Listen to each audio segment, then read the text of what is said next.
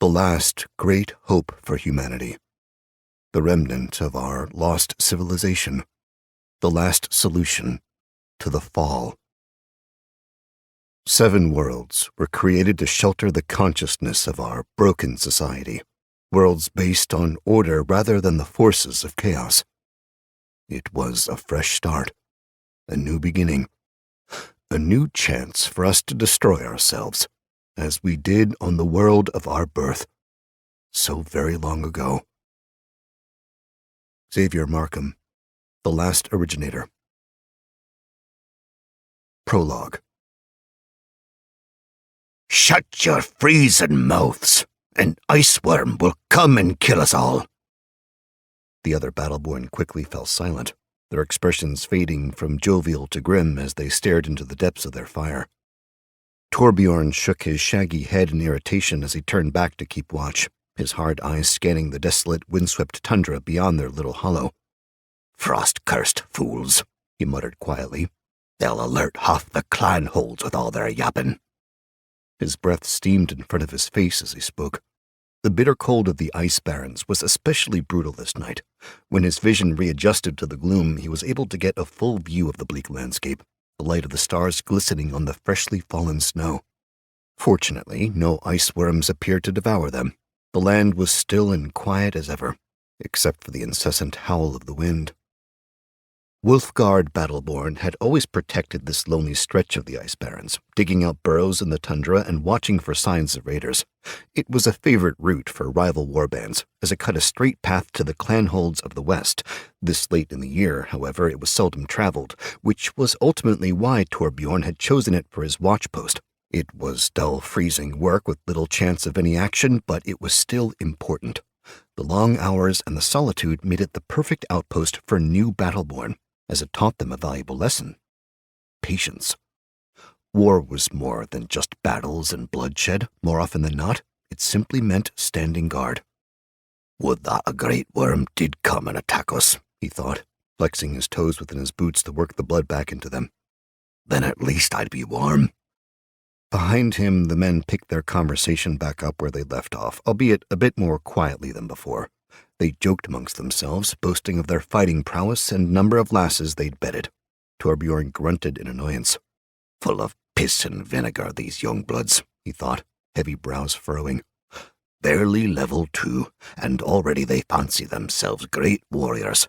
Doubt any of them have buried their axe into another man or been scared witless by a Vondheim raid. Still, I was like them once. Wasn't too long ago that I was on my first watch duty, idling away the night with the other young bloods." The truth was, though, that most of his fellow Battleborn were dead. The blood feud with the other clanholds had existed for generations and claimed the lives of countless warriors over the years. A gust of wind came down from off the howling peaks, kicking up flurries of snow and ruffling Torbjorn's hair and beard. He pulled his cloak more tightly around himself and suppressed a shiver. Sometimes he wondered if the souls of those men had entered the immortal halls, or if they still wandered this land as specters. He continued staring out at the wastes, musing silently while the young bloods conversed behind him. His armor, layered with ringmail and furs, did little to stave off the chill of the night, and so he took to pacing, his boots crunching softly on the frozen ground. Time always passed slowly on assignments like this. If a man wasn't careful, he could doze off and miss an enemy hiding right in front of his face. Cracking a yawn, he made yet another round, his eyes still trained on the vast stretch of tundra before him. In another hour, he'd be able to rest and let Ugo take his place on the ridge. The wind would buffet the young blood for the rest of the night, and he would sleep comfortably by the fire. The thought brought a smirk to his lips. He liked Ugo, but a little time in the cold would do the lad good. He was a fiery one, and nothing quenched fire quite like the Ice Barrens. Looking up at the stars, he grunted. "Yes, not much more than an hour. Then I'll be able to put some food in my belly." Torbjorn frowned as he gazed at the night sky, noticing for the first time a star that didn't belong in the firmament. It glowed like an ember, a pinprick among pinpricks, though it seemed an entirely different hue than the others. In fact, as he watched, the star appeared to brighten, its size doubling, then tripling in a matter of minutes. gods above, he whispered, eyes growing wide as the light seemed to fall. "Han, Ugo, look. Do my eyes deceive me?" Their muttered curses told him that they didn't, and that the mysterious star was indeed plummeting toward Njordrsil. The entire tundra began to glow, the ice reflecting the odd greenish light for miles in all directions. As the star drew closer, a visceral fear gripped Torbjorn's heart, a primal urge to run away from a threat he could barely comprehend. He took a step backward, then another, nearly tumbling into the hollow that he and the other Battleborn had dug just a few hours earlier. The brightness grew so intense it was almost blinding. Tears streamed down Torbjorn's face as he stared. He couldn't look away. It was a great ball of molten stone and vibrant fire, carrying with it a terrible sound like the howl of a tempest. The roaring escalated until he thought his ears might bleed. "Is this Nurukkur?" Torbjorn wondered, horrified. "Is the end of the world upon us?" He checked his stats. Full health, max durability on his armor.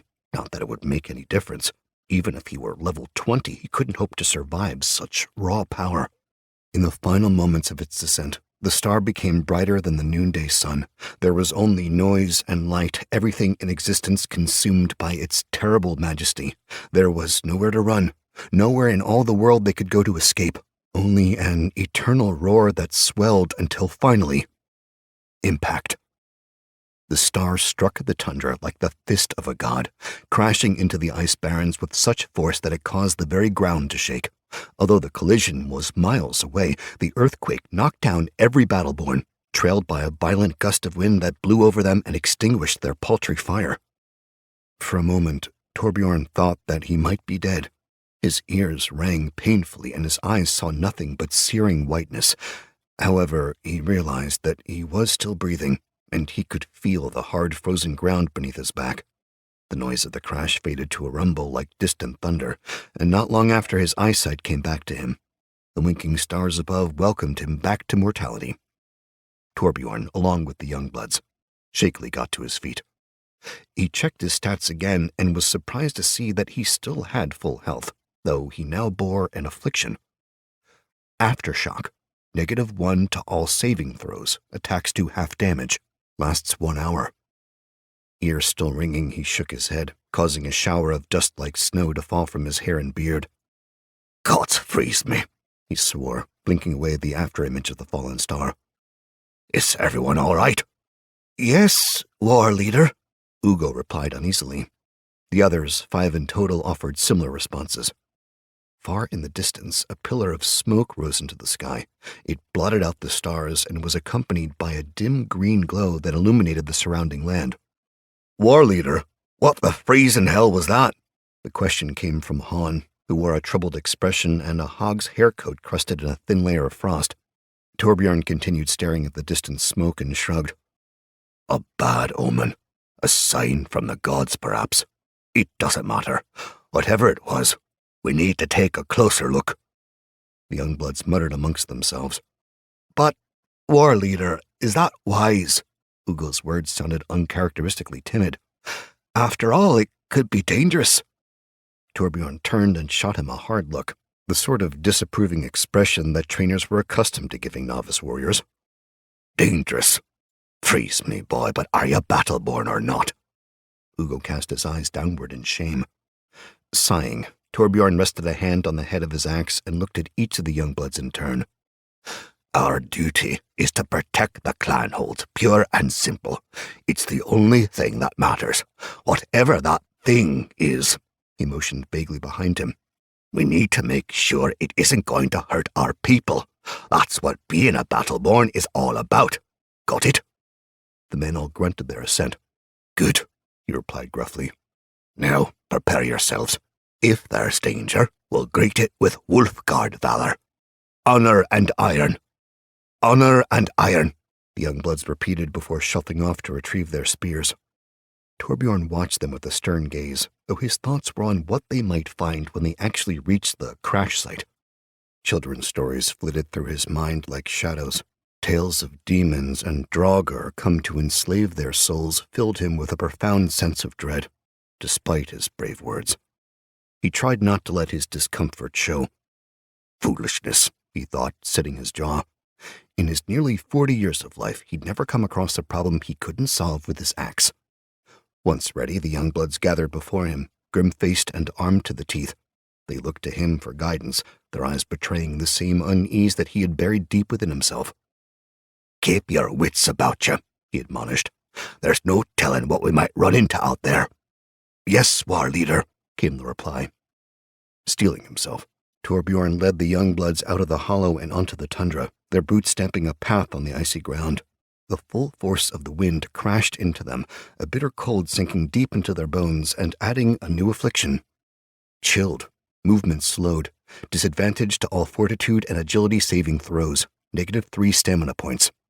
Travel on the ice barrens was slow, even in the most favorable of conditions. The lack of hills or mountains made the wind a constant nuisance, and the vast intermittent ice sheets were slick and hampered their walking. More than an hour passed, the party making its way in silence. They trudged single file, doggedly putting one foot in front of the other, every man lost in his own thoughts. Torbjorn found himself thinking about ice worms again, and the threat he'd made earlier. This was their domain. A worm could kill their entire party, he knew, devouring them all with ease. However, he quickly dismissed that fear. Although the great beasts were drawn to sound, the falling star would have scared them away. Everyone knew that ice worms were vulnerable to fire. As they drew closer to the crash site, Torbjorn began to feel lightheaded, his thoughts growing muddled as if he'd spent the entire night drinking mjol. He found it difficult to think straight, his movements grew slower, and he swore that he could hear a voice speaking to him on the wind, a nearly imperceptible whisper that seemed to caress his mind. Children, children, come to me. The time for salvation is now. The murmur was soothing, almost hypnotic as he numbly pressed on. Do the spirits of the dead speak to me? He wondered. The men I've killed, have they come back from the immortal halls to haunt me? The idea made his stomach turn. It wasn't long until their destination came into sight, a smoking crater blasted into the tundra itself. Steam billowed from the enormous pit, and a strange energy crackled the air, making Torbjorn's scalp itch. Come to me, children. Your eternal destiny awaits. Torbjorn shook his head, clearing away the fog. He looked to his men, nodding for them to do what they'd been trained to do. They fanned out and readied their weapons, cautiously approaching the lip of the crater with their spear tips lowered. Torbjorn pulled out his axe, the iron haft a familiar weight in his hands. It was a good weapon, and it had served him well in his many years defending the clanhold. God's willing, it wouldn't fail him now. As they crested the rise, the light of the fallen star washed over them, a pale, ghostly glow that felt oddly inviting. A massive, smoldering rock rested in the middle of the crater, surrounded by a growing pool of melted ice. It was covered in the shimmering runes of a language Torbjorn didn't recognize, and it appeared almost spherical, as if it had been purposefully shaped. For a moment they stood transfixed by the sight, weapons held in uncertain hands as they studied the alien rock. Then the disembodied voice spoke as if to them all, its resonance much more powerful than it had been before. Children of the First, I am pleased that you have come. Please come hither. Bask in the warmth of the great old ones. The young bloods looked at Torbjorn, all pretenses of bravado gone. Bewildered, the war leader cleared his throat. We are battle-born of the clan-hold Wolfguard. Who goes there?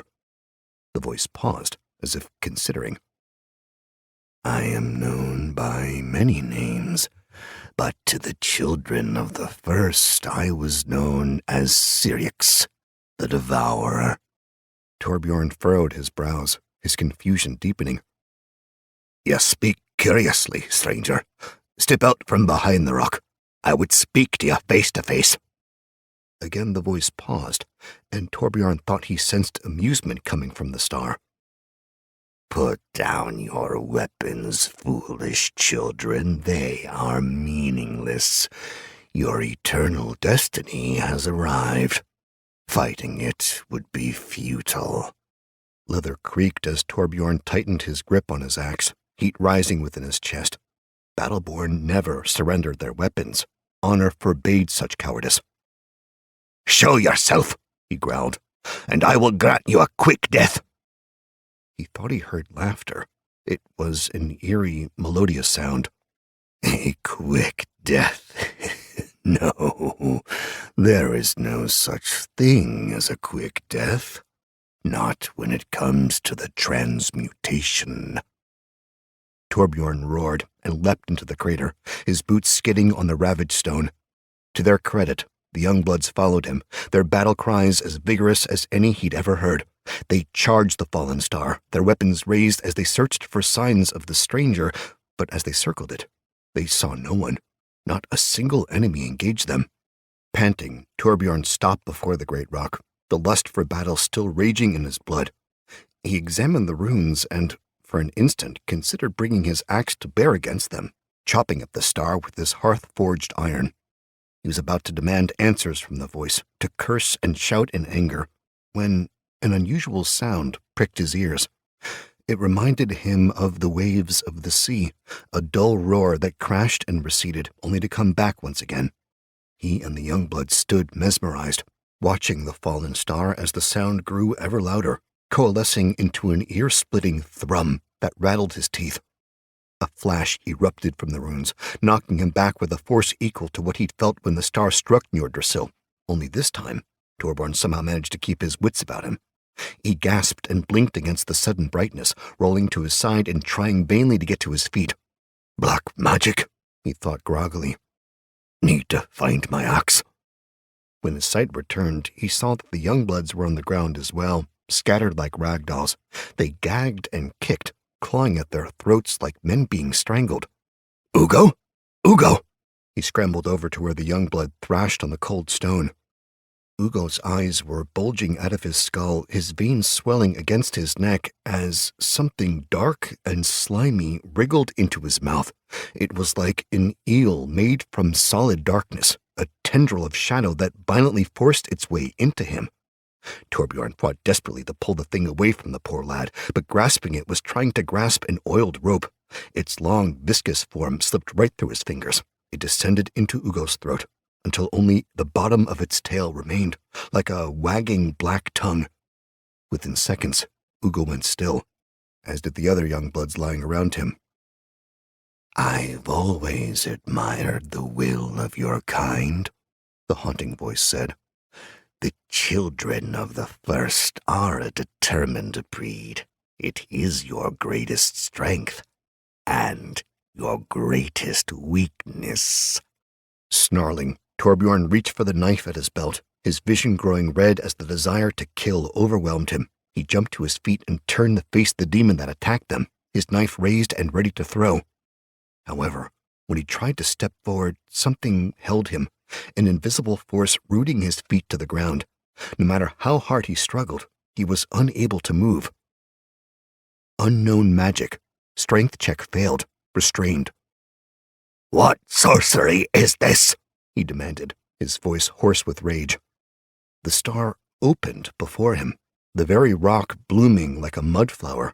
Smoke poured from the opening, as if released from tremendous pressure, and a creature unlike anything Torbjorn had ever seen stepped out. A nightmare given flesh. The being wasn't human, nor was it akin to anything else on Njordrsil. It walked upright like a man, but that was where the similarities ended. Its skin was mottled green and purple, the color of an old bruise. Its fingers and toes were long and slender, barbed with black, cruel-looking nails. It wore a midnight robe, and stood at least a span taller than Torbjorn himself, with no discernible eyes and a tangle of dripping, convulsing tentacles in place of a face. "Gods above," Torbjorn muttered. "Life-giving flame preserve me, save me from this evil." The creature seemed to chuckle as it stepped from the star that was not a star. "Your gods are dead, child of the first. At long last, the time for your eternal destiny has arrived." With a slender finger, the creature pointed, and Torbjorn caught movement out of the corner of his eye. One by one, The corpses of the fallen youngbloods stood and shuffled over, arraying themselves in a wide circle around them.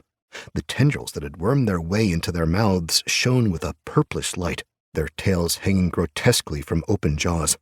The dead eyes of his former brethren stared sightlessly at him, even as their bodies moved of their own accord. "What have you done to them?" Torbjorn cried, his own body still frozen in place.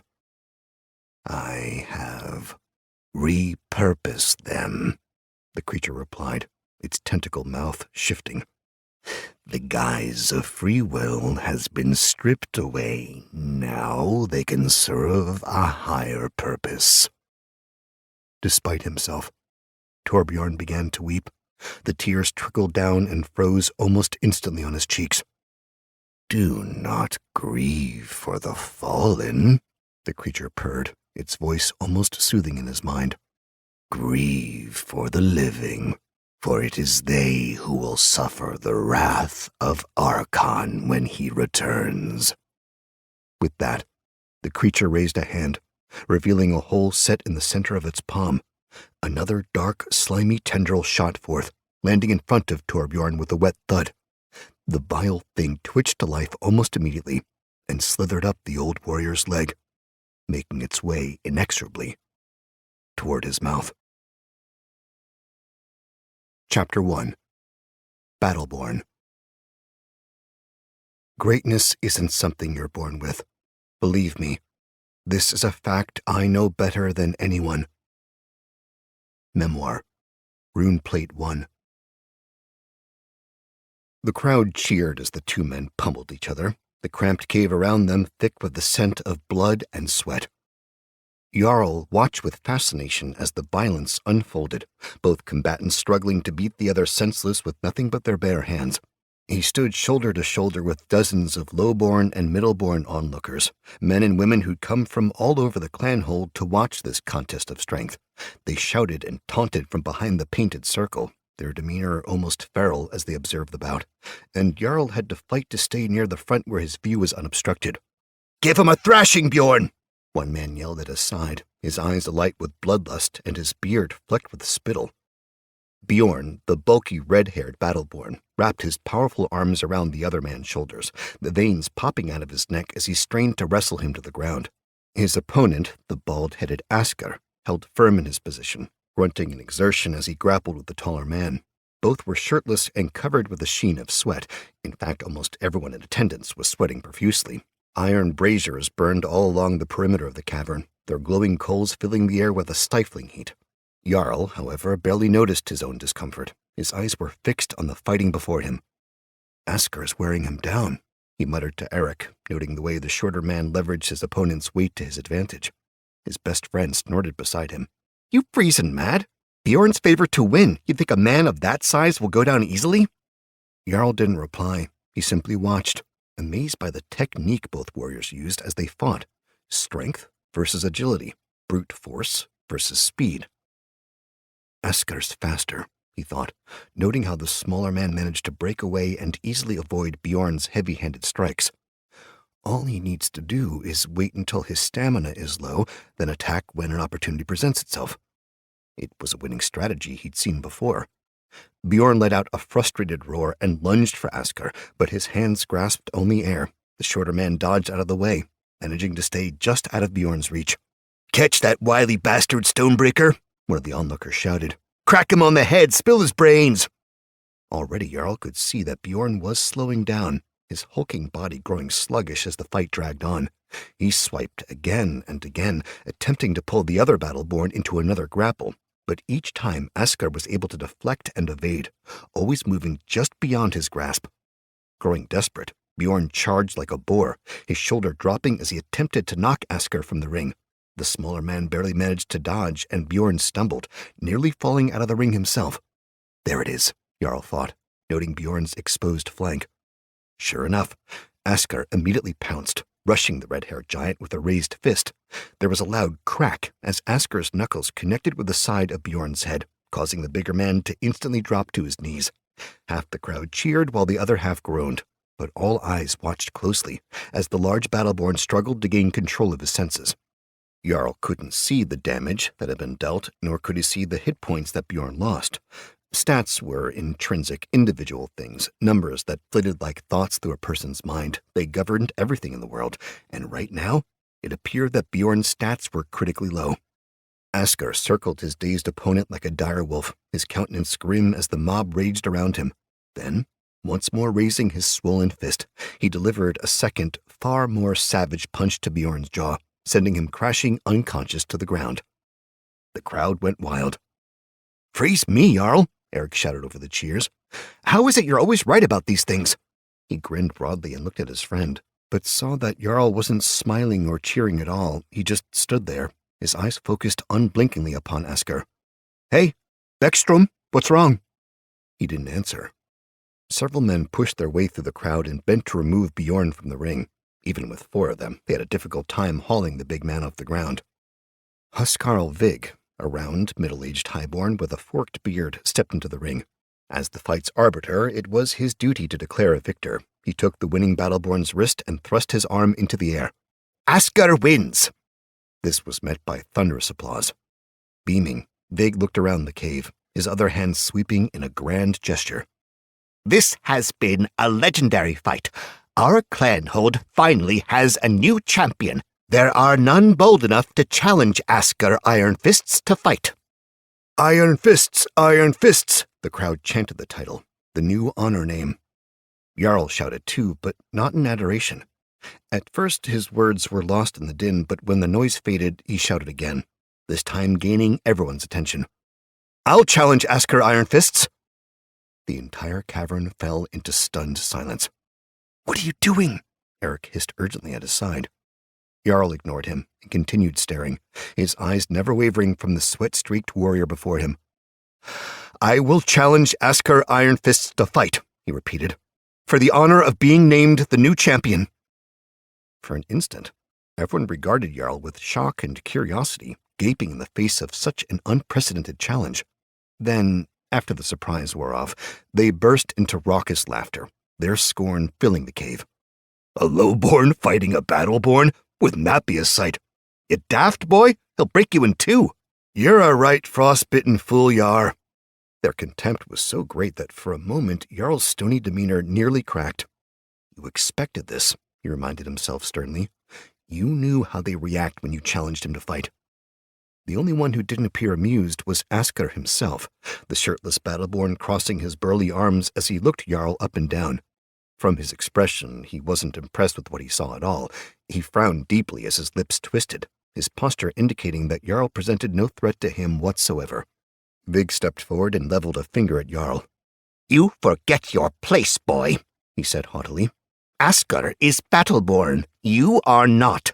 Don't do anything that'll embarrass your family." Pretending not to be intimidated, Jarl mirrored Askar's posture and crossed his arms, shrugging nonchalantly. "I may not be battleborn, but I can still fight." The graybeard scoffed and shook his balding head. "I won't allow it. Such a spectacle would bring shame upon us all." Jarl, his heartbeat quickening, met Vig's eyes with a determined stare. "Perhaps it would. Or perhaps you're afraid that if I win, I'd bring shame upon you, Huskarl." Those around him muttered to themselves, one man emitting a low whistle at Jarl's brashness. Eric covered his face and let out a muffled groan. Vig's cheeks flushed violet. "You speak boldly for a mud farmer," he spat, his soft, many-ringed hands balling into fists. "I doubt you'll be half as bold when you're flogged and strung up in a blizzard." Askar cut off the arbiter's threat with an upraised hand.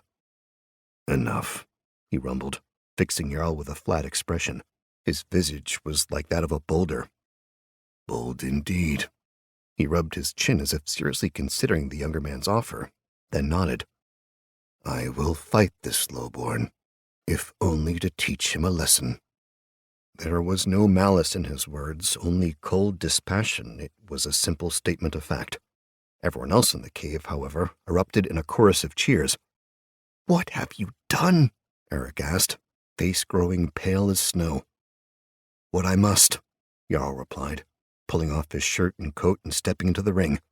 His body was nowhere near as muscular as Askar's, but he was still strong, Years of working in the mud fields had given him a lean but sturdy build, with thick shoulders and a flat, tight stomach.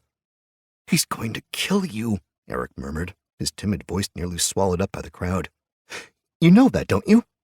Jarl glanced over his shoulder and gave his friend a self-assured smile. "Not if I have anything to do with it."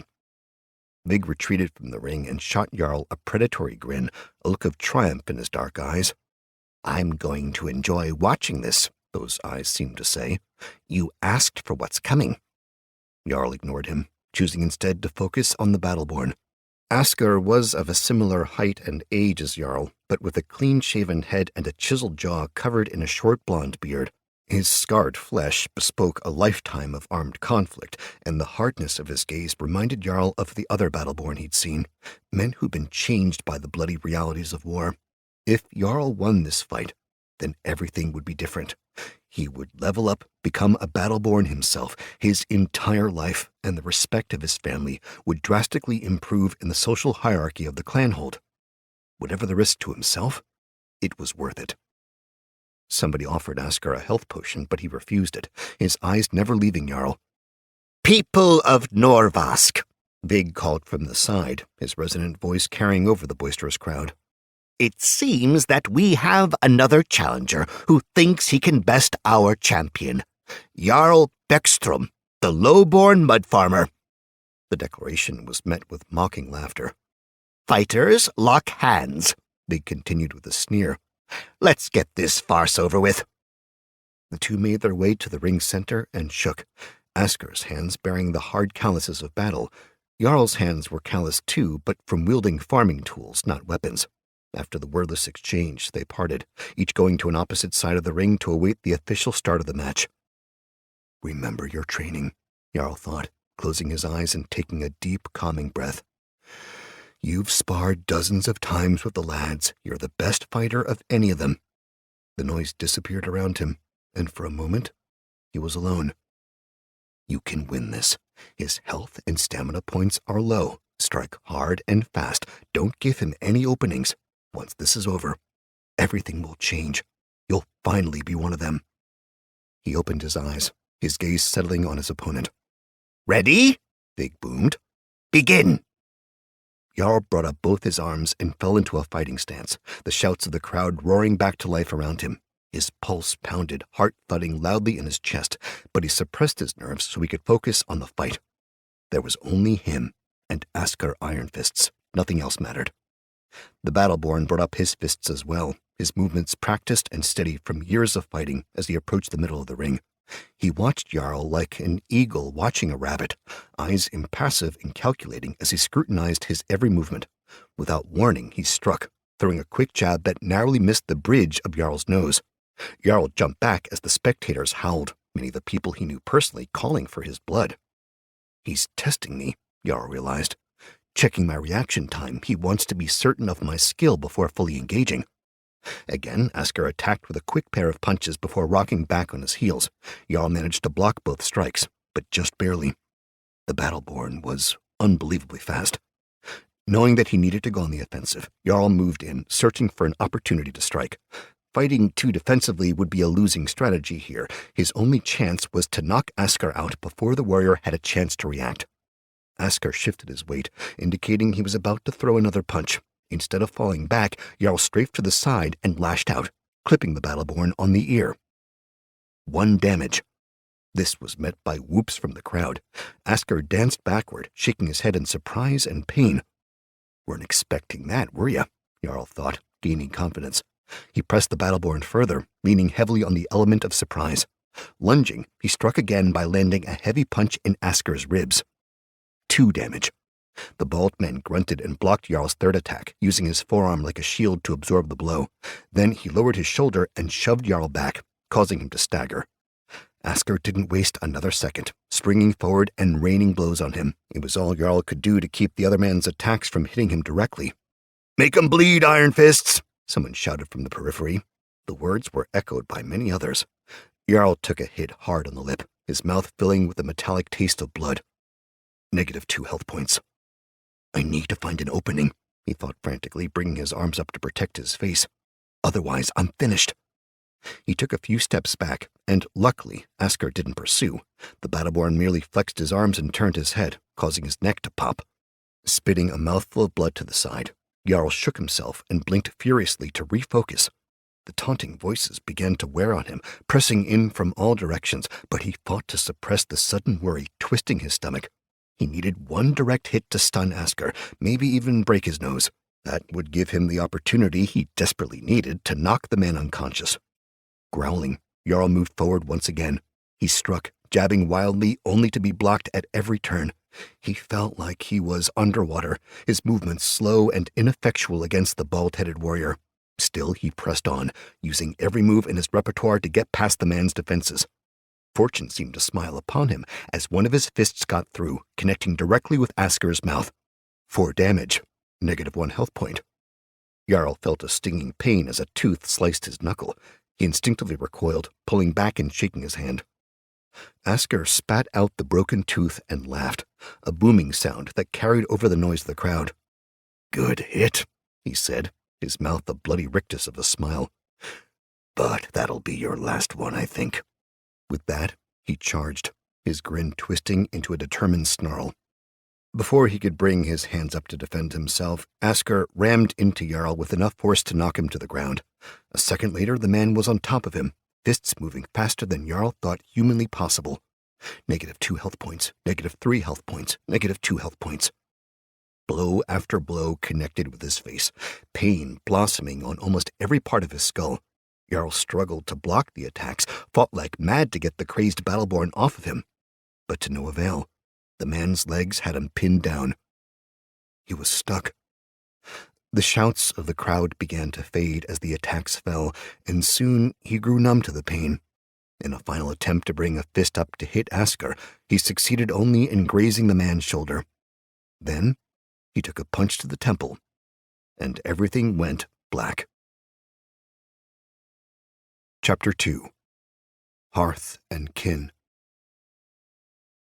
It isn't a matter of circumstance, nor is it a matter of raw talent. Greatness is earned by blood, sweat, and no small amount of pain. The singers don't mention the thousands of small, seemingly insignificant efforts that, when added together, create something truly legendary. Memoir, Runeplate 1. Jarl? Jarl, are you okay? Wake up! Jarl groaned as consciousness returned to him, an intense, throbbing pain radiating from his skull. He blinked one of his eyelids open. The other was so swollen that it remained shut, and squinted against the sudden brightness. He was lying on his back in the middle of a large cave. "Thank the gods," Eric breathed, relief filling his voice. "Frost, Jarl, I thought you were dead." "Not yet," he murmured, tasting blood on his tongue. He pushed himself to a sitting position, grimacing at the pain in his face. What happened?" "You challenged Asker Ironfists to fight," Eric answered bluntly. He crouched at Jarl's side, eyebrows knitting together in concern as he looked over his friend. "He knocked you out, then stormed away. Didn't even wait for Vig to call the fight. Everyone just sort of left after that. I've never seen anything like it." He trailed off and looked away, as if embarrassed to continue. The memories came rushing back. Jarl remembered publicly insulting the clan lords Huskarl and challenging the Battleborn to fight. He recalled holding his own for a time while the crowd shrieked, and he remembered Asker's broken tooth cutting his knuckle. Finally, he remembered being knocked back and beaten, the warrior's fists pounding him again and again until darkness swallowed him. Eric eyed him for a long moment before going on. "What in the frozen hell were you thinking, challenging a Battleborn? You could have gotten yourself exiled or killed. I wouldn't be surprised if half the clanholders heard about this by now." Jarl sighed. "It was the only way, Eric." "Only way?" Eric's voice was incredulous. "Only way to what?" "It was the only way to level up." Jarl's lip was split and swollen. Every word he spoke hurt, but he felt compelled to explain himself, his tone growing more heated. "It's been done before, a lowborn becoming a Battleborn. They respect bravery, strength. If I could beat one of them in a fight, then I'd be able to change my class, learn their ways. They'd have no choice but to accept me as one of their own." Eric seemed taken aback by Jarl's outburst. He dropped his gaze and didn't respond. Grunting, Jarl rubbed the bruised flesh of his cheek and checked his stats. The numbers filled his mind instantaneously. They were integral to his being, the summation of his physical and mental composition, and so he was able to conjure them mentally with little effort. Jarl Beckstrom. Class, Lowborn, Level 1. Strength, 13, Agility, 10, Fortitude, 10, Intellect, 8, Perception, 8, Charisma, 10. Health points, 1 out of 12. Stamina points, 3 out of 9. Feats, none. Special abilities, none. Resistances, cold, racial bonus. Afflictions, none. Experience points, NA. It doesn't matter now, he remarked bitterly, blinking the stats away. I'm not dead and nothing's changed. I'm still the same person I've always been. He glanced around, noting that he and Eric were in the middle of the painted fighting circle. The cave was empty, except for the crackling braziers and few bits of refuse discarded by the spectators. How long was I out? Eric shrugged. An hour, maybe? I'm not sure. I haven't been outside. Jarl looked to his friend, suddenly feeling awash in gratitude. Eric's straw-colored hair fell lankly across his forehead, and his shoulders, far scrawnier than Jarl's, seemed to sag from the weight of everything that had happened. Eric probably felt the contempt of the crowd as well, and yet he chose to wait here with Jarl until he woke up. Only a true friend would do something like that. Jarl forced a smile, causing his torn lip to stretch painfully. Thanks for staying with me. You didn't have to do that. Eric shrugged again. I couldn't just leave you, he said. The thrall would have taken you away for cremation. For a minute there, I honestly thought that you were dead. Jarl chuckled darkly. Then I owe you twice over, he said.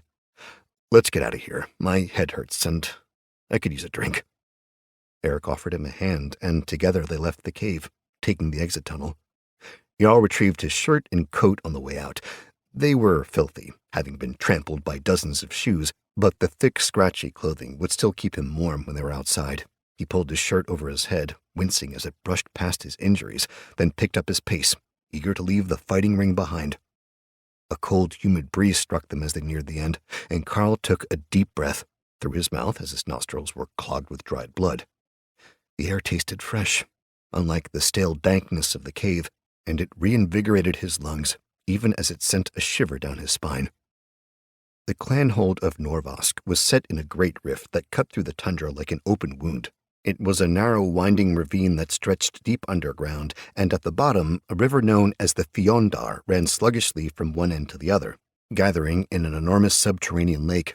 The source of the river was the Firewell, a hot spring located at the northern end that filled the clanhold with billowing clouds of steam.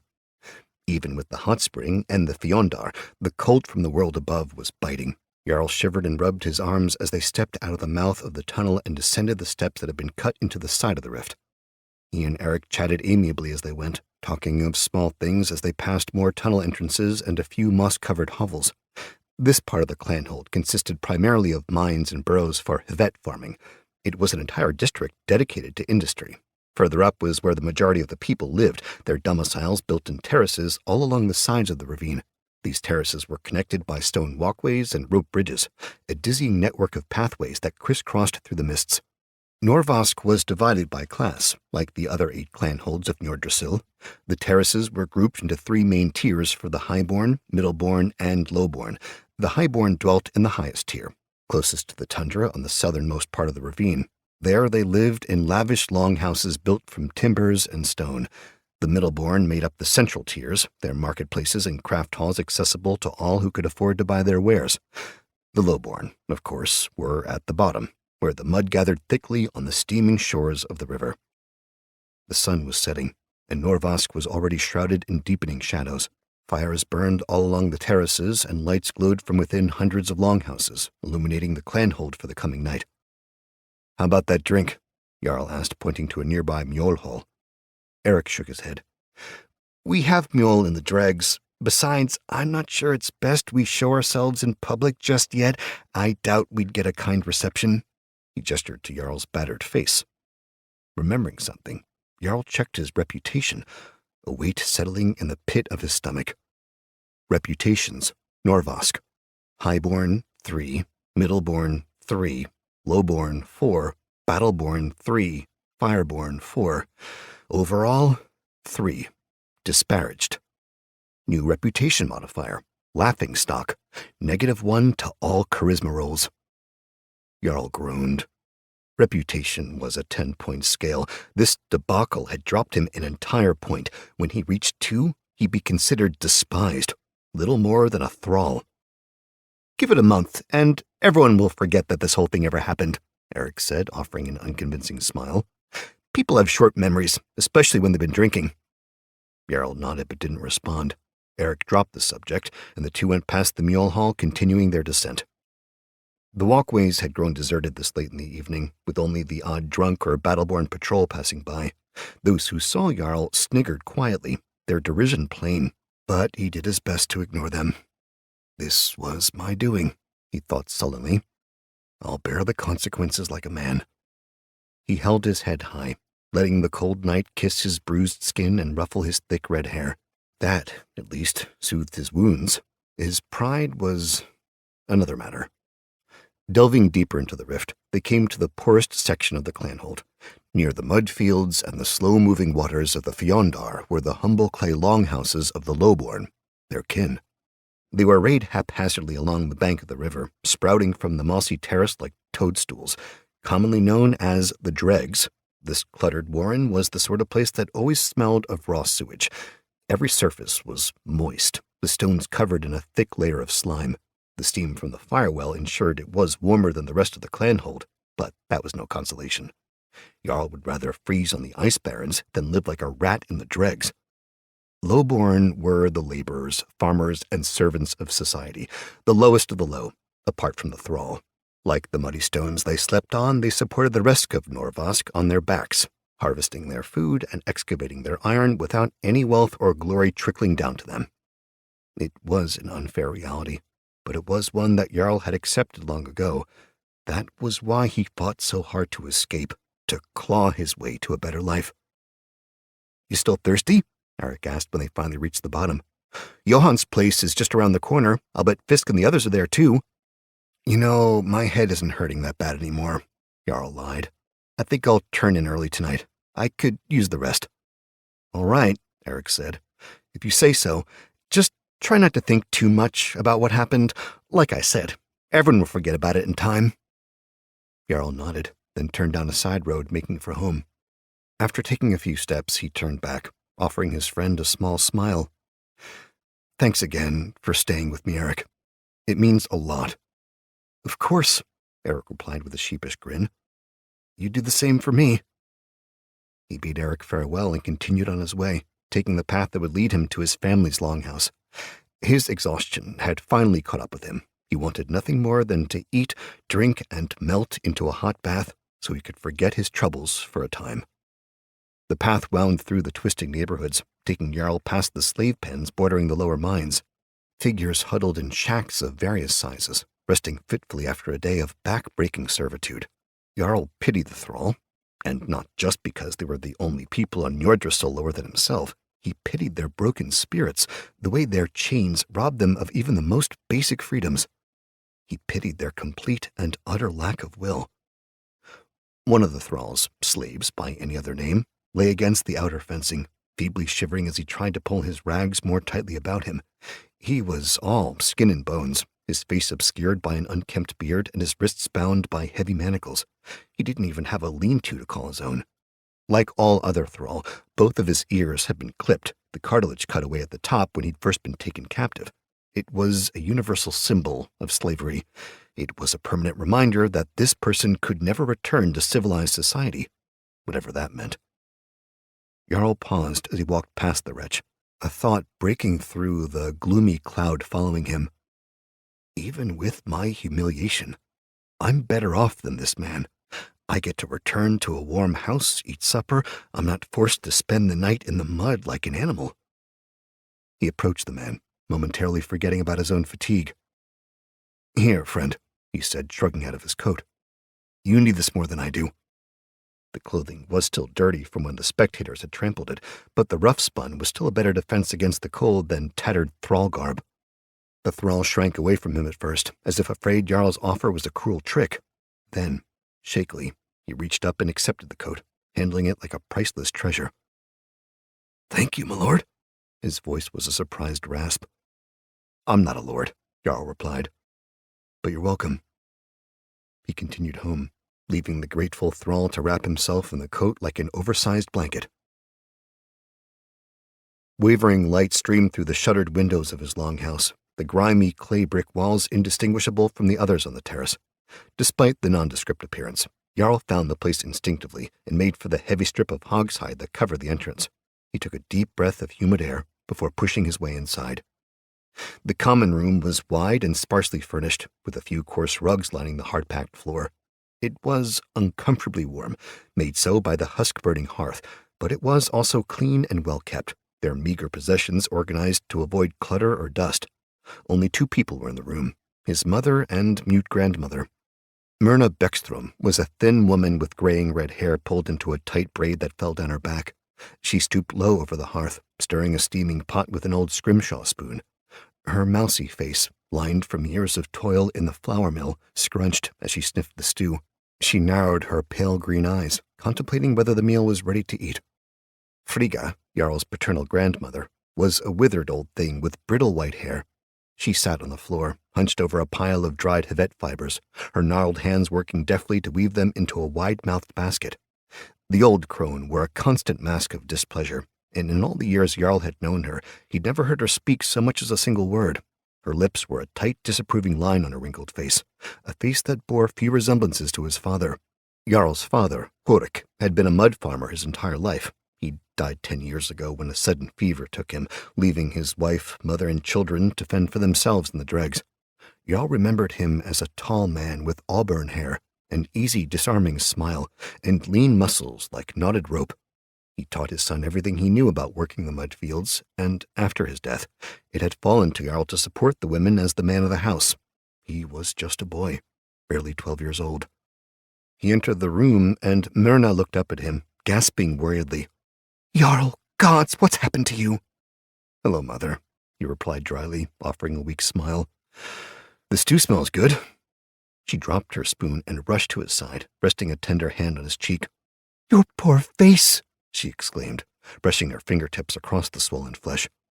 "You're hurt so bad." "I'm all right," he said reassuringly, reaching up and gently pushing her hand away. "Just a bit of bad luck on my way home from the mud fields." Myrna crossed her arms and gave him a flat look. "Bad luck? You tell me this is just a bit of bad luck? Be honest with me, Jarl. Were you attacked? I've heard that thieves have been roving the terraces lately, robbing people of their silver." Jarl resisted the urge to roll his eyes. "It wasn't like that, Mother. I just got into a fight, that's all." Her eyes widened. "A fight with who?" He hesitated for several heartbeats. "The truth will only make her worry," he reasoned. "Best to keep out the part about the Battleborn." He cleared his throat. "It was just a scrap, in a mule hall. Got in a disagreement with a fellow over a game of stones." "A scrap?" Myrna repeated doubtfully. "Someone did this to you, over a game of stones?" She motioned at his face. "You should see what I did to him," he answered ruefully, wincing as a smile reopened his split lip. Myrna stared at him suspiciously, her eyes narrowing. On the floor, Frigga continued weaving her Hvet fibers, completely oblivious to their conversation. Finally, his mother sighed. "By the gods, Jarl, you're going to worry me into an early grave." She pulled him close and hugged him fiercely, her clean, earthy scent filling his nose. "Promise me you'll be more careful? No more needless scraps that leave you looking like a piece of meat? You're my only son. With your father gone, well, I'll need you to take care of me when I'm old and gray." Jarl returned the hug half-heartedly. "I promise," he replied, pressing his cheek against hers. She released him and returned to the hearth, picking up her spoon and dipping it back into the stew. "Go and get yourself washed up," she said, her stirring making the steam swirl. "Your sister will be joining us for supper tonight, and I'll not have you looking like some disobedient thrall." Jarl's heart dropped at the mention of his sister. Great, he thought glumly, as if this day couldn't get any worse. He strode past his grandmother, stepping over her pile of fibers and pushing through the flap to his room. Once inside, he found that he could breathe a little easier. His was a small room with a woven bed of reeds on the floor and a ceramic wash basin in the far corner, but it afforded him privacy he could scarcely get anywhere else in the clanhold. One small covered window made the room feel drafty, but it also made the space feel less like a prison cell, adding variation to the drab-brown walls and the low thatch ceiling that nearly grazed his head every time he stood up. He made his way over to the wash basin, stripping off his clothes and tossing them in a corner. He splashed icy water on his face to clean away the sweat and dried blood. Normally, he would have used warm water from the Fjondar, but he didn't feel like making the trek outside. Dinner was waiting, and at that moment, he preferred to have a hot meal rather than a little comfort. The bath could come later. Feeling refreshed, he put on a clean set of clothing, a homespun tunic of snow cotton and leggings of supple hogskin. Then, barefoot, he went back into the common room, his stomach grumbling insistently. However, he forgot his hunger when he noticed that a new figure had entered the longhouse, his older sister, Freya. Freya wore the traditional robes of a fireborn, rich silks beneath a long painted overcoat of brown leather splashed with crimson. She looked like a younger version of their mother.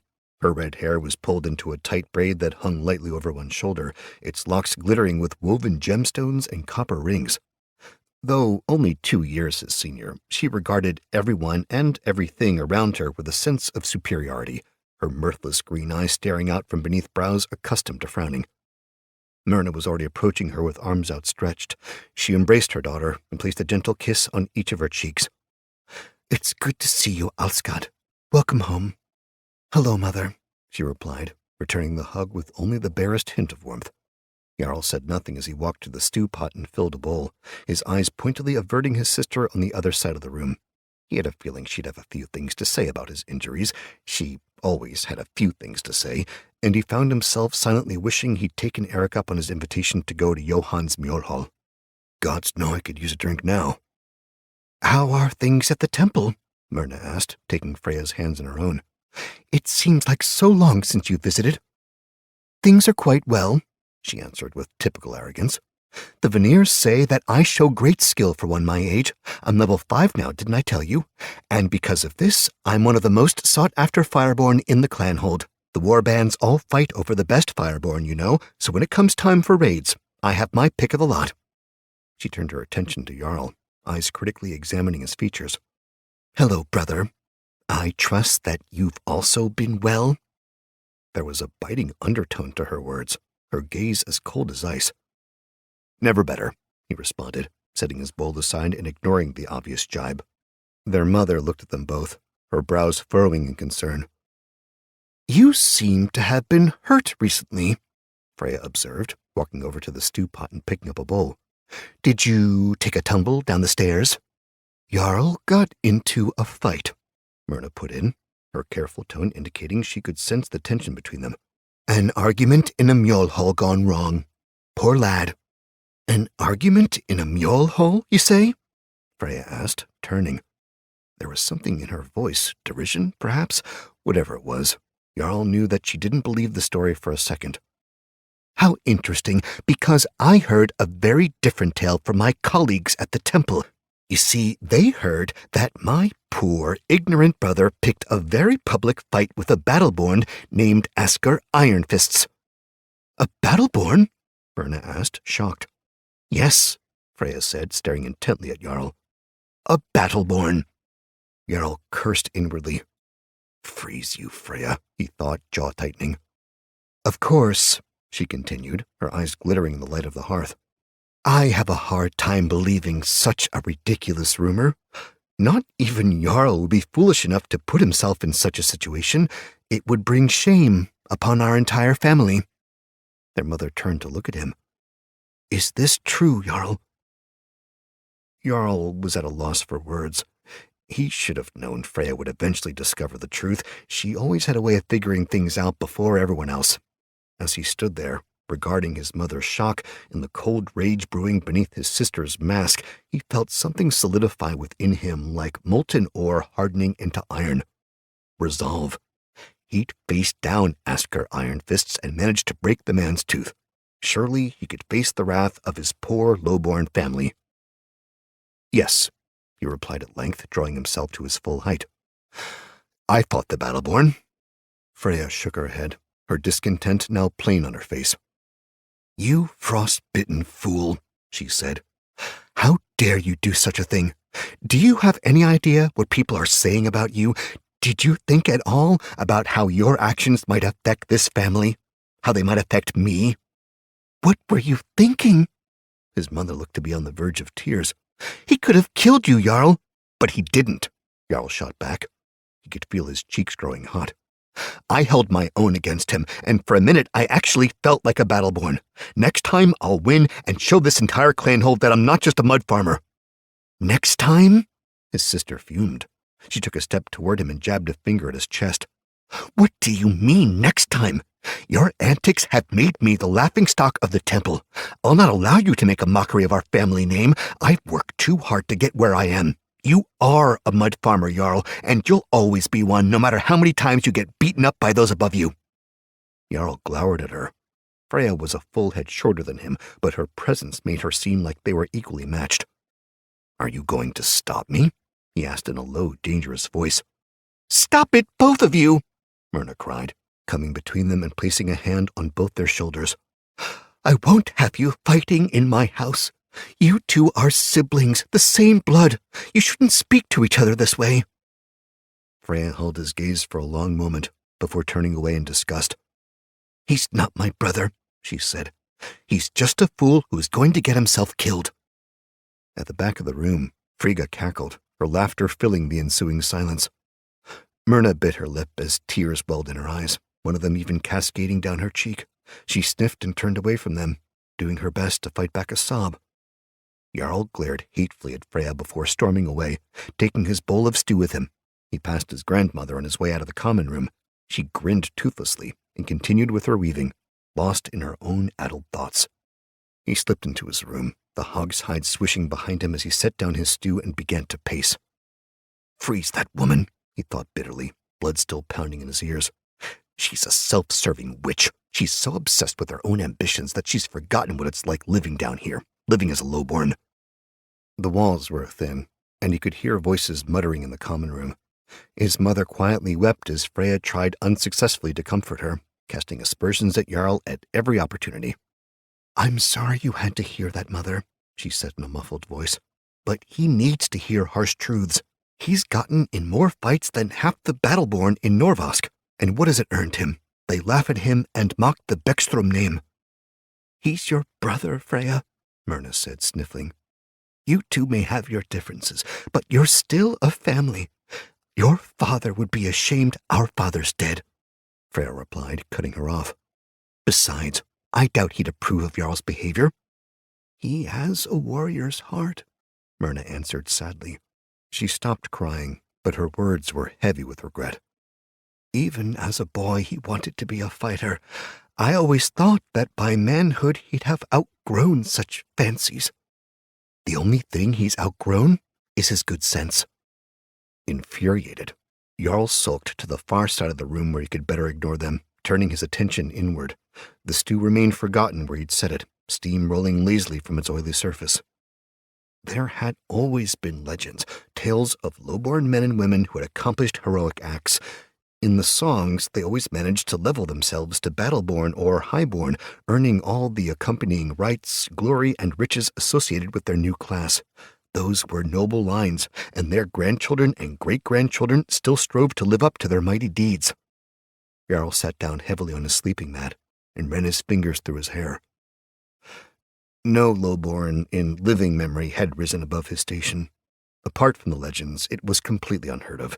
Sure, he and his friends would boast and talk about how they would one day be heroes.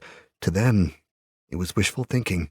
But to Jarl, it was a promise, a goal that he'd likely die trying to attain. It would be worth it, he thought wistfully. I'd gladly face death if it meant I didn't have to live out my days down here in the mud. For a time, he lost himself in his own dark thoughts, the light of the hearth filtering in from the other room. He wasn't sure how long it was, but when he eventually went back to slurp down his stew, it had grown cold. Even so, it had the same effect on his stats. Health points, 7 out of 10. Stamina points, 5 out of 7. Food always affected a person's derived attributes. Health and stamina points regenerated on their own, albeit slowly depending on the severity of the wounds. Food always helped to quicken that process, as did bandages and healing poultices. From what Jarl understood, magic required some sort of potion to regenerate, but that only applied to Fireborn. Their attributes were a mystery to him. As he was drinking down the last of the broth, he heard a sound that caused him to perk up. He cocked his head toward the window, listening intently. It sounded like the clangor of metal, wild, panicked beats that rang through the entire clanhold. Warning bells. A raid, he whispered, his mood shifting to one of excitement. Norvask was under attack. He could hear Freya's voice coming from the common room, her tone brisk and short. The Vanir will be waiting for me at the temple. I need to leave now. Be careful, Alskad, Myrna said anxiously. Of course. Farewell, Mother. Jarl knew by the sound of footsteps and the rustle of hogside that she'd left, off to join the other Fireborn to defend the clanhold. It'll be a splendid fight, he thought, settling down his bowl and looking longingly at the window. Raids between the clanholds were common occurrences, but he'd never actually seen one in person. Custom dictated that everyone who was not a Battleborn or a Fireborn hide until the battle was resolved. Custom, however, was not something that Jarl held in high regard. I've already sullied my family's name, he thought, reaching for his boots and pulling them on his feet.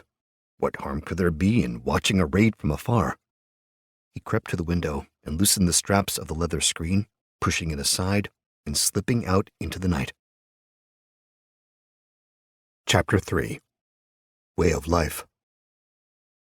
After all, an axe must be hammered repeatedly to become useful in battle. Memoir, Rune Plate 1. Jarl landed softly behind his family's longhouse, his boots squishing in the muck near the hogsty. The beasts snorted and nuzzled together for warmth, their shaggy hides caked with layers of filth.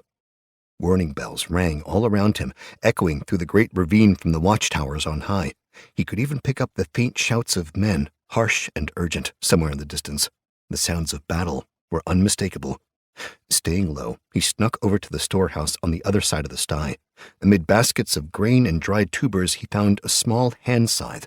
It was typically used for harvesting grass stalks from the banks of the Fjondar, but if necessary, it could also serve as a weapon. Jarl wasn't planning on doing any more fighting this week, but he didn't want to take any chances. Even from a distance, raids could be dangerous. He felt much better being armed. Hand scythe.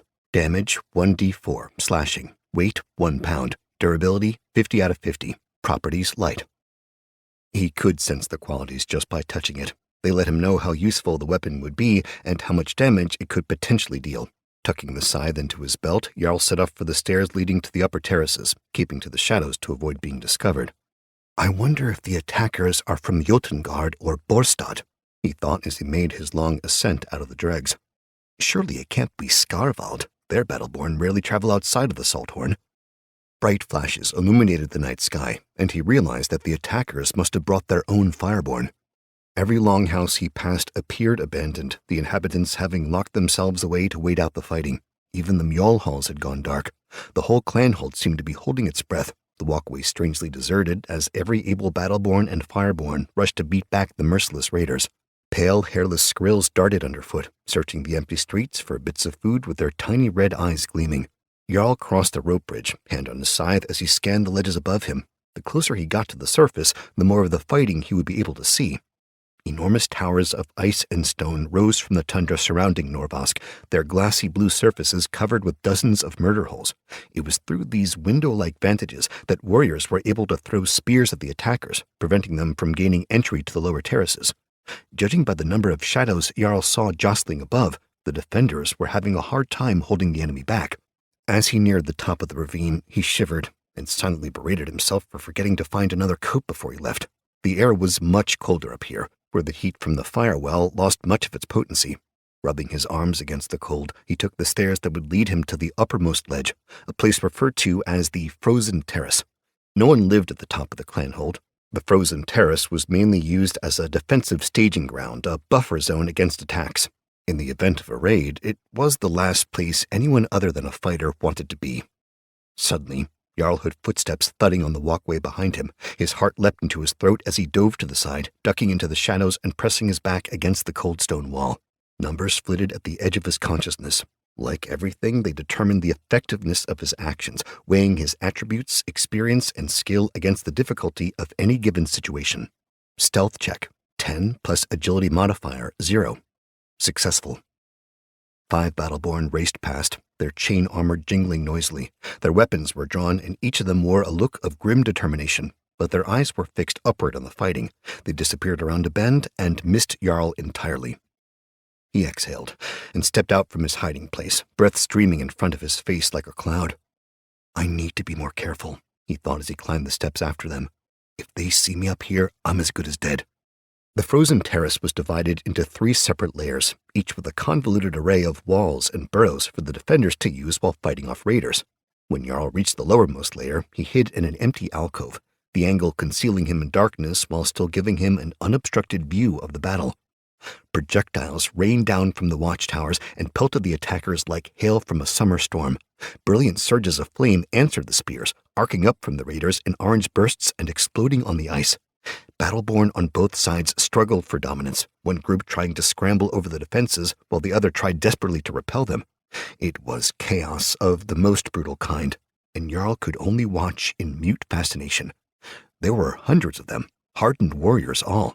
They screamed with savage fury as they fought and died, staining the icy stones with their blood. It wasn't long before the Norvask Fireborn arrived, their crimson-colored robes black in the light of the stars. More than a score ran up the steps, belts laden with clay flasks and hands devoid of axes or spears. Fireborn didn't need weapons. Fireborn were weapons. Even in the dark, Jarl could pick out Freya. Her contemptuous features stood out among her peers, and her long braid danced wildly behind her as she ran. Despite himself, Jarl glowered. Freeze my sister, he thought, jaw tightening with bitter resentment. She doesn't deserve to be here. It should be me defending the clan hold, not her. They'd been friends once, when they were children. Jarl would often tell her of his plans to become a Battleborn. Freya would listen and even encourage him, playing along with his fanciful dreams and coming up with dreams of her own. Everything changed when she became a Fireborn. She'd left for the temple, becoming the sole property of the clan hold's Aesir, and soon forgot about who she was and where she came from. Jarl hardly recognized the arrogant woman she'd become, so focused on her own personal ambitions and forgetting about her family and friends. It had been hard on Jarl, losing his sister, but it had been even harder on their mother. A part of him would never forgive Freya for what she had done to her. Jarl watched from the shadows as the Fireborn climbed to the upper layer of the terrace, forming ranks behind a low ice-covered wall. In unison, they reached their belts and removed the flasks hanging there, swiftly uncorking them and drinking their contents. Flame spirits, Jarl thought, noting the way several of the Fireborn grimaced and gagged at the taste. According to the Aesir, the potion allowed them to control the life-giving flame, the source of their magic. Tossing their flasks to the ground, the Fireborn spread out and faced the battle raging before them, mouths smoking like forge fires. They each fell into a fighting stance, their arms raised with palms open to the sky. One by one, they filled their hands with fire. The flickering flames materialized as if out of thin air. The oldest of the Fireborn, an elderly man with a gray knotted beard, shouted something Jarl couldn't hear and threw his fire, sending it soaring over the shield wall and into the churning mass of enemy raiders. The others followed suit, lobbing fireballs and refilling their hands once again. Despite the enmity he felt toward his sister, Jarl couldn't help but be amazed by the display. Every time he saw the Fireborn work their destructive powers, he felt his jaw go slack. They worked with terrible efficiency, creating spheres of pure fire and sending them flying through the air. When the fireballs made impact, they exploded in blinding bursts of light, causing those caught in the flare to scream in agony. Clothing and skin and hair ignited like torches. It was strangely beautiful, and for a time, Jarl couldn't look away. Despite the arrival of the Fireborn, the raiders still managed to push through the defenses. Many of the enemy Battleborn carried heavy shields of iron and fireproofed hides, protecting them from stones, spears, and magical flames. There were hundreds of them, an entire warband of wild-eyed, shrieking men and women. Fireballs whizzed through the air in both directions, and soon the defenders were hard-pressed to keep the raiders from flooding into the clanhold itself. They need more men, Jarl thought, silently wishing he could dive into the fray and aid his side's warriors. More warbands must be on their way, that, or they're busy guarding the other passes. He knew that even if the raiders managed to break through, they wouldn't be able to take the entire clan hold. It was too vast. The narrow confines of the ravine presented too many bottlenecks, and the raiders would have to fight for every bridge, every terrace. Such an effort would require a much greater force, multiple warbands instead of just one. Still, they could burn longhouses and steal provisions and treasure. Such a blow would leave them weakened against further attacks from the other clan holds. Part of the defense broke, and a handful of raiders rushed into the lower layers of the frozen terrace, their axes glistening with blood. "Frosts," he swore quietly, watching as the hulking men tried to flank the Norvask fireborn. One of them glanced back and noticed the oncoming raiders, crying out and drawing the attention of his companions. They turned, brought their flames to bear on the attackers, and showered them with blazing spheres of death. The attack was defeated almost as soon as it began, the enemy breaking and fleeing after several were ignited. Their screams echoed off the stones and created a cacophony of pain that chilled Jarl more than the wind. Additional Norvask warriors made their way to the frozen terrace, their boots pounding up the steps as they came to join the battle. One of them passed perilously close to where Jarl crouched, the spike on the man's axe nearly grazing his thigh. Jarl decided it was past time for him to leave. When the opportunity presented itself, he broke away from his shadowed alcove and retreated back down the way he'd come. He snuck down the walkway to the warmer and more sheltered terraces below, his pulse racing. "You've gotten your fill," he thought. "Now it's time to go home and rest." He didn't pass any more battleborn in his descent. Most, if not all, the warriors seemed to be present at the fighting or guarding the clan lord's hall. The muggy air was a welcome break from the frigid cold of the tundra. Jarl had been so lost in watching the raid that his fingers had grown numb, his ears and nose burning painfully on his frostbitten face. Still, his heart beat like a war drum in his chest.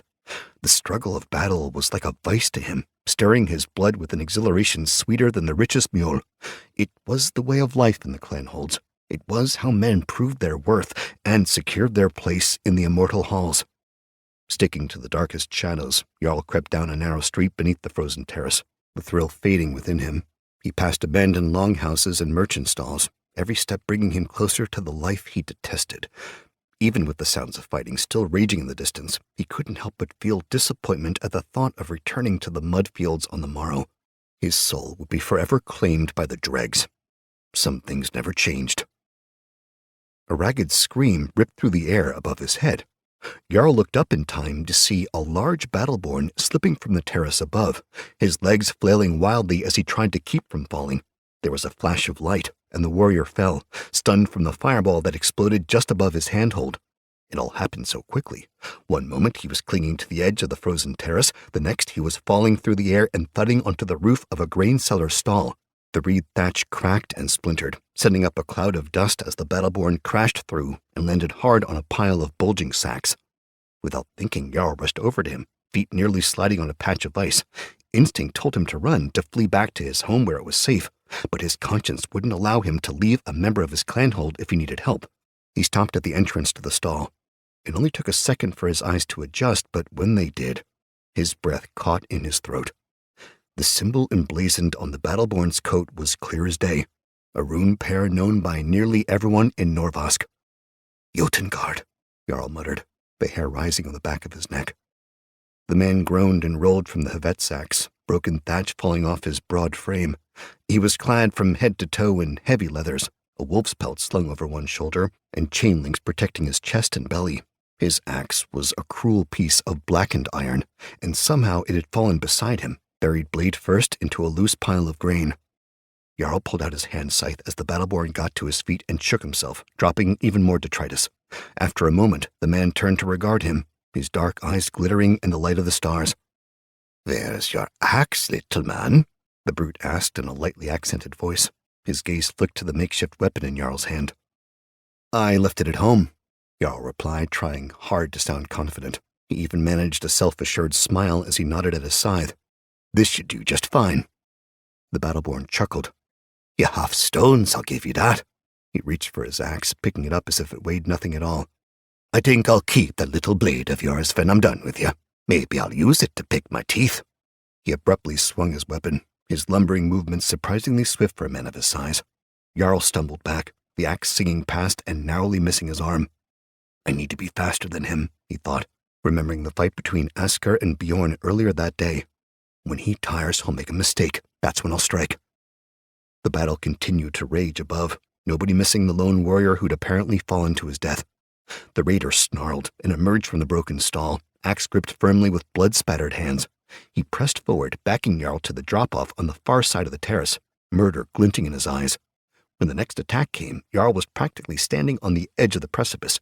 He ducked and stepped to the side, putting several feet between him and the angry warrior. "Face me, coward!" the man roared, spinning and lashing out with his axe. He winced as his body twisted, but the expression only lasted a fraction of a second. "He's already wounded," Jarl noted, catching the brief show of weakness.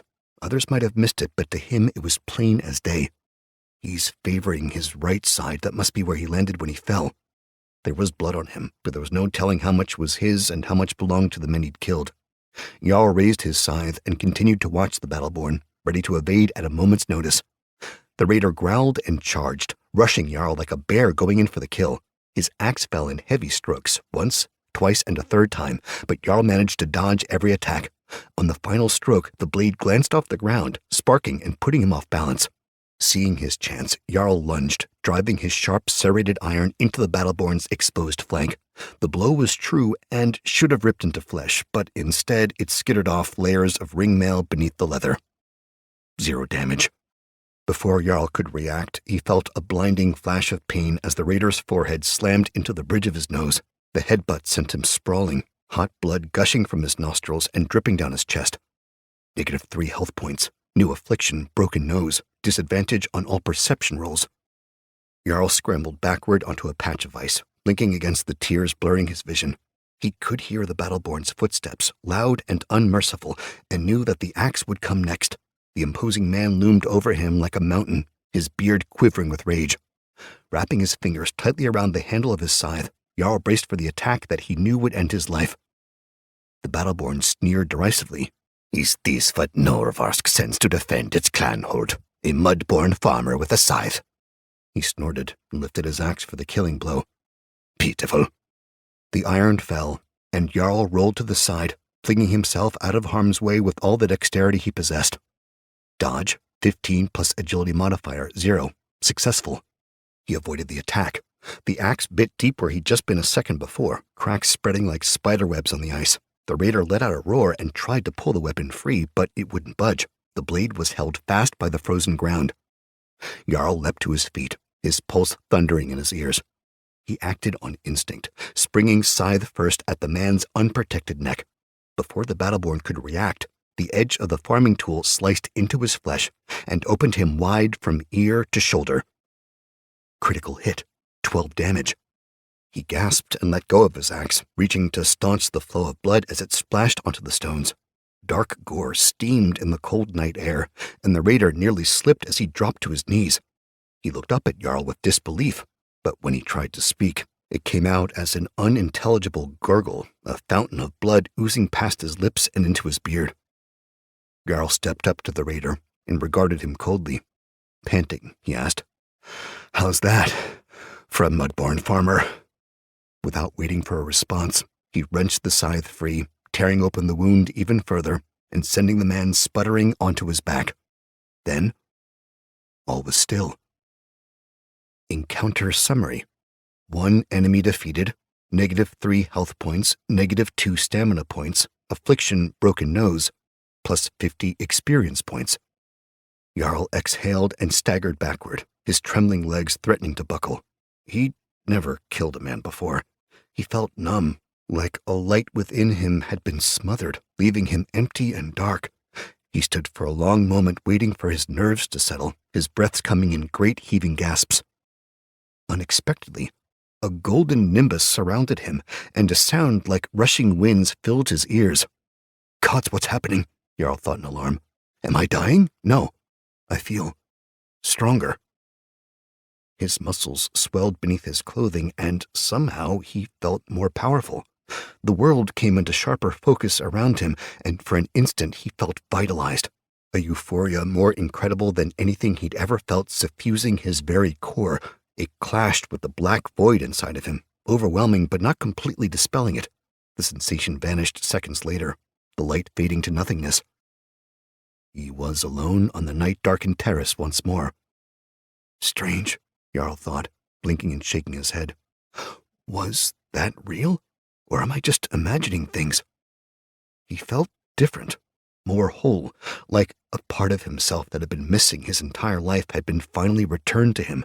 The shock at having killed someone still remained, but it was lessened by the new strength that now filled his body.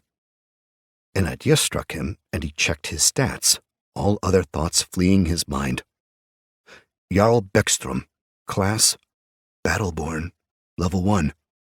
Strength 15, Agility 12, Fortitude 14, Intellect 8, Perception 10, Charisma 13, Health points 7 out of 16, Stamina points 4 out of 14, Defense 13, Rage points 2, Feats none, Special abilities Determined, Resistances Cold, racial bonus, Afflictions Broken Nose, disadvantage on all perception rolls, Experience points 50 out of 300.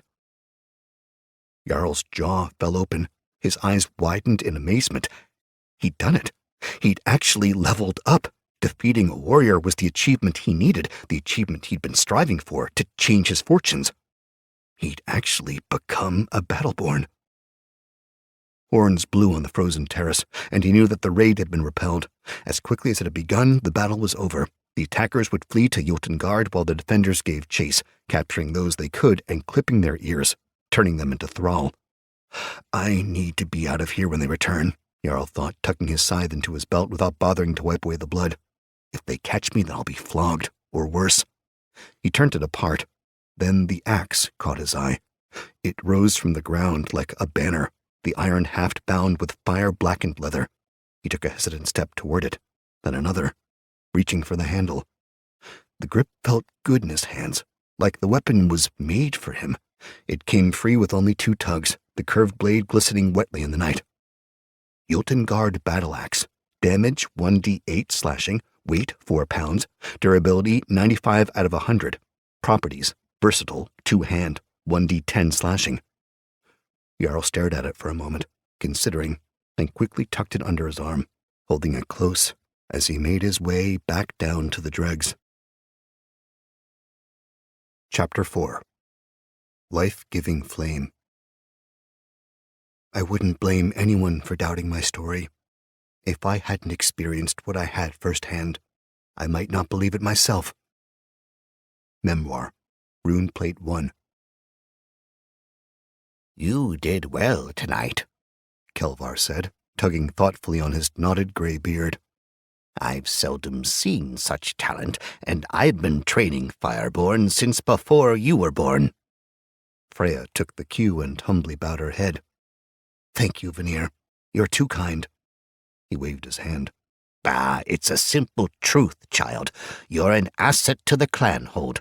Slaying 9 Battleborn in a single fight is no easy task. 10, actually, Freya corrected, swelling with pride. I blasted a man off the terrace after he slipped on some ice. Killing the raiders had given her close to 500 experience points. She was well on her way to reaching level 6, a feat that astounded even her. 10, he amended. Very impressive, but you still have a way yet to go until you're as skilled as Runa. She was able to kill 15 of the raiders and break an entire shield wall on her own, if I'm not mistaken. There's a formidable strength in that one. You'd do well to learn from her example. No one's perfect, and there's always room for improvement. Freya's grin fell as her pride was dashed away. It felt like the life-giving flame was snuffed out within her, leaving nothing but a cold, jealous pit. As you say, Vanir, she replied, unable to keep the disappointment out of her voice. The grizzled Fireborn frowned, his heavy eyebrows drooping. We take feedback when it's given, child, good or bad. Now, let's finish up here so we can get back to the clanhold. I've half a mind to bathe in the firewell to warm these old bones of mine. He shivered into his coat and tottered off, exchanging terse words with the other Fireborn he passed. Freya watched him go as an icy wind gusted past.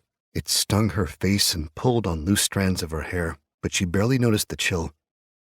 I'd sooner burn my own eyes out than learn from Runa, she thought, lifting her chin to embrace the cold. That wretched girl is a blight upon us all. Around her, thrall servants labored to organize the corpses, the Norvask battleborn into neat rows, and the Jotengard raiders into a careless heap. The thralls were wiry men and women, bent figures in dirty rags and bound with iron manacles. They scurried beneath watchful eyes of their taskmasters, relieving bodies of weapons and armor before depositing them into their designated resting places. Freya's lips parted in a grimace as she watched them work. The thralls had only just started, and already they were covered in viscera. She averted her gaze and looked instead at the nearby watchtowers, the massive columns of ice and stone appearing stark against the black sky. Lamps hung from the many windows, illuminating the battlefield and causing the structures to glow blue. The Pillars of Norvask were the tallest buildings anywhere on the Ice Barrens. They could be seen from miles around, marking the clanhold's location and standing silent watch over the hostile tundra. Gazing upon the ancient towers always filled Freya with a fierce sense of pride. Even surrounded by enemies, Norvask was among the strongest of the 9 clanholds, and its pillars were an embodiment of that strength. As are its fireborn, she thought smugly. Taking a deep breath, she tore her eyes away and began making her way toward the others who had all begun gathering around their veneer. Some were of similar age to Freya, but many of her fire brothers and sisters were older, veterans who'd fought in more battles than they could count. There were more than a few young bloods as well, youths barely past their 15th year who'd only recently been adopted by the Aesir. Freya remembered when she'd been one herself, a wide-eyed innocent terrified of the prospect of killing. Now, years later, it had become second nature to her, a common occurrence, a duty to which she was well suited. She found her friends, Brimir, Oster, and Solveig, among the rabble. They'd been with her since she first came to the temple, and were now closer to her than her own family. They nodded in greeting as she came to stand beside Brimir, a winsome man with a clean-shaven face and an artfully messy crop of brown hair. He looked at her with laughing blue eyes and grinned, pulling her close as Vinir Kelvar started droning on about his observations of the battle. Freya barely listened, instead peering around to see if any fireborn had died in the fighting. When her gaze finally landed on Runa, her expression soured. No casualties, she thought. How unfortunate. Runa stood quietly, listening to the veneer, her hands clasped tightly in front of her. She had dull blonde hair that hung loosely to her shoulders and pale blue eyes that bordered on violet. Perhaps her most defining feature, however, was the hideous puckered scar marring one of her cheeks. It tugged up on the corner of her mouth, always making it appear like she was smirking. She would have been pretty if not for that scar. Rumor had it that she'd secretly learned magic as a child and that she accidentally started a fire that burned down an entire longhouse, killing everyone inside. Runa never talked about her scar, which only emboldened the rumor-mongers. She stood in the midst of the other fireborn and yet also stood apart. Runa was strange, a quiet individual with few friends at the temple. She preferred to spend most of her time alone studying or practicing her spells in the trading rooms. It wasn't a secret that she was the bastard daughter of the clan lord, Ivar Haig, and that he'd severed all familial ties with her after she was born. That made her even more of an outcast, a low-born orphan with high-born blood, a reject. As Freya stared at her, she could feel envy twisting her insides. Runa was several years younger than her, but was nevertheless a more talented pyromancer. This fact rankled Freya. She'd always been one of the best magic users in the clanhold, and she had ambitions to one day become an Aesir, but in recent years she'd felt upstaged by Runa at every turn. Though the girl wasn't popular among the other fireborn, the veneer heaped praises upon her, lifting her up like she was some sort of prodigy. Freya probably hated her more than anyone else on the face of Njordrsil. After a minute, Runa caught her staring and offered a tentative smile that tugged at her scar. Freya maintained her cold expression, turning back to listen to Vinir Kelvar. "The life-giving flame gives us strength," he continued in a formal tone, gesturing at the thrall and the growing pile of enemy corpses. "With it, we've defeated our enemies and earned favor with the gods." Several of the younger male fireborn whooped and clapped their hands. Freya remained silent along with the elders, keeping her features neutral. Kelvar shot the young men a disapproving look and raised a gloved hand to quiet them down. "Even so, we can't allow arrogance to blind us. We're not battle-born. Our brawn doesn't give us power. We are the will and spirit of the clanhold. The life-giving flame works through us to protect our people, so we must remain vigilant and humble, lest our many enemies overpower us." This seemed to have a sobering effect on the youths. They stopped their boasting and dropped their eyes to the ground. The old Vanir let out a long sigh. "Warfare always exacts such a terrible toll. Brothers, fathers, sons, and daughters, these are the sacrifices we must make in order to survive. It is, however, also the price we must pay in order to enter the immortal halls." He approached the line of dead Norvask battleborn and lowered his head as if in prayer. It was always customary to burn the bodies of fallen warriors after a battle, and the Vanir usually chose a fireborn who distinguished themselves to do the honor. Freya tensed, hoping silently that he would choose her. "He sought me out specifically when the fighting was done," she thought, resisting the urge to wring her hands in anticipation. "He praised my performance, even if he did compare me to that skrill Runa." It was a small thing, the burning of the bodies, but it was an accolade nonetheless. Such distinctions were important at the temple, where reputation often determined one's ability to advance in rank. Kelvar waited for a long moment before finally turning back to face the gathered fireborn. When he did, his eyes passed over Freya and fell on Runa, his wrinkled expression softening. "Runa, would you send our fallen brethren to the immortal halls?" The flaxen-haired girl stepped forward, her scarred visage pleasantly surprised. "Of course, Vanir." Freya fumed and was unable to suppress a look of utter contempt. She balled her fists at her sides, fingernails biting into her palms, but she barely felt the pain. The jealous rage inside her was all-consuming. Brimir took one of her fists and squeezed, and to the side she heard Solveig mutter the word, "Skrill." But not even her friend's ire could comfort her. All she could do was stand indignantly and watch as her rival took all the glory. Runa approached the bodies and pulled a small phial of flame spirits from her belt. She needed to replenish her magic points so she could cast spells. She removed the stopper, tilted her head back, and poured the clear liquid down her throat. Few fireborn grew accustomed to drinking the foul stuff. It burned like acid and filled the body with an uncomfortable heat. But Runa didn't so much as grimace, her mouth and nose smoking like a chimney. She stretched forth her hand and began to draft, drawing upon the potion to create the fireball. It flickered brightly with a glow that warped the air around it, materializing without so much as a spark. She tossed the fireball into the nearest battleborn, then repeated the process for every corpse lying on the ground. The flames spread quickly, consuming flesh in a matter of minutes, and sending a great cloud of black smoke into the sky.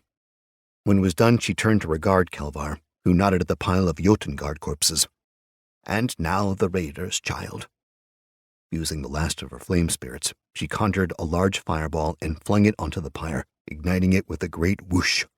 The Jotungard bodies became an inferno, and everyone, including the nearby thrall and battleborn, took a few steps back to avoid the intense heat. "It is done," Runa said at length, violet eyes reflecting the fires. Kelvar nodded. "So it is." The fireborn stood quietly for a long moment, watching as the flames consumed the bodies. It was a bleak affair, and Freya couldn't help but chafe as the smoke swirled around them, filling the air with the smell of charred flesh. It would take days of scrubbing to get the stink out of her hair. Why did they have to stand there and be befouled? Finally, the old Vanir waved in dismissal, sending his pupils back to the temple for refreshment and rest. The battleborn and the thrall stayed behind. The ashes would need to be scattered when the flames died down, and someone needed to stand guard in case of another attack. Sullenly, Freya made her way back to the clanhold along with her flame brothers and sisters. The warm, wet air of the springs washed over her, dampening the smell of char clinging to her clothes. Her friends buzzed with conversation, but Freya remained quiet, brooding as she headed for the temple. "The shield wall was already broken by the time Runa drafted, I'm sure of it." She chewed her lower lip in frustration. "Why should she get all the attention? There's no way she's as good as everyone seems to think." Compulsively, Freya checked her reputation. Still 7, she thought, chagrined. Liked in general and among the fireborn. I suppose it could be worse. In order to become an Aesir, she would need to reach level 10 and achieve revered reputation with a recommendation from the High Aesir. There had to be a vacancy as well. Although she was well on her way to reaching these goals, Freya still had a long road ahead of her, assuming Runa didn't somehow take her position. "Cheer up, Freya," Brimir said, flashing his most dashing grin. "We survived a Jotengard raid. This should be cause to celebrate." "Yeah," Oster agreed, his auburn hair falling loosely about his shoulders. "The same can't be said for those miserable wretches burning up on the tundra." Freya forced herself to smile. "Of course," she said, pushing away all other thoughts. "You're right. We won a great victory tonight." "It's all about keeping things in perspective," Brimir went on. "One day we'll all be cold and dead, our spirits carried up to the immortal halls, but now we still breathe. There's still life in us. Every day we don't fall is a day we should spend drinking and enjoying the pleasures of life. It's one of the perks of being a Fireborn, after all." The others laughed and nodded in agreement. They spoke at length of the revelry they would indulge in once they returned home. Freya tried hard not to let her earlier disappointment show. Brimir was right. She should just live in the moment and forget about her future, for one night at least. Inevitably, though, thoughts of Runa crept through, tainting her enjoyment like a bitter drink. "I need to train harder," she resolved. "I need to be better. It's the only way I'm going to beat her. It's the only way I'm going to become an Aesir." A wide bridge connected the Clanhold's middle tier to a lonely terrace on the northern edge of the ravine. The temple was massive, an elaborate building perched above the firewall like a stone behemoth, with sloping outer walls and a peaked inner sanctum. Intricate carvings and glittering gems covered nearly every inch of the structure, depicting heroic deeds and epic myths. The entire structure was like one continuous story, a testament to the history of men on Yggdrasil. When Freya had first come to the temple, the sight had awed her. Now, it was simply the place she called home. They crossed the bridge to find that the party had already begun. Music played and wine flowed freely, men and women dancing together and cavorting in ways that would be unseemly anywhere else. People laughed and sang on balconies, their voices carrying over the steam-slicked stones like a loud, drunken choir. Freya and the others joined them by taking up glasses and toasting to their health. It felt good to celebrate, even though Freya was exhausted from the fighting. She drank and talked, mingling with the crowd and listening with half an ear to the bawdy songs. She lost herself in the merrymaking, carousing with her friends until every inch of her felt warm. The wine made her thoughts grow fuzzy, but she kept her friends close, relishing in being among the Clanhold's chosen. "There's nowhere else I'd rather be," she thought, draining yet another cup. "To think I ever lived apart from this. To think I'd ever been a lowborn." Nearby, a group of people burst into laughter. Curious, Freya inched closer to hear what they were saying. "The Mud Warrior from the dregs," one man said, wiping his eyes. "That's a good one." "I'm telling you, the man must be soft in the head," another insisted, his mocking smile broad. "He challenged the new champion to a duel, a battleborn named Iron Fist, for frost's sake. Then he called the Huskarl a coward in front of everyone. The lunatic." "I heard he managed to hold his own for a while," one woman remarked. "Is that true?" The man shrugged. "For a few seconds, maybe, but as soon as the Battleborn was done playing with the Skrill, he beat him to a pulp. I wouldn't be surprised if he's an idiot in truth now. That many punches must rattle the brain." "What was his name?" someone else asked. Freya couldn't see his face. The man leaned in conspiratorially. "Jarl Dextrum." "Dextrum? Isn't that—" "Mm-hmm. He's the brother of Freya, our middling fire sister." More laughter, only this time it was accompanied by more than a few raised eyebrows. "Must run in the family. You ever seen that girl, starting about the temple like she's a freezing Aesir herself? Irritating. Those two make quite the pair." "Freya," Brimir said softly, taking her arm and guiding her away. "Don't listen to them. Come on, let's go somewhere else." She pulled away, blinking back sudden tears. Her cheeks were burning, and inside she was enraged and mortified. "How could he?" she spat, briefly losing control of her emotions. "How could he do this to me?" "Him?" Brimir gestured to the fire brother, laughing with the others. "I'm pretty sure he's drunk." "Not him," Freya seethed. "Jarl, my brother. How could he be such a fool? Doesn't he know what he's doing to me?" "Calm down," Brimir said in a soothing tone. He reached out and placed his hands on her shoulders. Take a deep breath. We can leave if you want to. We can go back to my room for the night. No, she snapped, pulling away from him again. She stalked off without another word. Freya made straight for her chambers, entering the dimly lit halls of the inner sanctum. Her head was swimming, and tears flowed unchecked down her cheeks. This day hadn't gone at all how she'd hoped it would. Runa was stealing her glory in the eyes of the Vanir, and now her brother was undermining her at every turn. It made her want to scream. There were no windows in the sleeping chamber. It was sparsely furnished and contained only the barest of necessities, a woven sleeping mat on one side of the room, a chamber pot, and baskets for storing clothing. Her most prized possessions were the metal plates stacked against the far wall. They were thin squares of beaten iron, etched with runes chronicling the histories of the 9 clanholds. There were songs and ballads as well, including stories stretching back to the dawn of time. The temple housed the records of each clanhold, so rune plates were readily available for each fireborn to study. Not even reading could lift her spirits. She merely walked over to her sleeping mat and laid down, curling into a ball. The mocking laughter of the fireborn echoed in her mind, as well as the chiding voice of Vanir Kelvar. Runa was able to kill 15 of the raiders. She also broke an entire shield wall on her own, if I'm not mistaken. There's a formidable strength in that one. You do well to learn from her example. She hated crying. It made her feel weak. And yet, she couldn't help herself. The combined events of the day came crashing down. She laid in the darkness for a long time, cursing Runa's and her brother's names, swearing by all the gods that she wouldn't let them keep her from her ambitions. She resolved to be the greatest fireborn the world had ever seen. Then, thankfully, she drifted off into a deep and dreamless sleep. Chapter 5. An Ancient Foe.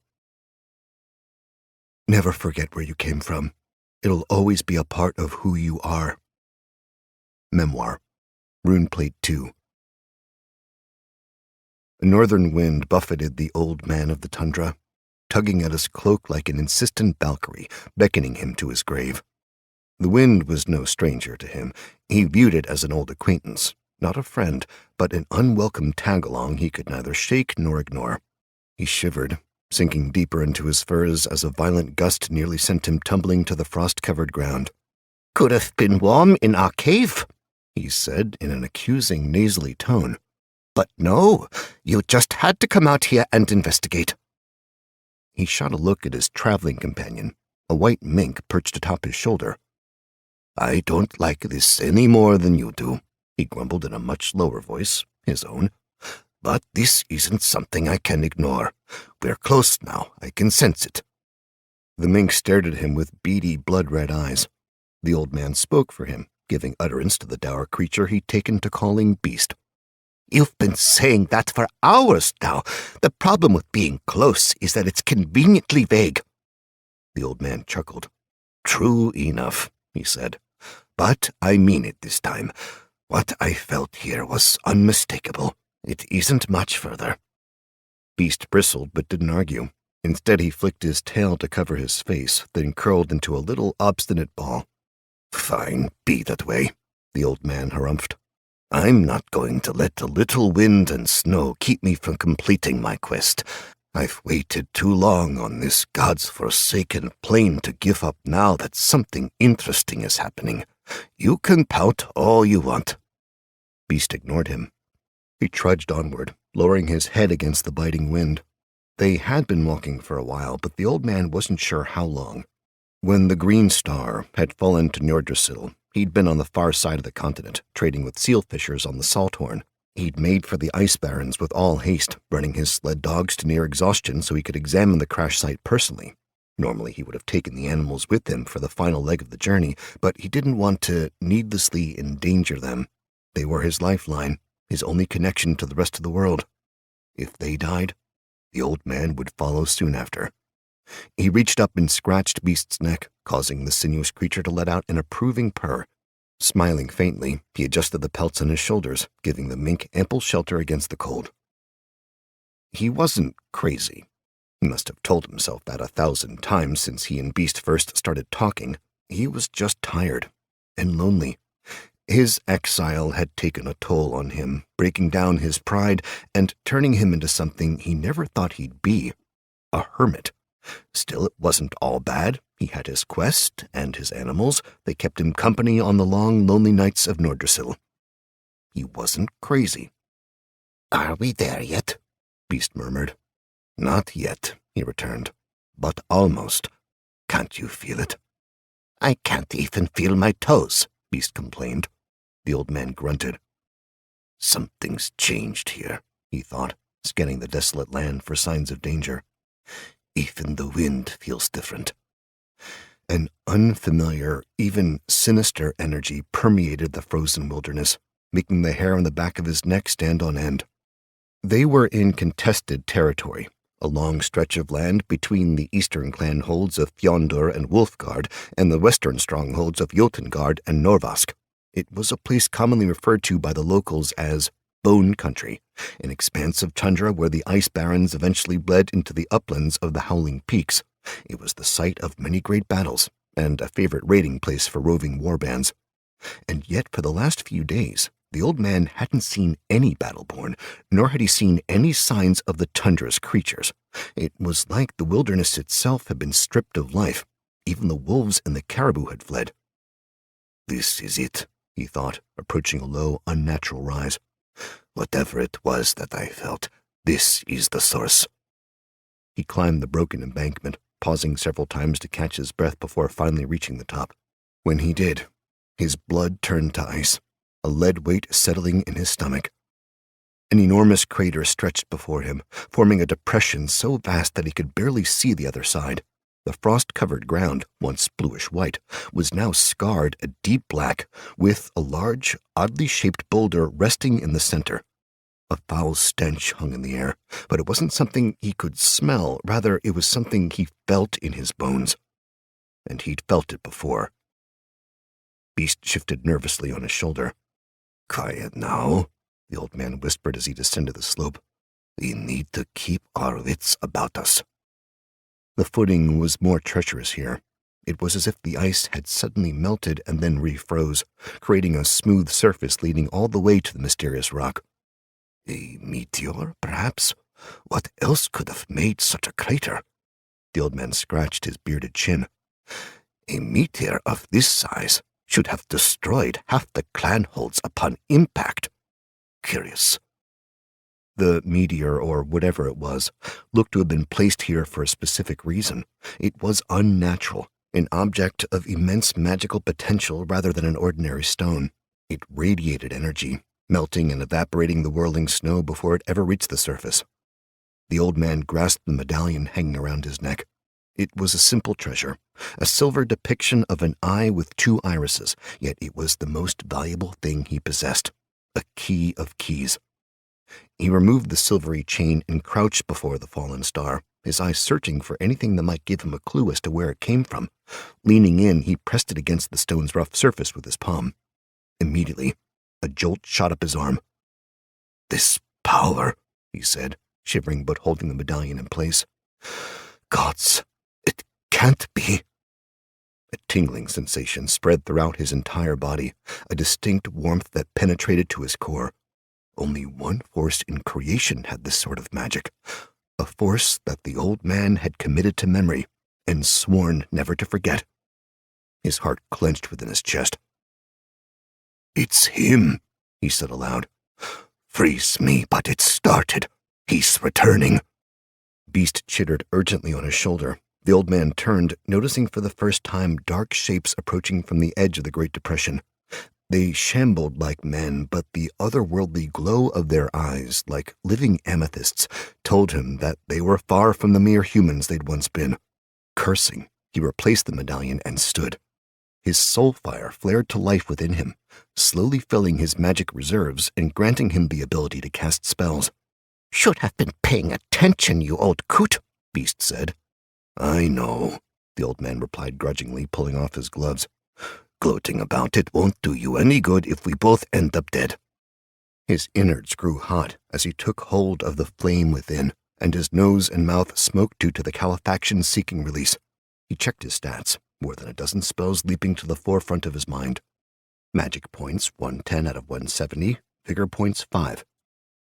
Good enough, he thought, casting flames. Orange fire leapt into his open palms, appearing with a great whoosh. -2 magic points. The spell surrounded him with a sphere of warmth, its light illuminating the darkening crater. Night was fast approaching, along with temperatures that could kill ordinary men. Fortunately for him, Fireborn weren't ordinary men. The 4 creatures closed the distance between them with surprising speed, all moving with stiff, jerky movements. In addition to their purple, glowing eyes, they had tentacles extending from their open mouths, waggling like black tongues in the waning light. They appeared to be Battleborn from Wolfguard, but the old man couldn't be sure. Not that it mattered now, anyway. They were husks, shadow of what they'd once been. It's been a while since I've been forced to kill, the old man muttered to Beast, squaring off against the attackers.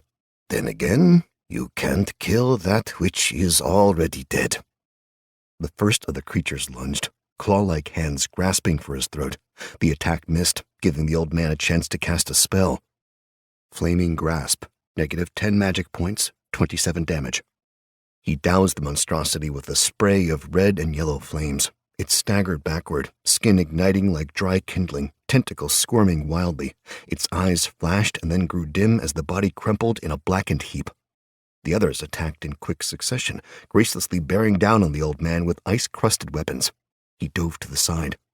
Dodge, 17 plus agility modifier, 0, successful. The clumsy attacks missed by a wide margin, cleaving air and stone but leaving the old man unharmed. He threw out his hand and cast another spell, drawing upon the flame within to fuel his magic and amplifying it with vigor. Burning Darts, -5 magic points, 45 damage. 10 fiery projectiles shot from his fingertips and struck the attacking dead men, distributing damage evenly between them. They burst into flame, the heat flash-boiling the ice beneath their feet and turning it into steam. None of them cried out as they died. They merely thrashed soundlessly, tentacles writhing as if trying to escape their burning skulls. Stupid creatures, the old man thought derisively as they crumbled to ash. Their creators gotten sloppy over the centuries. Once again, he drew upon his soul fire, refilling his magic points without the aid of a potion. It was an art few Fireborn understood, and one that even fewer had mastered. More of the walking dead appeared on the ridge above him, dozens of purple-eyed abominations with black tendrils waving from open mouths. Beast chittered, his nimble form tensing in agitation. Hjalmar. I see them, the old man replied. He took a few steps away from the meteor, his brows furrowing as he scanned the rim of the crater. With every second that passed, more of the undead Battleborn appeared, materializing from the snowy darkness to peer down at him with glowing eyes. They were numerous, too numerous for him to fight off on his own, even with his abilities. Hold on tight, Beast, the old man bellowed, preparing another spell. This is going to be a close one. Flame Shield, -10 magic points. Fire spread from his hands and encircled his entire body, creating a burning armor that clung to him without harming his skin or clothing. The monsters flooded down into the basin without so much as a battle cry. Snarling, the old man rushed to meet them, his hands outstretched, mouth and nose trailing smoke. He cast Fire Blast, shooting a barrage of flames that spread out before him in a wide arc. The spell cost him 15 magic points, and dealt 4d6 damage to everything caught within its wake. Many of the charging husks immolated, their flesh blackening with char, but a few remained upright, damaged but not destroyed. Their iron weapons glowed from the heat, and their eyes gleamed with amaranthine dispassion as they passed through the fiery blast. The old man strode toward the survivors, unperturbed. He wasn't a stranger to such destruction, but he didn't fear his own fires. As long as Beast was touching him, the mink would be protected as well. He made short work of the half-burned attackers, blasting them off their feet with fireballs that cost 15 magic points. Those that drew close were hurt by his flame shield, taking 2d8 damage. Even so, more came after him, an entire warband of Battleborn running heedlessly down the slope. For every creature that he killed, 3 more took its place, their tendrils twisting like ravenous eels. The basin seemed to fill with shambling corpses, drawn in as though the mysterious rock were a lodestone. To make matters worse, the old man could feel his strength fading. He knew instinctively that he was quickly running out of magic points. I need to end this and get the hell out of here, he thought, releasing another fire blast to keep the encroaching monsters at bay. Frosts, I'm going to be feeling this in the morning. Taking a deep breath, he prepared another, more powerful spell, magnifying it with a vigor point. Closing his eyes, he focused all his will on the flame within. Fires roared to life in his hands, coalescing into a blaze that warped the very air around him. Conflagration. -25 magic points, 2d10 damage, +5 to all creatures in area of effect. The spell erupted from his fingertips, blasting in a ring around him, 30 feet in all directions. Those who failed a strength-saving throw were hurled backwards, their bodies sliding across the melting ice while the rest were set ablaze. The heat was so intense that many were killed instantly, and those that weren't smoldered like torches, taking damage over time. Seizing upon his opportunity to escape, the old man strode past the burning bodies with Beast huddling fearfully on his shoulder. The other monsters were too dazed to immediately pursue. He made his way up to the lip of the crater, huffing from the exertion of the climb. The heat from his drafting caused the air in the depression to shimmer, and beads of sweat formed on his face, dripping annoyingly into his eyes. The way was treacherous. The ice clinging to the bedrock of the tundra had grown slick from the blaze below. The old man slipped more than a few times, nearly tumbling to the undead nightmare each time. Somehow, perhaps by the intervention of the great god of the cosmos, he managed to make it to the top, where the unforgiving wind of the ice barrens greeted him like an old friend. There were still more than 20 of the monstrosities on the slope, trying desperately to climb the uneven path to reach him. These bastards are going to chase me all the way to the Sea of Storm Winds, he thought, gasping as his lungs filled painfully with the frigid night air. Need to keep them from following me. He took a few steps back from the crater and drafted for a final time, pulling living fire through his body and concentrating it in his hands. Using every ounce of strength that he possessed, nearly all of his 45 remaining magic points, the old man spread his hands and directed the flames into the tundra itself, surrounding the edge of the crater with a firewall.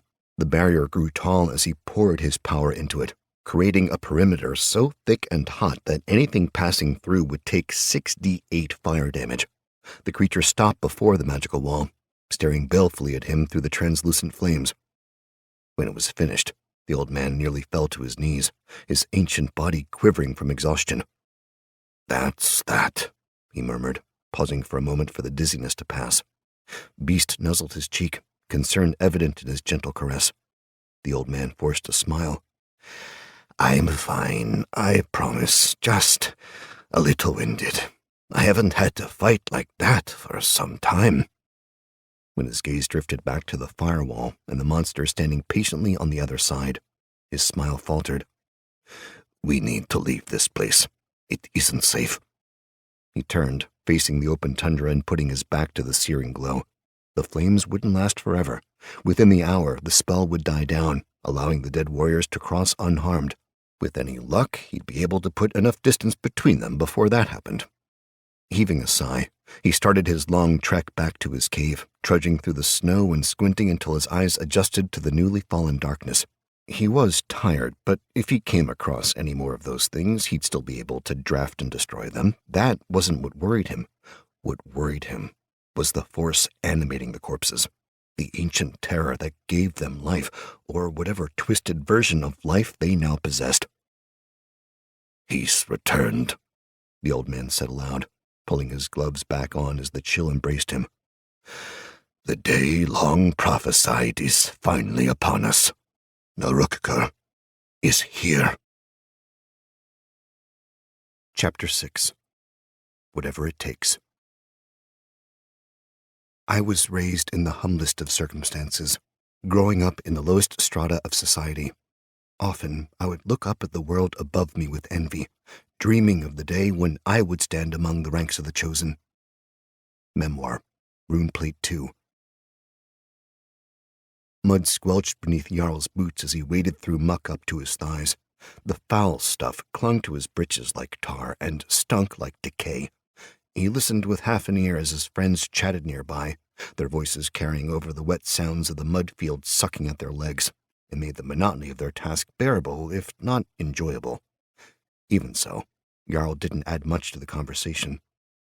The raid had been 3 days ago, and yet his mind still lingered on that night, the night he'd leveled up and killed his first man. He felt something deep within, but it wasn't remorse. It was more akin to detachment, a hardening of his soul. He remembered how easily his scythe's blade cut through the man's neck, the way his blood gushed out like a punctured water skin.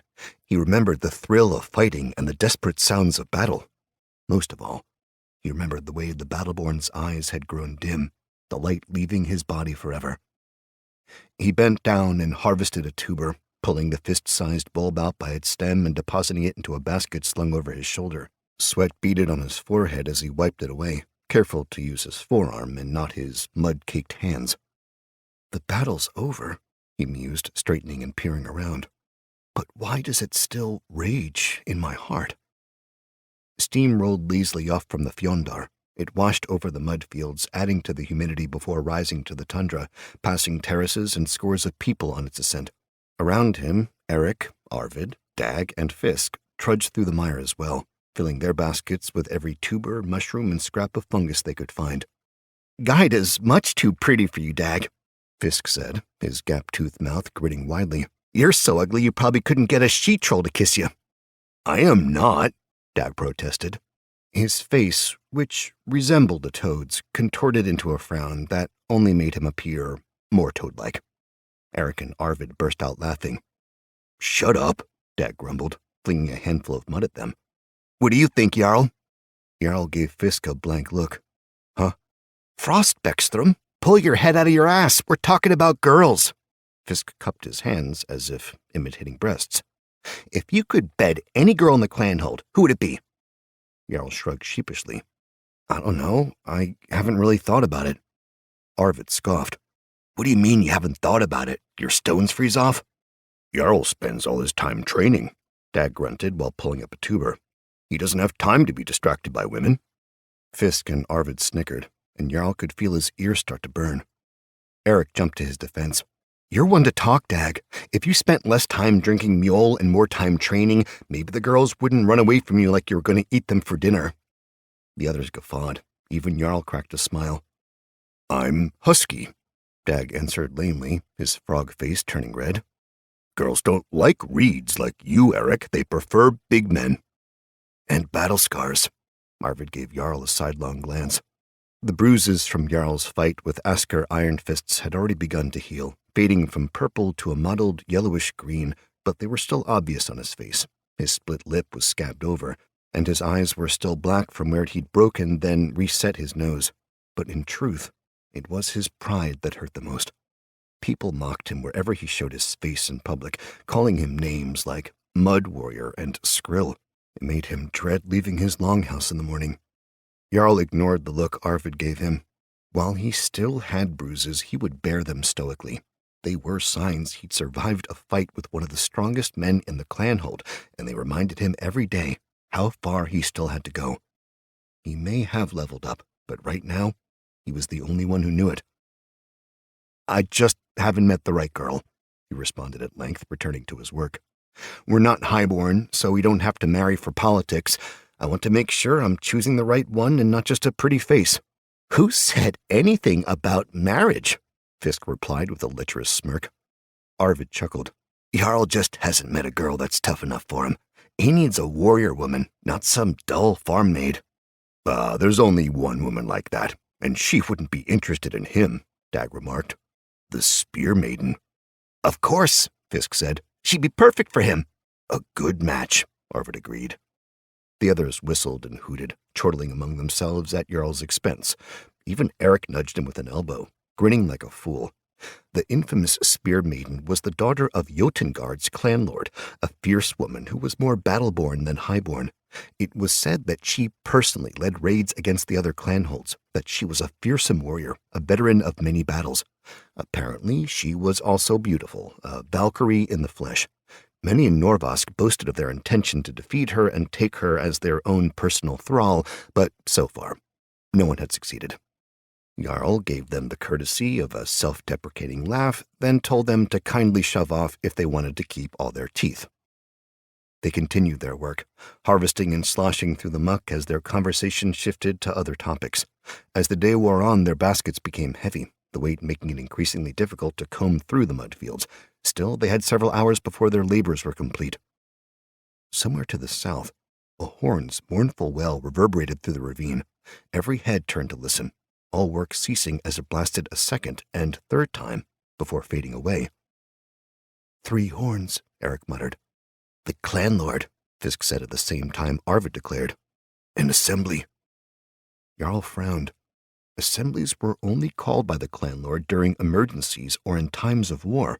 Raids were common enough between the 9 clan holds, but a full-scale war was a rare thing, as it usually left both sides vulnerable to the other 7 clan holds. Come on, Jarl said, hefting his basket and making his way to the edge of the mud fields. We need to see what this is about. Assemblies aren't for lowborn, Eric reminded him, eyebrows knitting together in concern. Didn't you learn your lesson last time, Beckstrom? Fisk asked. Jarl shot him a glare. I'm a slow learner. He continued his march through the muck, the others reluctantly following after. Large basins of dirty water rested where the sludge ended and the stone walkways began. They were used by laborers to wash themselves clean after working in the fields. Normally, there were long lines waiting to use them, but the day wasn't over yet. The basins were unoccupied, brown water still and placid. Jarl and his friends washed quickly, scrubbing the mud from their hands and feet before traversing the winding steps. He could feel the eyes of the other lowborn watching him as he led the others away, but he paid them little heed. They weren't battleborn. Why should he fear them? The rift of Norvask was deep, which meant the climb from the bottom was unbearably long. Lowborn seldom left the dregs. Their homes were located near the hog farms and fields where they worked, so there was never any reason to leave. They planted and harvested food, sewed clothing and cured leather, then sent it all to the upper terraces with lifts and pulleys.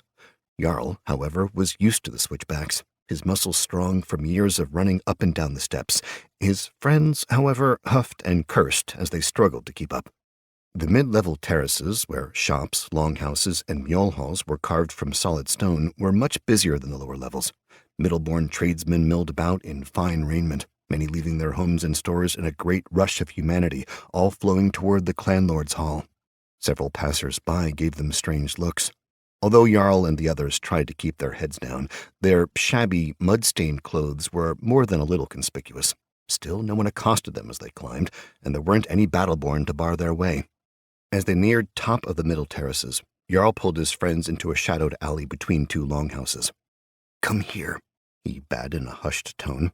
Quickly, the clanlord's hall is guarded. Frost, Jarl, Dag complained, his breath coming in rattling gasps. How are you so fast you're not even winded? The truth was that ever since he leveled up, Jarl's strength was much higher than was normal for a lowborn.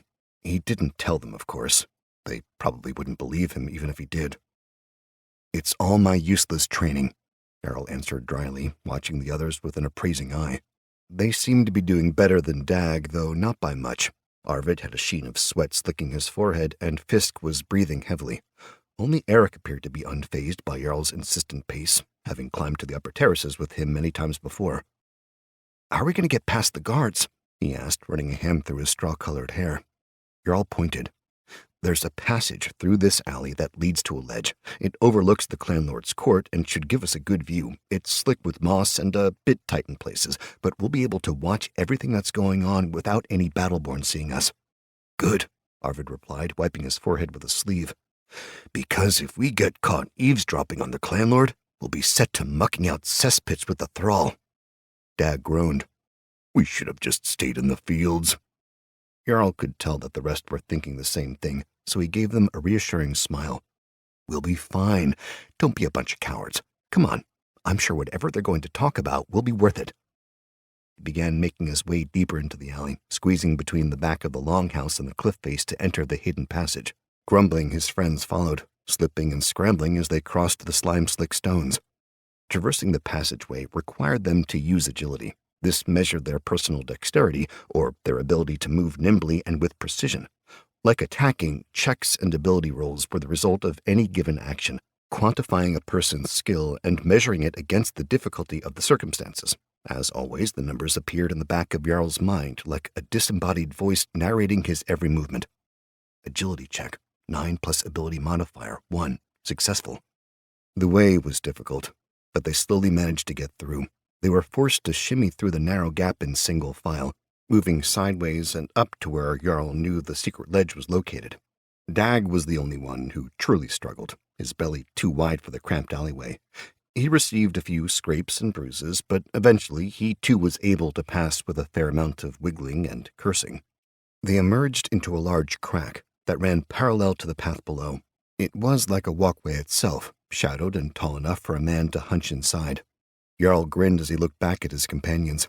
"See? We can see them, but they can't see us." "That's nice and all," Fisk groused. "But you didn't say we'd be so tight. I'm stuck behind Dag, and he smells worse than a hog's pen." "Shut up," Dag snapped. "Quiet," Jarl cautioned sharply. "They can't see us, but they can still hear us. Now let's keep moving. We have a ways yet to go." He led them through the crag, continuing over the last of the longhouses and onto the plateau sheltering the clan lord's hall. When they finally reached the spot that Jarl had told them about, there was enough space for all of them to spread out comfortably. The overhang was deep and shadowy, and the vantage afforded them a near-perfect view of the gathering, unobstructed by the growing sea of people. The Great Hall was an immense building of thick stone and iron spikes. It dominated the plateau like a horned beast, with smoldering braziers for eyes and jagged spears for teeth. It was home to Ivar Haig and his family, along with his numerous Huskarls, Battleborn, and Thrall. Its elevated position in the ravine made it a veritable fortress, looming over the entire clanhold opposite the Temple of the Life-Giving Flame, watchfires ever burning.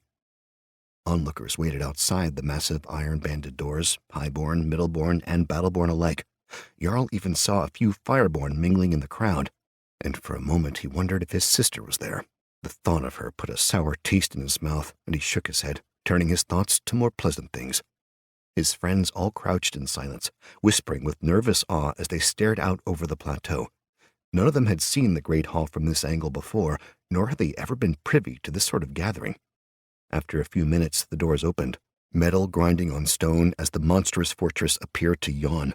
An entourage stepped into the open and prompted excited buzzing from the crowd. It was composed of men and women in fine clothing, flanked on all sides by burly guards in bright silver armor. They fanned out, filling the platform and gazing down imperiously at the mob before them. The clanlord's family, Jarl recognized from his perch above. Ivar Haig, clanlord of Norvask, stood grimly at the forefront, surrounded by his wives and servants. He wore a heavy wolf pelt over his shoulders and leather armor worked with golden chain. His long blonde beard was braided and decorated with rings and jewels that glittered in the morning light, and a plain circlet of iron adorned his brow, signifying his honored station. Even from a distance, Jarl could see that the man's eyes were as hard as flints, surveying the gathered host with the cold stoicism of a seasoned commander. A warrior had to prove himself before being named clanlord, and Ivar Haig had done so many times over. His skills in battle were legendary. Standing beside him was his brother, Sten, a renowned warrior in his own right. He was the spitting image of Ivar, though his stature and beard were both a bit shorter. He rested a hand on the hatchet on his belt and leaned over, whispering something to a nearby guard. Jarl flicked his gaze over to another man who'd stepped out from the group. He had a round belly and a forked gray beard, his rotund figure a stark contrast to the powerful clanlord and his brother. Jarl's lip curled in derision as he recognized him. Vig Haraldsson, the Huskarl of House Haig, was the highborn who'd publicly mocked him when he challenged Askar Ironfists to fight. "Men and women of Norvask," Vig began, his booming voice carrying over the crowd. "On behalf of our clan lord, I have been asked to speak concerning matters of grave importance. I implore you, lend me your ears." The din quieted until the court fell into an eager silence. Vig tugged on his beard, nodding as he began his address. "Many moons ago, Raynar Haig, son and heir of our noble clan lord, left with his warriors to hunt mammoth on the northern rim of the Ice Barrens, land bordering Jotengard. He hasn't returned or sent word of his whereabouts." He paused as if to let the words sink in, then continued. 3 days ago, Jotengard sent a war band to raid our clan hold, to steal our treasures, kill our sons, and ravage our women. Our Battleborn and Fireborn fought back and threw the cravens out before they could even break past the frozen terrace." This was met with cheers and a smattering of applause. The Huskarl went on. "Jotengard was not content to merely raid our clan hold, however. The attack was just a ruse, a distraction so that a spy could be placed in our midst." He turned back to the great hall, calling in a loud theatrical voice, "Bring forth the prisoner!" The crowd murmured as a pair of guards emerged from the open portal, carrying the battered form of a man shackled between them. His face was bruised, his beard caked with dried blood, and his bare feet dragged as the other men hauled him before the Huskarl. Vig sneered at the wretch. "This man was found impersonating one of our thrall. He murdered the thrall and stuffed his body in a sack, then attempted to infiltrate the great hall. We found him skulking about the clan lord's own chambers, rifling through his personal belongings and rune plates." This was met with boos and jeers, the crowd spitting and cursing at the man who looked to Jarl to be half dead. Some even took to throwing rocks at the prisoner, one of which caught the man on the top of his head and opened a bloody gash. The Huskarl threw up his hands and shouted for the mob to be silent. Several Battleborn lifted their weapons menacingly, persuading them to stop under threat of violence. When the noise died down, Vig whirled on the prisoner and leveled a finger at him. "Why were you hiding in our clan lord's house? Are you an assassin come to slay us in our sleep?" The prisoner shook his head. "I am no assassin. There's no honor in killing sleeping men." "But there's honor in spying?" Vig asked derisively. "My mission is my own concern," the prisoner replied, straightening. "I'll not betray my clan to the likes of you, Norvask dog." More jeering from the crowd. Rocks flew freely, along with pieces of rotting fruit, but this time the Battleborn did nothing to dissuade the crowd. The prisoner shrank beneath the barrage, foul juices running down his already dirty, blood-stained body. At length, Vig raised his hand again. "Assassins are dishonorable, along with spies and thieves. Darkness awaits such men in the hereafter. The best you can hope for now is a quick death and a decent burial cairn on the tundra." He leaned in, and Jarl had to strain to hear what he said next. "Tell us what you want to know, or by the life-giving flame and all the nameless gods, we'll flay the skin from your bones and feed your body to the eels." The prisoner said nothing. His eyes remained downcast, head bowed low. Vig continued, raising his voice for all to hear. "Where is Raynar Haig, and what have your people done with him? Is he alive? Has your clan lord taken him hostage? Tell us what you know." Weakly, the Jotengard spy met the Huskarl's gaze. His cracked lips parted in a bloody grin that was missing more than a few teeth. "I know nothing of your missing heir, Tuditsik," he rasped. "But I hope that he died a painful death. I hope that ice worms devoured his corpse. I hope—" He was cut off as one of the Battleborn cuffed him with the back of a studded leather hand. He groaned and spat blood at their feet. Vig looked to Ivar Haig, who merely nodded. "So be it," the Huskarl declared acidly. "You've squandered your last chance to earn back a shred of honor. I pray you've made peace with the gods. For your crimes against Norvask, I hereby sentence you to die. Guards, present the clan lord with his head." The battered man didn't protest as the two Battleborn forced him to his knees. He simply stared blankly at the crowd as they began calling for his death. One of the stone-faced warriors put a boot on his back, forcing him to lean forward as the other hefted a gleaming axe. Then, with one smooth motion, the warrior lopped off his head, sending it tumbling off the platform. Jarl could hear his friends gasp as a red fountain gushed from the man's neck. Their reactions mirrored many of those in the court. He watched in silence, though, wondering how a man could meet his death without even begging for mercy. He wasn't afraid to die, he thought, as one of the Battleborn picked up the head and brought it to Ivar Haig. The clan lord took the grotesque offering and held it for a moment by the hair, hard eyes studying the face. Then he tossed it unceremoniously into a nearby brazier, where flames devoured it hungrily. Vig stepped back to the front as the guards hauled the body away. "There is Jotengard treachery at work here," he proclaimed, drowning out the murmuring voices. "Killing an heir in cold blood is an act of war. Jotengard will be laid to waste, its people slaughtered, and its women and children taken slave. The gods cannot abide assassins, nor can they abide cowardly attacks against their most favored clanhold. Be it known." The clanlord abruptly stepped forward, interrupting the Huskarl's tirade. All eyes turned to regard him, silence settling over the crowd. His gaze swept over his people, and for a moment it seemed like he might not speak at all. "My son, the pride of my life, is missing," he said, his voice sonorous and proud.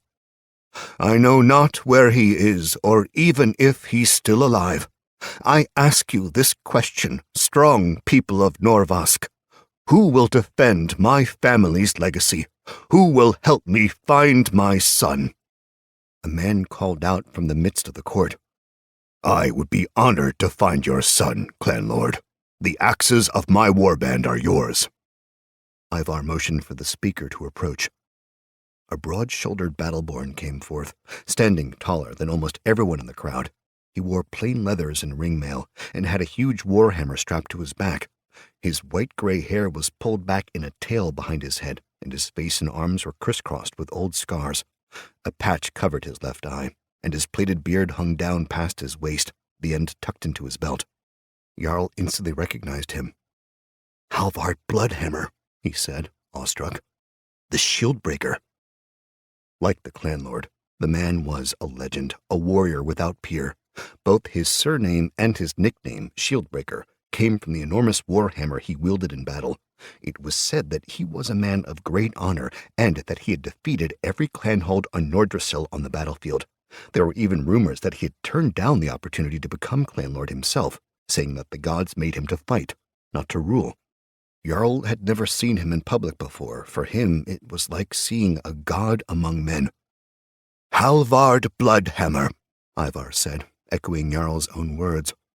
"You honor me with your service." The one-eyed man knelt before his clanlord. "The honor is all mine." Ivar rested a hand on Halvard's shoulder. "Let gods and men bear witness. The Shieldbreaker and his warband will venture out into the tundra and search for my son. If it is found that Jotengard is involved with his disappearance, then my wrath will be terrible." He paused, then added, "Blood must be answered with blood." When the crowd dispersed, Jarl and his friends began making their way back to the dregs. Despite their earlier complaints, the others were thrilled by all they had witnessed, the prospect of a potential war igniting their collective imaginations like a fireborn's magic. "It's like something out of legend," Arvid said, shaking his shaggy head in disbelief. "Old Halvard will find Raynar, dead or alive, and then he'll rip Jotengard to pieces." "Yeah," Fisk agreed, a gap-toothed grin splitting his face. "Maybe we'll get a glimpse of the Spear Maiden after all. If they bring her back as a thrall, I might get to spend some quality time with her, if you know what I mean." "I'd be careful if I were you, Fisk," Dag chuckled. "Even as a thrall, she'd be more than capable of beating you to a pulp." His grin widened. "If she's half as beautiful as they say, I'd let her do whatever she likes with me." The others laughed, but not Jarl. What Arvid said had struck him. It's like something out of legend. There was truth to that. A dead highborn and a war between two of the greatest clanholds would be legendary. Such a conflict would certainly create opportunities for heroes to rise, perhaps even lowborn ones. This is my chance, Jarl thought, an idea forming in his mind. A chance to prove myself before Halvard Bloodhammer, maybe even the clanlord himself. In their eyes, he was still just a lowborn. They didn't know he had leveled up. If he could fight alongside the Shieldbreaker, avenging the death of Ivar's son, then he could gain experience and prove once and for all that he was a battleborn, a true warrior. They'd have no choice but to accept him. Stranger things had happened, if only in legend. There were still a few hours of daylight left, which meant they had to return to the mudfields to resume their work. They would doubtless need to redouble their efforts in order to make up for lost time. No one would notice him if he slipped away. "I'll catch up with you later," Jarl said, breaking away from the group and heading toward his family's longhouse. "There's something I need to do." The others gave him strange looks, but otherwise didn't object. They had grown used to Jarl doing odd things, even getting himself into trouble. Arvid, Dag, and Fisk muttered farewells and continued toward the mudfields. Eric, however, stayed behind, his brows furrowing deeply. "What are you doing?" he asked suspiciously as the others disappeared from view. Jarl shrugged. "Nothing. Just need to go back to the longhouse." Eric crossed his arms. "And what do you need there?" "Nothing, Eric. Frost, I just forgot something, that's all. I'll only be gone a bit."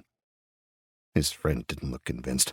He stared at Jarl, his lips a hard line of disapproval beneath his pale, worried eyes. After it became clear that Jarl wouldn't say anything else, he grunted and shook his head. "Freeze me, Jarl, but I know you're lying to me. I know you too well. You have that look about you, the one you get when you're about to do something stupid. Don't try denying it, I'm not blind." Again, Jarl shrugged. "I don't know what to tell you, just that I need to be alone for a while." Eric uncrossed his arms and sighed. "You're going to get yourself killed one day, you know that? Just promise me you won't do anything too foolish." Jarl gave his friend an apologetic smile. "You know I can't promise that." Eric gave him one last look and departed, muttering something bitter under his breath. Jarl watched him go, doubting himself for just a moment, before ambition smothered his uncertainty like a candle. "Whatever it takes," he whispered, continuing down the path to the longhouse. "Whatever it freezin' takes." He knew that his mother would be working at the mill, and that his grandmother couldn't betray his whereabouts to anyone. If his plan was going to succeed, he needed absolute secrecy, as well as supplies and plenty of warm clothing. Most importantly, though, he needed the raider's axe that he had hidden beneath the floor of his room. Chapter 7. A Bastard's Strength. Now I know that hearts are easily corrupted by wealth and power. Memoir, Runeplate 2. Bits of hardened clay shattered as Runa drafted, channeling the flame within through her extremities and directing it toward her targets. Flame spirits roiled in her stomach, filling her insides with an uncomfortable warmth, but it only served to temper her frustrations, guiding them toward her mock enemies in the form of fiery projectiles. Fireball, -5 magic points, 11 damage. Another clay battleborn burst with a puff of smoke, and within seconds, Runa was drafting again, her palm filling with a fist-sized sphere.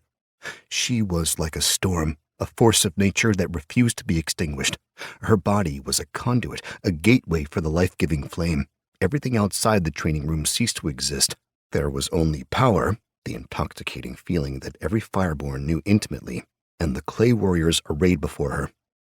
5 more, she thought, strafing to the side as if evading an attack. Child's play. After more than an hour of practicing, she was almost out of flame spirits, but she knew innately that she didn't need to drink another flask. There was enough power within her to obliterate the targets. Growling, she hurled the fireball and thrust it away like she might push a man much larger than herself. It streaked across the training room in a flash and exploded between 3 of the warriors, breaking them instantly and scattering smoldering chunks across the sand. She conjured 2 more fireballs, using up the last of her flame spirits. They glowed with an almost white light as heat radiated from her palms and warped the air. Stepping forward, she shouted in wordless rage and flung them simultaneously. Both fireballs flew swiftly and struck their respective targets, erupting in a brilliant display of light. Runa sank to one knee as the clay shards struck the sand, her breaths coming in short, ragged gasps, her pulse pounding loudly in her ears. She'd never drafted so much before in one session, and although the strain was sure to make her stronger, it still took a physical toll. Even so, a small smile graced her lips, tugging at her scar as her heartbeat slowed and her breathing returned to a normal rhythm. Gods, she thought, eyeing the remains of 24 clay men. That felt good. Behind her, someone clapped. Runa spun to see a woman standing on the platform above her. She was clothed in fine alabaster robes trimmed with crimson, a headpiece of gilded antlers resting delicately atop her head. The raiments were exquisite, but it was her face which held Runa's attention. It was a face everyone in the temple would instantly recognize. High Aesir Sigrun. Runa immediately jumped to her feet and bowed her head. High Aesir, she said breathlessly. Forgive me, I thought I was alone. No apologies necessary, child, Sigrun replied, the corner of her mouth turning up in a small knowing smile. I'd heard from the veneer that you were a talented pyromancer, but seeing it with my own eyes, well, you are quite exceptional. Runa's eyes widened at the unexpected praise. You honor me, High Aesir. The older woman waved dismissively. An honor easily given. She made her way down the steps to the sandy floor, her elegant robes trailing behind her. Tell me, how often do you come down here? Runa shifted uncomfortably. 3, maybe 4 times a week, she admitted. Though I don't usually go through so many targets. Abashed, she gestured at the shattered remains of the battleborn behind her. I probably use more flame spirits than the other students, but the alchemist never questioned me when I placed my requisitions. Sigrun looked past her, eyes lingering on the still smoking bits of clay. Flame spirits can be costly, she said. But some might argue that having untrained fireborn can be even costlier. No doubt you are merely trying to increase your maximum magic points. Yes, High Aesir. A wise choice, the older woman nodded. It's also likely an uncomfortable one. Using so much magic can make the body fatigued, and flame spirits have been known to cause stomach cramps and other, more distressing symptoms. Would that other fireborn were so dedicated to their craft? Runa wasn't sure how she should respond. It was true, practicing so much had put her in a near-constant state of exhaustion, and her stomach did ache incessantly, though she wasn't sure if it was from the flame spirits or the constant bullying she endured. Even so, open praise from one of the most powerful people in the clanhold made her uneasy. She shifted nervously beneath the other woman's gaze, trying desperately to come up with some kind of response. I only wish to serve the gods, High Aesir. I'm their willing servant in all things. It was only a partial truth. Runa was grateful that the nameless gods had seen fit to endow her with magical abilities, but the true reason she came down here was to get away from her fire brothers and sisters. When she was drafting, she felt like she had some control over her life. Her peers made her feel like the runt of the litter, an unwanted pup who was likely to be devoured. The High Aesir eyed her for a long moment, her face an unreadable mask. Her dark eyes seemed to scrutinize Runa's every feature. She tried not to squirm under that impenetrable stare. Would you walk with me, child? There's something that I'd like to discuss with you. Runa's heart skipped a beat. Yes, she replied immediately. Of course, High Aesir. Sigrun turned on her heel and began climbing the stairs back to the upper levels of the temple, leaving the younger fireborn to follow after. Runa glanced at the mess she would be leaving behind, then decided that she'd better comply with the woman's request. There would be Thrall who could clean up after her, and though she usually hated putting the servants out, she knew it would be better than rousing the High Aesir's ire. They ascended the steps in silence, entering the dimly lit tunnels beneath the temple's foundation stones. More training rooms lined the hall, including meditation chambers and holding cells for dissidents. Few people wandered these tunnels, and Runa found that the dark silence of the place filled her with trepidation. What does she want with me? She wondered. Am I in some sort of trouble? Frosts. I should have just spent the evening studying in my room. Runa didn't have any friends. She never had. When she wasn't training, she spent most of her free time alone, poring over old rune plates. It was a solitary existence, but at least it kept her away from the often ruthless politics of the temple. Had she made a grave error in going to the training rooms tonight? Sigrun eventually broke the long stillness with a question, her eyes still trained on the path ahead. Have you ever wondered why the gods separate us by class? It caught Runa by surprise. Yes, I suppose I have at times. And why do you think that is? She frowned. I suppose... Well, the Aesir teach us that our souls were chosen before we were born. That's right, Sigrun replied, leading them up yet another flight of stairs. The gods decided long ago who each of us would be in this life. But that isn't the whole truth. You're the bastard of Ivar Haig, correct? Yes, I am. Then surely you've wondered why the gods decided to place you in such unfortunate circumstances, to be shunned by your own family? Runa could feel her cheeks redden. Bastards weren't esteemed highly in Norvask, nor anywhere else in the 9 clan holds. Everyone was entitled to a surname, even the lowest of the lowborn, but not bastards. Runa was no Haig. She was just Runa, a reject even among her own kind. As she regarded the High Aesir, words failed her, and she couldn't help but feel ashamed. She merely continued to make her way up the stairs, her throat growing tight. Sigrun seemed oblivious to the embarrassment she'd caused. If she felt any sympathy for the younger Fireborn, she didn't show it. Bastards aren't the only ones who suffer in this world. However, they can be uniquely strengthened by the trials of everyday life, much like iron after it's been molded by the blacksmith's hammer. They entered the main level, a great courtyard with wooden statues and time-worn reliefs etched into every stone wall. Passing Fireborn bowed in deference to the High Aesir, not sparing Runa a second glance. Together they walked onto one of the many balconies overlooking the outer terrace. The firewell smoldered far beneath them, emitting clouds of steam that wafted toward the distant stars.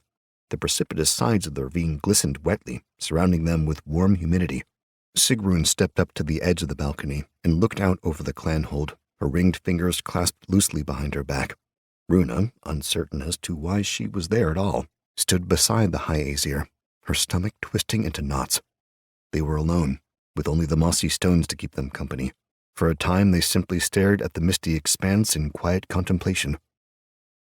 Sometimes I wonder what would happen if the Fireborn ceased to exist, Sigrun mused. The world would fall into ruin, of course.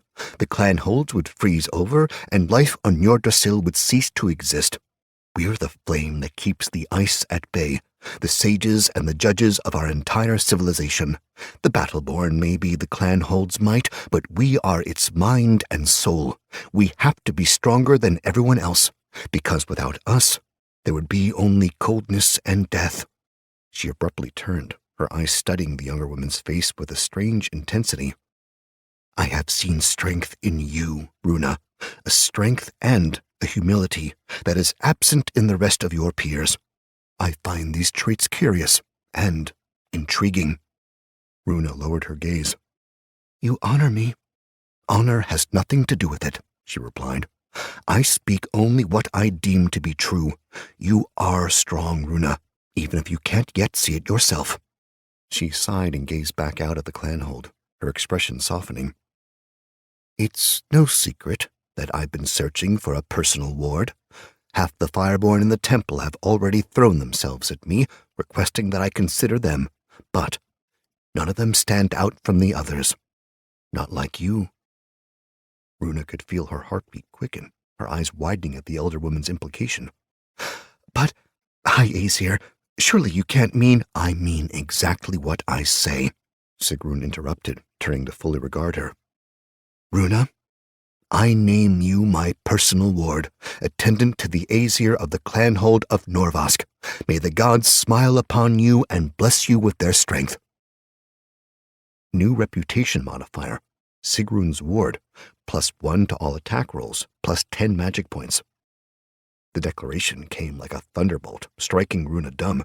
She stood stock still, mouth agape, her mind frantically trying to comprehend what was happening. How can this be? Surely this must be some sort of cruel joke. The High Aesir can't possibly want me to be her ward. Can she? There was no disputing the look on Sigrun's face. Her eyes were as cold and imperious as the tundra, her expression smooth and unyielding. There was no hint of mirth in the way she regarded her, only expectant sobriety, maybe even a little pride.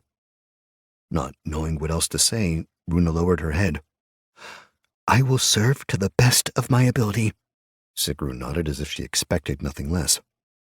A more formal announcement will be issued to the temple in the coming days, as soon as this business with the clanlord's son is finished. I expect the rest of the Aesir will be more amenable once the Battleborn have been settled, as much as the brutes can be settled anyway. Runa said nothing. She barely knew her half-brother, Raynar, but a part of her still hoped that he was all right. Her few interactions with him had been pleasant, and she didn't wish him ill. The High Aesir stared at her for a long moment, her eyebrows knitting ever so slightly. "You don't seem pleased with this appointment." Runa forced a smile and was immediately self-conscious of the scar warping the left side of her face. "Forgive me. This is all so unexpected. Of course, I'm honored to be your ward and an acolyte to the rest of the Aesir. I just don't feel worthy of such a high position." Sigrun's frown vanished and her expression warmed, becoming almost motherly. She reached out with a bejeweled hand and touched her lightly on the shoulder. "Make no mistake.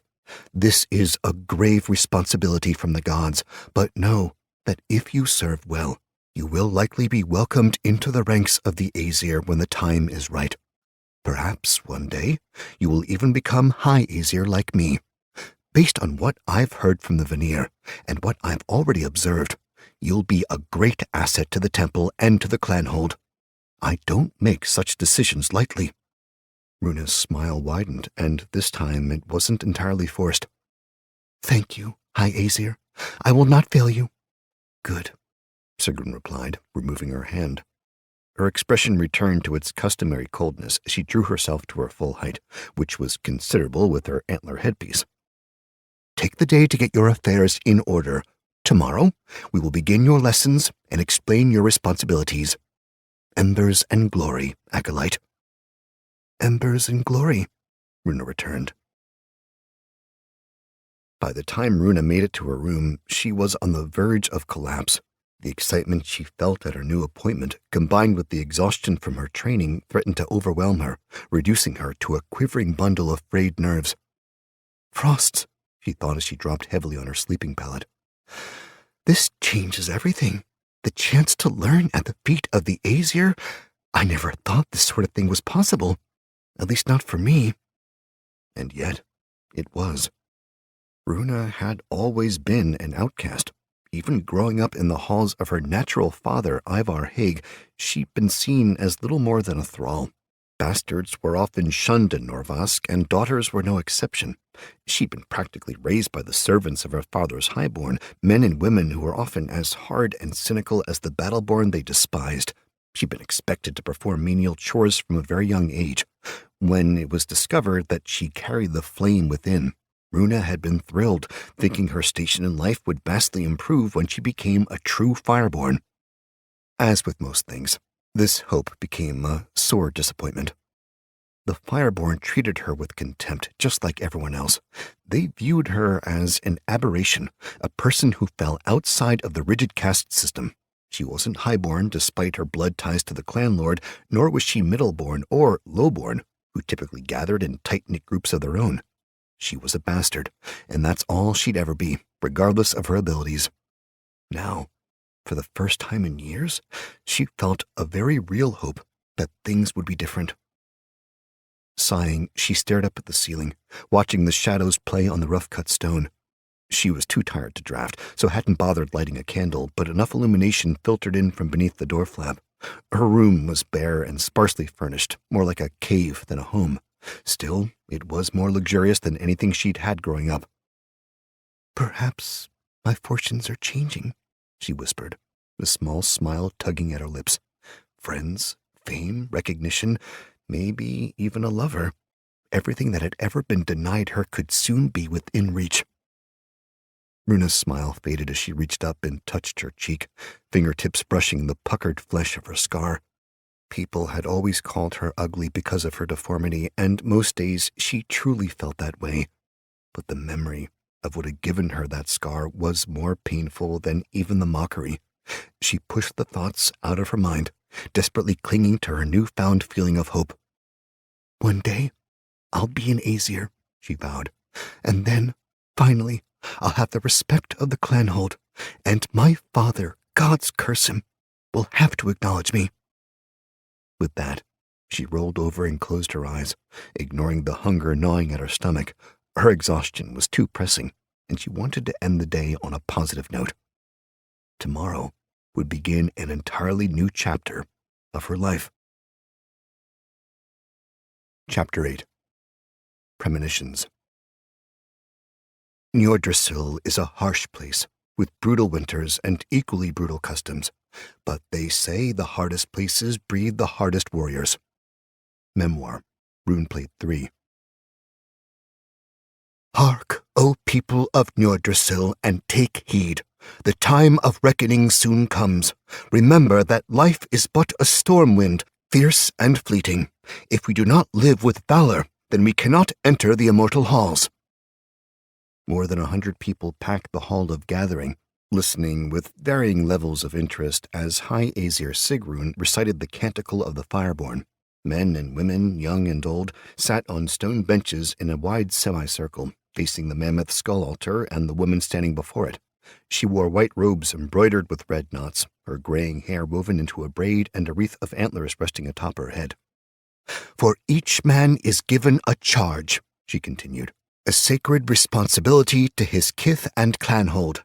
To some it is given to toil, to till this harsh world that food may grow. To others it is given to hold the life-giving flame, that all might bask in the warmth of the gods. And to the most favored it is given to fight, for it is by strength that all men live, and it is by war that all men are made free. As if on cue, everyone bowed their heads and repeated the words. It is by war that all men are made free. Freya had heard this address dozens of times over the years. In truth, she found the content quite dull. However, she gazed up at the High Aesir with undisguised admiration. The woman commanded the entire room, her absolute authority over the Fireborn unquestioned. Remember, my fire brothers and sisters, Sigrun said, breaking away from the canticle. We have a vital part to play in this, the war of life. From the dawn of time, both man and beast had had to struggle to survive. The white winds kill as surely as tooth and claw, and the cold can be more dangerous than the blade. The gods knew this, and so they made us strong, that the hardiest of our kind might survive like the direwolf and the bear, by the shedding of blood. She held out both hands and drafted, filling her palms with fire. But unlike the beasts of the tundra, the gods have gifted us with the life-giving flame. This is our greatest weapon against living enemies and nature itself. She must have been holding a small amount of flame spirits, Freya thought. Enough to cast the spell, but not so much that her mouth leaked smoke. Nice trick. Sigrun let the flames smolder for a long moment before extinguishing them. Freya could feel the heat even from the back of the room. When it was gone, she saw after images whenever she blinked. Don't forget to nurture the flame within, the High Aesir admonished in closing. It is the spark of divinity within us all. When the day comes for us to enter the immortal halls, the gods will judge us based on what we accomplished with this gift. Don't let it go to waste. Embers and glory, Fireborn of Norvask. Embers and glory, the room repeated. As the sermon concluded, everyone in the hall of gathering stood. A buzzing chatter filled the room as conversation sparked to life like dormant embers. Outside, Thrall scurried about preparing for the feast that was about to commence, while at the altar, the other Aesir gathered around Sigrun, heaping praise after praise upon her. Freya watched enviously for a minute while her fire brothers and sisters stood and began blathering. Aside from the clan lord, who was the most influential battleborn in the clanhold, the Aesir held the most power. They enacted laws and sat in judgment from the temple, and the High Aesir was the most powerful of them all. Freya had always dreamed of one day joining their ranks. Sigrun was an immensely talented fireborn, and the fact that she was the first woman in centuries to become High Aesir made her a personal hero of Freya's. She wanted more than anything to become her ward. What do you think, Freya? The question came from Brimir. Freya tore her gaze away from the Aesir to stare blankly at her friends. Brimir grinned at her. Daydreaming again, were you? She made a face at him, then looked to the others. What were you talking about? We were trying to decide if we should go to the upper balconies, Solveig said, giving her golden braid a sultry tug. I have no desire to feast with a bunch of dusty old men. Careful, soul, Oster chided. Those dusty old men are our elders. Perhaps if you knew them a little better, you'd be given more desirable duties. He gave her a lecherous wink. Solveig gasped in outrage and tried to punch his shoulder, but he dodged and pulled her close, kissing her repeatedly on the neck. She cursed, but couldn't help but giggle. Then she began kissing him back in earnest. Like rabbits, those two, Brimir said, rolling his eyes. He turned his attention back to Freya. Sol has a point, though. Feasting down here would be rather dull. I say we take our party upstairs. Freya glanced back over at the Aesir. They had left the altar and were making their way to the exits, mingling with Fireborn along the way. Sure, yes, that sounds good. I'll meet you there. A disappointed note entered Brimir's voice. You're not coming with us? There's something I need to take care of first. She gave him a sidelong glance and smiled mischievously. Don't worry. I won't keep you waiting too long. His brilliant grin returned when she leaned in and kissed his cheek. If you say so. He nudged Oster, who grudgingly disengaged himself from Solvi, then nodded toward the feast hall. Come on, let's find some thrall to carry our food and wine up to the balconies. Freya will meet us there. The two grumbled, but ultimately fell in beside him, giving Freya a chance to approach the High Aesir alone. She'd been planning for this moment for some time now. The Aesir were rarely so accessible, most often being preoccupied by important matters of the clanhold. She followed the stream of people out of the hall of gathering and into the feasting area. There, several long tables had been set up, all laden with a wide variety of food and drink. Whole pigs rested on metal platters, their reddened hides drizzled with peppery sauce. They were surrounded by other sliced meats, thick, juicy sausages, skewered lamb chops, filleted chickens smothered in gravy. Piles of Hafet cakes and flatbreads gave off fragrant aromas, while various stews filled the air with savory clouds of steam. There were fruits and vegetables in the mix as well, onions, tubers, mushrooms, berries, leeks, scallions, and lentils, some steamed, some charred, and others caramelized, but all equally rich and delicious. When Freya had first come to the temple as a girl, she'd been amazed and disgusted by the abundance of food. Growing up, there'd never been enough to go around. Most of her meals had consisted of thin broth and hard biscuits, ordinary lowborn fare, only consuming meat on very special occasions. Fireborn and Battleborn, on the other hand, feasted frequently, eating meals so large that many grew fat in their old age. The leftovers were never distributed to the lower classes, but were instead given to the hog farmers to help fatten up their swine. Freya had hated the indulgence at first, but, as with most things, she'd eventually grown accustomed to the excess. She even indulged herself. It was simply the way things were. One could either bemoan the injustices of the world, as her brother often did, or one could embrace their station in life and do their best to please the gods. Strolling past the heaping piles of food, Freya kept a close eye on the High Aesir. She casually hailed other Fireborn, but made certain to keep herself from being pulled into conversation. With a reputation level of 7, Freya was generally well liked by those of her order, and so the risk of being pulled into the political machinations of others was great. She also abstained from eating because she didn't want anything getting caught in her teeth. Instead, she sipped from a goblet of mulled wine and wound her way slowly through the crowd, waiting for an opportunity to speak with the elder woman. Runa approached one of the nearby tables, quiet and sullen as always. She picked up a slice of pork and began to nibble at it, eyes downcast. Freya raised her nose and passed by without comment, choosing to ignore the irksome wench rather than offer a forced greeting. She'd probably spoil my appetite, Freya reasoned with a huff. I won't allow the likes of her to ruin a perfectly good feast. Finally, High Aesir Sigrun left her contemporaries and stood alone, observing the festivities from an empty stone alcove. She appeared to be pondering something, her finger tapping her chin as she stared off into the distance. Freya immediately set down her goblet and went to her, bowing her gaze in deference and smiling warmly. It's an honor to meet you, High Aesir. Your words today were so inspiring. Sigrun blinked as if a deep thought had been interrupted, then offered a perfunctory smile. Thank you, child. The life-giving flame grants me utterance. You speak with such wisdom, Freya said, trying to sound as sincere as possible. She absently smoothed the front of her robes with sweat-slicked hands.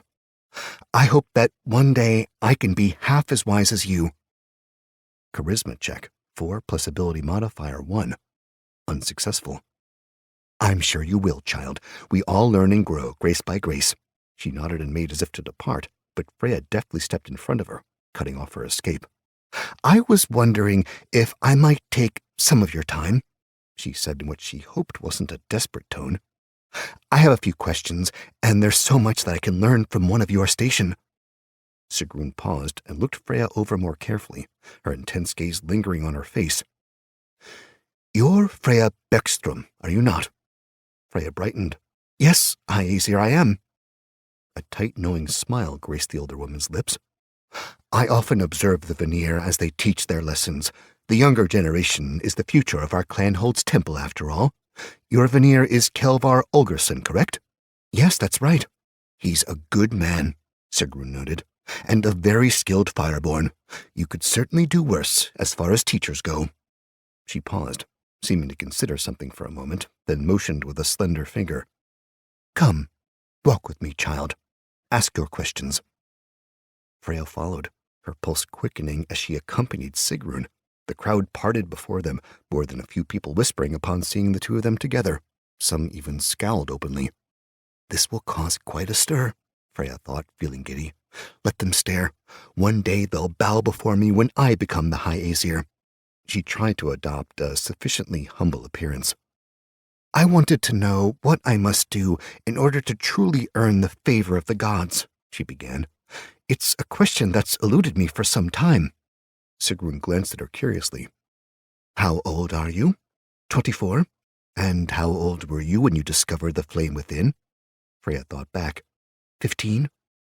Then you've only been among our ranks 9 years, Sigrun said. Still so young. Even after a lifetime, I find myself struggling to answer the question you just asked. It's no simple thing, earning the favor of the gods. Some think that simply being a fireborn or a battleborn is enough, but this isn't the case. The gods are fickle beings, with shifting values and dubious allegiances. The songs teach us that strength, courage, and sacrifice are the highest virtues we can attain, but I expect you're searching for a deeper answer, yes? Freya nodded. I thought as much. The High Aesir plucked a piece of flatbread from one of the nearby feast tables. Tell me, did your parents harvest Hvet grain? Freya grimaced and shook her head. My father was a mud farmer. Ah, Sigrun replied. An important calling, but not one I would envy. Still, the principles are the same, I'd imagine. As you know, Hvet farmers work mostly underground, utilizing old mining tunnels for planting their seeds. The darker and wetter the tunnels, the better, as the seeds need complete darkness and plenty of moisture to sprout into pods. She took a turn, leading them away from the crowd and toward one of the terraces overlooking the mossy gardens of the inner temple. When the pods are ripe, she continued, they're harvested from the mud and husked, giving us the thousands of tiny kernels that we need to make bread. Freya listened quietly, nodding as if in rapt attention.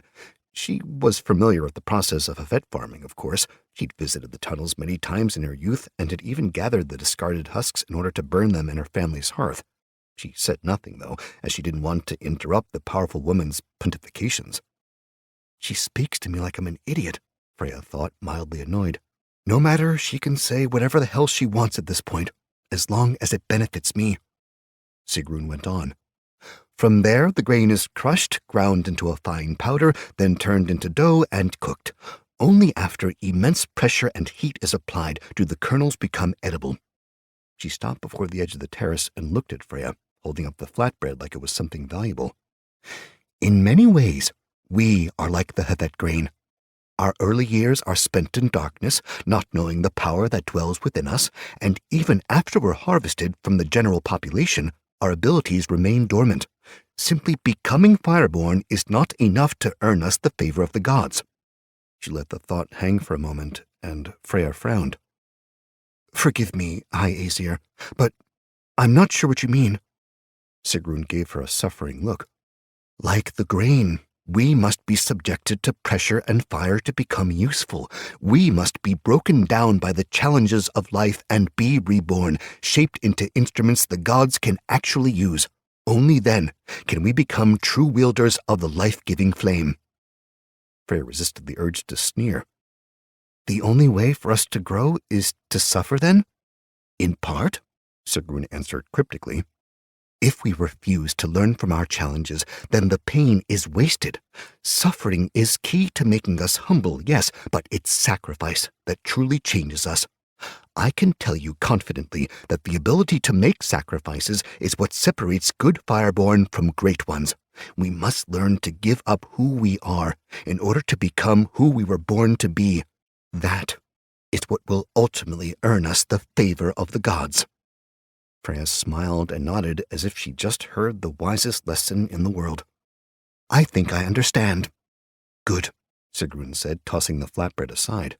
Nearby, a thrall girl with a shaved head scampered over and scooped it up. She vanished without making eye contact with either of them. "There was one other thing I wanted to ask you," Freya said, filling the silence that followed. This was the moment of truth, the real reason she wanted to be alone with the High Aesir. She went on, forcing herself to be bold. "It's customary for Aesir to take wards, apprentices who've proven themselves worthy to learn from the feet of the masters. I was wondering if I might have the honor of being your ward, High Aesir?" The words came out in a breathless rush, and Freya quietly cursed herself for showing such weakness. Sigrun arched an eyebrow at her. "We don't usually take requests for such things." "I know," Freya said, slightly abashed. "But I thought my performance on the battlefield would speak for itself. I'm sure Vanir Kelvar would be happy to provide you with a recommendation, if you prefer." Sigrun hesitated before continuing. "From what I've seen, you're a talented young fireborn with limitless potential." Freya beamed, a surge of pride like fire rushing through her veins. "However," Sigrun added, "you should know that I already have a ward. I recently began tutoring her." Freya deflated, her smile faltering. "Her?" "Yes," Sigrun answered with a nod. "I have chosen Runa to be my ward. She shows extraordinary promise and is quite amenable." Runa. It felt like she'd just been slapped. Inside, her spirit crumbled like a pillar of dust, leaving a cold emptiness in the center of her being. Freya tried to smile, tried to maintain a confident facade, but she knew that it came off as disingenuous. Her disappointment was apparent on her face. "I see," she managed to get out. "I must say I'm a little surprised by your choice." Sigrun's lips pursed, forming a tight line of disapproval. "You think I erred in choosing Runa?" Freya smiled and shook her head. "No, Aesir, you do well to spend less time worrying about what others think and more time improving yourself, child," she interrupted. The rebuke was mild enough, but it still stole the breath out of Freya's lungs. "Opinions are worth very little, especially the ones we have about ourselves. Remember what I said about sacrifice. You have talent, to be sure, but you still have much to learn before you're ready to learn the secrets of the Aesir, Freya Beckstrom." With that, she turned and went back to the feast, leaving Freya standing alone on the terrace, completely and utterly stricken. The others were deep into their revelry when Freya finally made it to the upper balconies. She climbed the final steps, eyes burning from the angry tears she'd shed. It had been a gamble approaching the High Aesir directly, but she never thought that it would backfire so spectacularly. "What a fool I am," she thought, taking a deep, shuddering breath. "I should have known Runa would find a way to pull the rug out from under me. That skrill has made it her quest to ruin my life." Boisterous laughter emanated from the celebration area, and when she finally made it to the balcony, she found that a large group of Fireborn had gathered. There was food and wine and even a musician plucking a lyre and singing, though the music was mostly drowned out by the noise of the crowd. They stood in a large circle, saying, "Drink, drink, drink," in a loud, raucous chant. In the center stood a thrall, a middle-aged man with thinning gray hair and a hunched back.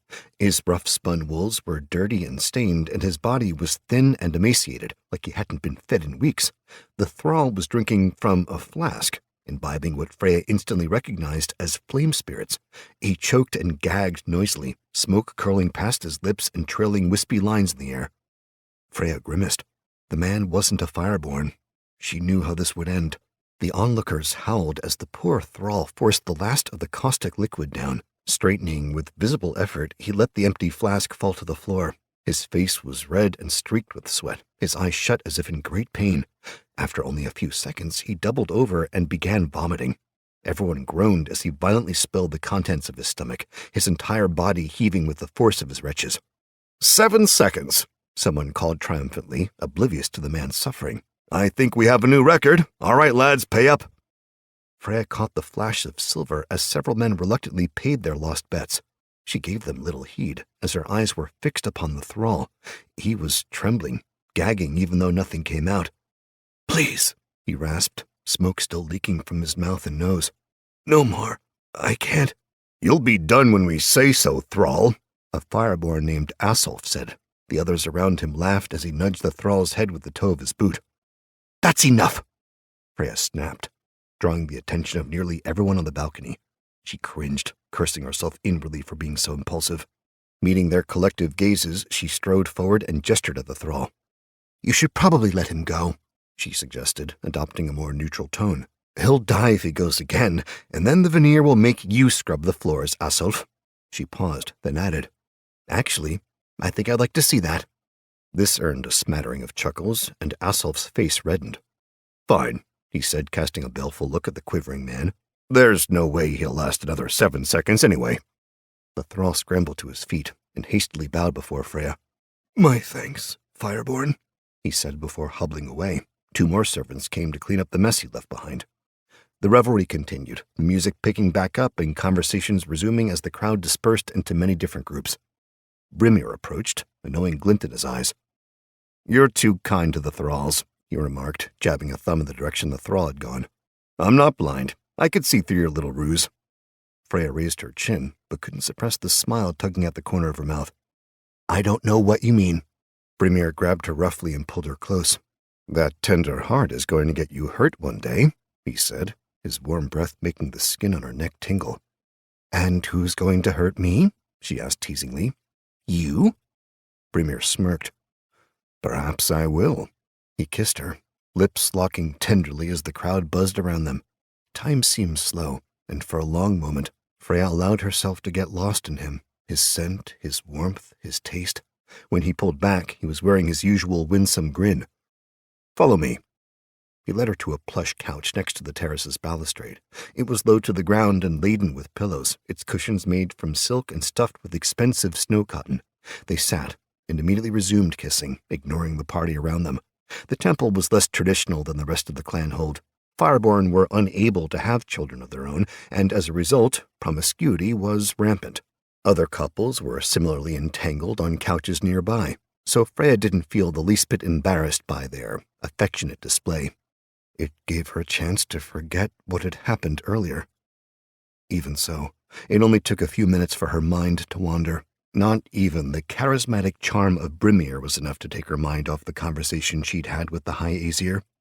"I'll need to find another wardship," she thought, turning her head as Brimir began kissing her neck. "There are other Aesir, Fjörin or Helga, perhaps, who are in need of a ward. They can still teach me what I need to know, even if they aren't as powerful as Sigrun." It was a hollow thought.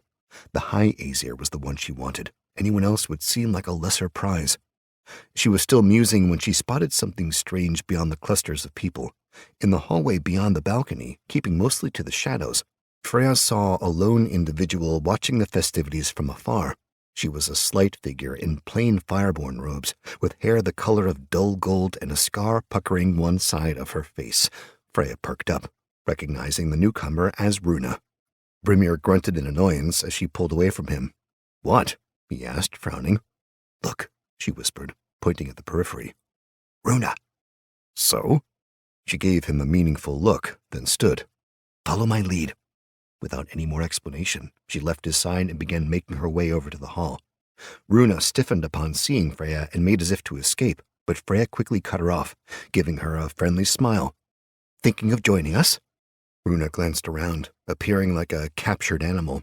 Her violet eyes met Freya's, then flicked away, gazing at the reveling Fireborn and then back down the hall. "I was just on my way to my rooms," she said meekly. "I didn't mean to bother you." "Nonsense," Freya said with a wave of her hand. "You're no bother. We're just having our own private feast up here, away from the elders and the young bloods. It's important to enjoy oneself on feast day, wouldn't you agree?" Behind them, Brimir appeared, looking perplexed and crossing his arms. Runa clasped her hands in front of her uncomfortably. It was as if she wasn't sure what to do with them. "I suppose so," she offered timidly. Freya glanced at Brimir, then back at Runa, her face splitting in a wide grin. "Care to join us?" Persuasion check. 9 plus charisma modifier, 1. Successful. For an instant, Runa looked hopeful. Then her brows pinched together in suspicion. Me? Join you? Of course, Freya laughed, putting an arm around the girl's shoulders and forcibly guiding her toward the balcony. We're fire sisters, after all. This is what we do. They went to where Oster and Solveig were laughing with a group of about a half-dozen people. All of them looked up, eyebrows raising as they saw Freya, Runa, and Brimir together. Friends, you know Runa, right? She's the one who's been impressing all the Vanir.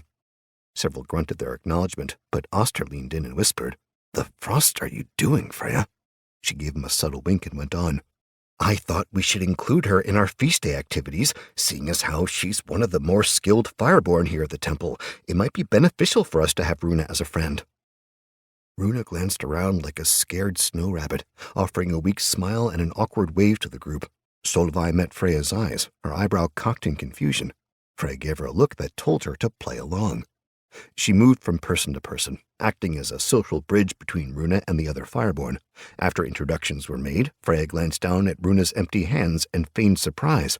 Runa, let me get you a drink. It's bad luck to be empty-handed on feast day. She stepped back and motioned for Solveig to follow. Freya, what are you doing? She hissed as soon as they were out of earshot. That skrill will suck all the fun out of the room. Freya made a placating gesture and pointed to a pair of pitchers on a table. The ceramic jugs were practically overflowing with fiery red wine. She picked one of them up and motioned for Solveig to do the same. Runa looked awfully thirsty, didn't she?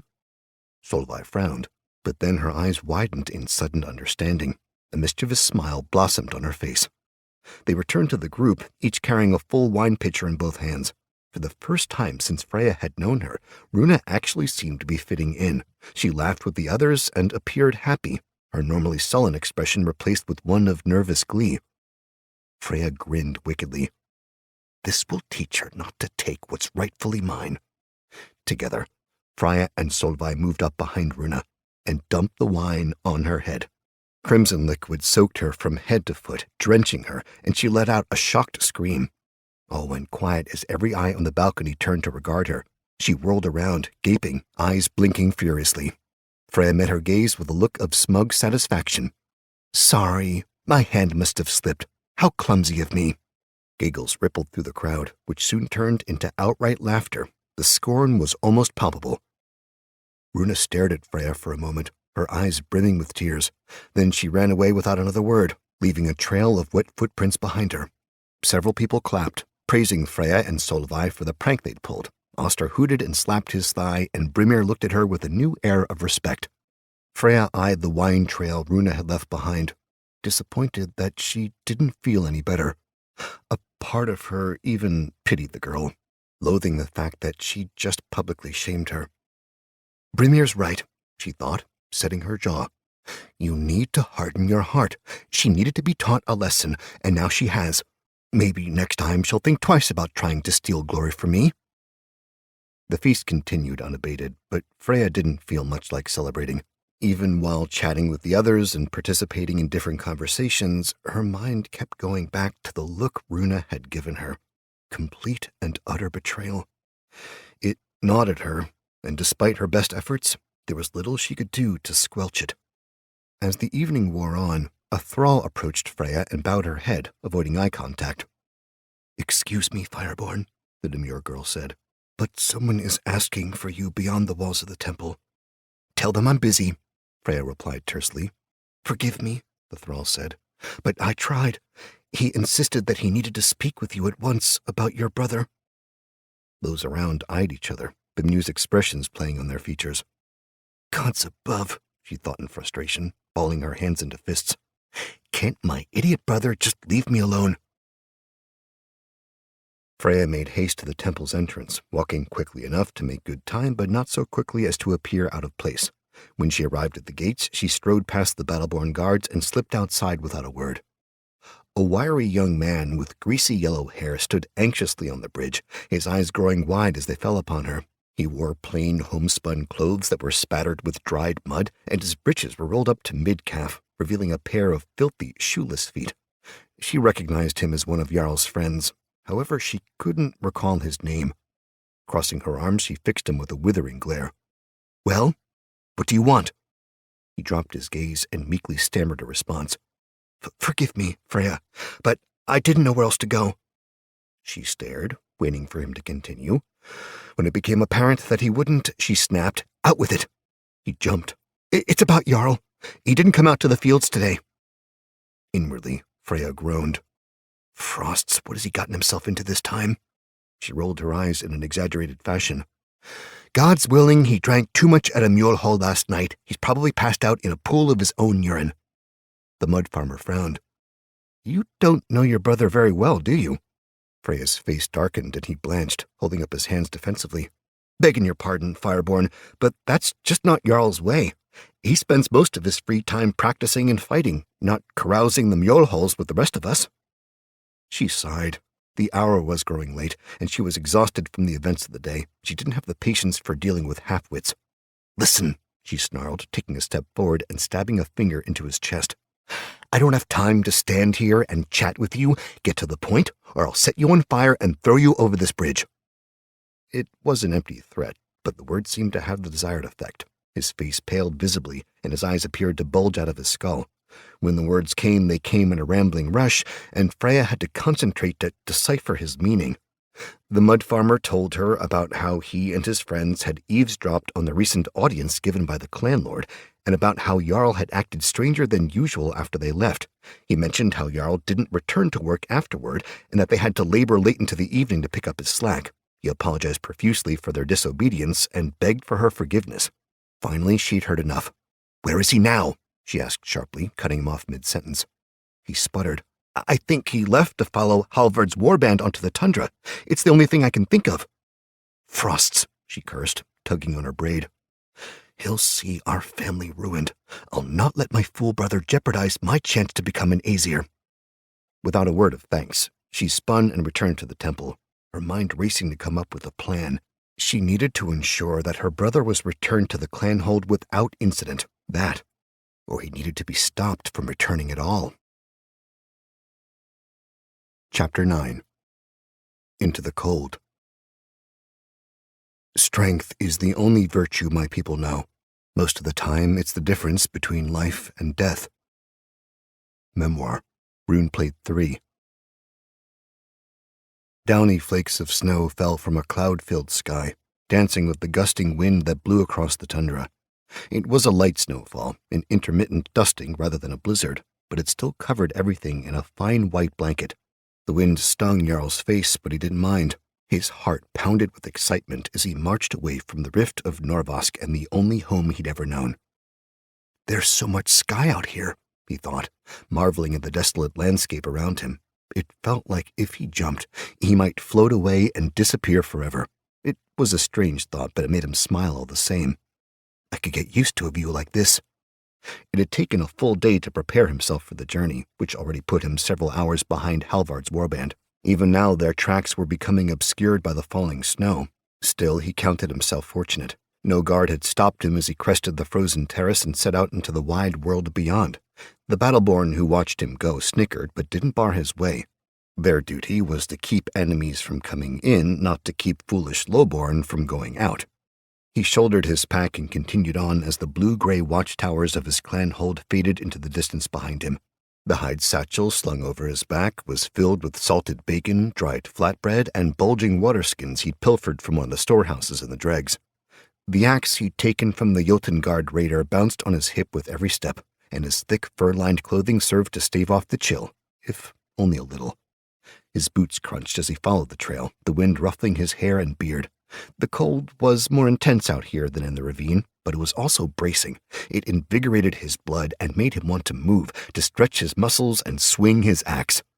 Jarl had never felt more alive. Far to the north, the howling peaks jutted from the horizon like broken teeth, and everywhere else he looked there was only sprawling tundra. It stretched in all directions, flat and barren, and devoid of any plant or animal life. He'd never strayed far from the comforting walls of Norvask, but knew from maps and conversations he had overheard what to expect. His clanhold rested on the rim of the Ice Barrens, a frozen, rocky wasteland. The farther one traveled from the barrens, the more varied the landscape became. The flat tundra would eventually give way to rolling hills where dire wolves prowled, and enormous caribou grazed in banks of snowgrass. As he trudged along, his mind wandered, going over his plan and what he would say when he finally caught up with the warband.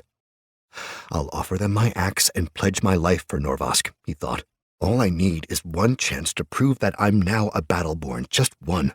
If they accept me, I'll fight alongside them and aid them in recovering the clan lord's heir. That will surely earn me a place among their ranks. If not... He let the thought hang, not wanting to dwell on what might happen if Halvard refused his help. A swift axe blow to the neck might be the best he could hope for. Stats, classes, and levels were only known by the individual. No one had insight into the numbers that govern the world or a single person's actions. Jarl knew that he'd leveled up, could feel the difference in his stats, but nobody else could tell. A class was usually something that you were born into. It determined not only your social hierarchy, but also your abilities. The societal classes of highborn, middleborn, and lowborn did nothing except separate the masses into groups and give them minor buffs. Battleborn and Fireborn could gain levels, increase their ability scores, and learn new combat-based talents. It meant they could become immensely powerful, given time, and accomplish great things both on and off the battlefield. Lowborn were never taught the finer points of leveling up, but from what Jarl had gleaned, there were two ways for him to gain experience points. One, by killing enemies in combat, and two, by completing quests. Quests could be personal goals or tasks assigned by other, usually higher-level individuals. They required the person completing the quests to fulfill some sort of obligation before being rewarded. No one knew how experience points were allocated, just that the gods doled them out based on a situation's difficulty. Jarl had trained for most of his adult life, but now he could actually progress into higher levels. If the other Battleborn could see that, then they'd have to accept him, right? Hours passed, and the cloudy sky began to grow dark. The cold, which had felt so crisp earlier, had begun to seep into his core, making his toes and fingers numb. His feet began to ache, and he realized that he needed to find shelter soon if he was going to survive the coming night. Squinting through the falling darkness, Jarl searched the tundra for protection against the ever-present wind. The snow had stopped falling, but the temperature was getting dangerously low. His teeth chattered in his skull, and his footfalls became less sure, tripping over every bump on the uneven terrain. He stumbled into a small cleft in the tundra that was just wide enough for him to burrow inside. It blocked the worst of the wind, but did little to protect him from any more snowfalls. Unfortunately, it was probably the best he could do. As he searched for a place to lie down, something growled, causing him to freeze mid-step. The hair on the back of his neck rose when he saw a shape emerge from the shadows in front of him. It was the size of a large dog, sleek, with a bushy tail and a long, narrow snout.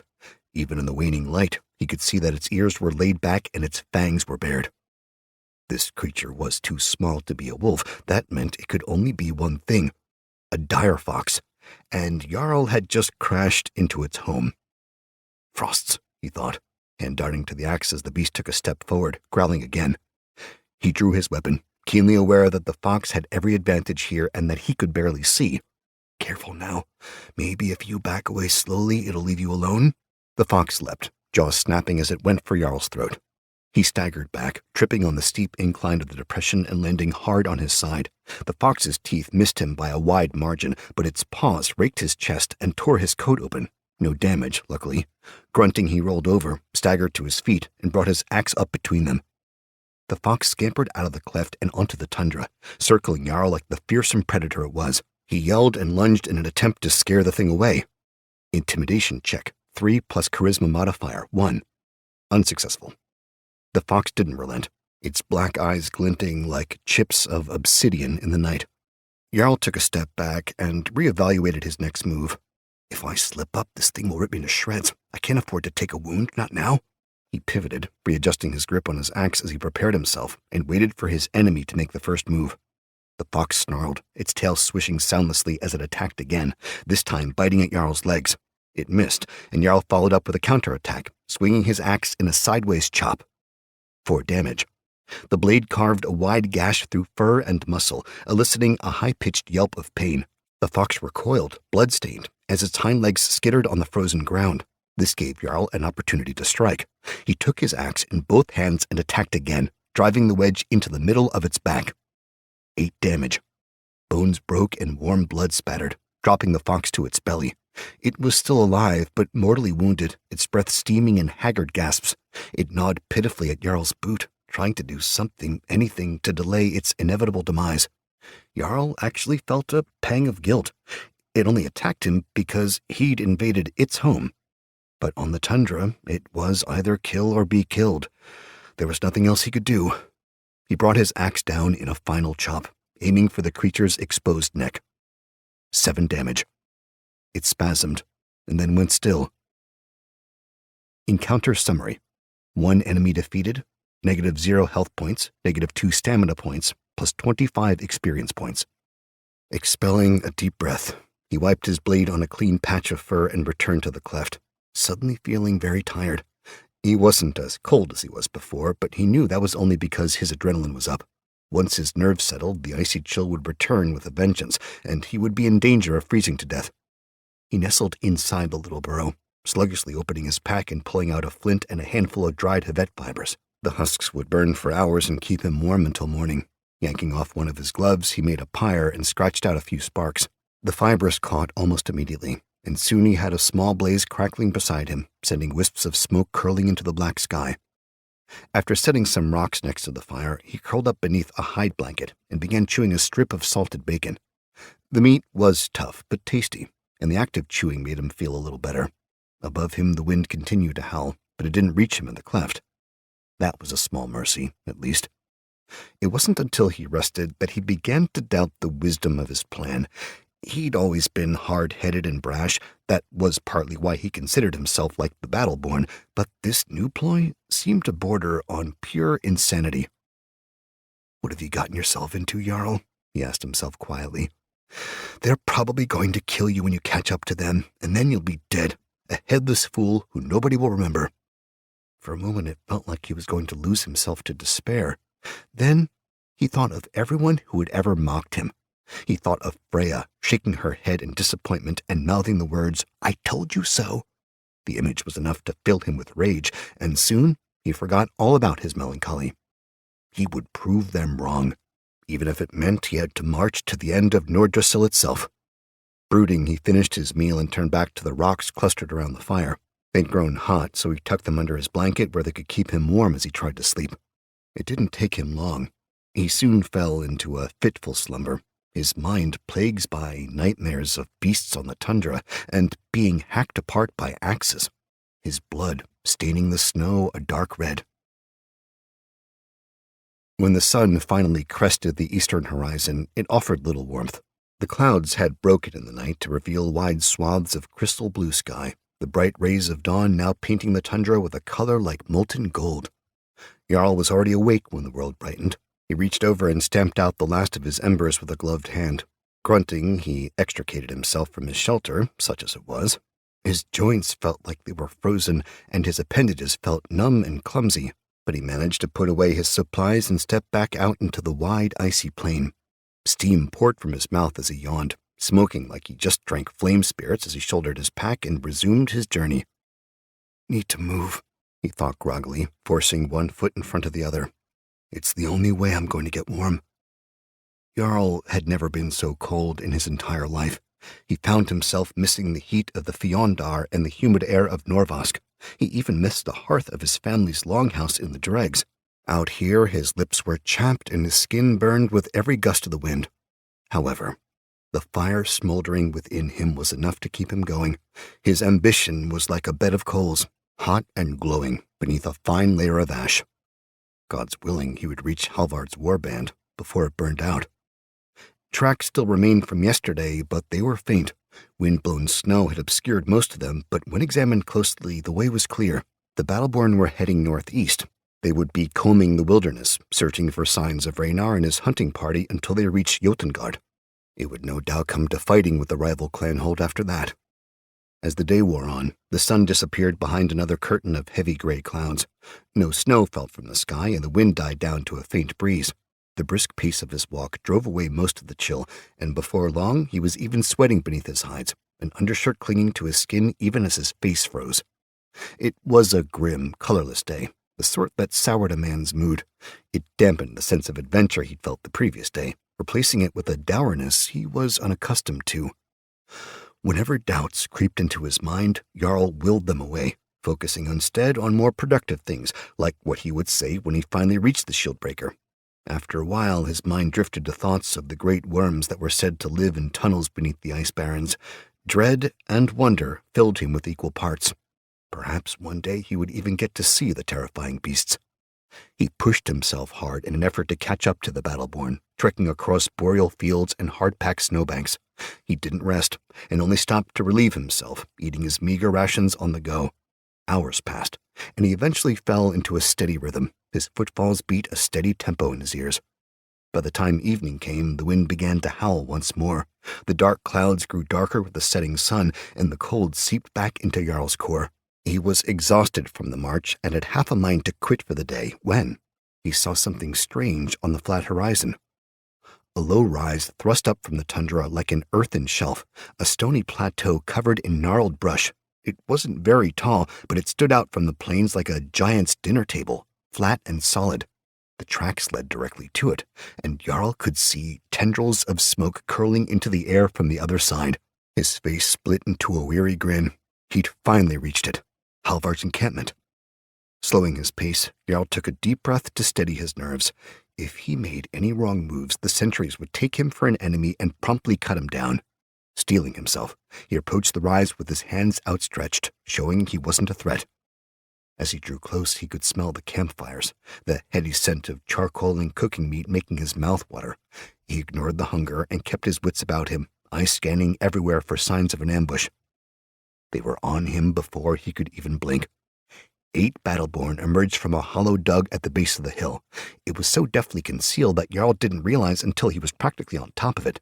The men leveled spears, iron tips glinting in the waning light.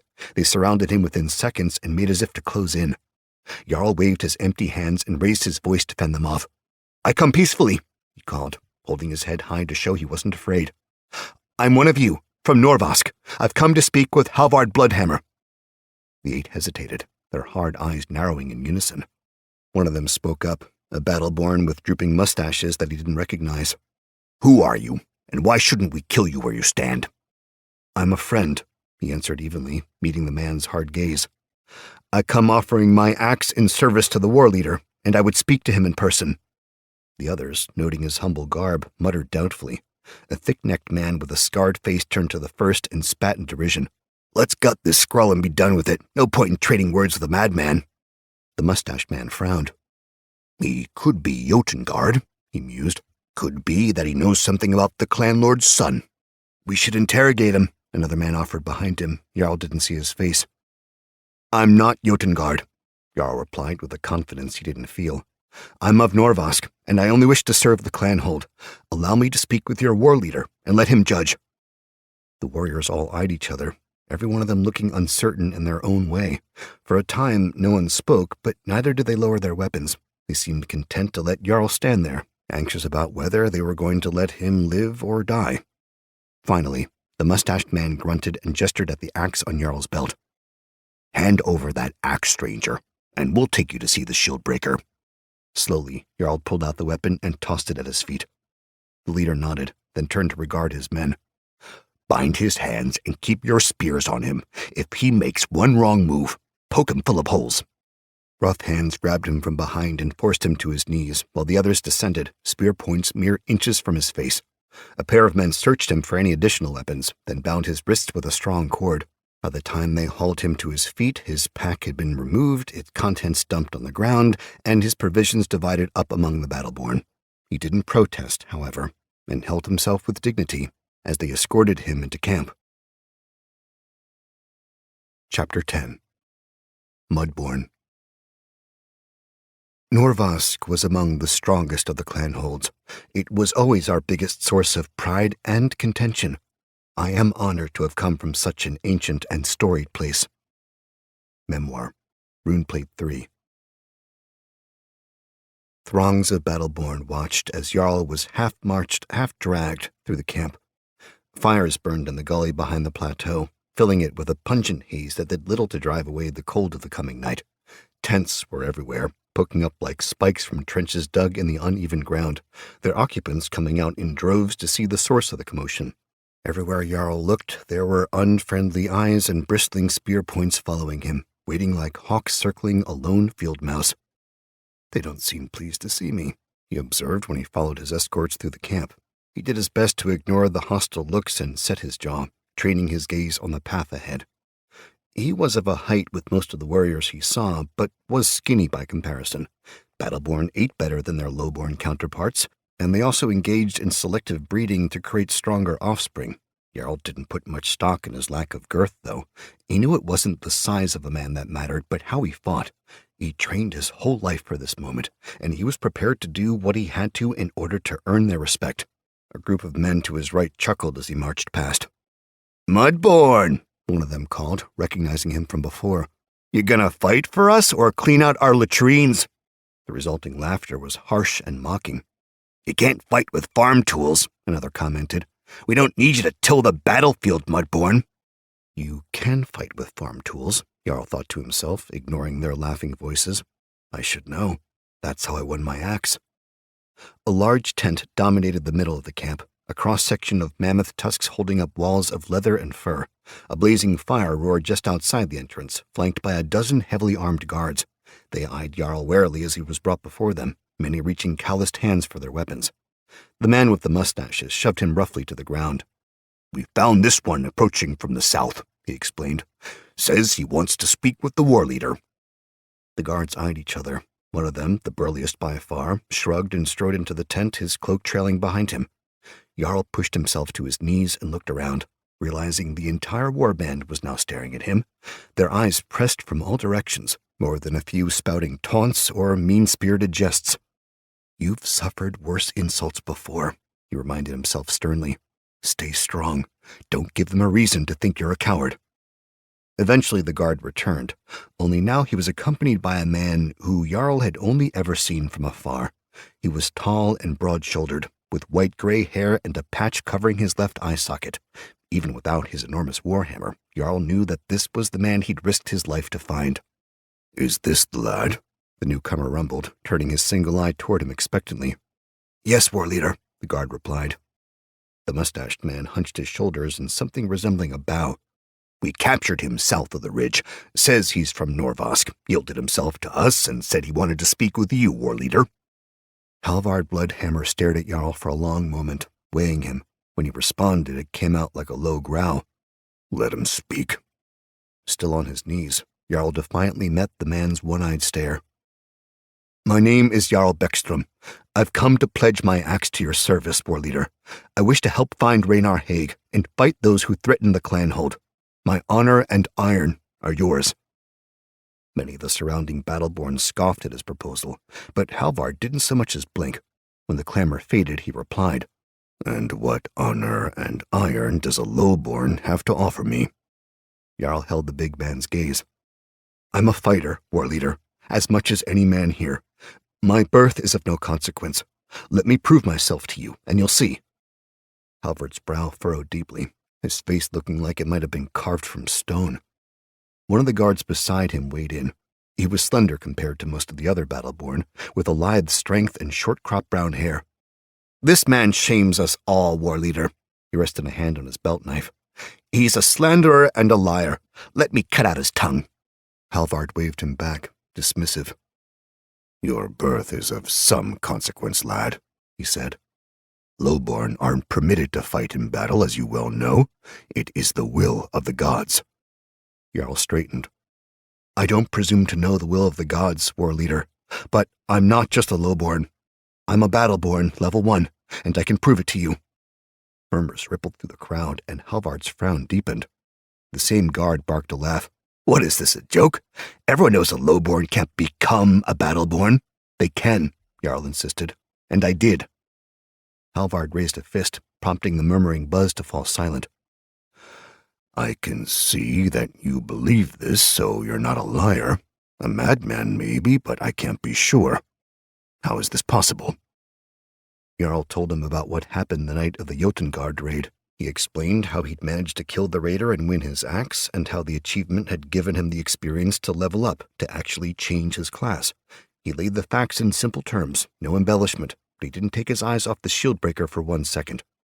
More muttering from the crowd. Halvard stroked his chin. That's quite a tale. Incredible, but impossible to verify. How do I know you're not a madman after all? Do I speak like a madman? Jarl asked, heat rising in his voice. Do I look addled, crazy? Perhaps my tale is hard to believe, but that doesn't make me a madman. That makes you a skeptic. Careful, lad. I've killed men for such insolence. Jarl shrugged as if the prospect of death didn't frighten him, even though his heart thundered within his chest. Then I would die being true to who I really am. I'm at your mercy, war leader. Do with me what you will. For a moment, Halvard looked as if he were considering executing Jarl himself. Then abruptly his face softened, becoming more curious than angry. Jarl, is it? Assuming your story is true, how would you prove yourself worthy of my warband? Allow me to fight, Jarl answered quickly, nodding to the axe held by the mustached man. I'll prove my iron against any man that you choose, and then you'll know that I'm truly a battleborn. Hooting filled the air as many in the camp enthusiastically offered to spill his blood. Halvard shouted at them to shut their mouths, and several of his guards took up the call as well. When the taunting settled down, the shieldbreaker turned his attention back to Jarl, his sour expression displaying his annoyance. So be it, he declared, brushing his hands together as if washing them. Brynjar, fight the lad and be done with it. We still have preparations to make. The guard with the knife stepped forward eagerly, his dark green eyes reflecting the light of the fire. Gladly, war leader. The surrounding battleborn chattered excitedly, their bloodlust apparent in the way their voices filled the gully. Someone behind Jarl slit his bindings, releasing his arms and allowing him to get to his feet. Grim-faced, the mustached man approached him. Here, he said gruffly, pulling out the raider's axe and returning it to him. I hope for your sake that you fight as well as you talk. They don't call Brynjar Fastblade for nothing. Thank you, Jarl replied, feeling the weight of the weapon rest easily in his hands. Don't thank me, the man grunted. Thank the gods. They're the ones who gave you this chance, even if it is folly. I'd have just chopped off your head. With that, he stomped off, joining the throngs of raucous battleborn that were forming a circle around them.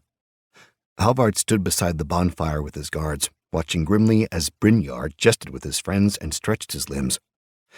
Taking a breath and exhaling slowly, Jarl limbered up as well, checking his stats as he shook each arm in turn.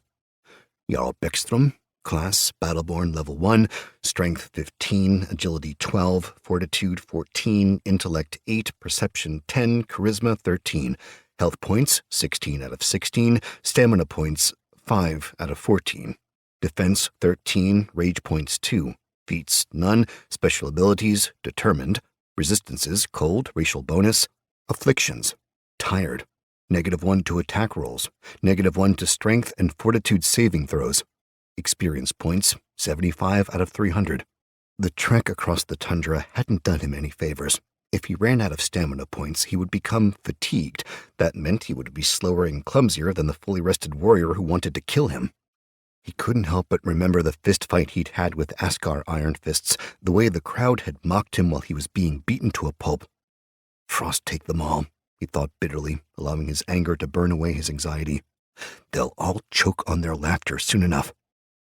Get on with it, Halvard yelled over the boisterous din. He crossed his arms and fixed them both with a firm, disapproving scowl. Brynjar spat and began making his way toward Jarl, a twin-bladed axe resting casually on his shoulder. Jarl went to meet him, holding the leather-bound handle of his own axe in a loose grip. Fight defensively, see how he moves, wait until he presents a weakness, then exploit it. You can do this, Jarl. Your whole life has led you to this moment. Brynjar led with a horizontal swipe, a savage blow that could have easily opened his belly and spilled his guts.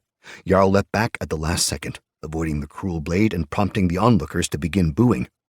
Ignore them, he thought, focusing all his attention on the man before him. Don't let them distract you. His foe righted himself almost immediately and brought his axe back up, his face a mask of cool confidence. Gripping the weapon with both hands, he proceeded to push again, attacking with a series of wide sweeping blows that forced Jarl back on his heels. Every time the blade passed, it cut the air with a swish. Jarl barely managed to get out of the way, retreating to the very edge of the circle. The battleborn parted as they moved, jostling one another but leaving the two combatants alone. Brynjar abruptly relented, breathing heavily as his mouth split into a wicked grin. You move quickly, Mudborn. You're more rapid than warrior. As soon as the words passed his lips, Jarl jumped into action, hoping to take him off guard.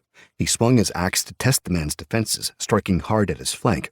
Brynjar cursed and managed to turn the blow aside, obviously surprised by the sudden move. The crowd bellowed their disapproval, shouting curses at Jarl to harass him. He paid them no heed.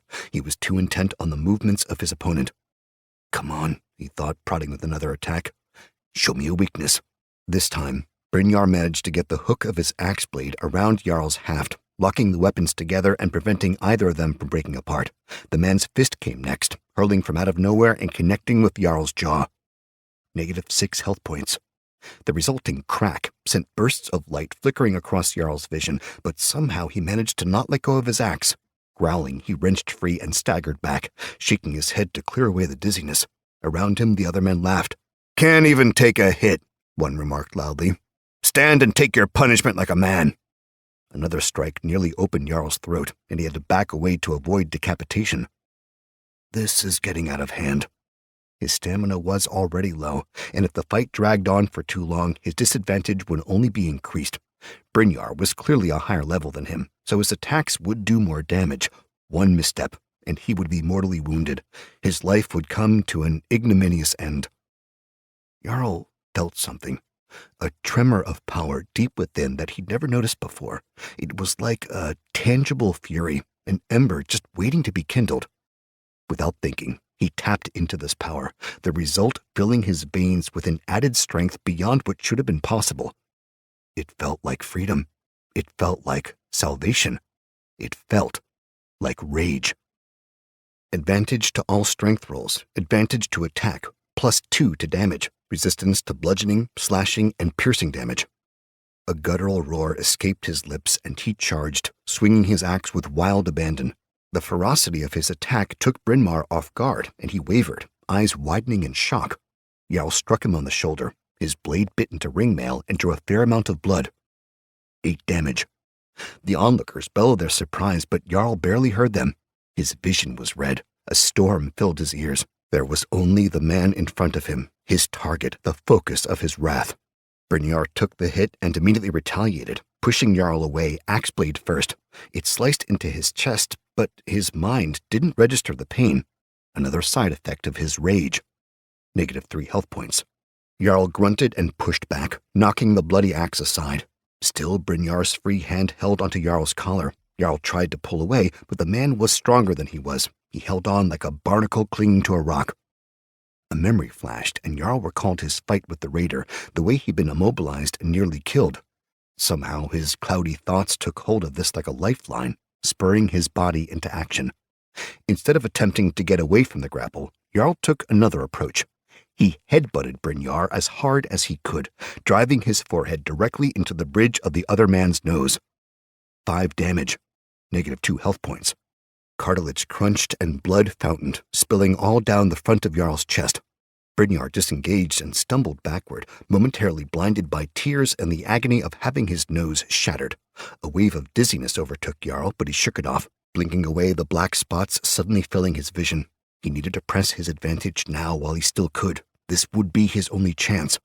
Lowering his head and shoulder, Jarl tackled the dazed Battleborn. Strength check, 12 plus ability modifier 2. Successful.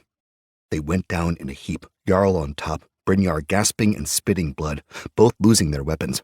Brynjar tried to shove him off, but he was still stunned. For the moment, he was completely immobilized. Jarl growled and began pummeling the larger man, furiously punching wherever he could land a hit. 3 damage, 5 damage, 4 damage, 6 damage, 3 damage. He rained blow after blow on Brynjar, hitting his cheek, his forehead, his already broken nose. Sweat and bloody spittle sprayed his face with every attack, but Jarl didn't care. Only one thing mattered: winning, crushing, killing. Wait. The thought pierced the crimson fog of his mind. This isn't right. This isn't you, Jarl. Look at him. He's already beaten. Sure enough, Brynjar had stopped struggling some time ago. His face was a swollen mess, his mouth missing a prominent tooth in the front. Somehow, in the heat of the fight, he'd reduced his opponent's health points to 0. Encounter summary. 1 enemy defeated, -11 health points, -2 stamina points, -1 rage point, affliction, fatigued, plus 75 experience points. As his vision cleared, Jarl noticed that the crowd had fallen silent. He looked up and saw that shock painted nearly every face.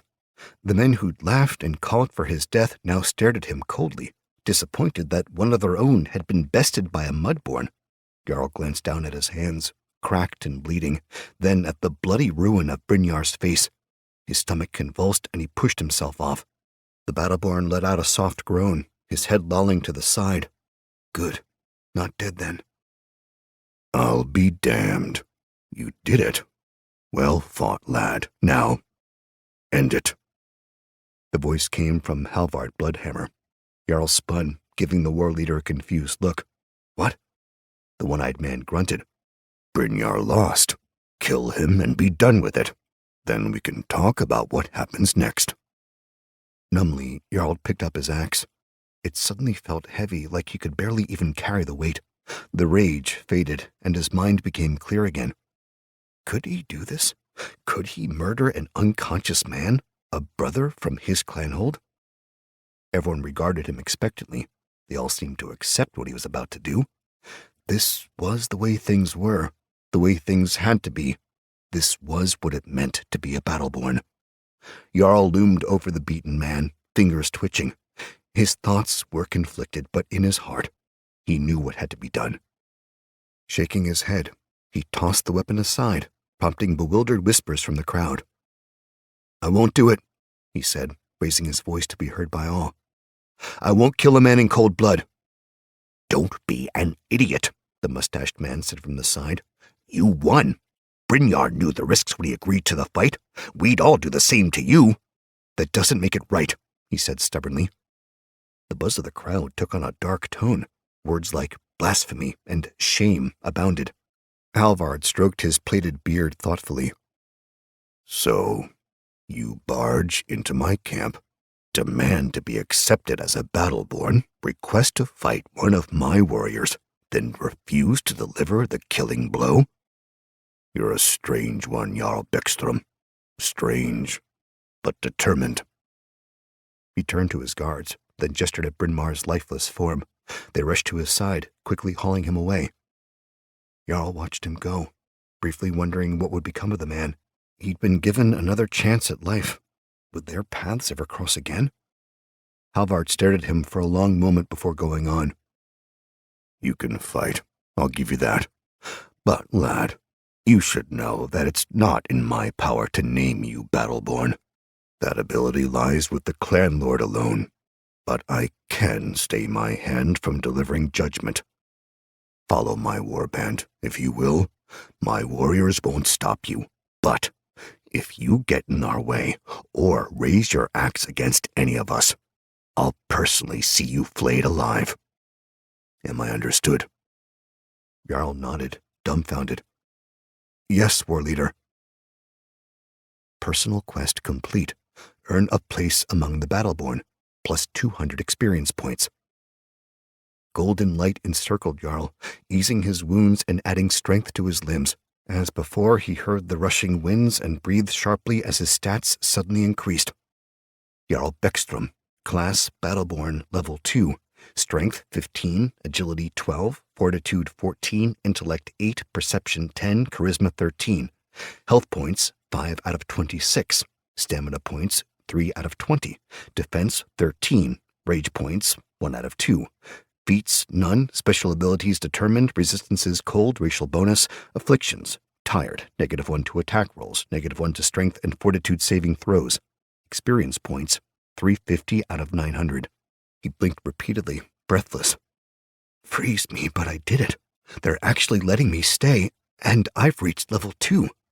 He looked around, wondering if anyone had seen what just occurred, only to find that the crowd had already dispersed. Now that the fight was over, the battleborn were returning to their tents. Many were shaking their heads in disgust. Gorm, find somewhere for this one to sleep, Halvard said, interrupting his reverie. And get him a healing salve for his wounds. He's earned that much at least. With that, the war leader went back to his tent, his guards returning stoically to their posts. Follow me, The man with the mustaches, Gorm, said gruffly. Try not to kill over on the way there. I don't feel like carrying you. Jarl shouldered his axe, too stunned and too weary to ask any questions. He made as if to follow, but stopped to spare one final glance at the Shieldbreaker's tent. Night had fallen by the time Jarl found where he'd be sleeping.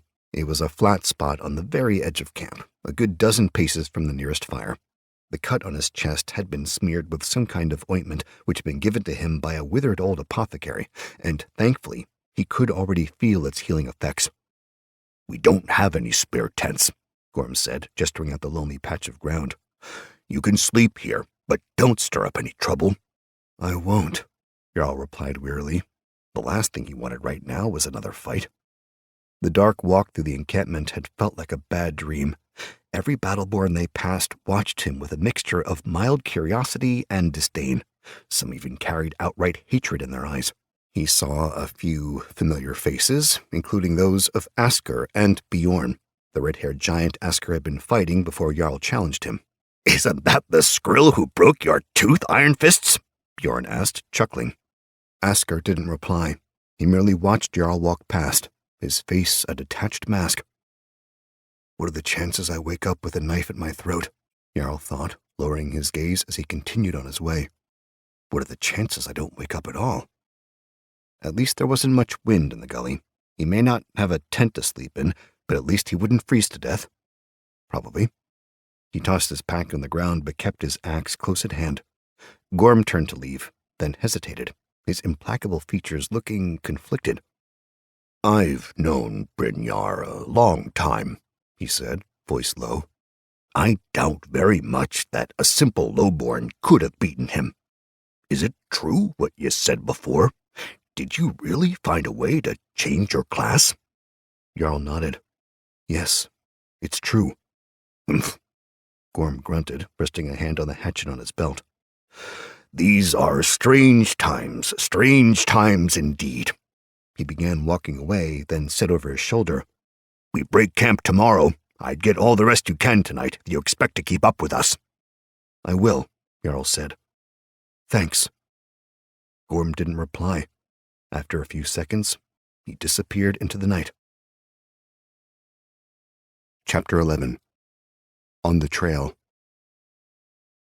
Even so, each of the 9 clan holds was structured in essentially the same way, our culture harking back to the first ones of old.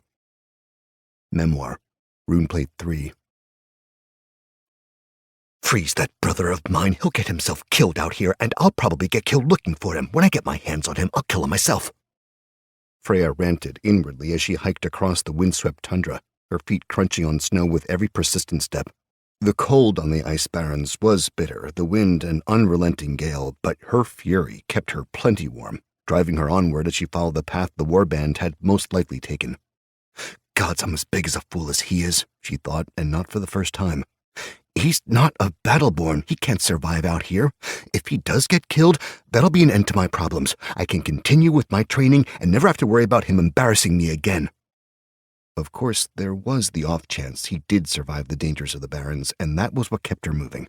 She couldn't risk him reaching Halvard's warband and making a fool of himself. It would undermine everything she worked for and damage any chance she had of one day becoming an Aesir. More than I've already done myself, that is, she thought miserably, lowering her head against the wind. She reviewed her encounter with the High Aesir for the 1000th time, trying to figure out where she'd gone wrong. She wanted to blame Jarl's antics for Sigrun not choosing her, but she knew that wasn't the whole reason. She had somehow fallen short, and as a result, Runa had been given the position she had coveted for so long. Runa. Even thinking of that Skrill darkened her already black mood. She wanted to scream, to curse her name before all the nameless gods, but she knew that would only serve to draw the attention of the many predators roaming the tundra. Better to bury her anger, to save it for another day. She'd already spent one frigid night away from the clanhold, curled up in a cave like some kind of beast. It was far from comfortable, but it kept her from freezing. This wasn't the first time she'd been away from the amenities of the temple. The Fireborn were often recruited by the warbands, paid to accompany them on raids of other clanholds. The conditions were usually different, more comfortable, but she still knew how to survive. Freya only hoped that she wouldn't be forced to defend herself out here. She only had so many vials of flame spirits. Every drop she used would bring her one step closer to a cold and lonesome death. Ahead, she spotted a small rise jutting up from the floor of the tundra. It wasn't very tall, more of a large snowbank than a hill, but it would still give her a view of the surrounding plains. From up there, she'd be able to see her path more clearly, and hopefully catch a glimpse of her fool brother, who she hoped wasn't too far ahead of her. Frostbitten fool, she thought, trekking through the ankle-deep snow toward the rise. I swear I'll never forgive him for this. The way was deceptively treacherous, with tangles of snow grass and loose stones buried from view. By the time she reached the base of the rise, her breaths were heavy, beads of sweat forming on her forehead beneath her cowl. Wiping her nose with the back of her glove, she continued on, determined to reach the top. The slope was even more difficult to climb, but she made it without slipping and falling on her rear end. Gasping, she squinted against the brightness and looked around, taking in the view as she gained control of her breathing. Flat, unbroken tundra spread out before her in all directions, splotches of brown and gray broken up by half-melted ice patches and fields of snow.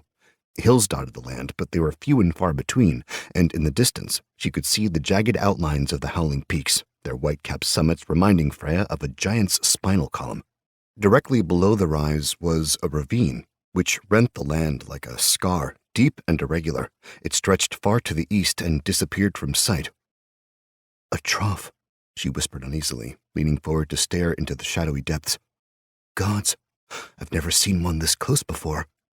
Troughs were chasms that could be found all over the ice barrens.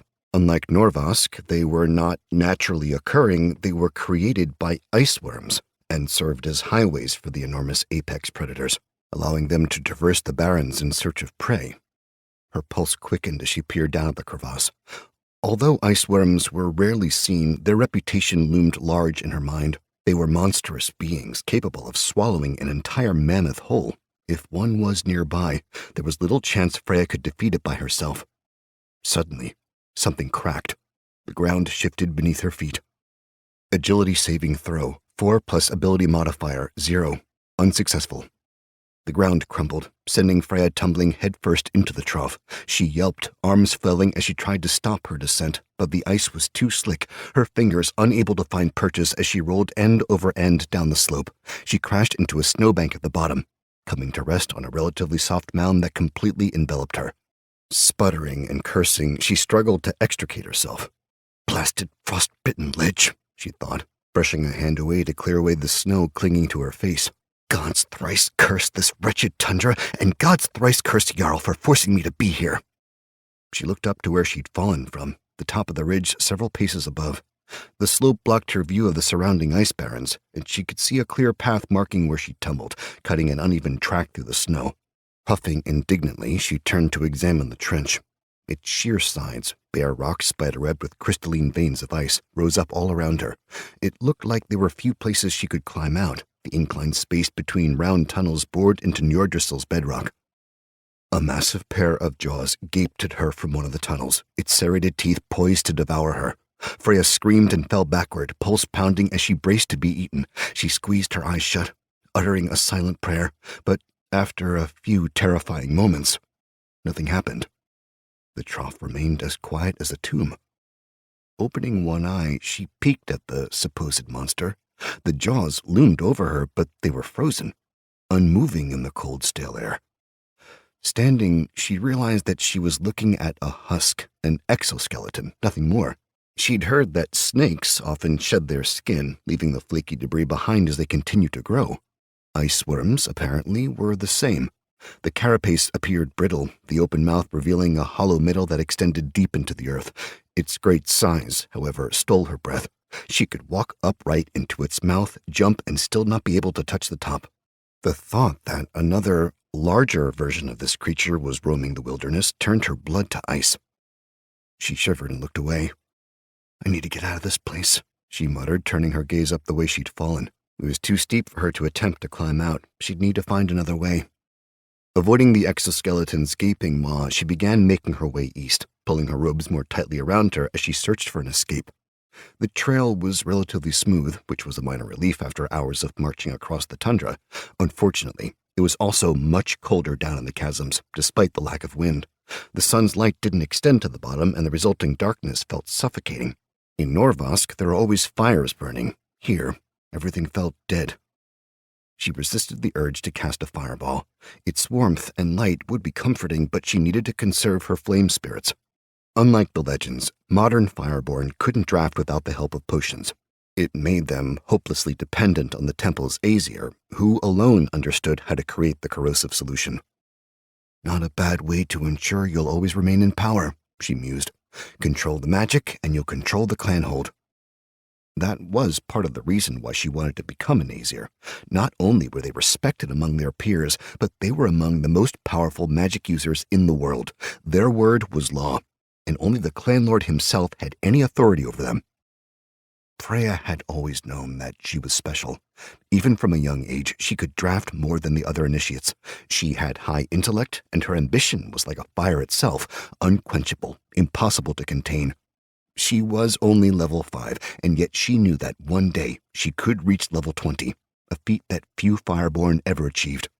Her idiot brother shared her tenacity, but he lacked the basic finesse required to make his dreams become a reality. He was too impulsive, too brash. Not that you're much better, she thought glumly.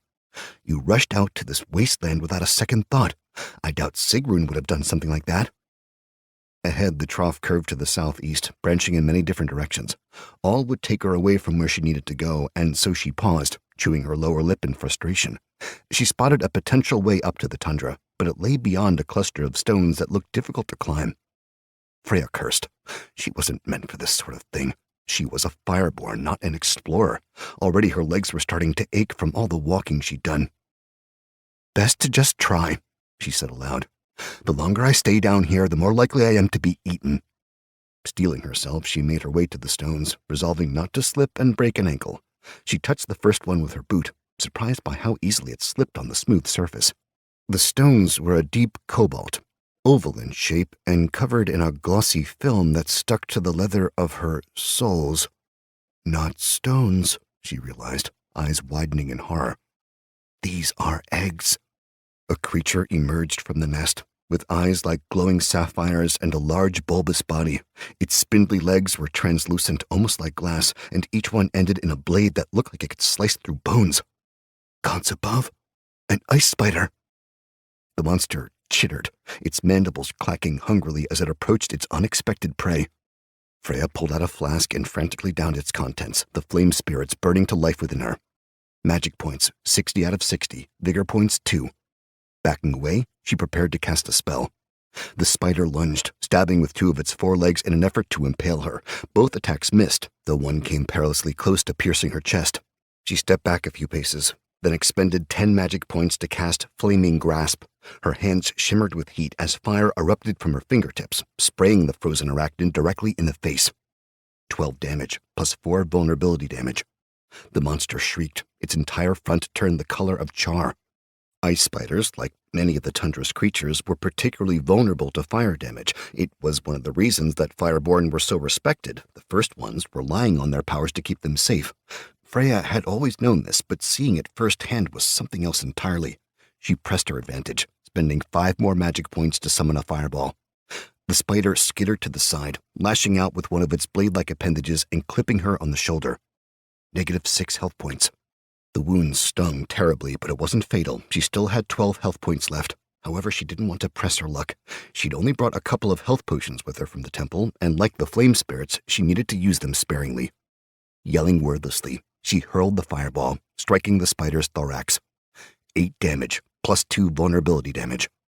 It shuddered but didn't die. Its exterior smoldered, oozing greasy black smoke. Weakly, it attacked again, but Freya evaded. Dodge, 11 plus agility modifier, 0. Successful. She cast burning darts, peppering the hideous thing with 3 fiery projectiles. 3 damage plus 3 vulnerability damage. 4 damage plus 2 vulnerability damage. 2 damage plus 3 vulnerability damage. -5 magic points. This seemed to do the trick. The ice spider writhed as the fires consumed it, evidently curling up its 8 legs in death. Bluish ichor bubbled from the spaces where its chitinous armor had burned away and emitted a powerful smell similar to spoiled meat. Encounter summary.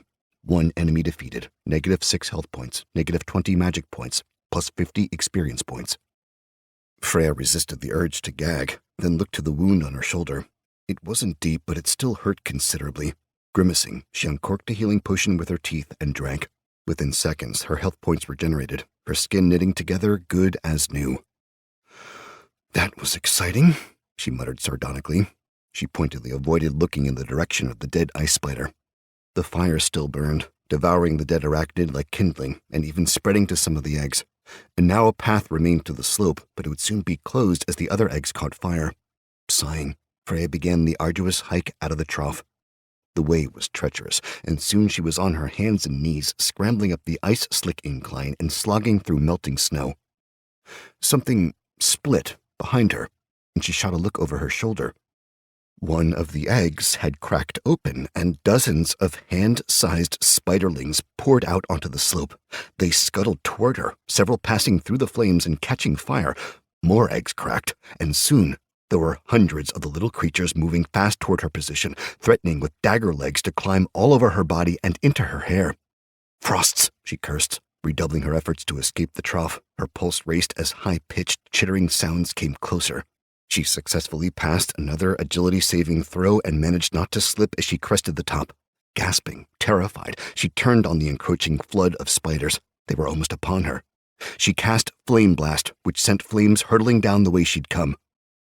4d6 damage to all creatures in area of effect, -15 magic points. The spiderlings squealed as they died. The rolling heat of her spell sent all of them crashing back into the trough, blackened and trailing lines of smoke. The wind embraced her like an old friend, and she dropped to her knees, panting and shivering.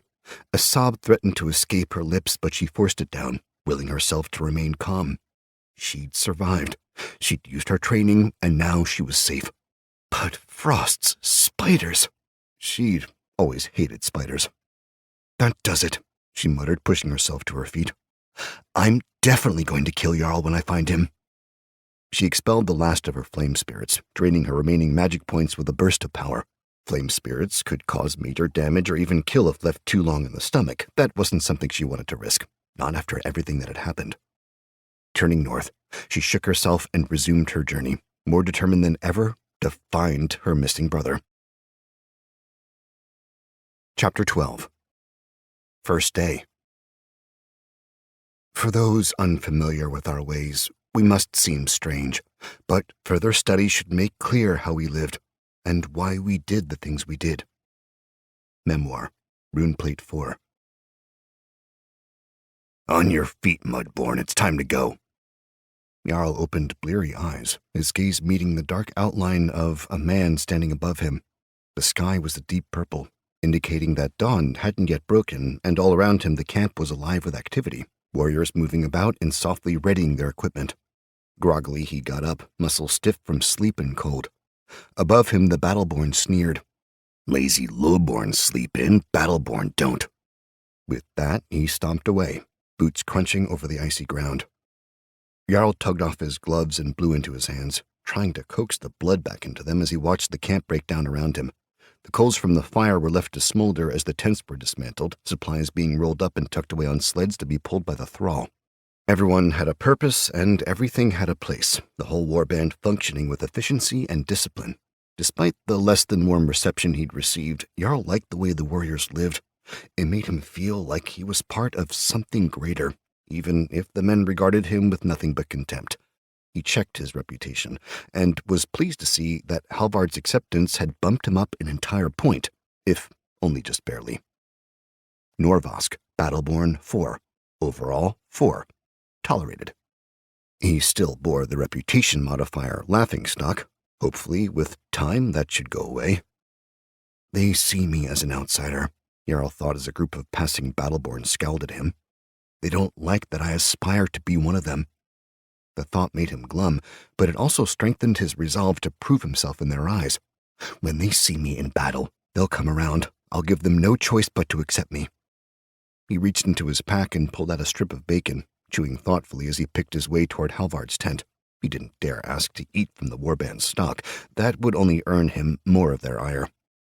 The Shieldbreaker was already up with his captains, discussing plans over the smoking remnants of the bonfire.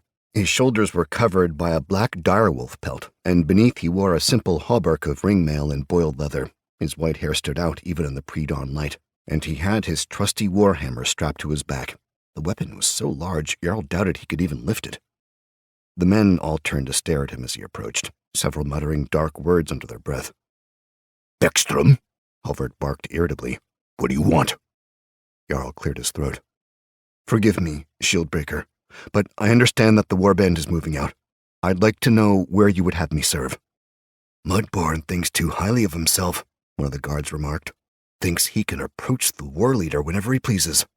Several of the other Battleborn rumbled their assent. Halvard ignored them. Serve?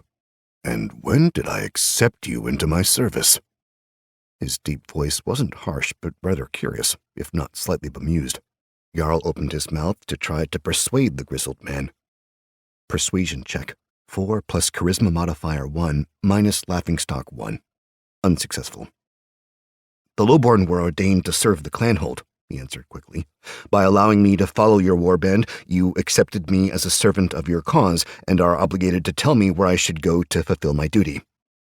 Insolent swine, the guard snarled, leveling a spear at him.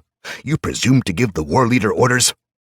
For a heartbeat, Jarl thought he may have gone too far, but Halvard merely chuckled and waved a dismissive hand at the angry warrior. Put down the spear, Rolvar. The lad wasn't giving me orders.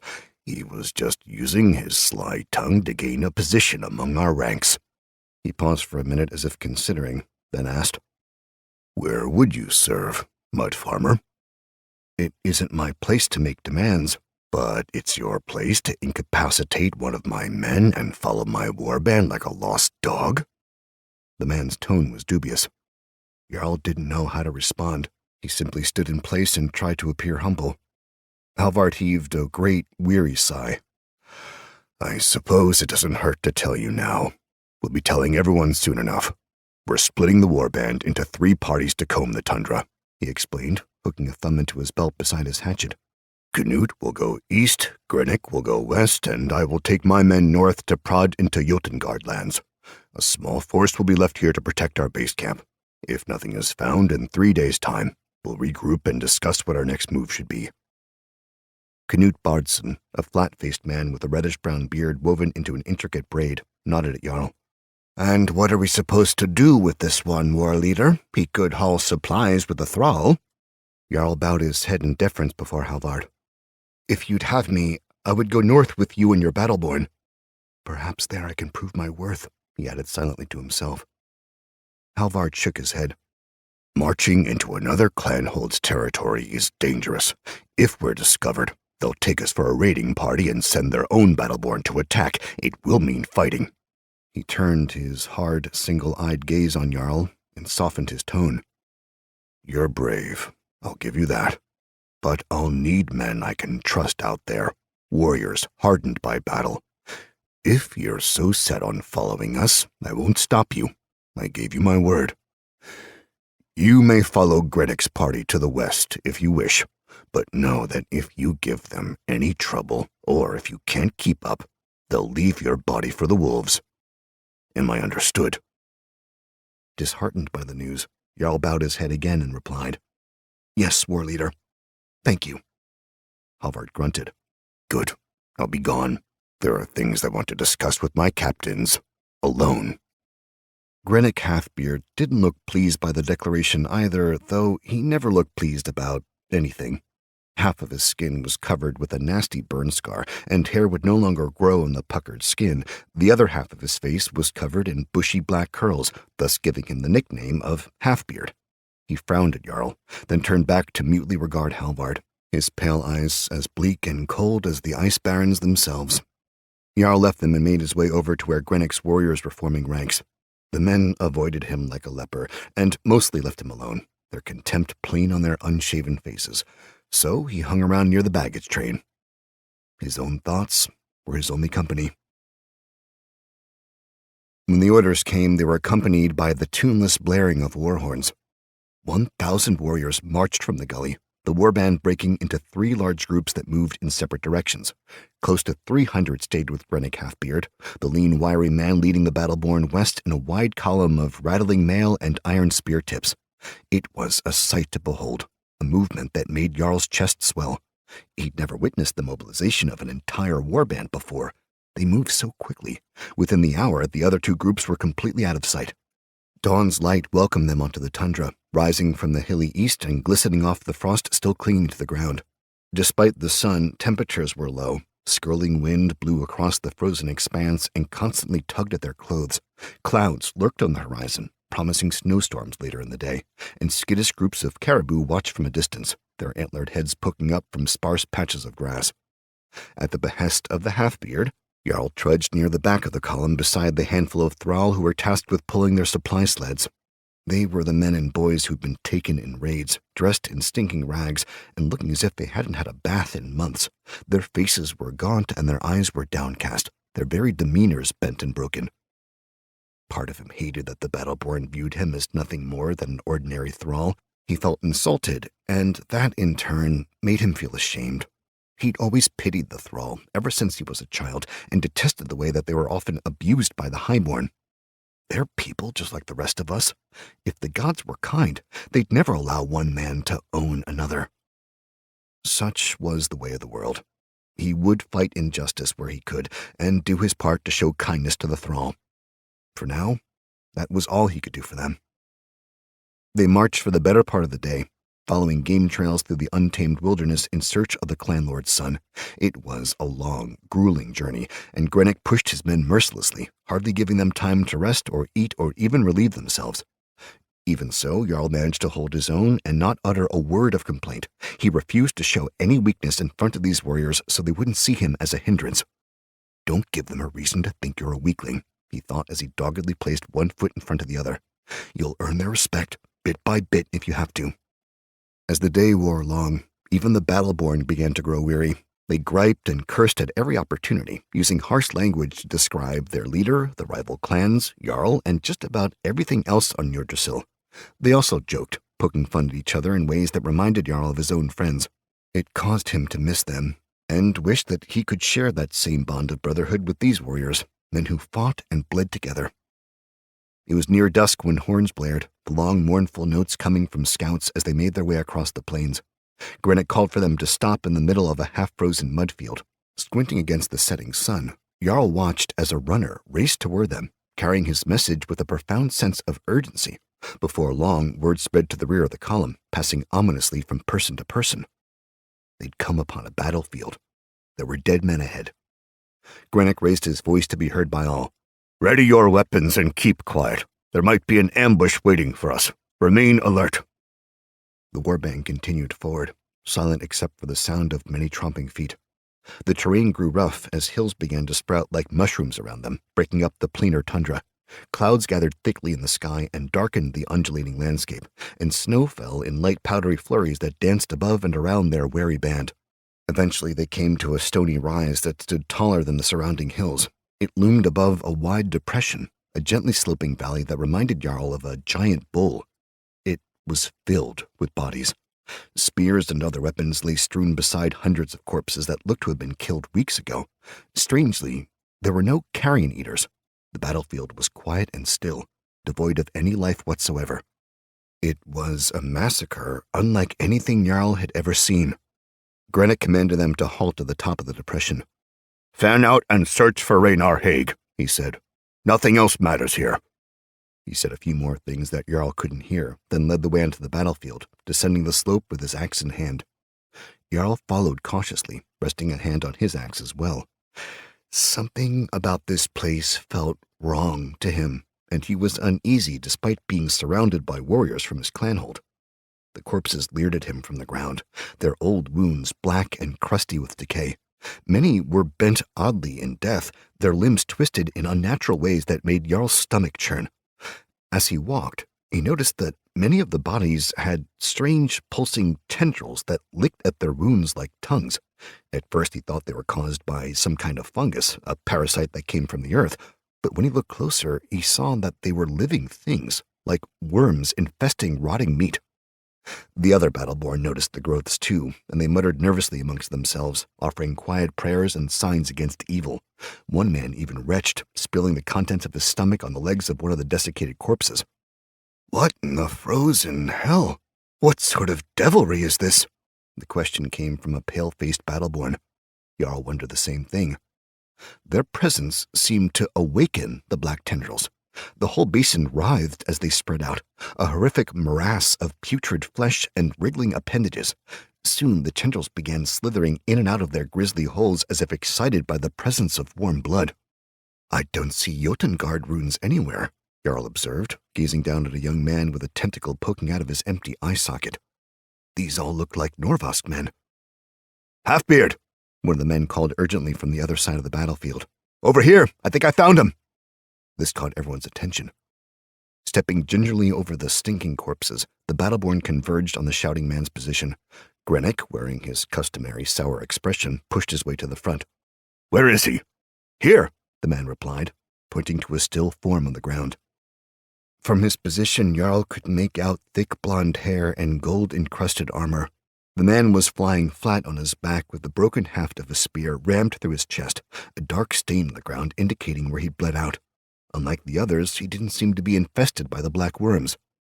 Grennick knelt beside Raynar's corpse and cursed softly, shaking his shaggy head in dismay.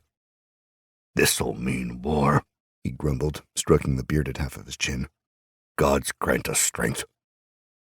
Silence settled over the gathered warriors, everyone staring somberly at the slain highborn. Jarl didn't know Raynar Haig, but he'd heard that the young man was honorable. By all accounts, he treated those that served his father's house with respect. That was more than could be said of most of the highborn he had seen. After a moment, Grennick pushed himself up and motioned stiffly for the thrall to bring a sled.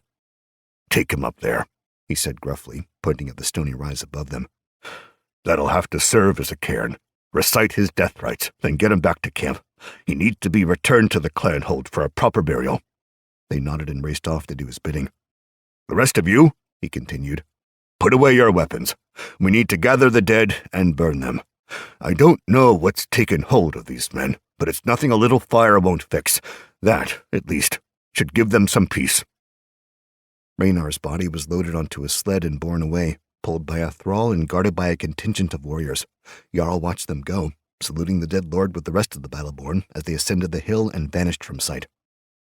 Once they were gone, everyone else set to the wretched task of gathering the corpses into an enormous pyre. The tendrils seemed to protest the movement. They squirmed and twisted about as their hosts were lifted and thrown unceremoniously on top of one another. Jarl helped wherever he could, working quietly with the others and trying his best not to let his disgust show.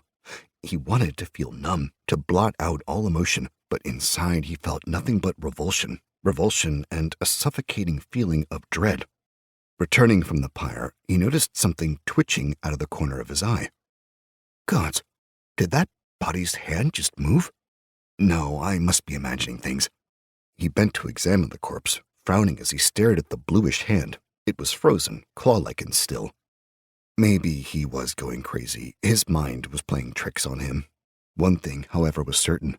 This terrible scene was going to give him nightmares for a long time to come. His gaze flicked up to the body's face, noticing that it looked to be about his age. The youthful visage looked oddly serene, only a thin trickle of dried blood staining its parted lips. He felt a kinship with the fallen warrior, the dead eyes staring sightlessly and filling him with a detached sense of calm. That is, until they began to glow with an alien purple light. Jarl gasped and jumped backward, horror twisting his features. The body shuddered, then slowly got to its feet, jerking awkwardly as its ice-bound limbs came to life, or something resembling it.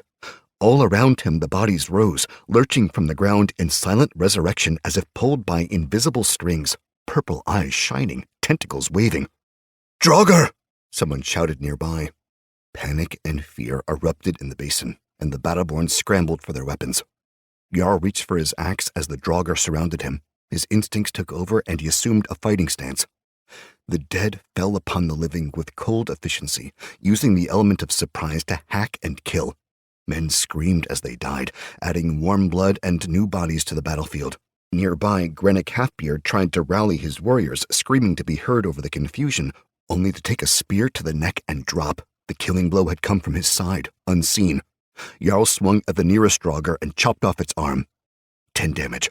He knocked it to the side, then moved on to the next enemy, aiming right for its chest. 7 damage. Glowing eyes surrounded him, black tendrils reaching as axe strokes fell. There wasn't time to form a shield wall, no way for the Battleborn to unite their formidable strength. There were too many of them, the dead rising in great numbers by some malignant force. It was everything Jarl could do not to be overwhelmed. He fought with everything he had, expending stamina and rage points in an attempt to survive. He roared in defiance, swinging with reckless abandon. But it wasn't enough. He took hits from every side. It wouldn't be long until his health points were drained and he was killed, left to join the shambling corpses. Something cracked him on the back of the head, and all went black. Chapter 13. Second Son. The warbands were the backbone of the Clanhold's might, led by great warriors who pledged their loyalty to the clanlord. The greatest of these warriors was undoubtedly Halvard Bloodhammer, referred to by some as the Shieldbreaker. Memoir, Runeplate 4. Cheers erupted when the body struck the ground. Dozens of Battleborn surrounded the fighting circle, their bulky frames jostling each other as the winner hammered his chest in victory. Both of his eyes were nearly swollen shut, and he bore numerous purple welts on his arms and chest, but his split lips were twisted into a bloody grin, his sparring club resting on his shoulder as he brazenly took in the cheers. The loser, whose head was split open like an overripe Hvet pod, was dragged away by his comrades, leaving a bloody trail in his wake. Sten doubted the man would ever rise again. The clanlord's brother stood off to the side, surrounded by his own personal Battleborn attendants as he watched the proceedings beside a crackling brazier. The sparring cavern was heavy with the stench of sweating men, but it was a comforting smell to Sten Haig. It reminded him of times long past, when life was more about fighting and less about politics. How he yearned for those days to return. If there's one thing I've learned in the years I've spent serving your family, it's that your Battleborn never tire of beating each other to death. Huskarl Vig wiped his forehead with a pudgy hand, his forked beard quivering with each syllable. Truthfully, I've grown to despise these stinking caves. Leave, then, Sten grunted, watching the victor stagger out of the ring to accept a horn of mjol from one of his friends. Vig huffed. It's my duty to observe these bouts, as you well know. A highborn is required to stand as a witness in public displays of strength. Then observe, Sten said, glancing over at the fat man. And shut your mouth. The Huskarl bristled, grumbling something under his breath, but ultimately falling silent. He was accustomed to being spoken to this way, but he obviously didn't enjoy it. Although he was technically a highborn, Vig was still a servant to Clan Haig. He didn't have any reason to complain. His relationship with the rulers of Norvask had made him rich beyond his wildest dreams, and his place as a trusted advisor made him an invaluable asset to the clanlord.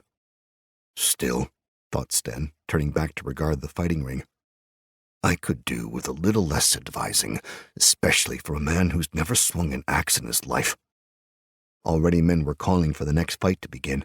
Insults were hurled like stones throughout the sparring chamber as Battleborn from rival warbands attempted to goad each other into the ring. It was a common enough practice, one that usually resulted in a violent duel. "And what of Sten Haig, standing like an old man in the back?" someone called. "Does he no longer fight for honor and iron?" The rabble died down, and Sten turned to regard a young Battleborn standing near the edge of the ring. His name was Alfgar, he believed, and he belonged to one of the warbands, though he couldn't remember which one. More than a few eyebrows raised among the crowd, whispered curses and low chuckles rippling the air. This didn't seem to sway the young blood. It only seemed to embolden him.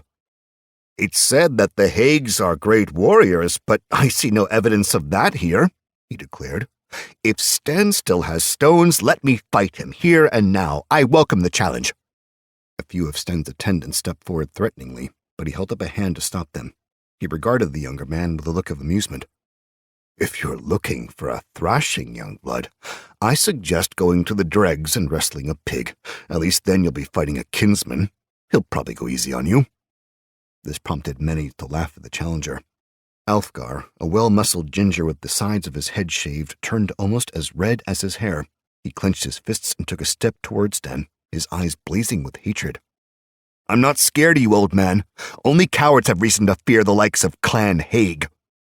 Some still chuckled, but others looked at him expectantly. Insults like that usually resulted in someone's death. Sten chewed the inside of his cheek as he regarded the upstart. His blood started to simmer within him, filling his veins with a familiar lust for battle. "Careful, boy," he said.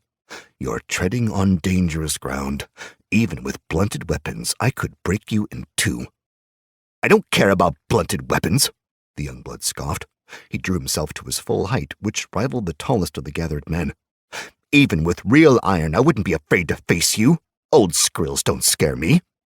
His friends thumped him on the back and hooted, offering words of encouragement. Everyone else remained conspicuously silent, wondering how Sten would react to such a challenge. Sten glowered at the man. Even if he was a second son, he didn't have to put up with such dreck. Alfgar had insulted his family's honor, a transgression that couldn't be overlooked. If he backed down in front of all these battleborn, he'd be admitting his clan's weakness, damaging their reputation in the clanhold. He couldn't afford to let that happen, not with his nephew, the only heir, missing. "Pick your weapon, Tritasek. Today, we spar with real iron." Alfgar grinned. "You're braver than I thought, old man. I'll try not to stain that pretty tunic with your blood." Sten watched the younger battleborn with an appraising eye, and what he saw was disappointing. An unblooded warrior, not much older than a boy, with an arrogant spirit and a face incapable of growing a full beard. He probably wasn't more than level 5, yet he had the gall to challenge him to a fight. "I must look older than I feel," Sten thought. "He wants to make a name for himself, to be known as the one who defeated the clan lord's brother. Idiot. Sometimes young wolves need to be put down." Alfgar strode confidently up to the weapon rack and selected a pair of thick-bladed swords called Skera, one of which he casually tossed to Sten. The blades weren't blunted for sparring, but rather as sharp as carving knives, and a wicked double edge that gleamed in the light of the braziers. Skera, damage, ID 8 slashing. Weight 3 pounds, durability 200 out of 200, properties finesse. The spectators, sworn warriors of Clan Hague, hooped and hollered at the prospect of a true fight. "Boy's known to have a short temper," Vig remarked, stroking his beard with thick, beringed fingers. "Not unlike someone else I know." "Shut up," Sten muttered, giving the Skera a few practice swings. "I'm not in the mood for your jibes today, Huskarl." "Just trying to be helpful, my lord," Vig said with a shrug. "A potential blind spot can be easily exploited. I wouldn't want to see you gutted by some upstart, especially when the succession to your brother's seat is so precarious." Sten shot a look at the soft man. "Mind your tongue," he snapped. "This isn't the place." Vig nodded subserviently, though Sten caught a mirthful glint in his eye. "Of course, my apologies." "Are you going to fight me, or are you going to stand there all day talking like a damn woman?" Alfgar said. Sten ignored the jeer, giving him a cool nod. "So eager to prove yourself, aren't you? The only thing you'll prove today is that you're a frostbitten fool." He entered the fighting circle where Alfgar waited for him, blade in hand. The haughty warrior grinned as the older man cautiously approached, his relaxed stance indicating the utmost confidence. He popped the joints in his neck and rolled his shoulders, swallowing the encouragement of his fellows like a drunkard might swallow a flagon of mule. "Poor idiot," Sten thought as he closed in. "I almost feel sorry for him. Almost." He began the deadly dance by unleashing a flurry of attacks, putting the young blood back on his heels as the metal sang. The clash of the Skera accompanied the scuff of booted feet on stone. Alfgar defended the attacks expertly, his own weapon a blur as he turned away each and every stroke. Must have a proficiency bonus, Sten thought. Crafty. That's why he wanted to use these weapons. Sten dodged as a counterattack came hissing by, the swing barely missing his unarmored belly. Grunting, he strafed to the side, brought his sword up, and fell into a more defensive stance. He's good. With a few years, perhaps he'd even give Ivar a run for his money. Eyes gleaming, Alfgar jumped to the offense, pressing an attack of carefully measured slashes and thrusts. These Sten deflected with ease, though he was sure not to make a show of it. He wanted the young blood to think he was winning, to grow lax in his approach and provide him with an opening. The Skera clanged again and again. Both men breathed heavily from exertion, stamina points dropping. Sten leapt back to avoid being stabbed, then blocked a second attack meant to lay open his thigh. Agility check, 13 plus ability modifier 3 plus feat duelist 2. Successful. Algar's face grew red with frustration as each attempt to kill the clan lord's brother was turned away. Growling, the young man raised his blade to deliver a powerful overhand attack, but in doing so, exposed his torso. Like lightning, Sten struck with his scara, piercing Alfgar deep in the abdomen. Critical hit, 19 damage, opponent afflicted with bleeding. Alfgar gasped and dropped his sword, staggering backward and clutching at the growing red stain on his belly. Several of the onlookers whistled and murmured amongst themselves. Sten regarded him coldly, his brows a hard line across his forehead. Then he gave Alfgar a hard shove, sending him crashing back on his rump. "Frosts!" his opponent cursed, grimacing in pain. He lifted a blood-stained hand as if to ward the older man away. "I give up! I yield!" Sten stood over him, his scara still held firmly in his grasp. Half of the blade was smeared with blood, its edge marked from the many times it had clashed against Alfgar's sword. "You're new here, so I don't expect you to understand how things work," he snarled, leaning in. "Let me enlighten you. True Battleborn prove themselves in war, not by challenging men 10 levels above them. You want glory? Fight it up there, not down in these caves." He looked up and eyed the group of young bloods standing abashed on the other side of the ring. "Clan Haig rules in Norvosk because we've proven our honor and our iron on the battlefield. We're the Battleborn of all Battleborn, the chosen of the gods. If you challenge our authority, you'll all meet with the same fate." He gestured at the now whimpering Alfgar, whose face was considerably paler than it had been before. "Please," the man said, hands still outstretched. "Please, have mercy." Sten slashed viciously with his scara, cutting his hand off at the forearm and sending it falling to the ground with a spurt of blood. 8 damage, opponent crippled. The young blood screamed in agony and brought the appendage to his chest, cradling it pitifully as more murmuring bubbled up from the crowd. "No self-respecting Battleborn would beg for mercy," Sten spat, "and none would be willing to grant it." Alfgar hunched forward, blubbering now that his main hand had been cut off. Outraged by the shameful display of weakness, Sten took the hilt in both hands and brought the weapon above his head like Alfgar had done just moments before. Without hesitation, he brought it down in a smooth, decisive motion, slicing through the young blood's exposed neck. 11 damage. The severed head rolled on the red slick stones like a ball before finally coming to rest, staring at its former body with a shocked, opened-mouthed expression. Sten wiped the blade on his sleeve and shook his own head derisively. "Mercy," he scoffed. "Where on this frost-covered world is there a shred of mercy?" The older Battleborn nodded approvingly, while the younger ones blanched.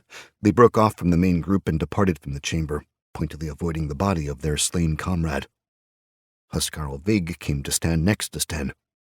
"A good bout. Well fought." "A pointless one, you mean?" Sten replied with disgust, tossing his weapon aside. "It's good to show the Battleborn why your family's in power," Vig said. "That way we avoid any unnecessary conflict. A clanhold needs strong leadership. If only your brother would step foot in the ring every once in a while, I think it would be good for the men to see the old Ivar come out and fight." "Huh," Sten chuckled humorously, turning away from the miserable sod's corpse and starting toward the exit. "You'd have better luck teaching a dire wolf to be a lapdog." Together they made their way out of the sparring chamber, traversing the wide tunnels of the rift's south side. The warriors they passed kept a respectful distance, their heads lowered in newfound deference. This area was primarily used by the personal warriors of Clan Haig and their attendants, though occasionally young bloods from other warbands would wander through, looking for some action. It was a place of training, as well as a place to prove one's valor outside of combat. Only the brave, and the very foolish, tried to fight against the greatest of Norvarsk's Battleborn. Vig may be an eel, but he's right, Sten thought. It is important for our clan to show its strength now and again, otherwise there'll be mutiny. That's how our family rose to power, after all. Sten was several hands taller than the Huskarl, and so his long strides made it difficult for Vig to keep up. He didn't slow his pace, however, as he enjoyed making the fat, forked-beard man sweat. Huffing after only a few minutes, Vig broke the silence. "Some things have been weighing on my mind lately, my lord. Matters of the clanhold, you see. If I may, I'd like to speak to you about your brother." Sten responded without looking back. Out with it, then. Vig hesitated as if searching for the right words. He hasn't been well lately. He's taken to shutting himself in his chambers most days, rarely eats. You can see there's something there haunting him in his eyes. He has a lot on his mind, Sten remarked gruffly. When Raynar returns, he'll go back to normal. That's just it, Vig said. Ivar's become obsessed with finding his son. The affairs of running the clan hold, including keeping the warbands from each other's throats, falls to others, yourself included. It's just a phase. He'll come out of it. And if Raynar doesn't return? Vig let the thought hang in the air. Sten frowned, coming to a stop.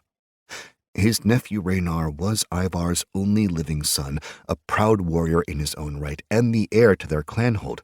He'd been missing for some time now, and every passing day did seem to send his brother deeper into his depression. It was true that in recent years Ivar had grown complacent, even reserved, but this new wave of melancholy was something else entirely. It made him practically useless in matters of politics, holding up like a hermit and leaving the governance of his clanhold to men like Sten and Vig. He grunted and gave the Huskarl an annoyed look. What are you implying? Vig shrugged, then looked around to make sure no one was listening. For all we know, Raynar was captured or killed by Jotengard.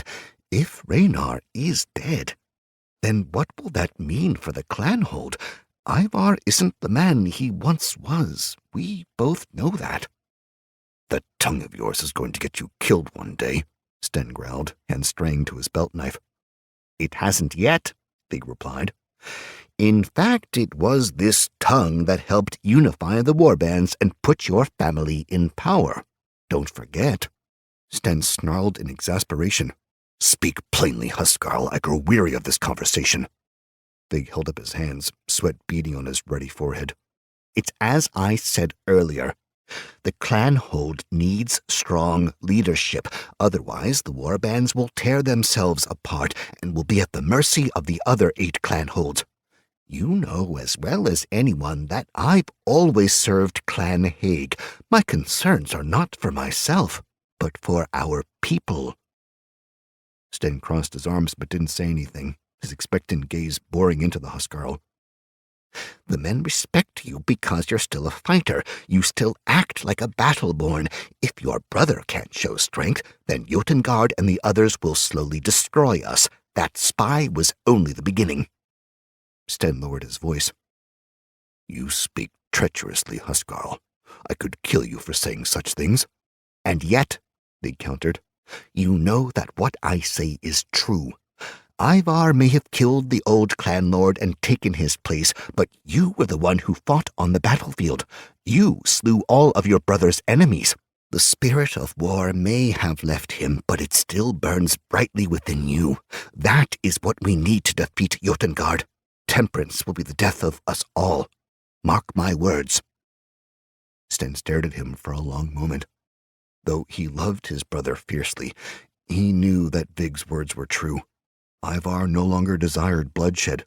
They'd practically had to twist his arm to get him to even consider declaring war on Jotengard. He cared more about his personal legacy than the needs of the warbands. Many whispered that Clan Haig had grown weak and that the days of glory were behind them. The other clans openly mocked them without reprisal. That was why Sten had to quell such talk whenever it arose. It wasn't just about defending his family's honor. It was about maintaining order. Your suggestion has been heard, he said at length. Now, get out of my sight before I cut your heart out and feed it to the swine. Vig bowed his head low. As you say, my lord. Sten left with his thoughts in a swirling tempest, leaving the fat man alone in the tunnel. He'd go and speak to his brother yet again about the merits of a war with Jotengard. Such a thing would certainly unite the warbands and fill their hoards with treasure. It would help if Raynar was gone for good, but that would also mean that the succession was broken. Petty warlords would arise, and it would mean a potential civil war in the clanhold itself.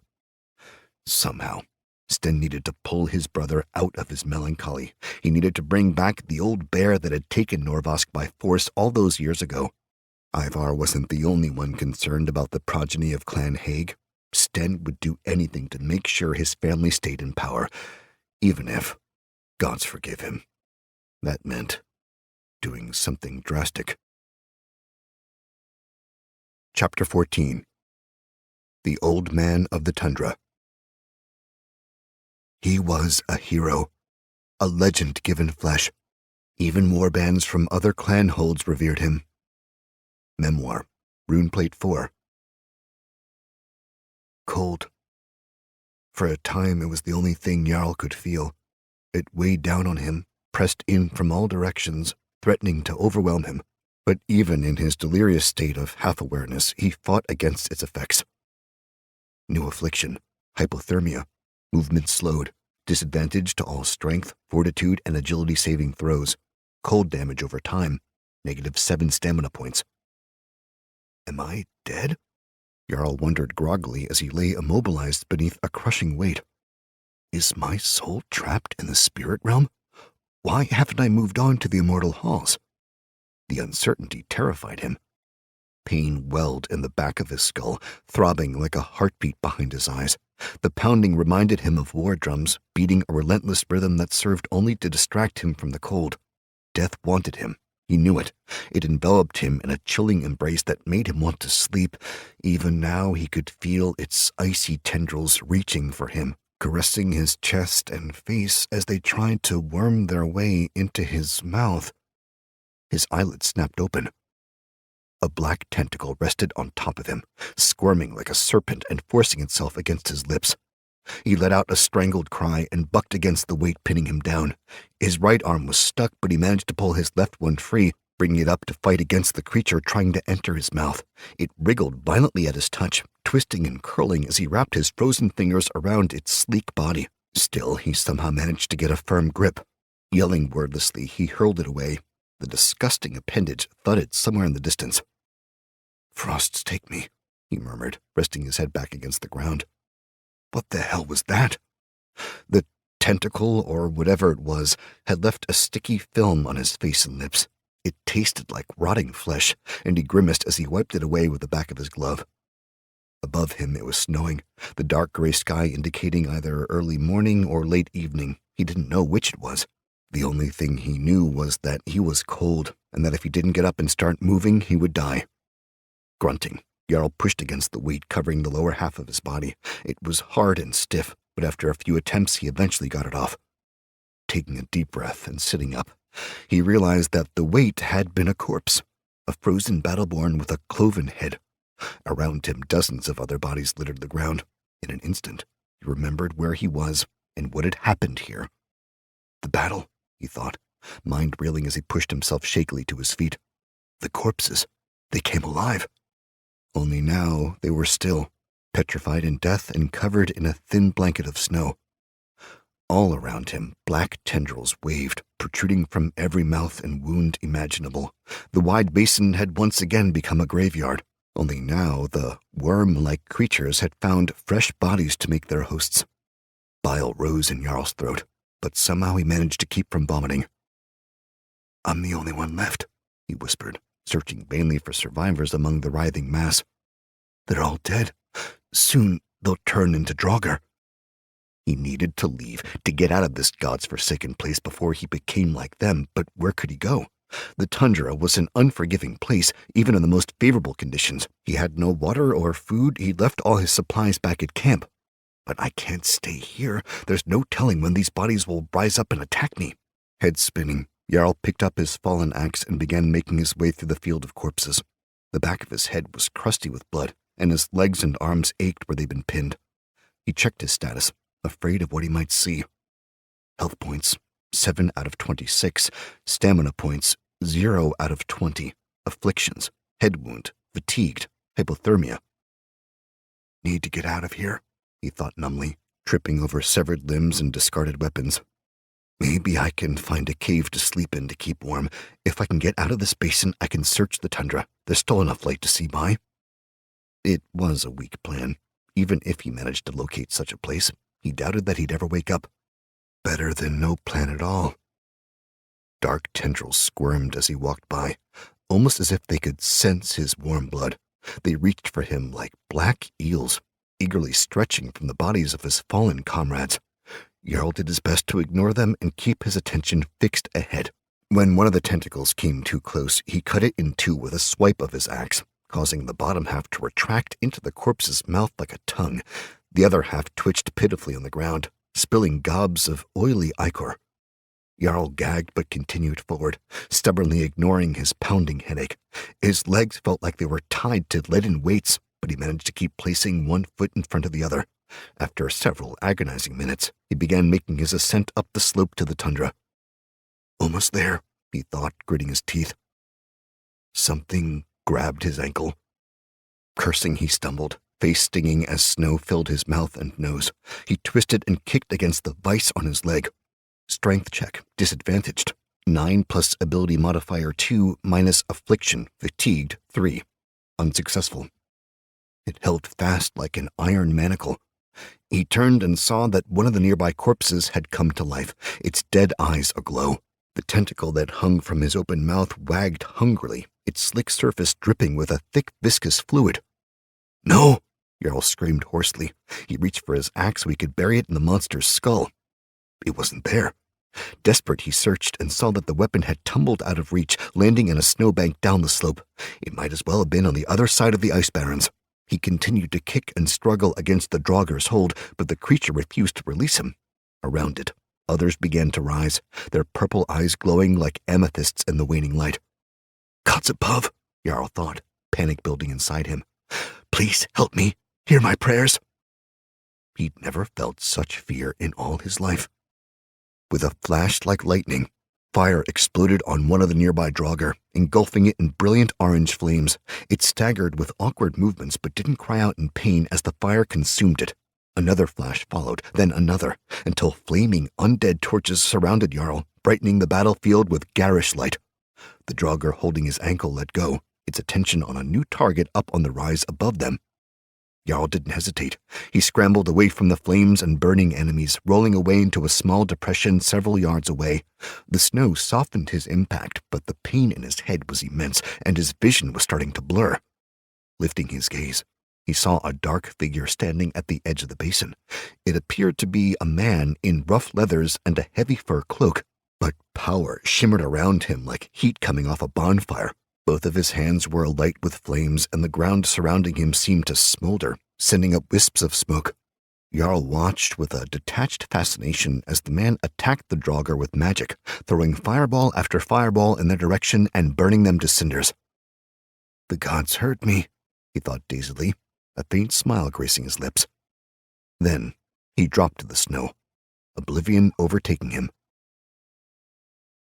When Jarl awoke, he was actually warm. He opened his eyes to see that he was in a small cave. A thick bear pelt covered his body, and a strip of cloth was wrapped around his head, binding his wound and covering his ears.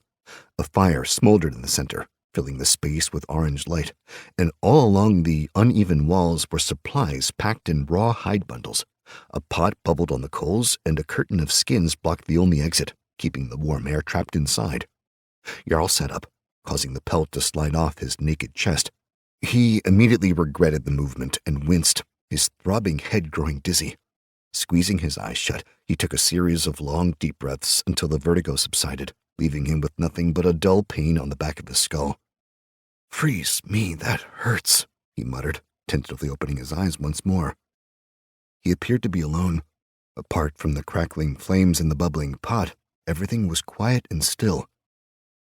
His mind went back to the battlefield and what he'd seen before he passed out. He remembered the dead rising and slaughtering Grennick's men, how their corpses had been infested by those things. One of the black tentacles had nearly wriggled into Jarl himself. The memory made his stomach convulse, and he shook his head to banish it, which only made the overwhelming dizziness return. While waiting for his head to clear again, he remembered the stranger who'd rescued him. He must have brought Jarl to this place to bind his wounds and care for him. Why would he do that? He wondered. Strangers of any sort weren't commonly friendly. Could he have been a scout sent from Norvask? That seemed unlikely. Regardless, Jarl knew that he couldn't tarry here long. Evil things were stirring on the tundra, and the heir of his clan hold had been confirmed dead. Somebody, perhaps Halvard, needed to be notified of these things at once, and Jarl was the only one who could do so. Grunting, he picked himself off the comfortable sleeping mat and got unsteadily to his feet.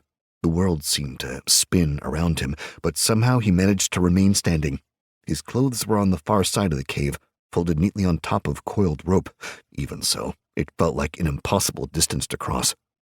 He exhaled slowly and looked around for his axe. It wasn't anywhere that he could see. Before Jarl could begin the arduous journey to his clothing, the skins covering the exit parted and a man stepped into the cave.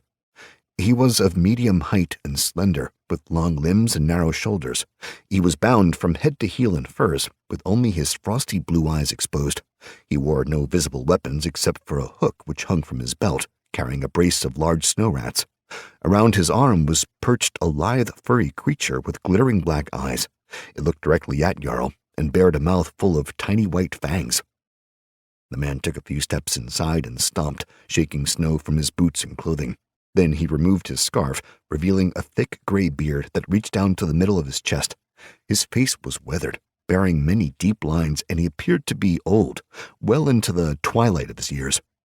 He smiled upon seeing Jarl and lifted a gloved hand in greeting. "I'm glad to see that you're awake. I was beginning to worry about you. You've been out for 3 days, near enough." Looking to the animal on his arm, he raised his voice an octave and continued. "Looks half dead to me, but these days I suppose that's better than full dead."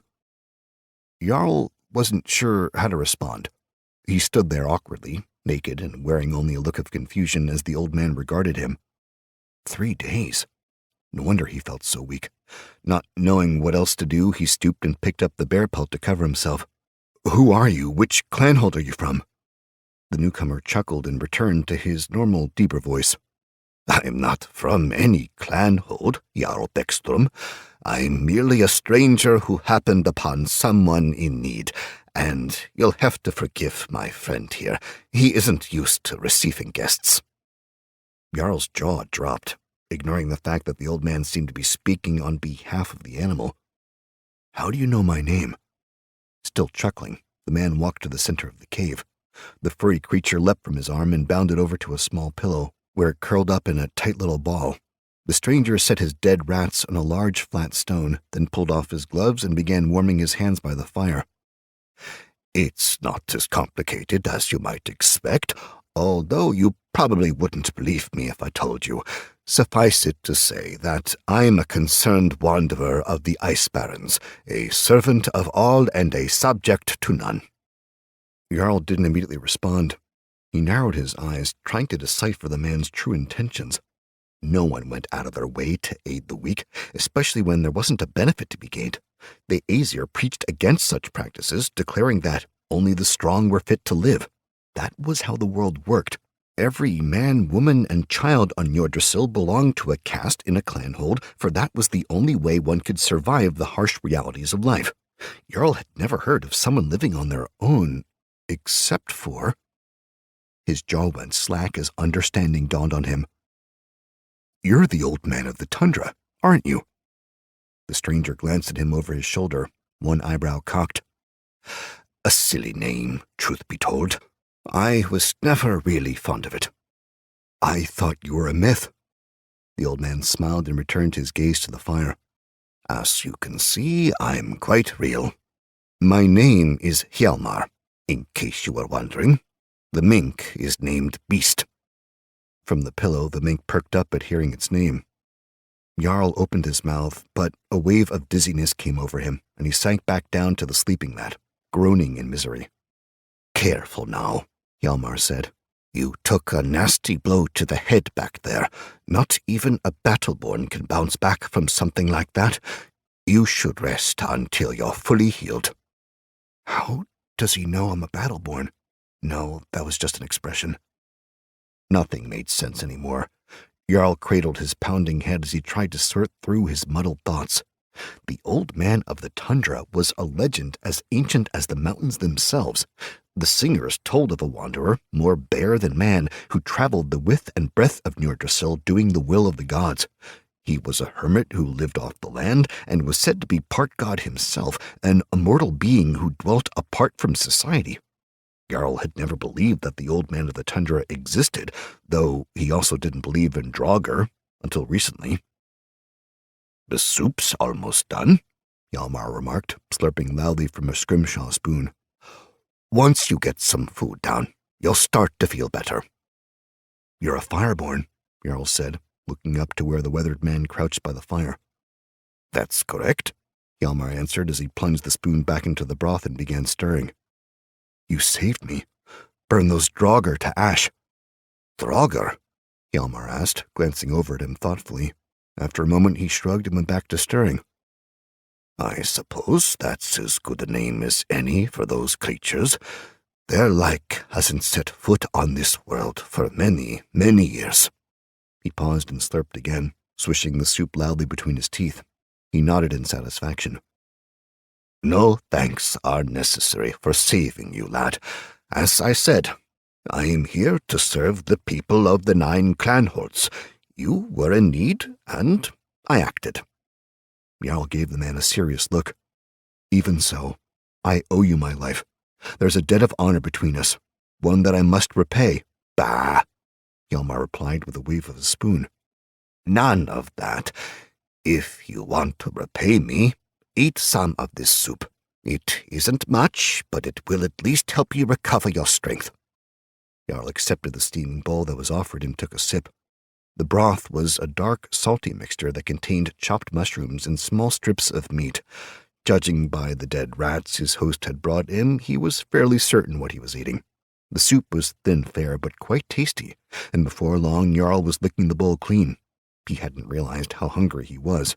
Hjalmar refilled the bowl, insisting that he should eat his fill.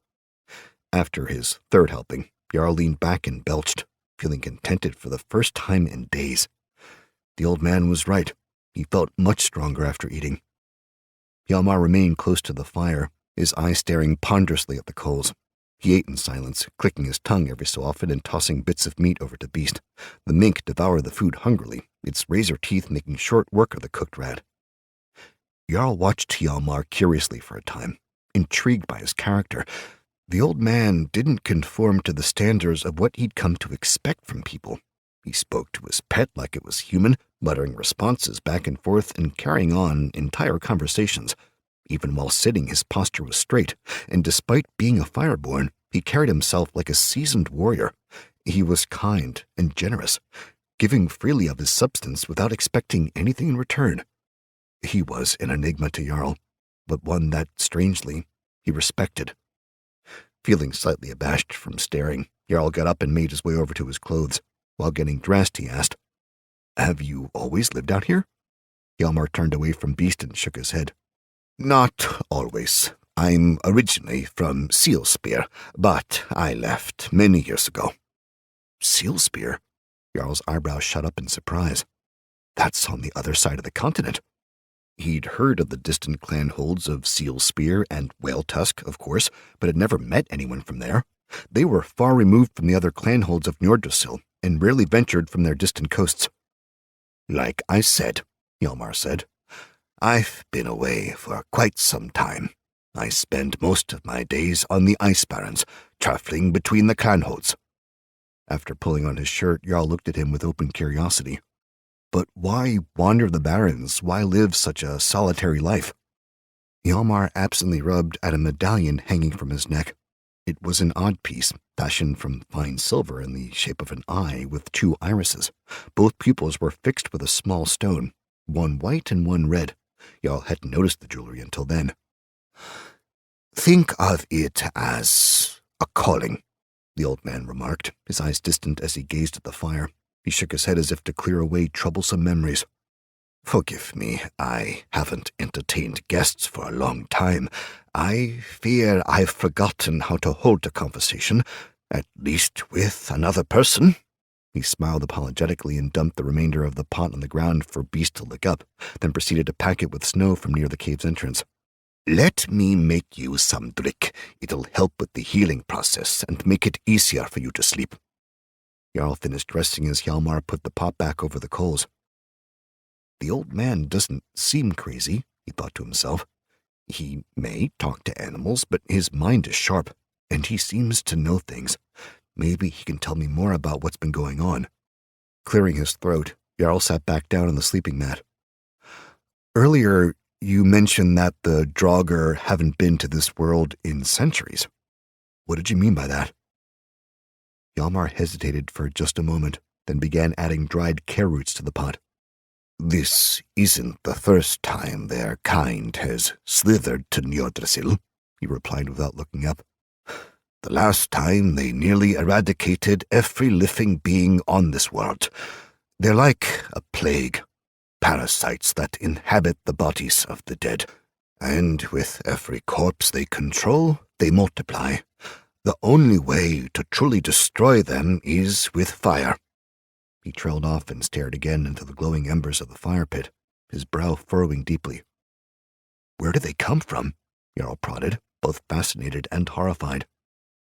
Somewhere very far away, Hjalmar replied softly. He coughed and looked back at Jarl, appearing older and more tired than he had before.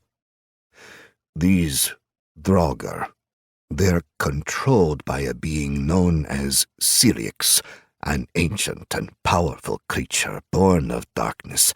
He's the one behind all of this, and if we ever hope to stop the growing armies of the dead, he's the one who must be killed. Syrinx, Jarl repeated the foreign word. Is he a god? Not quite, the old man answered with a shake of his head. Though I suppose you could say that he was created by a god. He used to be a man, but he left his humanity behind long ago. Now he's a twisted monstrosity, more of a weapon than a man. Jarl sat back and rubbed his face, closing his eyes and taking a deep breath to steady himself. This was all too much. He could barely comprehend everything he was being told. He wanted to believe that Hjalmar was lying to him, that he was just a crazy old man living alone on the tundra. But something about the way he spoke gave Jarl pause. He was inclined to believe him. I've actually seen the risen dead with my own eyes, after all. I know for myself that this isn't some hoax. Jarl leaned forward, fixing Hjalmar with an intense stare. If what you're telling me is true, then the clan lord needs to know. Hjalmar barked a laugh and began stirring the now bubbling stew. I should think that every clan lord in every clanhold needs to know, my boy. Jarl frowned. What are you saying? Hjalmar tasted the spoon, grimaced, and continued stirring. I'm saying that unless the clanholds unite their battleborn under one banner, they'll be picked off one by one and destroyed. This time it was Jarl's turn to laugh. Unite the clanholds? You've got to be joking. I assure you that I'm not. Jarl scoffed. Only one man has ever managed to unite all 9 clanholds, and he died more than 600 years ago. Thane Rorik of Wolfgard, Hjalmar answered. Yes, I'm well aware. Their battleborn still traced their lineage back to his sons, if I'm not mistaken. Still, it was he who was able to defeat the draugr the first time they came to Njordrsil, and even then, they only barely managed to survive. Those are just legends, Jarl insisted. All legends come from somewhere, the old man countered. You'll do well to remember that. Today's heroes will become tomorrow's legends. He glanced down at the pot, then added with a pleasant smile, The drick is ready. Jarl watched suspiciously as Hjalmar filled 2 small cups with brown liquid and handed one of them to him. Drick was a bitter drink, but it did wonders to ward away the cold. Drick, health regeneration over time, +1 to fortitude rolls. New condition, warmed, afflictions from cold reduced. Sleeping will result in well-rested modifier, regardless of bed quality. Jarl sipped in silence for several minutes before eventually asking, How do you know all this? Who are you really? Hjalmar sighed. It's as I told you, Jarl Beckstrom. I'm just a man, a wanderer who wishes to serve the people of this world. If I know things, it's because I've spent my days traveling and speaking with all sorts of people. If I understand the past, it's because I've studied it diligently. Believe me when I say that Syriax and his army of draugr are among the gravest threats Njordrsil has ever known. It is incumbent upon us to do something about it, or risk total extinction. Us? Jarl asked, nearly choking on his drink. What do you mean, us? Hjalmar grinned. I need your help in uniting the clanholds, lad. You and I are the only people alive who know the extent of what we're facing. We can start with Norvask and Jotengard, as they are the closest, and then we can move on to the rest from there. Time is working against us. Every warrior that falls in battle only adds to the enemy's ranks. But you don't understand, Jarl said, starting to feel overwhelmed. I'm a nobody, a low-born farmer from the dregs. How can I hope to unite anyone? Ah, but you're not just a lowborn anymore, are you? Jarl gaped. Frosts, he does know that I'm a battleborn. He opened his mouth, but all he managed to get out was, how? The old man's eyes twinkled. Changing your class isn't as uncommon as you think.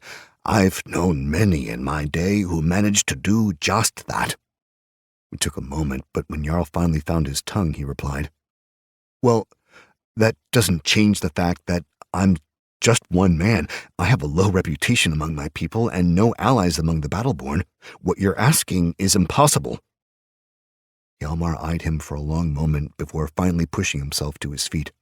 He crossed the distance between them and knelt before Jarl, bringing their faces uncomfortably close. I've been alive a long time, lad, a very long time. I've met men and women from all walks of life and have grown very good at reading people. You, my young friend, have the heart of a true warrior. You leveled up by fighting a superior foe. You convinced one of the warbands to let you join them, even with a grisly head wound and draugr on the verge of killing you and all your fellow warriors dead. You continued to fight. That took courage. Never underestimate the power that you have within yourself. For a moment, Jarl was speechless. No one had ever spoken to him that way before. Hjalmar's words were impassioned, his stare like cold iron, and his words stoked the flame inside Jarl like a fireborn in the heat of battle. He held the old man's gaze for a long while before finally nodding. He set his jaw and said the only words that came to mind. All right, I'll do what I have to. Hjalmar's face softened, and he smiled. There's a good lad. He patted Jarl on the shoulder and returned to his place by the fire, refilling his cup of drick. Jarl finished his own cup and began to feel groggy. The back of his head still hurt, but the hot food and drink had relaxed his aching body. He yawned and settled back on the sleeping mat, the thick bear pelt completely enveloping him. Better get some sleep, Hjalmar noted. Reist abruptly hopped off his pillow and climbed atop his master's lap, nestling close like a dog looking to get scratched. The old man obliged. In the morning, we can head back outside if you feel up to it. I need to find Raynar Higgs' body, Jarl said sleepily, fighting back another yawn. The clanlord needs to know the fate of his son. All in good time, Hjalmar said in a deep, soothing voice. Now, it's time to rest. Before he knew it, Jarl was drifting off, his eyelids closing as if of their own accord. When sleep finally came, it was accompanied by dreams of dead men with ice-crusted axes and glowing purple eyes. Chapter 15. Reunions. Battleborn were raised from birth to be warriors. Marriages were carefully chosen to breed the strongest men and women, and weaklings were often killed to keep bloodlines pure. As a child, I always hated the fact that they were fed and supported by starving families like my own. Memoir, Runeplate 4. Jarl awoke the next day feeling rejuvenated. The back of his skull was still sore, but his persistent headache and dizziness were gone. Curious, he checked his stats. Jarl Beckstrom, class Battleborn, level 2. Strength 15, Agility 12, Fortitude 14, Intellect 8, Perception 10, Charisma 13. Health points 22 out of 26, Stamina points 18 out of 20, Defense 13, Rage points 2 out of 2. Feats, none. Special abilities, determined. Resistances, cold, racial bonus. Afflictions, minor head injury, -1 to intellect and perception rolls. Experience points, 350 out of 900. He pushed himself up to a sitting position, rubbing the sleep from his eyes. Hjalmar was busying himself with something on the far edge of the cave, and a fresh fire crackled merrily in the pit. Beast was curled up near the blaze and appeared to still be sleeping. Sunlight filtered in through the hides covering the exit, indicating that it was already well past dawn. "Good morning," Jarl grunted, throwing off the bear pelt and getting to his feet. "Ah, you're up," Hjalmar remarked, glancing at him from over his shoulder. "There are some biscuits in that bag over there and a pot of drick near the fire. Feel free to help yourself." Jarl went to the proffered bag and pulled out a piece of hardtack, grateful that he was able to walk again without the world spinning around him. He gnawed on the hardened biscuit and searched for a cup so he could pour himself some drick. "Where did you get the vet to make bread?" "Contrary to popular belief, I'm not completely cut off from civilization," Hjalmar replied gruffly. "Sometimes I meet warbands or trading caravans during my travels." He nodded at a pile of fur-wrapped bundles. "I spend most of my days trapping and trade the pelts for supplies I can't gather myself." Nodding, Jarl dipped a cup into the lukewarm drick and took a long pull. Beast looked up at him and sniffed in annoyance. Trading caravans were rare and were often made up of the middle-born merchant caste and their servant thrall. During peacetime, they would venture between clanholds to exchange thralls and other goods. Every clanhold was known for different industries. Norvask was renowned for its grain and farming, while Jotengard mines yielded the best iron. Skarvald and Borstad harvested vast amounts of fish from the sea, while Whaletusk and Sealspear went whaling for Scrimshaw. Fjonder and Vondheim were said to have fought wars over who had the best timber, while Wolfgard was known to produce the finest leather on all of Nordrasil. None of the tales mentioned the old man of the tundra trading with the clanholds, but there was much that was strange about Hjalmar. Setting the cup down, Jarl readied himself for departure by pulling on his coat and removing the bandage from his head. It came off easily enough, but he winced as the blood-crusted cloth peeled away from his hair.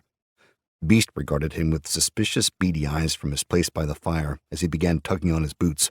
The mink chittered loudly soon after, drawing the attention of Hjalmar. "You going somewhere, lad?"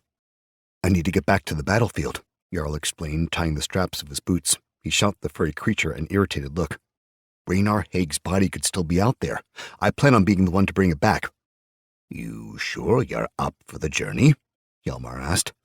"Head wounds can be quite serious."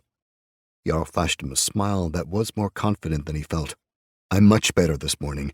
Besides, if these draugr are as dangerous as you say, then word needs to be taken back to the clanhold at once. If I return empty-handed, then I'll be back where I started, a lowborn despite the fact that I leveled up. But if I can bring back the clanlord's son, I'll be hailed as a hero. He'll be more likely to publicly recognize me as a battleborn."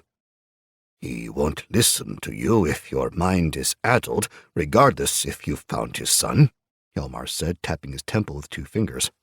Jarl shook his head. The action hurt, but only mildly.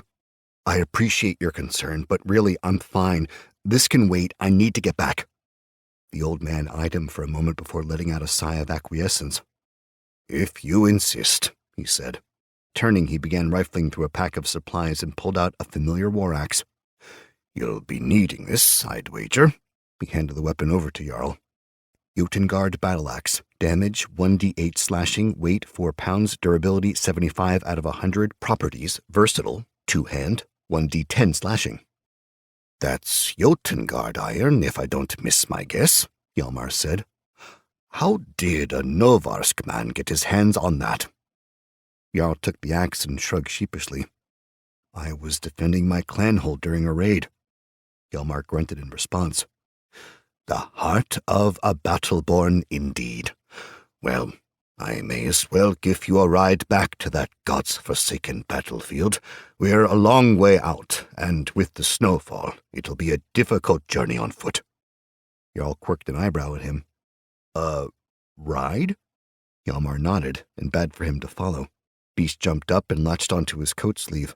"Bumpkin's in for quite a surprise," he said in his strange high voice. "Quiet, Beast. Don't be rude." They left the cave and stepped onto the open tundra, squinting at the sun's light reflecting off the newly fallen snow. The desolate land sprawled out before them in all directions, dappled with low glistening hills and mounds of ice-covered stone. To the north, Jarl could see that they were closer to the Howling Peaks and, by extension, Jotengard territory. Being near to the foothills instantly put him on edge. In front of the cave, 12 massive dogs laid in the snow. Their mottled fur was covered in powder, and their panting breaths came out in bursts of steam. They somewhat resembled dire wolves, with thick coats and heavily muscled bodies, but Jarl could tell that these were pack hounds, bred for pulling loads across long stretches of tundra. Sure enough, they were all chained to an iron spike driven into the ground, and a wood and whale bone sled rested in a drift nearby. All 12 of the dogs looked up at them, their keen dark eyes focusing on Jarl as they picked up his scent. One of them emitted a low growl and bared its teeth menacingly as he approached. He stopped, not wanting to test the strength of the chain. "Easy, Frostfang," Hjalmar said, petting the dog behind its raised, pointed ears. "He's a friend." Jarl hesitated, resisting the urge to raise his axe in defense. The remains of a caribou carcass sat among the beasts, its bones having been picked clean by the ravenous pack.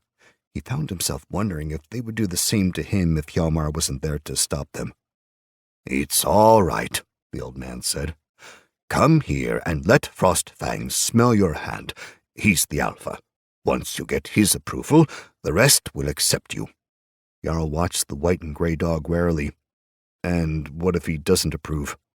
Hjalmar barked a laugh. "Then I suspect he'd rip your throat out, but don't worry about that. He usually doesn't do that sort of thing." Beast let out a mirthful squeak and scurried up to perch on the old man's shoulder. Swallowing, Jarl dropped his axe and approached with slow, careful footfalls. He kept his eyes trained on Frostfang like he would an enemy, watching for any signs that the creature might attack. The dog made no moves but continued to growl with hackles raised, white teeth sharp and dripping with saliva. Jarl stopped just short of the animal's reach and tugged off his glove, the cold morning air biting his sweating palms. He raised his hand a few inches from Frostfang's muzzle and paused, waiting tensely and praying he wouldn't be bitten. A long minute passed as Frostfang seemed to consider him. His eyes darted back and forth between Jarl and his hand, as if unsure whether he could be trusted. Finally, he leaned forward and took a few sniffs, his warm, scratchy tongue darting out and licking Jarl's knuckles. "There, you see, he likes you." Hjalmar sounded like a proud parent. Jarl gave him a nervous smile. "It looks that way." He stroked the top of the dog's head, causing its ears to go down and its tail to thump against the ground. The rest of the pack seemed to respond to the alpha, their demeanor changing from suspicious to cheerful as their tails began to wag eagerly. "These aren't ordinary dogs," Hjalmar explained, walking among the animals. One of them rolled onto its back and he patted its belly affectionately. "They're boreal hounds, my faithful companions. They protect me from the monsters of the tundra and help me to travel quickly. I, in turn, make sure they remain groomed and fed." Jarl marveled at the boreal hounds, entranced by their lupine beauty. He'd only seen dogs like this once before when a tradesman from Skarvald came bearing a load of eel and salmon. Like these, his dogs had been massive, wolfish in their appearance, and fiercely protective of their master. One had even bitten a thrall who ventured too close to his sled, nearly severing the poor man's arm. For the rest of his stay, the tradesman had been forced to keep the beasts chained up on the frozen terrace, under the watchful eyes of the battle-born guards. The sled was amazing in its own right. Polished wood from the northern highlands, pale ivory tusks crisscrossed with thick bones etched with runes. There was a well-worn seat at the front and a flat bed at the rear, which Jarl surmised was used for carrying the old man's provisions. "I've never ridden on a sled before," Jarl said, running his hand along its dusky wooden frame. "It's quite exhilarating," Hjalmar replied. "It's the closest you'll ever come to running like a wolf. Plus, it comes in handy when you need to outrun an iceworm." He winked, then motioned for Jarl to climb aboard. "Hop on back. We can leave now." Jarl retrieved his axe from where he'd left it and made his way back over to the sled, clambering on the back but keeping his eyes on the dogs. Hjalmar pulled the spike anchoring the chain and brought it over to the sled, where he attached it to the frame near the front.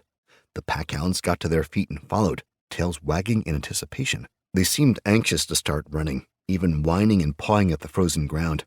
As if on cue, they lined up with the alpha in front, forming 2 lines of 6 dogs each before the sled. Nodding, the old man climbed onto the seat where a handlebar stuck up from the floorboards. He took hold of the leather reins, then looked over his shoulder at Jarl. "Hold on tight!" With a flick of the reins and a shout, the dogs started moving, pulling the sled forward and jolting Jarl. They gradually picked up speed until they were flying through the ice fields, leaving their cave far behind. The wind stung Jarl's face, burning his cheeks and pulling tears from his eyes. Even so, he couldn't keep from smiling as the hounds raced over the tundra, their paws bounding in a steady padding rhythm. Jarl had never gone so fast in all his life. He didn't know it was possible for a person to travel at such speed. The world sped by, a blur at the edge of his vision, and for a time, he forgot his struggles and the dangers he faced, lost in the wonder of the moment. He continued to grin long after his face grew numb. Hjalmar guided the dogs with both the reins and his voice. He barked orders over the howl of the wind, commanding them with firm confidence. The old man seemed to know the tundra intimately, instinctively guiding the sled past landmarks only he could recognize. To Jarl, everything looked the same. Every mile they traveled seemed to take them past nondescript stretches of wasteland, broken up by the occasional hill. Eventually, after what felt like hours, they arrived at the site of the battle. The stony rise broke the monotony of the tundra, thrusting up from the plains and looming over the gently sloping basin below. Hjalmar called to the hounds and pulled them to a halt, parking his sled on the lip of the large depression.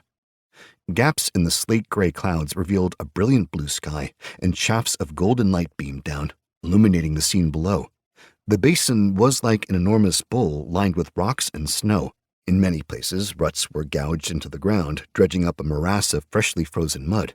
It was exactly how Jarl remembered it, only with one glaring difference. The corpses were all gone. Dismounting, Jarl took a few steps toward the empty battlefield. "Where did they go? The bodies are missing." Hjalmar grunted, stabbing the tethered spike into the ground and stomping it with his boot. "Remember what I told you last night? Syriax is gathering his forces. It's against that creature's nature to let good meat go to waste. Somewhere in the wilderness, an army of the dead is gaining strength." Jarl stared at the basin for several minutes while the wind ruffled his hair. Gone. Every single one of them. The thought made his heart sink. He'd not been friendly with any of the Battleborn in Greenwich Halfbeard's war party, but they were still men of his clanhold. Now they were walking corpses, a mockery of what they'd once been. Had their souls gone to the immortal halls, or were they now trapped on this world, encased in a rotting prison? He remembered that when Raynar's body had been discovered, they'd taken it up to the rise above the battlefield. Greenwich had ordered his men to recite an heir's death rites before bringing him back to the clanhold for burial. Perhaps he's still there, Jarl thought. His body wasn't infested, not like the others. He began making his way toward the rise, his feet trudging a path through the snow. "Where are you going?" Hjalmar called after him. Jarl pointed at the rocky upcropping. "That's where they took his body. I'm going to see if it's still there." Hjalmar cursed. "Frost's lad, wait for me. Draugr could still be about." Together they hiked up the opposite side of the basin, leaving the dogs tethered near the sled. The animals seemed content to stay and rest, panting as they stretched and lounging on the ground. The path was steep and treacherous, but they managed it well enough. By the time they made it to the top, Hjalmar was red-faced and huffing, and Jarl wasn't much better. They beheld a breathtaking view of the surrounding landscape, white plains stretching out into eternity, and broken only by gentle rolling hills. To the east, Jarl spotted a herd of caribou grazing in some flatlands. To the north, he saw the mountainous hinterlands, steep ridges spotted with stands of ironwood trees. The top of the rise was only a few paces across, desolate except for a solitary figure lying on the ground. Half buried in a foot of snow was the body of Raynar Haig, the clanlord's son. He had turned a bluish-gray from the cold, his flesh dull and waxy, long frozen blood iced at the corners of his mouth. His golden hair was unmistakable, as was the rich gilded armor encasing his still form. Jarl crouched down beside the body to get a closer look. Despite the circumstances, Raynar appeared peaceful, almost like he was sleeping. The battleborn who had brought him here had taken the time to arrange him in a dignified pose, arms clutching his axe on his chest, before rushing back down the slope to fight the draugr. From what Jarl could tell, the corpse was frozen solid, and did not appear to have been invaded by those black tentacles. That meant he could safely take it back to Norvosk.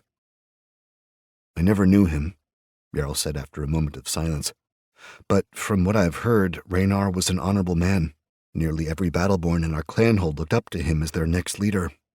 He will be missed."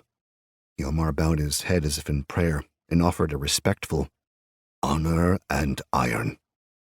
"Honor and iron," Jarl returned. They stood for a time, the persistent wind gusting around them as each man was lost in his own thoughts. "Perhaps the gods are favoring me after all," Jarl considered. "Of all the battleborn who died searching for this man, I'm the one who will actually get to bring him home." It should have made him happy, but for some reason, he could only feel discouragement. He'd inherited the quest given to Halvard Bloodhammer and his warband. That meant he would gain experience points when he brought Raynar home. Jarl felt guilty thinking about his own progression while standing over the body of a decent man, the hope of his clanhold. That shouldn't have been why he was doing this, and yet the whole reason he'd come here was to gain reputation, to earn the acceptance of the other battleborn and the praise of the clanlord. "You're not honorable for doing this," Jarl thought. "You've just been acting in your own self-interest, just like the Aesir and the Highborn and everyone else you despise." The thought sickened him. After a few minutes, he got to his feet and shouldered his axe, glancing back at Hjalmar with resignation. "We need to dig him out and get him to the sled." The old man nodded, his gray beard bending in the wind. Together they dug away the snow that was covering more than half of Raynar's body, at times even using Jarl's axe as a pick to chip away at ice that had formed. Beast observed from a rock nearby, his black eyes inquisitive as he watched them toil away. It was tiring, grisly work, but eventually they managed to pry the corpse loose and drag it to the edge of the rise. Straightening, Jarl surveyed the scene below and contemplated how they should get the body down to the sled. He noticed movement on the tundra below, dozens of people making their way across the windswept plains, marching in a column that looked like a battleborn formation. They were still a good distance away, but their path was unmistakable. They were heading right for Hjalmar's dog sled. "Looks like we're going to have some company," Jarl said, pointing with his axe. "They could be Jotengard, this far north." Hjalmar grunted and brushed the snow off his gloves. Jotengard, Norvask, it's all the same. I'm friendly with all the clanholds." "You might be," Jarl conceded, "but I'm not. They'll kill or enslave me if they discover that I'm from another clanhold." Hjalmar smiled and patted him hard on the back. "Not if I have anything to say about it." Leaving Raynar behind, they traveled back down to the basin, carefully picking their way along the trail. When they arrived at the sled, the newcomers were almost upon them, and Jarl could see spear points and bits of iron glinting in the light. "Gods favor me still," he prayed, gripping the handle of his axe tighter. "I haven't come this far just to be made a thrall." The two took up position standing at the head of the hounds, Beast perched upon Hjalmar's shoulder and Frostfang sitting loyally by his side. Having the alpha close gave Jarl comfort, but even still, he could feel his heartbeat racing. The battleborn halted 20 paces away. Jarl thought there were 50 of them, but he couldn't be sure. Not that it mattered, there were too many for them to fight. "Hail, friends!" Hjalmar called, his voice a good-natured boom. "What brings you out to this cold, weary plain?" "We're looking for our brothers," one of the warriors replied, a big brute with a helm that covered half of his face. Jarl thought that he recognized his voice. "We followed their tracks to this place. Have you seen them?" Hjalmar scratched at his beard. "No one here but us. Tell me, from which clanhold do you come from?" "Norvarsk," the man answered proudly. He thumped his chest with a meaty fist. Relief washed through Jarl, and he felt a wide grin splitting his face. Stepping forward, he raised his axe in salute. "Hail, brothers! I'm also from Norvarsk. The gods have smiled upon us." Someone pushed their way to the front of the battleborn, a woman by the looks of her with red hair. She stared at him for a long moment before shouting, "Jarl? It is you, you frost-bitten fool!" Jarl's jaw dropped when he recognized his sister's voice. "Freya?" She quickly closed the distance between them by stomping angrily through the snow. She was wrapped in expensive furs, but her face was exposed, allowing her bejeweled braid to dance wildly behind her. Her expression was a mask of undisguised fury. "Just when I think you can't get any stupider, you decide to pull something like this." She gestured vaguely at the tundra around them. "What were you thinking coming out here? You've gone against custom, against all common sense, for what? Some stupid personal quest? Mother has been worried sick, and I've crossed half of Nordersill looking for you." She made a disgusted sound and shook her head. "I can't believe that you would be so reckless." Jarl snapped his jaw shut and scowled at her. "I did what I had to do. I did what I thought was right." "Right?" she asked incredulously. "Don't talk to me about what's right, Jarl. You broke the law of our clanhold by abandoning your duties. They'll execute you for your insubordination, or at the very least have you flogged." Hjalmar cleared his throat awkwardly. "Excuse me, Fireborn, but I don't believe we've met." Freya shot him an irritated look. "And who is this, your accomplice?" "My name is Hjalmar," he replied cordially. "A pleasure to meet you." "He's the old man of the tundra," Jarl put in. "He saved my life." "The old man of the tundra?" Freya asked skeptically. She frowned and looked Hjalmar over, her lips pursing in disapproval. "He doesn't look like much to me. Are you sure he isn't some exile playing you for a fool?" "Looks can be deceiving," Hjalmar replied. Though his face was stern, there was a hint of amusement in his voice. "I'm merely a man who was in the right place at the right time." "Indeed," Freya muttered, turning her attention back to Jarl. The large battleborn from the column stepped forward. Frostfang growled, but Hjalmar silenced him by clicking his tongue and scratching behind the dog's ears. The man removed his helm, revealing a chiseled face with an eye patch over the left eye. Halvard Bloodhammer, the Shieldbreaker. "We meet again, Jarl Beckstrom, this time under much different circumstances." Jarl gritted his teeth. He didn't want his sister to ruin this man's opinion of him. "Greetings, war leader. It's good to see you again." "I met up with Halvard's warband after I left the clanhold," Freya explained. "Imagine my shock when I heard that my own brother had already passed through, and defeated a battleborn, no less." "It was an honorable fight," Halvard responded, his face like stone. "Jarl proved himself to be a capable fighter." "I'm sure he did," Freya said, rolling her eyes. "However, that doesn't change the fact that he doesn't belong out here. We're leaving. I'm going to take my brother back home now." "Respectfully, Fireborn. I need to ask him a few questions first." Halvard crossed his arms and gave Jarl a hard, one-eyed stare. "Last time I saw you, you were heading this way with Grennick's war party. What happened?" Jarl licked his lips. To his side, Hjalmar watched expectantly, as if curious about what he might say.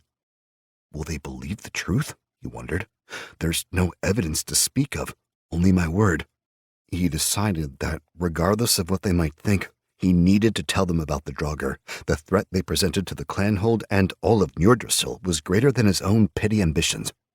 Taking a deep breath, he told them about what happened. The words came out haltingly at first, but it got easier the longer he spoke. He told them everything, from the discovery of the battlefield to the black tentacles and the draugr attack, and finally how Hjalmar had saved him. He took me back to his cave and treated my wounds, giving me food and shelter until I recovered. He nodded at the old man appreciatively, then returned his gaze to the others. After that, we came back here. His sister wore an imperious expression. She arched a disbelieving eyebrow. Draugr, brother? You expect us to believe that? I think that blow to your head was harder than you thought. Halvard's brow furrowed even deeper. That's quite a story, lad. It's the truth, Jarl insisted. It happened as he said, Hjalmar said. I saw the risen dead myself. And who, might I ask, are you? Halvard looked pointedly at Hjalmar. Judging by your accent, you're not from our clanhold. Why would you help him? I saw someone in need, and I acted, he replied with a simple shrug. I wouldn't leave any man to die at the hands of the draugr. They threaten every living thing on this world. Jarl thinks he's the old man of the tundra, Freya said derisively. Jarl's cheeks reddened, but he didn't say anything. Halvard eyed them both for a long minute before responding. Regardless of who you are, you have my thanks. This man may be lowborn, but he's from Norvask. He belongs back in our clanhold. Hjalmar gave him a nod and a small smile. Of course, war leader. Well, Freya said, gazing about at the barren landscape, I don't see any walking corpses or any corpses of any kind. Why come back here at all? Jarl answered, but looked at Halvard instead of his sister. We found Ragnar Haig's body. He pointed up the rise. Some of Grennick's battleborn took him up there before the fighting began. We came here to recover his body so that we could take it back to Norvask. Halvard's eyebrows shot up. You found his body? Yes, Jarl replied gravely. So he is dead then, Halvard said, growing solemn. Ivar will not be pleased. Ragnar was his only son, with no heir to take over the clanhold. He trailed off, letting the thought hang ominously in the frigid air. Freya turned her attention to the stony outcropping, her demeanor commanding. Show us. Chapter 16. Homecoming. The true strength of the clanhold did not reside in its battleborn, however, but in its fireborn. Memoir, Runeplate 4. Hjalmar left not long after they took Ragnar's body down from the rise. I'll be close by, he told Jarl as he climbed aboard his sled. Somebody needs to keep an eye on the movements of the draugr. Don't forget what we discussed. The fate of Njordrasil hangs in the balance. I won't, Jarl promised, clasping the old man's hand in thanks.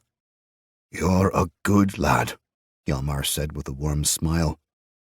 I have a feeling that you're going to accomplish great things. He shot a glance at Freya, then said, leaning in, Keep an eye on that sister of yours.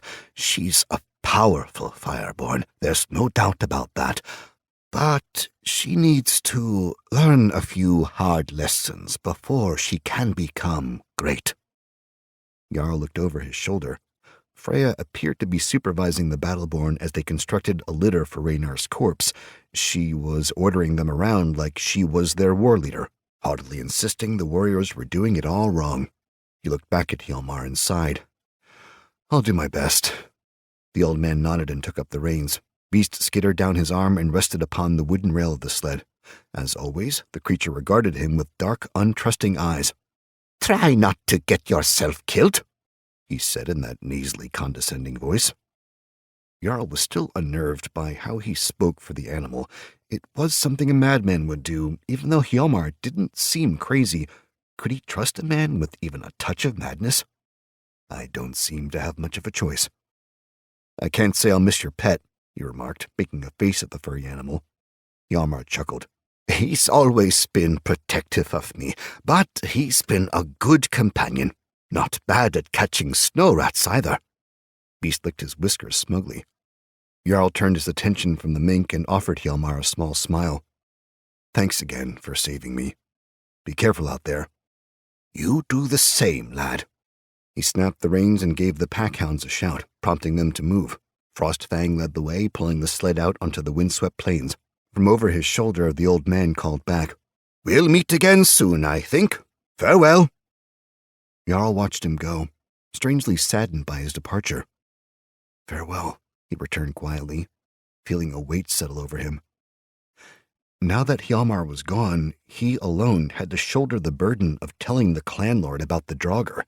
It was a huge responsibility, one for which he felt wholly inadequate, but he resolved to see it through to the end. Syriax and his army of draugr are among the gravest threats Nordrassil has ever known. That was what the old man had said. This was bigger than any one person, any one clanhold. This was bigger than Jarl's personal quest for glory. Squaring his jaw, he prepared with the others to leave for home. Once Ragnar's body was secure, the battleborn set off, heading south in a long column with Halvard at the lead. Freya insisted on walking at the front too, and refused to speak with Jarl, leaving him to walk alone near the rear of the column. Many of the battleborn regarded him with looks ranging from mildly curious to outright contemptuous. Words like mudborn and skrill were muttered, but he did his best to ignore them, instead focusing on his own thoughts. Perhaps I can convince the clan lord to allow me to lead an expedition. If we could find evidence of draugr near the clan hold, then maybe that would be enough to convince him to rally the warbands. It was a slim hope, but it was something for him to cling to. He was dismayed to see that Asker Iron Fists was with them, walking with a large group of Battleborn, including Bjorn Stonebreaker. The stoic warrior seemed to ignore him completely, keeping his eyes forward or on his companions. The rest of them followed his lead. Jarl wasn't sure why he cared so much about Asker's opinion, but a part of him thought he preferred the mockery to the cold silence. They camped at the base of a small hill. The few thrall who accompanied them unloaded supplies and prepared meals from the back of the hand-pulled sleds. Fires were lit using husks and frozen dung, and troughs were dug in the snow for latrines and for sleeping. Watch posts were established, with warriors fanning out at regular intervals around the camp, and groups of men congregated near the fires, passing around clay jugs of mjol. Freya brought a small tent for herself and had somehow convinced some Battleborn to set it up for her. She was already inside, keeping warm by the light of her own fire and apart from everyone else. To Jarl, the night was even lonelier than the march. He ate the meager meal they'd given him alone and spent most of the evening on the edge of camp, methodically sharpening his axe with a stone. He was surprised when the Shieldbreaker himself came and crouched down next to him, regarding him with a thoughtful expression on his grizzled face. You know they'll take that away from you when we get back to Norvask. He gestured at the weapon. Jarl nodded but continued dragging the stone along the edge of the blade. Yes, war leader. And yet you insist on carrying it with you anyway. Yes, war leader, he replied again. Halvard frowned, his brows forming a deep line. You're a strange one, Jarl Beckstrom. Do you know that? I don't think I've ever met anybody quite like you. Jarl smiled faintly. I've been told that once or twice. So, why do you do it? Why do you insist on trying to become a Battleborn? There was genuine curiosity in his question. It was as if he saw Jarl as an enigma, a puzzle to be solved. Jarl stopped sharpening his axe and met Halvard's gaze. Forgive me, war leader, but I am a Battleborn. It doesn't matter if the Highborn or the Aesir deny it. It doesn't change the truth. Halvard continued to stare at him, listening intently. The gods made me a Battleborn, even before I leveled up, Jarl went on. He held his axe in front of him, eyes focusing on its gleaming edge. I wasn't created for farming. I was created to be a warrior. I couldn't deny it, even if the whole world told me I was wrong. With this axe, I feel like I'm finally complete. Like a lost part of my soul has been restored. He looked back at Halvard, and his resolve faltered somewhat. Have you come to take it away from me? Halvard shook his head. I have a feeling you wouldn't let me, even if I tried. The corner of Jarl's mouth quirked up in a half-smile. You're probably right. Halvard straightened and let out a long sigh. He hooked his thumbs into his wide leather belt and looked over the camp, his single eye pensive as he seemed to mull things over. I wish that my Battleborn had half of your spirit, lad. We'd be the fiercest warriors in the clan hold, maybe all of Njordrsil. The unexpected compliment struck Jarl like a physical blow. He didn't know how to react. Stupidly, he got to his feet and bowed before the war leader. You honor me? Halvard snorted, sending a cloud of steam into the air. Honor? Many good men get themselves killed over honor. I've been in more battles than I can count, and do you know what I've learned? There's no honor in war. There's only heartache and bloodshed. That's not what the Aesir will teach you, but it's the truth. I've seen hardened Battleborn crying for their mothers, their innards hanging out of their bellies like sausage links. I've seen men, women, and even children burned alive by Fireborn, as well as 100 other atrocities that would make your stomach turn. This isn't the life you want. Go home, have a family, live your life in peace. That's what I'd do, if I were you. Again, Jarl didn't know what to say. The Shieldbreaker, one of the most renowned warriors in the world, was telling him not to fight. He was speaking outright blasphemy, condemning war as evil. Jarl stared at him for a long moment before eventually asking, Why are you telling me this? The big man turned his single-eyed gaze back to him. Because you're a good man, Jarl Beckstrom. A little cracked, maybe, but a good man all the same. This path you're taking, I know where it leads. The Highborn will despise you for trying to rise above your station, your fellow warriors will distrust you, and even if you succeeded in one day being named an official Battleborn, you'll be thrust unprepared into the fire and the blood of war. He paused, then added softly, I don't want to see you get killed, lad. Jarl straightened. I know how to fight. I know you do, Halvard replied. But there's a difference between facing a man in a fair fight and facing down a shield wall when fire is raining upon your head. Jarl stared at him for several heartbeats before breaking away, shoulders slumping. It doesn't matter, he muttered. The draugr are the real threat. If I don't try to stop them, then who will? Halvard grunted. These draugr, you say they're controlled by some kind of parasite? Jarl nodded. What does this parasite look like exactly? Slimy black tentacle, almost like a worm or an eel. It doesn't have a mouth or eyes or anything, but it still seems to be able to sense people. The one that almost got me was about the length of my arm. He glanced up at the war leader. Do you believe my story? Halvard hesitated. I'm sure you saw something out here. The wilds can be a strange place, even when you haven't suffered a head injury. Jarl looked back down, crestfallen. I still like to be careful, he went on, stroking his chin. Maybe it is as you say, and an army of the dead is wandering about the tundra. I'd be a fool if I didn't at least consider your story. It's one explanation for why Grennick's war party up and disappeared, though a part of me still thinks Jotengard's to blame. Nodding, Jarl began sharpening his axe again, dragging the stone along the edge and producing a metallic scratch. He didn't respond. Halvard heaved another sigh. We have a long day ahead of us tomorrow. It's best we all get an early night. Remember what I said, lad. With that, he walked away, returning to his bodyguards and the fires at the heart of the camp. The next day went on much as it had before, as did the day after that. They crossed the tundra at a brisk pace, their column traveling over windswept flatlands as they gradually picked their way south. Every so often, the sun would peek out from the clouds to shed its light on them and make the snow glisten.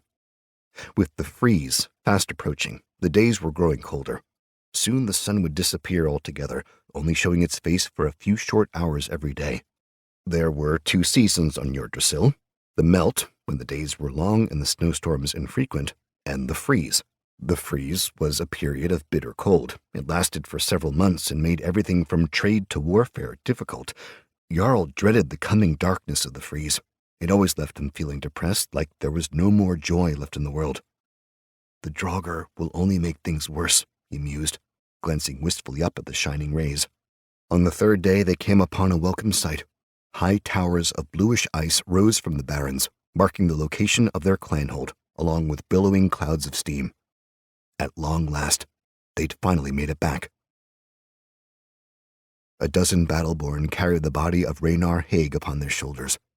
It was a silent procession through the terraced streets of Norvask, with onlookers gazing somberly at their fallen heir.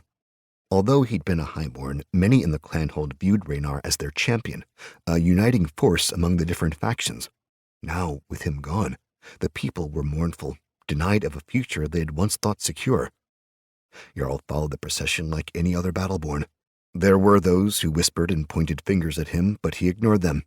They were small and petty, and his focus was on his ultimate destination, the clanlord's great hall.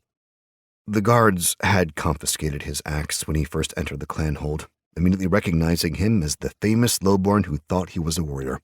Now that he was weaponless, Jarl felt vulnerable.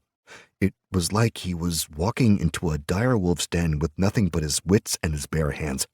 A paltry defense should it come to a fight. You can do this, he thought, probably for the 100th time. Don't let them intimidate you. Remember how much is at stake. When they arrived at the great hall, Ivar Haig was waiting for them. He stood before the entrance as he had before, his thick blonde beard hanging beneath a grim, weathered face. His shoulders, which were covered by a white and brown mottled pelt, Slumped as if under an enormous weight, he watched with sad eyes as the warriors bore his only son home. The clanlord's brother Sten was there as well, as was Vig Haraldsson, the Huskarl. They were surrounded by guards from all the clanhold's warbands, including their wives and the thrall of House Haig. None were smiling as Halvard led his warriors and a crowd of mourners onto the plateau. Many eyes were wet with tears. "Clanlord," Halvard declared, taking a knee before the steps. "I regret to inform you that your son, Raynar, has been killed. We've brought you his body so that you can give him a proper funeral, that his soul might be sent peacefully to the immortal halls." Quest complete. Help find Raynar Haig and bring him back to the clanhold, plus 400 experience points. Jarl barely noticed the increase. Silence settled over the plateau. Ivar looked down at his son resting upon the shoulders of the Battleborn, his face as pale as frost. Jarl wondered if he would speak at all, but after a few minutes, the clanlord cleared his throat. "You have honored me and my house, Halvard Bloodhammer. Whatever you should ask of me, I shall grant it unto you." "Thank you, clanlord," Halvard responded, getting to his feet. "But neither I nor my Battleborn were the ones who discovered Raynar's body. It was a man by the name of Jarl Beckstrom." At the mention of his name, Jarl walked forward, the sea of Battleborn parting before him. He approached the steps to stand beside Halvard, gazing up at the most powerful man in Norvask. Freya, who was standing nearby, actually appeared nervous. She was probably worried he would say something that might embarrass her. "So, this is the Lowborn I've heard so much about," Ivar said. "Tell me, how is it that my son was killed?" Jarl could feel his pulse quicken, his hands growing moist beneath his gloves. "Your son fell in battle," he said, meeting the clanlord's eyes. "He was surrounded by his brothers in arms when he died." Muttering voices filled the air. More than a few people whispered words like treachery and Jotengard. For a minute, Ivar said nothing. He merely stood on the platform, his complexion as pallid as a dead man's, as his eyes lingered on his son's still body.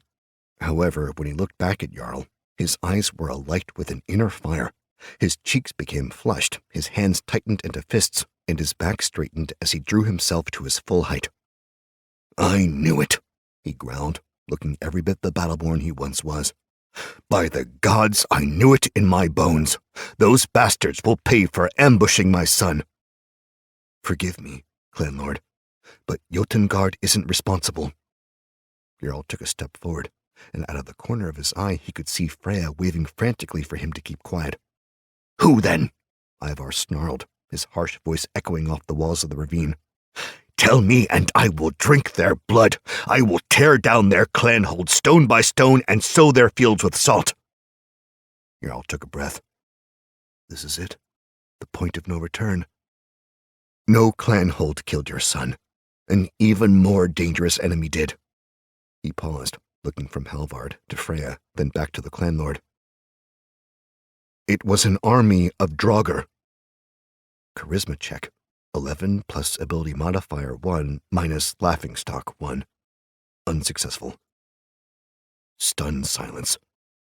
At first, Jarl thought his statement had been received by those around him, that they were shocked or horrified by the revelation. Then, the laughter began. A swell of mockery rose from Highborn, quiet at first, then growing to a dull roar. Loud guffaws mixed with bewildered giggles, creating a cruel cacophony that made Jarl's cheeks burn. "It's the truth!" he shouted, struggling to be heard over the noise. Many shook their heads in disgust, saying how shameful it was for him to make light of such an event. Reputation, -1 among the Highborn. Ivar glowered, his rage now fully directed at Jarl. As soon as the tumult died down, he asked, "Are you suggesting that a folk tale murdered my son?" "Forgive this man, clanlord," Freya said, stepping before Jarl but refusing to acknowledge him as her brother. "He sustained a head wound and is now quite confused. He doesn't know what he's talking about." "Freeze off, Freya," Jarl snapped. "I know what I saw. The draugr are gathering an army somewhere on the Ice Barrens. If we don't do something, they'll destroy our clanhold and every other clanhold on Yggdrasil." "Should we watch out for fairies as well?" Huskarl Vig asked, prompting more laughter from the crowd. Perhaps the frost giants have also returned. Things were getting out of hand. Dozens of voices cried out at once, hurling insults and insisting that the real threat was Jotengard. Jarl tried to gain control to call out over the dissonance, but it only seemed to make matters worse. He was shouted down each time. Finally, Ivar had had enough. "Silence!" he bellowed, the word rolling like thunder over the plateau. Every voice was stilled, an eerie quiet settling over the crowd. He turned his anger back to Jarl. "Enough of this nonsense. I'll not dishonor my son's memory by heeding the words of a madman. There's only one foe who could have done this, and they lie to the north." Raising his voice, he addressed everyone within earshot. "Before the gods and men, I vow that this affront will not go unpunished. I call upon the warbands of Norvask, every battleborn and fireborn who lives within this clanhold, to rally together in one great host and march upon our enemies. We'll wage a war unlike anything that's ever been seen on this world, and when it's over, every single person who has ever set foot in Jotengard will be killed and burned to ash." He pulled out his axe, an elaborate weapon worked with ivory and leaf of gold, and thrust it into the air. "Honor and iron!" In one voice, the plateau enthusiastically returned. "Honor and iron!" Gods have mercy, Jarl thought, his stomach dropping. I failed. Cheers rang off the stone walls, filling the entirety of the clanhold as feet stomped and hands clapped together. Many battleborn pulled their own weapons and raised them, some even rapping them against their helms and armored chests. Freya disappeared, melding back into the crowd, and Halvard looked on in stoic silence, his face a scarred, stony mask. When the noise faded, Vig turned to regard the clanlord. "And what should we do with this one?" He gestured at Jarl. "Should I have him executed?" Ivar regarded him for a long moment, before eventually shaking his head. "Whatever this man is, he still found my son and returned him to me. For that, he may live." Jarl dropped his gaze to the ground. The judgment should have given him relief, but strangely it didn't. He felt completely numb. "But, clanlord, if I might be so bold," Vig insisted, "this lowborn has gone against custom and sought to make himself a battleborn. He forsook his duties and went out into the tundra, where he infiltrated the Shieldbreakers' warband, traveling with them. He even carried an axe. The guards had to confiscate it from him when he returned to the clanhold." He turned a hateful eye to Jarl. "That sort of insubordination should not go unpunished." Ivar seemed to consider this, then sighed and waved a dismissive hand. "Fine. Have him flogged and sent back to the dregs. The rest of you, bring my son into the Great Hall. I would spend some time with him before he's laid to rest." With that, he departed, trailed by his brother Sten and the rest of his entourage. The battleborn carrying Raynar climbed the steps and solemnly made their way through the double doors, disappearing inside the immense stone building. Vig looked down at Jarl sourly, his pudgy, ring-laden fingers flexing at his side. "Kavir," he said, calling to a man behind him, "get me the biggest battleborn you can find. I want to make this man bleed." Kavir nodded and turned to leave. "Wait," a deep voice called. Jarl looked up and saw, to his surprise, that it was Halvard. The war leader stepped forward and faced the Huskarl, his single eye as hard as iron. "I will do it." Vig's eyebrows shot up in surprise, but he shrugged. "As you wish." He made a gesture, and a thrall brought forward a long whip with 3 tails. The knotted leather was interwoven with small bits of bone, and even from a distance, Jarl could see that it was stained dark with dried blood. 2 men came up behind Jarl and restrained him, one pulling off his coat and tearing his shirt to expose his back. The other kicked his legs, dropping him to his knees. He didn't resist. Halvard grimly accepted the whip and made his way to stand behind Jarl. "I'm sorry, lad," he said, his voice a low rumble. He actually sounded sincere, his words tinged with regret. Jarl said nothing. Instead, he gritted his teeth and lowered his head, bracing himself for the pain that was to come. He heard the sound of the whip before it even touched his back, a sharp whistle and a loud crack, that resonated through the air. -5 health points. The eager crowd cheered when they saw the blood. Chapter 17. To prove one's worth. The Fireborn were a unique brotherhood. They accepted people from all walks of life into their ranks, so long as they had the flame within. Memoir, Runeplate 5. Runa struggled beneath the weight of a stack of runeplates, her forehead slick with sweat as she made her way to the upper chambers of the temple. High Aesir Sigrun had ordered her to retrieve the war histories from the record keepers, and this stack of metal sheets represented only a fraction of what was stored.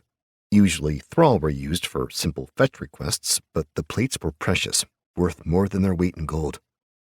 They must be worth quite a bit, Runa thought, adjusting her grip as she ascended the last flight of stairs. Frost, they should consider writing things down on something lighter like pigskin. That would defeat the purpose, of course. The reason the histories were etched into metal was so that they'd last through the generations. The information she now carried had been painstakingly documented over the course of centuries, the culmination of many people's wisdom. Not that that made carrying them any less burdensome. She could feel that her stamina was quickly running out. Ignoring the ache in her shoulders and lower back, she pressed forward, determined to reach the top without taking a break. Time was of the essence, and she didn't want to keep the Aesir waiting. With the announcement of the impending war with Jotengard, the entire temple was in an uproar. The war bands were rallying, or so the rumors said, and every Fireborn was told to ready themselves for marching and fighting. Everyone seemed to be bustling about, but no one seemed to know when or where exactly the attack was to take place. We'll probably strike at the heart of their clanhold, Runa thought. A drawn-out war over miles of wasteland would only serve to weaken both sides. Norvask would need to be decisive if it was going to prevail. When she finally reached the top, she stopped at the door flap, unsure if she should just barge right through. She could hear voices on the other side, arguing about something she couldn't quite make out. After several moments of indecision, she finally resolved to enter quietly. If she waited any longer, she would risk dropping the priceless histories on the ground. The large circular room was filled with comfortable-looking furniture and stone tables laden with maps. Thrall waited with platters of food and pitchers of wine along the wall, waiting to serve the whims of their masters. The Aesir congregated in the middle, some lounging and others pacing, but all intent on discussing the logistics of the coming war. Not wanting to interrupt, Runa made her way to one of the tables and deposited the rune plates, grateful for the reprieve. No one seemed to notice her entering the room. We need casks of flame spirits brought up from storage, Aesir Nriv said with a rasp, scratching a few notes on his ledger slate. The withered old man's skeletal fingers held the stylus in a shaky grip, and his hunched figure reminded Runa of a dry old root. Should we be subjected to a prolonged siege, we may find our stores running dangerously low. Then have the alchemists brew more, Aesir Goldeye snapped. The brown-haired woman was the epitome of high-born beauty, with full lips, dark eyes, and a curving figure beneath form-fitting robes. Her temper, however, was anything but beautiful. We're wasting precious time blathering about trifles. It isn't very complicated, old man. Riv harumphed, but continued scratching on his slate, shaking his head and muttering softly to himself. What we need to decide is how our Fireborn are going to be allocated among the warbands, remarked Aesir Dryzen, a strong middle-aged man with short gray hair. An imbalance could cause infighting among the Battleborn. Should we have the war leaders draw lots, or have the Veneer make assignments? Riv answered, Lots. At the same time, Goldeye said, Make assignments, of course. Both of them looked at each other, annoyance written plainly on their faces. The High Aesir watched the discussion with an air of stoicism. There was no emotion on her face as she seemed to take everything in at once. Her eyes flicked to Runa momentarily, a slight nod indicating her acknowledgement. Runa straightened under her gaze.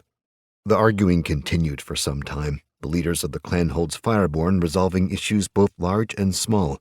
There were 12 of them in total, and Runa had only recently learned all of their names. Much of her time as Sigrun's ward had been spent doing chores for the High Aesir, cleaning her personal chambers, running errands all over the temple, and, of course, studying. Every once in a while, she would be tutored by Sigrun herself, and she was already close to leveling up, outpacing the others her age. It was both nerve-wracking and exhilarating to learn from such a woman.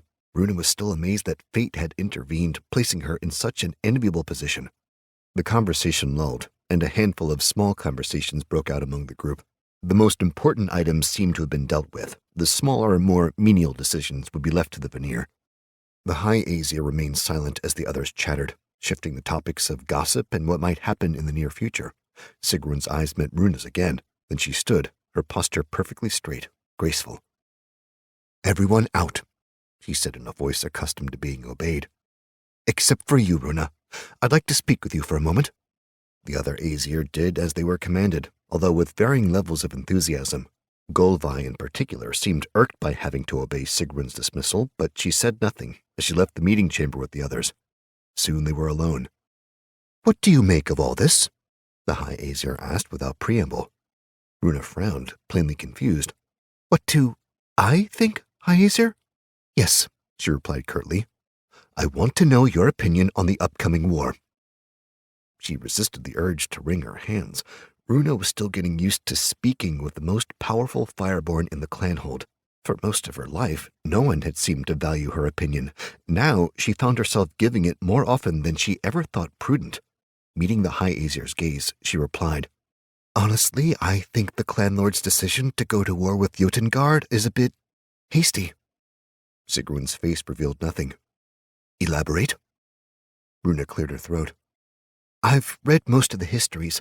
The clanholds are all accustomed to raiding, in fact our economies rely upon it, but full-scale wars are rare. Usually they leave both sides devastated and it takes generations for them to recover. I'm not certain what the clanlord is trying to accomplish here." "Vengeance, most likely," Sigrun said. "His lackeys are more interested in riches and glory." She paused, giving her ward a searching look. "You don't think we can win this fight?" Runa lowered her gaze. "I'm uncertain, High Aesir. There's never been a war in my lifetime." "And what does your heart tell you?" She bit her lip.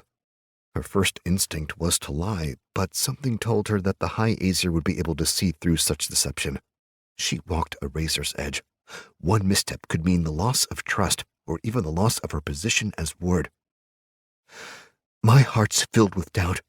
I'm not sure this will end well for our clanhold." Sigrun's lips tightened into a small, disapproving line. "War is the way we prove ourselves to the gods, young one. Don't ever forget that. To doubt is to invite disaster. The gods don't smile upon such fireborn." Runa hung her head. "Yes, of course. Forgive me." Silence stretched between them. "Runa, you've been an excellent ward. Humble, obedient, talented. You embody everything this temple strives to impart upon its fireborn." Runa felt a fluttering in her chest, but she managed to keep her face neutral. "Thank you, High Aesir." Sigrun nodded as if she hadn't given her the acclaim nearly every fireborn would have killed to receive. "That being said, you still lack two things, confidence and experience. They are what set the Aesir apart from the veneer, and the veneer from the ordinary fireborn. Experience leads to skill gain and ultimately power. Power will grant you the confidence you lack." She approached one of the maps and pointed, indicating an area just south of Jotengard's clanhold. "To that end, I want you to help lead the attack." Runa's heart stopped. "Lead? The attack?" Sigrun nodded, cold and serious. "Yes. I want you at the front with the veneer, where your flames will do the most damage. You'll gain the most experience points that way, and you'll earn the respect of your lessers, who I believe still see you as an outcast." Runa couldn't help but grimace. It was true. The others, especially those in her age group, still resented her, saw her as an outsider. The observation stung. "But am I ready for such a responsibility? Won't it be dangerous?" A small smile tugged at the edges of Sigrun's mouth. "Life is dangerous, my young ward. The great eagles of the north push their fledglings out of their nests to see if they can fly. Some may die, but that is the way of the world. Those who survive emerge stronger than ever, learning how to soar among the clouds." She paused, giving Runa a meaningful look. "Take this as an opportunity to prove your worth. If you survive, then your future in this clanhold will look bright indeed." "Of course. Thank you, High Aesir." Sigrun nodded and turned to the rune plate she'd requested, signaling an end to the conversation. Runa took her leave without another word, passing Thrall as she made her way to the exit and the winding stairs leading down. Her head spun as she made her way to her rooms. Indeed, she felt like a fledgling eagle, vainly flapping her wings as she plummeted toward the earth. Is she trying to mold me into an Aesir, or is she trying to get me killed? One thing was certain. If she was going to help lead the attack on Jotengard, then she needed to prepare. They didn't know exactly when they'd be leaving for battle, but time was certainly fleeting. She didn't have long, and every hour could help make the difference between life and death out on the tundra. Entering through the flap, she set to studying, with a renewed sense of focus burning brightly within her. Chapter 18. Brothers in Blood. As a lowborn, your only hope for upward mobility was to find yourself in possession of such a rare gift. Otherwise, you were forced to submit to a life of grinding poverty. Memoir, Runeplate 5. Ivar Haig, clanlord of Norvask, stood on his private balcony overlooking the clanhold, his shoulders slumped, elbows resting heavily on the stone balustrade. Sten approached his brother quietly, still uncertain of what he was going to say. He hadn't spoken to Ivar alone for some time, and ever since Raynar's body had been returned, he'd taken extra care to keep his distance. Can't be helped now, he thought, making his way through the richly decorated room. The entire clanhold's been roused. He needs to step up and take some leadership. He cleared his throat loudly to announce his presence. Ivar scarcely moved at the noise. I was hoping to speak with you a moment, brother. About the war with Jotengard, have you been to see him yet, Sten? Ivar asked, cutting him off. Sten frowned. Who? Bloodhammer? Ivar paused, then whispered. My son? Yes, he replied after a moment, taken off guard. I saw him interred to the crypts beneath the temple. The Fireborn will make sure he's given a proper cremation. He always thought he was invincible.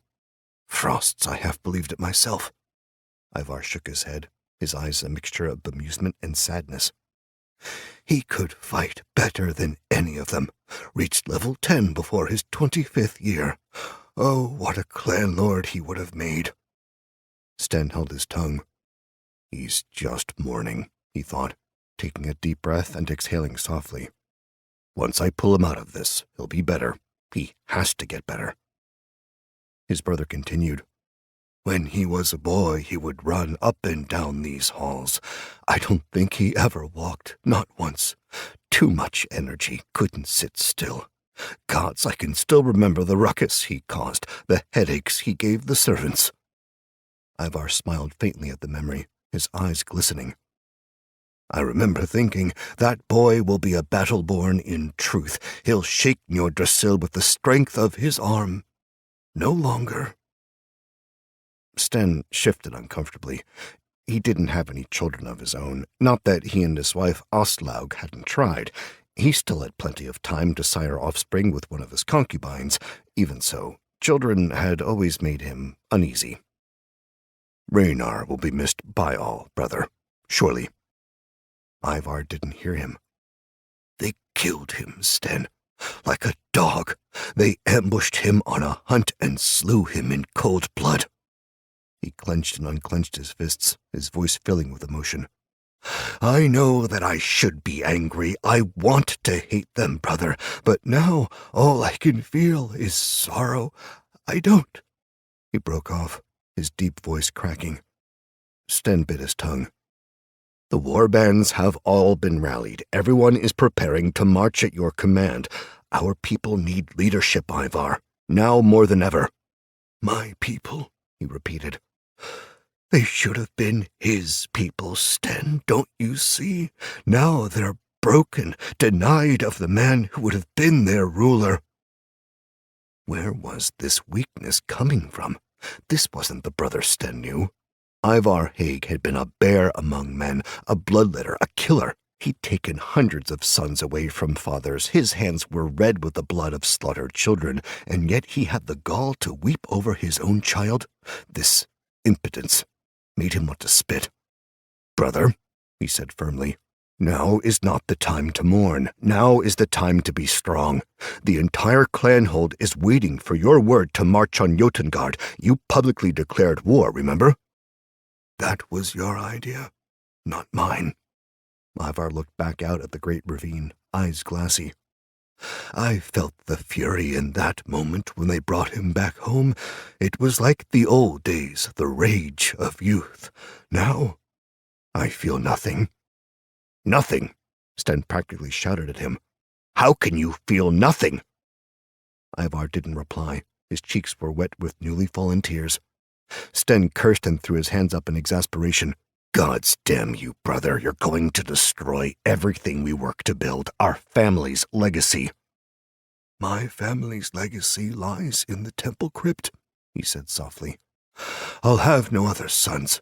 The shaman said so. Raynar's birth itself was a miracle. Sten wanted to punch him, but he refrained. Growling, he took a step forward. Then I'll take command of the attack, while you stay behind with the sick and the elderly. I won't stand by while you ruin our reputation. The Hagues will remain in power here. Gods bear witness. I'll show them what it means to be a battleborn. Ivar remained silent. His gaze was distant, and Sten wasn't even sure he'd heard what he said. Furious, he turned to leave with blood pounding loudly in his ears. He would speak with the war leaders. Then he would prepare to lead the war bands himself. In the background, he could hear his brother whimpering like a damned child. He's weak, you know.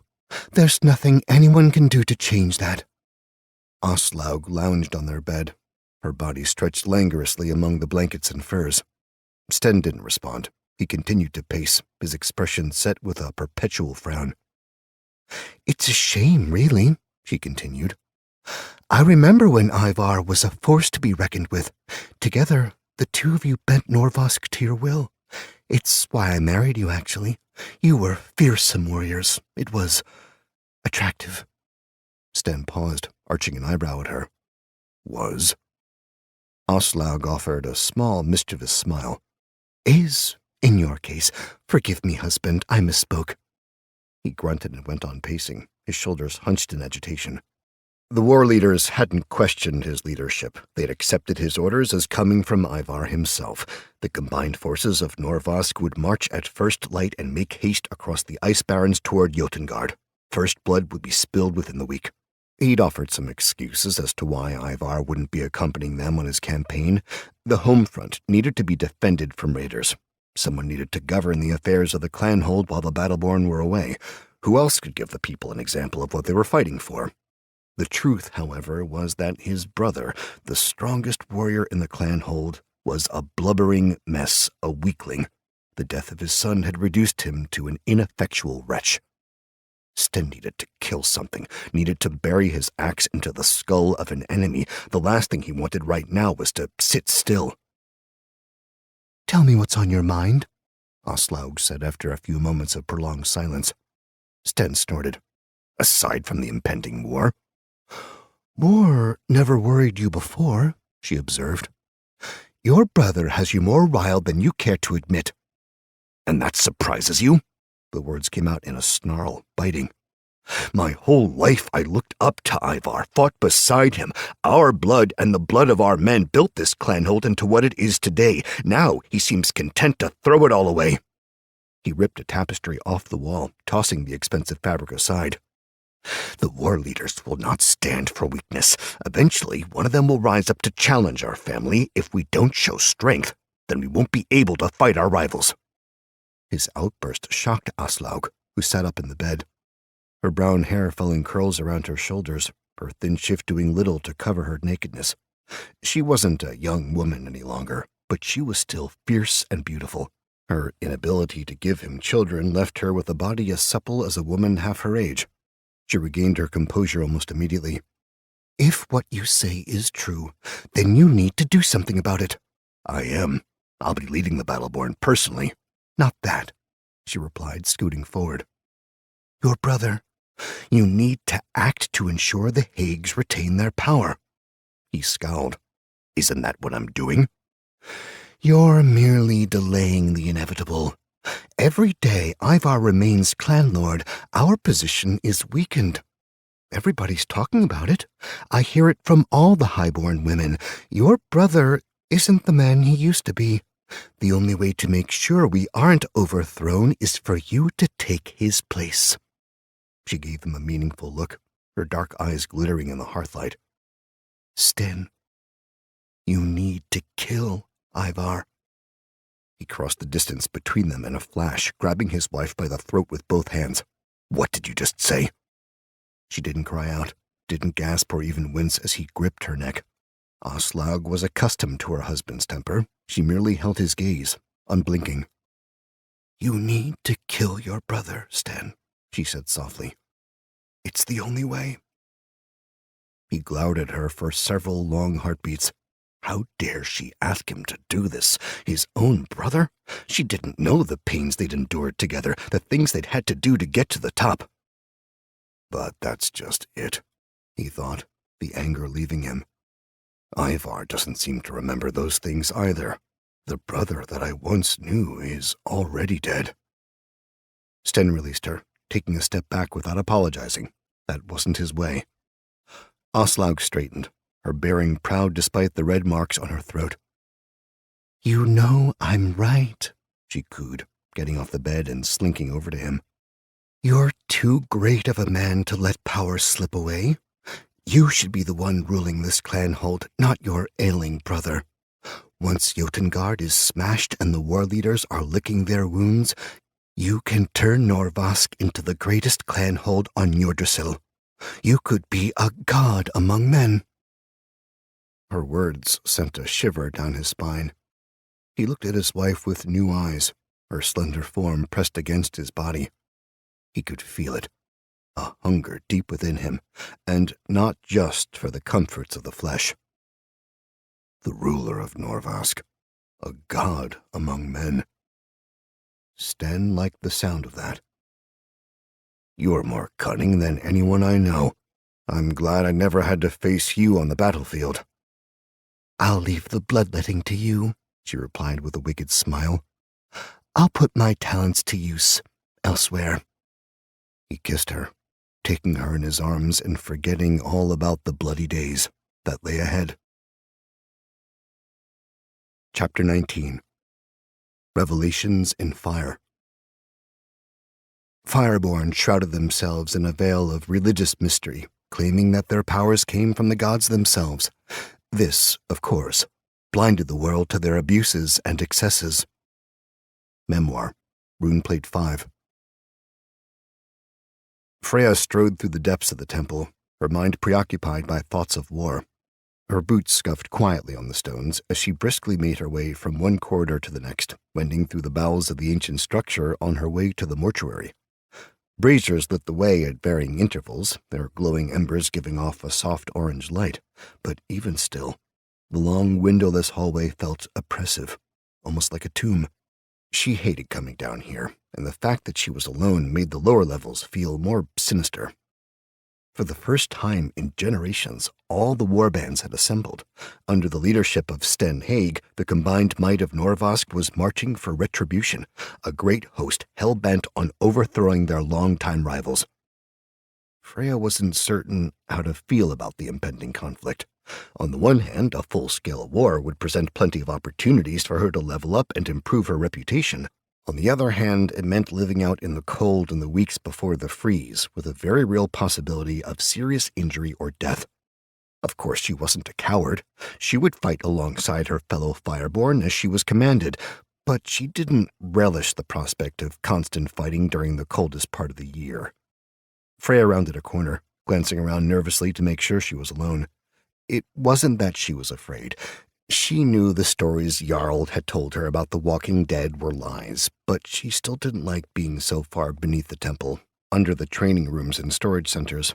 It was said that the crypts went so deep that they touched the heart of Yggdrasil, and who knew what foul things were lurking down there.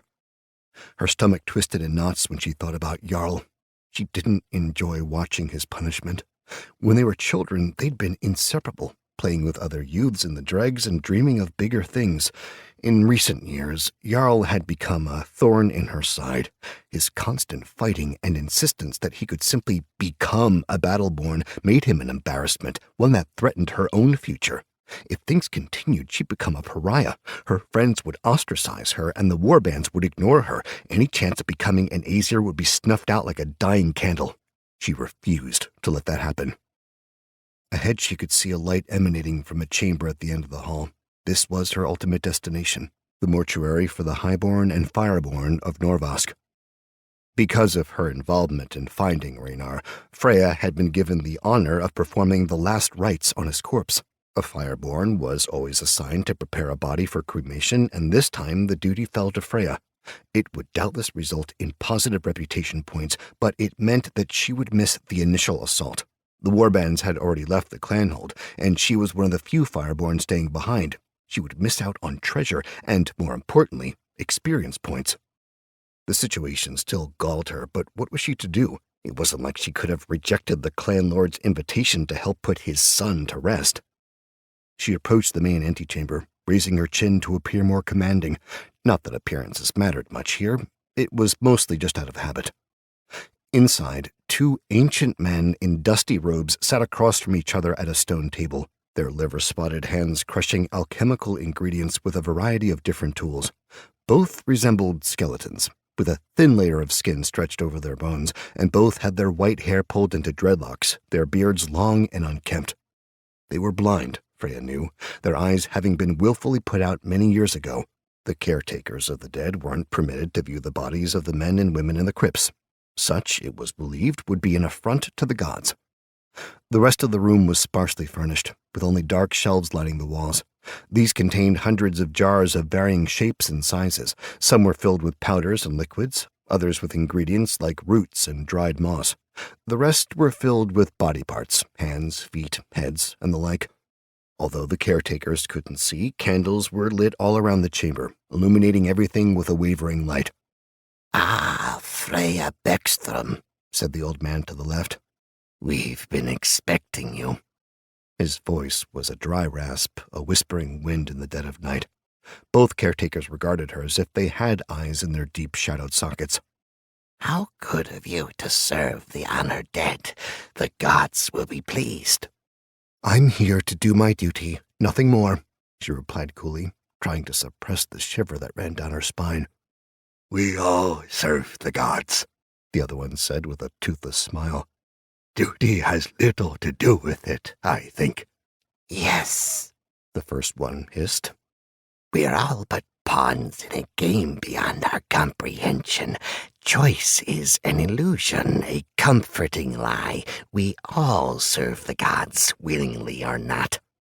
They cackled, their laughter like nails across a slate. "Where's the body?" Freya asked impatiently. "I have many other important things to do, so I'd like to get this over with as quickly as possible." She didn't have time to spare these creepy old men. War was upon them. The sooner she got out of this place, the better. Together, the caretakers' expressions went from amused to angry, their wrinkled faces shifting into masks of displeasure. "There's nothing more important than caring for the dead." The intensity with which the first man spoke left her startled, and for an instant she felt like fleeing back down the corridor. "I meant no offense," she said, absently reaching for her flame spirits. "I only meant—" "We know what you meant," the second one replied indignantly. "Youngbloods are all the same. You don't care about anyone but yourselves. There are traditions to uphold. We must see that our honored dead are taken care of, so that their souls don't haunt us for the rest of eternity." "The gods are always watching," the other chided. "My apologies," she offered with feigned humility. "Forgive the shortcomings of my youth. My only wish is to serve the gods." The two caretakers conferred with one another, whispering in low voices so that Freya couldn't overhear. After a moment, they both turned back to regard her. "The Aesir normally send more experienced Fireborn to perform the final rites," the first one said, his hooded brows overshadowing his empty eye sockets. "Have you been taught the proper methods?"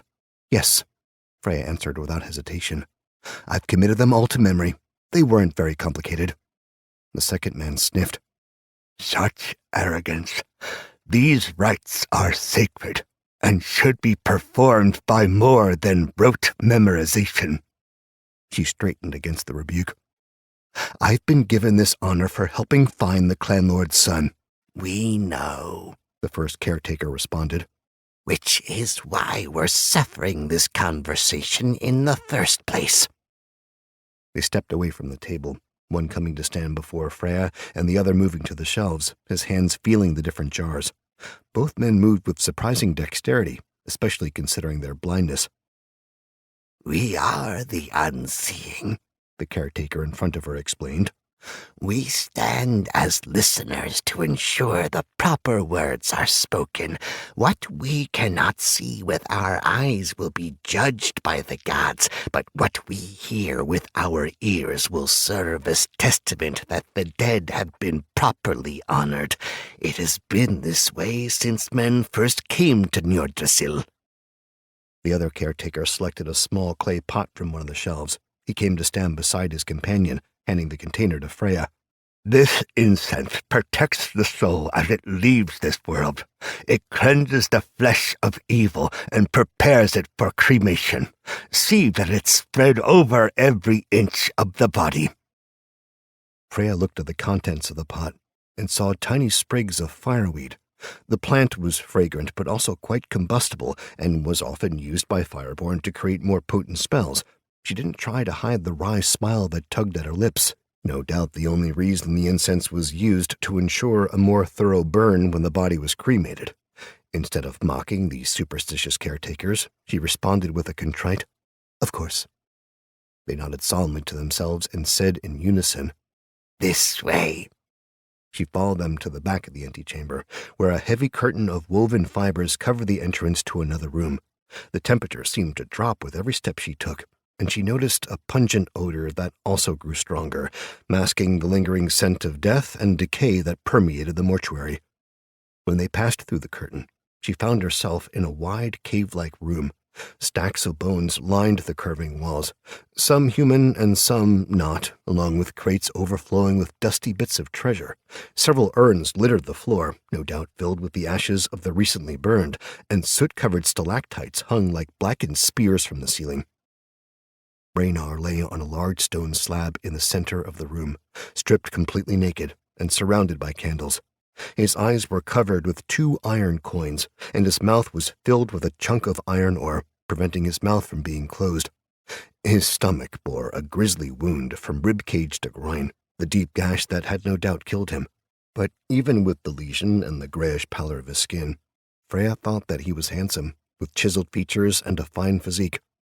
A shame he was killed, she thought, looking over the dead man regretfully. I would have liked to meet him. Perhaps we could have been lovers if circumstances had been different. It wasn't uncommon for Battleborn to try to breed with Fireborn. Many thought that such a union would produce a race of superior beings, great warriors capable of wielding magic. It was well known that Fireborn couldn't bear children, but it didn't sway some from trying anyway. Freya sighed. She began spreading the incense over the corpse, crushing the brittle sprigs and sprinkling them on his face, torso, and legs. The caretaker stood silently behind her, heads bowed as if in prayer. Gods of the earth, gods of the sky, she began, speaking with the weighty reverence she'd heard from the High Aesir many times. Gods of the sea and gods of the beasts and men, heed these words from a humble servant as one speaking from the flames. She traced a line on Ragnar's forehead, marking him with the rune of death. Accept this warrior into the immortal halls. Do not bar his way, but welcome him as a son of Norvask, a strong and honorable warrior. May he serve your wishes in death as valiantly as he served in life. Dusting off her hands, she set the fireweed aside and took a draught of flame spirits. The clear liquid burned as it washed down her throat, and immediately smoke began to leak from her mouth and nose. It was an uncomfortable feeling, one that she doubted she'd ever grow accustomed to, but she bore it stoically as she peered at the corpse before her. Raising her right hand, she summoned a ball of fire. -5 magic points. Within seconds, the room was alight with an orange radiance that cast back the lingering shadows. "May the life-giving flame guide your path, noble Battleborn," Freya intoned, careful to keep the fire away from the combustible incense. "May its light be a beacon to you in the hereafter, a guide as your soul wages eternal war." With her left hand, she plucked a single golden hair from Raynar's head, then fed it to the flames. "Let our words be heard," she concluded. "For one day, all will return to the cold." "All will return to the cold," the caretakers repeated solemnly. Freya took a step back to observe the prescribed moment of silence, releasing her fireball and letting it dissipate. She wasn't in charge of the cremation. That would be performed tomorrow in front of all the highborn. The flame spirits still boiled in her stomach, and the smell of decay was making her nauseous. If she didn't eventually burn away the excess potion, it would consume her from the inside out. "I'll cast another fireball when I leave this place," she thought, rubbing her arms for warmth. "It's as cold as the ice barrens down here." The low temperature wasn't enough to prevent Raynar's body from decomposing. When they transported him from off the tundra, he'd been frozen solid, his flesh as hard as stone. In the days that followed, he'd gradually thawed out, making him stink like rotting meat. As Freya stood, counting the seconds until she could leave, she noticed something strange about the wound on his belly. The torn flesh seemed to ripple faintly, like a hand moving slowly beneath a blanket. She frowned and took a step closer, at first thinking that she must be imagining things. Then she saw it again, a subtle movement beneath the fleshy surface. Her stomach convulsed, and for an instant she thought that there might be maggots making a nest of his innards. Not maggots, she thought in revulsion. What in the frozen hell? The skin parted, and a tentacle slithered out, pitch black and covered in slime. Freya leapt back and screamed as Raynar's eyes snapped open, revealing a hazy glow the color of pure amethyst. He lifted his head and spat out the iron ore, sending it and the coins clattering to the ground. Another tentacle emerged from the back of his throat, waving in the air as if searching for fresh blood. 3 more sprouted from his guts, twisting and wriggling like eels made from living darkness. The caretakers began shouting, demanding to know what was going on. Freya ignored them. She was too focused on the monster in front of her, the draugr. Raynar lurched to a sitting position, spilling oily black fluid from his stomach cavity, and turned his dead-eyed gaze to Freya. His jaw worked silently around the tentacle as he slid off the slab and began shambling toward her, his hands outstretched as if to grab for her neck. She shoved the caretakers out of the way and turned to flee, then suddenly remembered that she still had flame spirits churning within her. Cursing herself for a fool, she faced the threat head-on and began to draft. Flames burst into her open palms, radiating with a heat so intense that it singed her sleeves. Flaming grasp, -10 magic points, 14 damage. She hurled the spell at the draugr, hitting it square in the chest. The force of the impact sent it reeling, tentacles writhing as they smoldered and popped. The flames multiplied, completely enveloping Raynar's body even as it struggled to renew its attack. Soon, it was a walking inferno, a horror beyond recognition. Fireweed combustion, 1d12 damage per second. The caretakers cursed, covering their ancient faces from the heat. Even Freya staggered back in terror as the draugr thrashed about, trying desperately to remain standing. After a few seconds, the monster sank to the floor, the flames guttering out on charred, blackened flesh. The tentacles crumbled to ash as the draugr collapsed, its purple eyes fading to nothing. Soon the corpse was burning softly on the stones like a dying campfire, destroying all evidence. Freya took a deep, shuddering breath to calm herself and immediately fell into a fit of coughing. "Frosts take me," she thought, covering her mouth to block out the foul smoke. "That thing, that creature, was real. Gods, Jarl was right." The caretakers, both coughing as well, blindly staggered to their feet. Of course, neither of them had seen the draugr. One of them turned a skeletal face toward Freya, expression tight with outrage. "What have you done?" Chapter 20. Unlikely Allies. If not for their reliance on the lowborn and their need for the battleborn to keep order, they would have enslaved the world long ago. Memoir, Runeplate 5. Jarl's back itched. It was by far the worst part of his injury.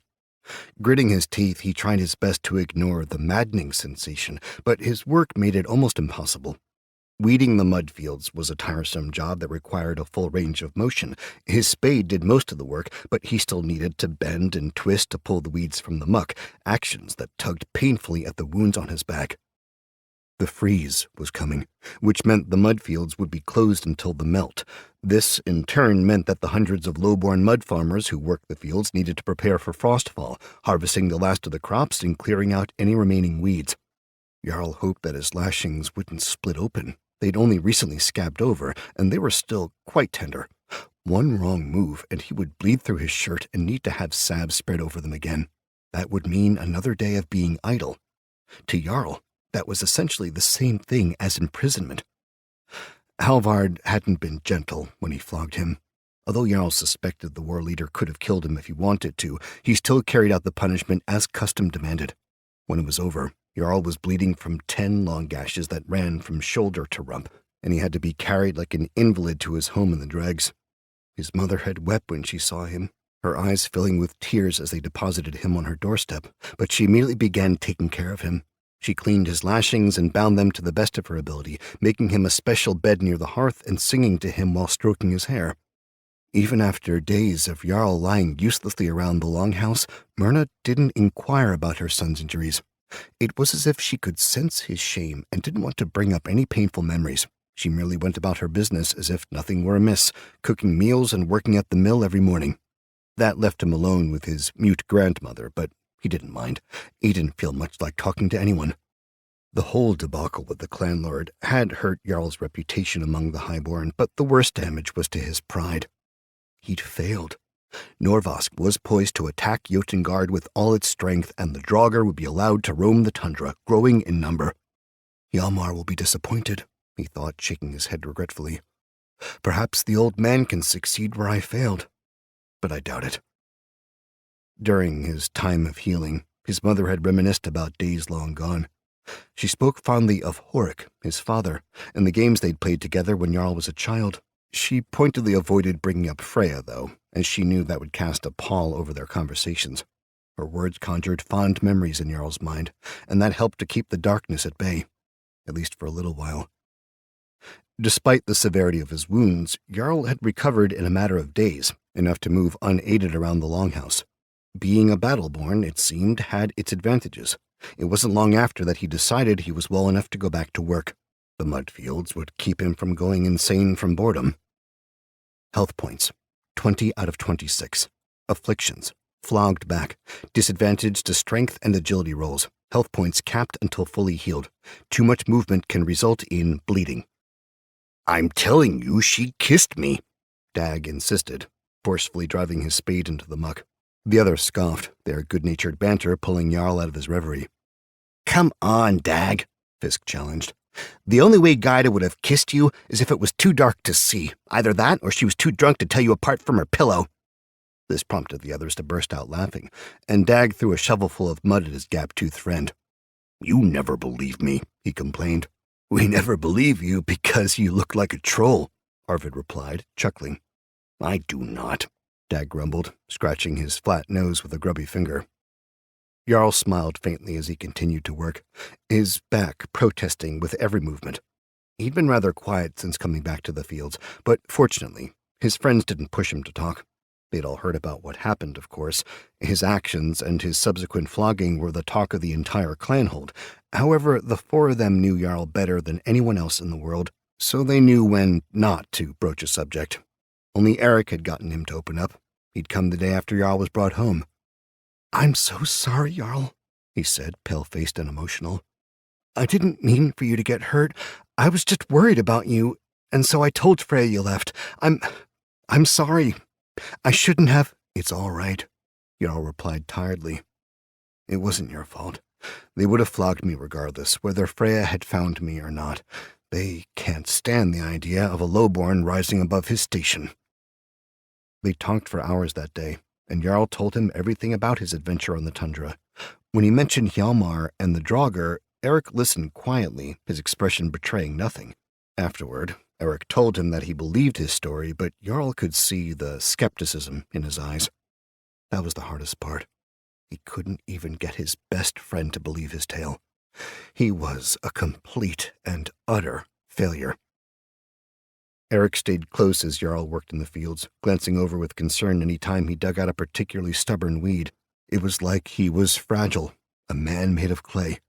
Everyone regarded him like he might break at any moment, which was ironic considering how much his stats had improved since leveling up. "We'll have our pick of all the women soon enough," Fisk said with a grin. "With all the Battleborn leaving, they're going to be looking for men like us to comfort them." He shot a glance at Dag, then added, "Well, maybe not you, Trollface." "Shut up," Dag growled, flinging more mud in his direction. "I wish I could be there to watch the fighting," Arvid remarked wistfully. "I'm sure it'll be a legendary battle." "I wonder what'll happen," Fisk said. "Do you actually think we'll be able to defeat Jotengard?" "Of course," Arvid replied. "With the Shieldbreaker, we'll be unstoppable, and I hear Sten Haig will be leading the attack. We'll crush their Battleborn, execute their Highborn, and take their Lowborn as thrall." "This place is going to be a lot more crowded when that happens," Dag muttered. "That's kind of the point," Arvid said, rolling his eyes. "With Jotengard gone, we'll be the most powerful clan hold on Yggdrasil. Frosts. Maybe the clanlord will keep going until everyone's been conquered. Could you imagine that?" "Ivar Haig doesn't seem like much of a Thane to me," Fisk said. "Talk around the Mule Hall is that he's a broken man now that his son is dead. He's nothing like Rorik of Wolfgard." "Rorik of Wolfgard's just a myth," Dag put in. "Just like frost giants and draugr." He abruptly cut off and everyone fell silent, all eyes turning furtively to Jarl. Jarl stabbed his spade into the mud and looked at each of his friends in turn, staring at them until they glanced away. "I know you all think I'm crazy," he snarled, "but I know what I saw. I wasn't lying when I told the clanlord about the draugr, and I'd tell him again if he'd listen to me." "We don't think you're crazy," Arvid said sheepishly. "We're just unsure about some of the details of your story." "You have to admit that it does sound a little far-fetched," Fisk agreed. "I hit my head once when I slipped on a patch of ice," Dag said, wincing and rubbing at his forehead. "For a week I could have sworn that the hogs in my family's pens were talking to me." "They probably were talking to you, Dag," Fisk murmured. "You're one of them after all." Dag glared at him, but didn't respond. "Give Jarl a break," Eric interjected. "This is his first day back, and he's still recovering." "No," Jarl snapped, more sharply than he intended. Eric dropped his gaze, appearing stricken. Jarl grunted and forcibly softened his expression. "I'm sorry," he said. "Thanks for your concern, but I'm fine. I'm just frustrated that after everything, I'm right back where I started. Nothing's changed." "You've changed," Arvid said, prompting nods from the others. "You've leveled up, right? And you seem different. Older, maybe, like you've seen things. Frost, maybe you did see a draugr. How would we know? None of us have even left the clanhold before." "Yeah," Fisk said. "You're a Battleborn now. So what if the clanlord won't officially recognize you? You've gotten farther than any lowborn in living memory." "Did you really kill a raider on the frozen terrace?" The question came from Dag. "Yeah," Jarl replied. "That's how I leveled up in the first place." "How'd you do it?" Jarl shrugged. "I was just trying to get home. He fell into a stall and tried to kill me, so I used a scythe to defend myself. It was just dumb luck. He was already wounded, so my critical hit brought him down below 0 health points. I stabbed him in the neck, took his axe, and ran." He said it calmly, without any embellishment, yet all their eyes went wide. Fisk let out a low whistle. "Frost, Jarl, you're a cold-blooded killer." "Yeah," Arvid said with a wry smile. "Remind me never to get in your bad side." Again, Jarl shrugged. "It doesn't matter now. I'm a mud farmer, and I'll always be a mud farmer. I'll probably never get to hold an axe again." "Is that such a bad thing?" Eric asked gently. "We're all mud farmers here. Being a Battleborn doesn't magically make you better than us." The mild rebuke stung. "It's not about being better than you," Jarl said, avoiding his best friend's gaze. "You're my brothers, all of you. I'll never forget where I came from, but I can't help but think that I'm meant for more than this." He gestured vaguely at the surrounding mud fields and heaved a heavy sigh. "Like I said, it doesn't matter anymore. It's over. I'm done trying to convince the world about things they'll never believe." A silence settled over them as the Fjóndar sluggishly lapped at the shore. They resumed their work, digging with their spades and depositing clumps of weeds into woven baskets. After a moment, Fisk began chuckling to himself. "At least you got some good stories out of all this. Next time you're in a mule hall, talk about how you killed a raider and show everyone your scars. I'm sure you'll be popular with the ladies." They continued weeding, returning to amiable topics of conversation as they worked their way through the sprawling fields. Jarl went back to brooding, his own dark thoughts consuming him. More than an hour passed, and soon they were coming to the edge of the mud fields. They cleared away the majority of the weeds and fungi that had sprouted since the last harvest, leaving the fields clean and ready for the freeze. As they came to the end of their work, Dag's uncertain voice drew everyone's attention. Jarl?" Jarl looked up to the terrace above the mud fields. There, he saw Freya, waiting with her hands clasped in front of her, crimson-slashed robes sharply contrasting the dismal browns of the dregs. A leather satchel was hung over one shoulder, and she wore thick traveling boots. As always, she had a mild look of disdain upon her face, her nose turned up as if to look down on the world around her. This was emphasized by the fact that she carried enough jewelry to feed a low-born family for a year. Tension filled the air as soon as their eyes met. "What are you doing here?" he asked, coldly gazing up at his sister. His friends shifted uncomfortably and turned their attention to their muddy boots. Freya hesitated, and for an instant she appeared less self-assured. "I've come to speak with you. It's a matter of some importance. Can we talk in private?" "What makes you think I'd ever want to talk to you?" "I'm your sister," she responded stiffly, "and it's about what happened when we were on the tundra." Jarl laughed bitterly. "My sister? I seem to remember you disavowing me, or have you forgotten? Where has my sister been for the last 9 years? Where was she when that skrill Vig Haraldson ordered me flogged? I'm not going to listen to a single word you have to say." With that, he turned and drove his spade back into the mud, grunting as the action sent waves of pain rippling down his back. Freya made a disgusted sound and threw her hands up in exasperation. "What do you want me to say, Jarl? Do you want an apology? I'm sorry that your impulsive nature got you flogged. I'm sorry that I became a fireborn and left this place behind, but you need to listen to me when I say that I need to speak with you. This is too important to ignore." Jarl didn't even bother to look up at her. "Whatever you have to say to me, you can say it in front of my friends." The others kept their heads down, purposely avoiding both of their gazes. For a minute, Freya said nothing. She continued to stand on the terrace, wringing her hands as if unsure about how to proceed. Finally, she let out a frustrated sigh. "Fine," she said, lowering her voice. "Have it your way." She shuffled forward to the very edge of the terrace and leaned down, casting her eyes about as if afraid she might be overheard. "You were right about the draugr. The warbands are going to attack the wrong enemy." Jarl's head snapped up. He frowned at her, concerned that he might have misheard. "What did you just say?" She bit her lower lip. "You were right about the draugr. Please don't make me say it again."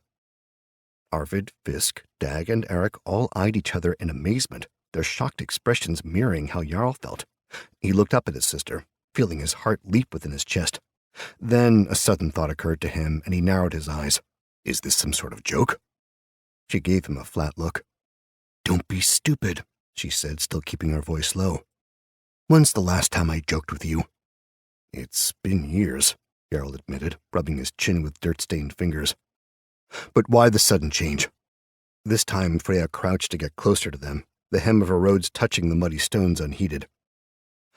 "I was put in charge of the funeral rites for Reynar's body. After the ceremony, those things came out of him like black worms. They brought him back to life, and he attacked me, and I was forced to burn him to protect myself." She shuddered visibly. "It was the most horrible thing I've ever seen." "Then he was infested after all," Jarl murmured, his thoughts racing. This revelation gave him a new glimmer of hope. His sister, one of the most cynical and hard-nosed people he knew, now believed that the draugr were real, More importantly, she now understood just how dangerous the creatures could be. If he could win her over to his side, then he could probably win over anyone. 2 witnesses were always more convincing than one, especially when one of them was a fireborn. "Frosts take me," Fisk swore, running a hand through his hair. "This is all a bit much." "The world's gone mad," Arvid agreed. "Don't be so dramatic," Eric said before looking to Jarl and Freya. "You two have a plan, don't you? Something that'll stop those things?" The 2 siblings stared at each other for a long, uncomfortable moment. Neither one of them had any idea what to say. Finally, it was Freya who broke the silence. "The clan lord will be in no place to listen. I incinerated his son when he was supposed to be burned tomorrow at sundown in front of all the highborn. When he finds out, he's going to be furious. He might even execute me." "Halvard will listen," Jarl put in. "He's proud, but he's a good man. If we provide him with enough evidence, he'll pull back from attacking Jotengard. Then we'll need to go find him," Freya concluded, straightening and adopting a cool and imperious mask once again. "Brother, I know that the 2 of us have had our differences in the past, but right now, we're the only ones in the clan hold who have actually seen the draugr. It's up to us to do something about it." Jarl nodded, setting his jaw in determination. "All right, but what do we do now?" "First, we need to get you out of those wretched fields and into some warm clothes." She pointed up to the crack of sky high above them. "Then we need to get to the tundra and try to catch up with the warbands before they attack. We'll need to leave at once if we're going to reach them in time." She paused, a small smile tugging at the corner of her mouth before adding, "And I suppose that we'll also need to find you an axe." Chapter 21. Flight. As you know, a fireborn needs to imbibe flame spirits to use magic. This allows them to wield fire the way a battleborn wields a spear. They can burn men alive and throw fireballs, and their presence often determined whether a battle was won or lost. Memoir, Runeplate 5. Jarl and Freya immediately began making their way to the frozen terrace, pausing only briefly to gather clothes and supplies from their family's longhouse. They shoved food and blankets into bags, picking up bandages and even medicine just in case. Myrna wasn't there, but Freya scrawled some runes on a scrap of leather using charcoal, explaining that they'd left together and that she shouldn't worry about them. After that, they departed, barely stopping to say farewell to their grandmother before they left the dregs. They ascended the ravine in silence, taking the cliffside roads and rope bridges that would lead them to the top of the clanhold. When they passed the Commerce Terrace, the tier dedicated to the middleborn traders and craftsmen, Freya led them straight to an ironworker operating a great bellows beside a mud-brick furnace. The grizzled man glanced up at her as they approached and wiped the sweat from his forehead with the back of his hand. "Fireborn," he said respectfully. "You there?" she replied in a clipped tone. "Do you have any weapons?" "Weapons?" the ironworker asked, taken aback. "Yes," she answered. "Weapons. Axes, spears, knives, and the like. Do you make those here?" He frowned, but nodded. "Yes, Fireborn. Of course I make weapons, but I'm not selling anything today. The warbands cleared me out before they left." She looked over his furnace with a critical eye, her gaze lingering on his anvil and tools. "Cleared out, you say?" "Yes, Fireborn. Cleared out my stock." "And I suppose the same can be said about every ironworker here?" "That's right." "Then what's that over there?" She pointed to a table near the back of the workstation. It was covered in a cloth with bulging shapes underneath. "That?" the ironworker asked, eyebrows pinching together. "That's nothing. Not for sale, I'm afraid." "It's nothing, or it's not for sale?" She strode past the flustered craftsman and pulled the cloth off the table, revealing a gleaming set of 5 axes resting on its rough surface. Jarl's eyes went wide. They were some of the most beautiful weapons he'd ever seen. Freshly sharpened blades reflected the red glow of the furnace, while dark wood hafts seemed to absorb the surrounding light. Each axe had a jagged spike on the reverse side of the blade, and all of them were etched with the runes of Norvask and braided ropes of silver, endless knots meant to symbolize eternity. Freya pointed accusingly at the weapons. "What are these?" "Nothing," the ironworker cried, waving his hands as if to ward away a feral beast. "They're just gifts meant for the highborn." "Gifts?" Freya asked, arching an eyebrow. "And did you disclose the existence of these gifts?" To the Battleborn when they came for requisitions? I can't imagine the warbands would leave such treasures behind. They're my finest work, the man sputtered. He was sweating profusely now, and not just from the heat of his furnace. I couldn't just let 'em take 'em. A man needs to be able to feed his family. You understand, right? Then you were planning on selling them, Freya said, her voice menacing as she looked down her nose at him. Lying to a Fireborn is a serious offense. I could have you drowned in the firewell for this. The blood drained from the ironworker's face. He sank to his knees and began to beg, pleading for her to spare his life. Jarl couldn't take it anymore. He stepped forward to say something, but Freya shot him an irritated look and motioned for him to back off. Of course, she said after a moment, her tone softening. I could be persuaded to overlook this transgression should the proper payment be made. She gestured at Jarl. My friend here happens to be in need of a weapon. One of these axes should do. Give him one as tribute, and I'll forget this conversation ever happened. The ironworker leapt to his feet and began nodding eagerly. Yes, of course. Thank you, Fireborn, thank you. He strode to the table and waved Jarl over. Choose anyone you like. He selected one from the middle, picking the weighty axe up and testing it in each hand. Norvask Battle Axe +1. Damage 1d8 slashing. Modifiers +1 to melee attacks and damage.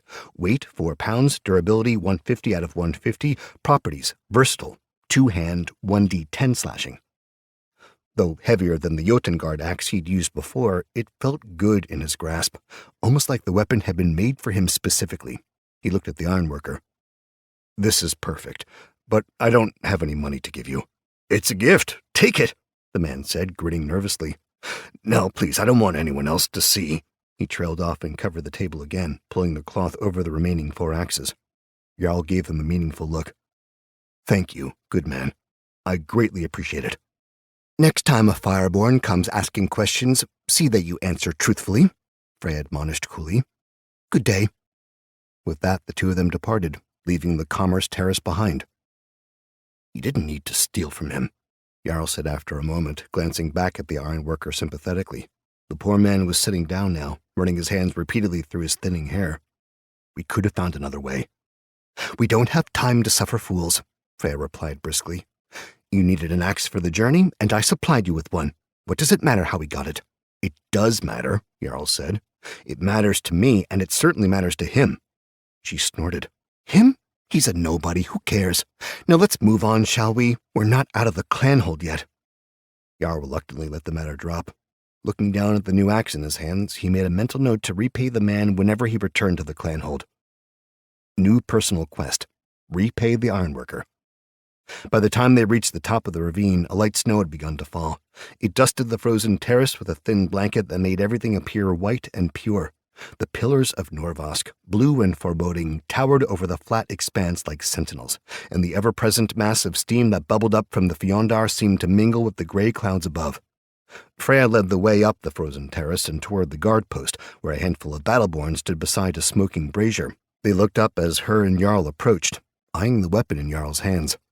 The way's closed, Fireborn, one of them stated, rubbing his hands together to keep warm. Sten Haig's orders. Stand aside, Freya commanded. We're on official business from the temple. We? He asked, looking pointedly at Jarl. Isn't that the lowborn who was flogged for impersonating a Battleborn? Another one asked. That is him! The warriors all chuckled amongst themselves. Jarl could feel his cheeks growing red, but he kept his mouth shut. There wasn't anything he could say to these men that would make them listen. Freya was the only one capable of convincing them to allow them to pass. The High Aesir herself gave us our orders, she lied.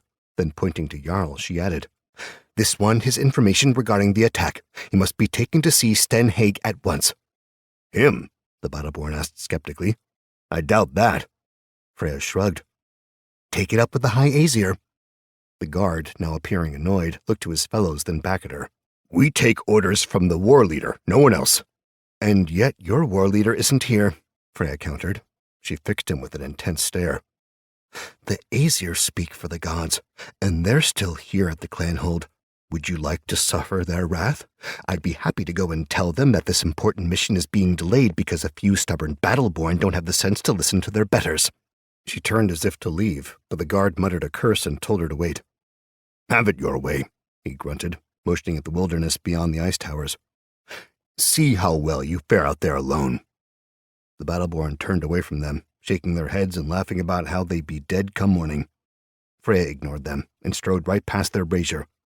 Come on, Jarl, she said. Let's go. They lost sight of the clanhold by the time night fell. A darkness made deep by the heavy cloud cover settled over the cold tundra and made it nearly impossible for the pair to see what was in front of them. The snow had stopped, but that somehow made it colder, worsened by an incessant wind picking up from the north. They eventually decided to camp at the base of a small hill, crouching in a divot that provided some protection. Hunkering down, they each pulled out blankets which they'd taken from their longhouse, though the coarse fabric did little to stave off the chill. Jarl watched in the near-total blackness as Freya rummaged through her satchel, eventually retrieving what looked like a handful of stones. Digging with gloved fingers, she made a little hole in the ground and deposited the stones inside. Then she pulled a flask out of her cloak. She took off her glove and drank, and a few seconds later, a tiny fire sprang from the tips of her fingers. Jarl watched in fascination as lines of smoke trickled out of her mouth and nose, and was doubly surprised when she reached forward and lit the stones, creating a warm fire that burned brightly. You've been a fireborn all these years, he said quietly, and you've never once shown me what you can do. Freya smirked, but didn't take her eyes off the flames dancing on her fingertips. Well, now I have. Does it exceed your expectations? Yes, he answered honestly, bobbing his head. After a brief pause, he gestured at the fire. What are those stones? I've never seen anything like them before. Ember stones, she said, eyes reflecting the light of the fire.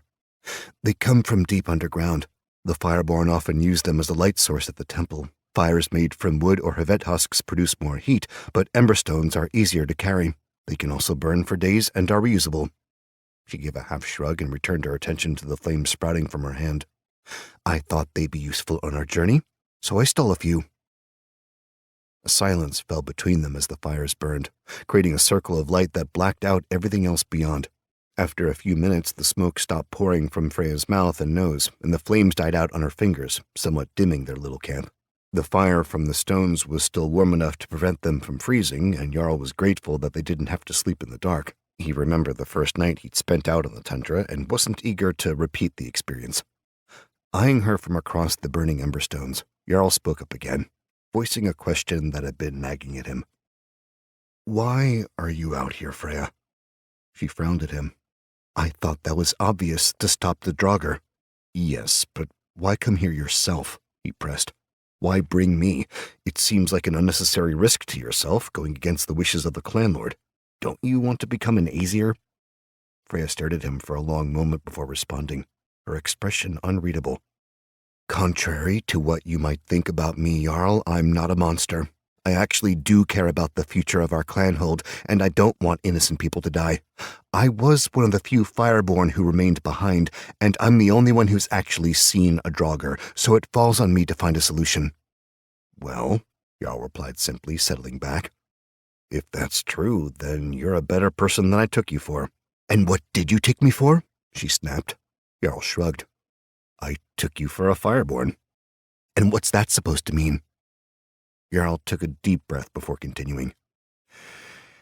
In my experience, fireborn only ever care about one thing, themselves. Lowborn, laborers, thrall, we're all the same in their eyes. They don't care about how many people suffer due to their petty squabbles, only that their own extravagant lives remain the same. They're cruel and pretentious. The Battleborn aren't much better, but at least they're honest and willing to put their lives on the line for their clanhold. Freya's green eyes blazed. Fireborn fight in battle all the time, she shot back. We do just as much for the clanhold as the Battleborn. From behind the protection of a shield wall, Jarl muttered. Burning people from a distance isn't the same as fighting them up close. And being a mud farmer isn't the same as being a warrior, she retorted. Jarl stared at her hard for several moments, trying to think of what to say next. He could feel heat rising in his chest, his cheeks flushing with rage. The feeling was caustic, a deep boiling that threatened to overcome him. He forcibly pushed it away. No good will come from bickering, he thought, wrestling down the anger. We won't be able to work together if we're always at each other's throats. Blowing out a breath, He leaned his back against the frozen earth. Why does this always happen? Freya dropped her gaze. I don't know. This is the most time we've spent together since we were children, he said. Why is it that even when the dead are coming back to life, we still can't get along? She shrugged and let out a long sigh. I don't know, Jarl. I suppose some people just aren't compatible.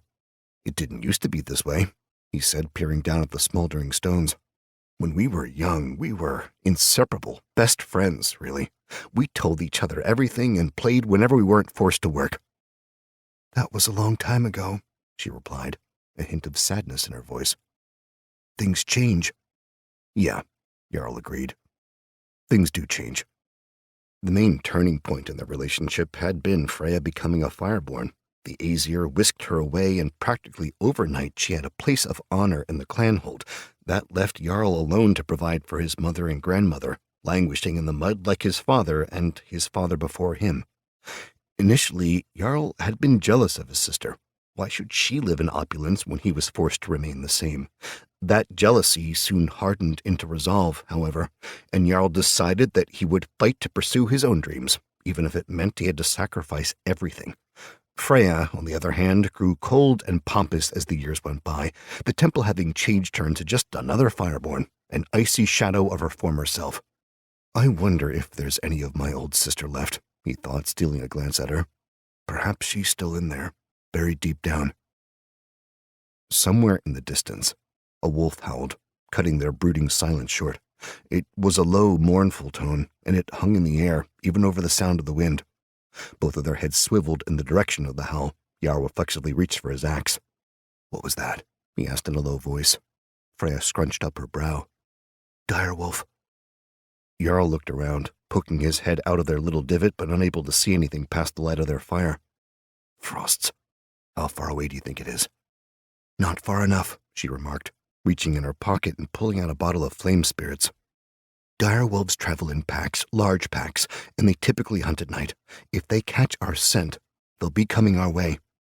Jarl looked at her in concern and asked, Have you seen these things before? She nodded.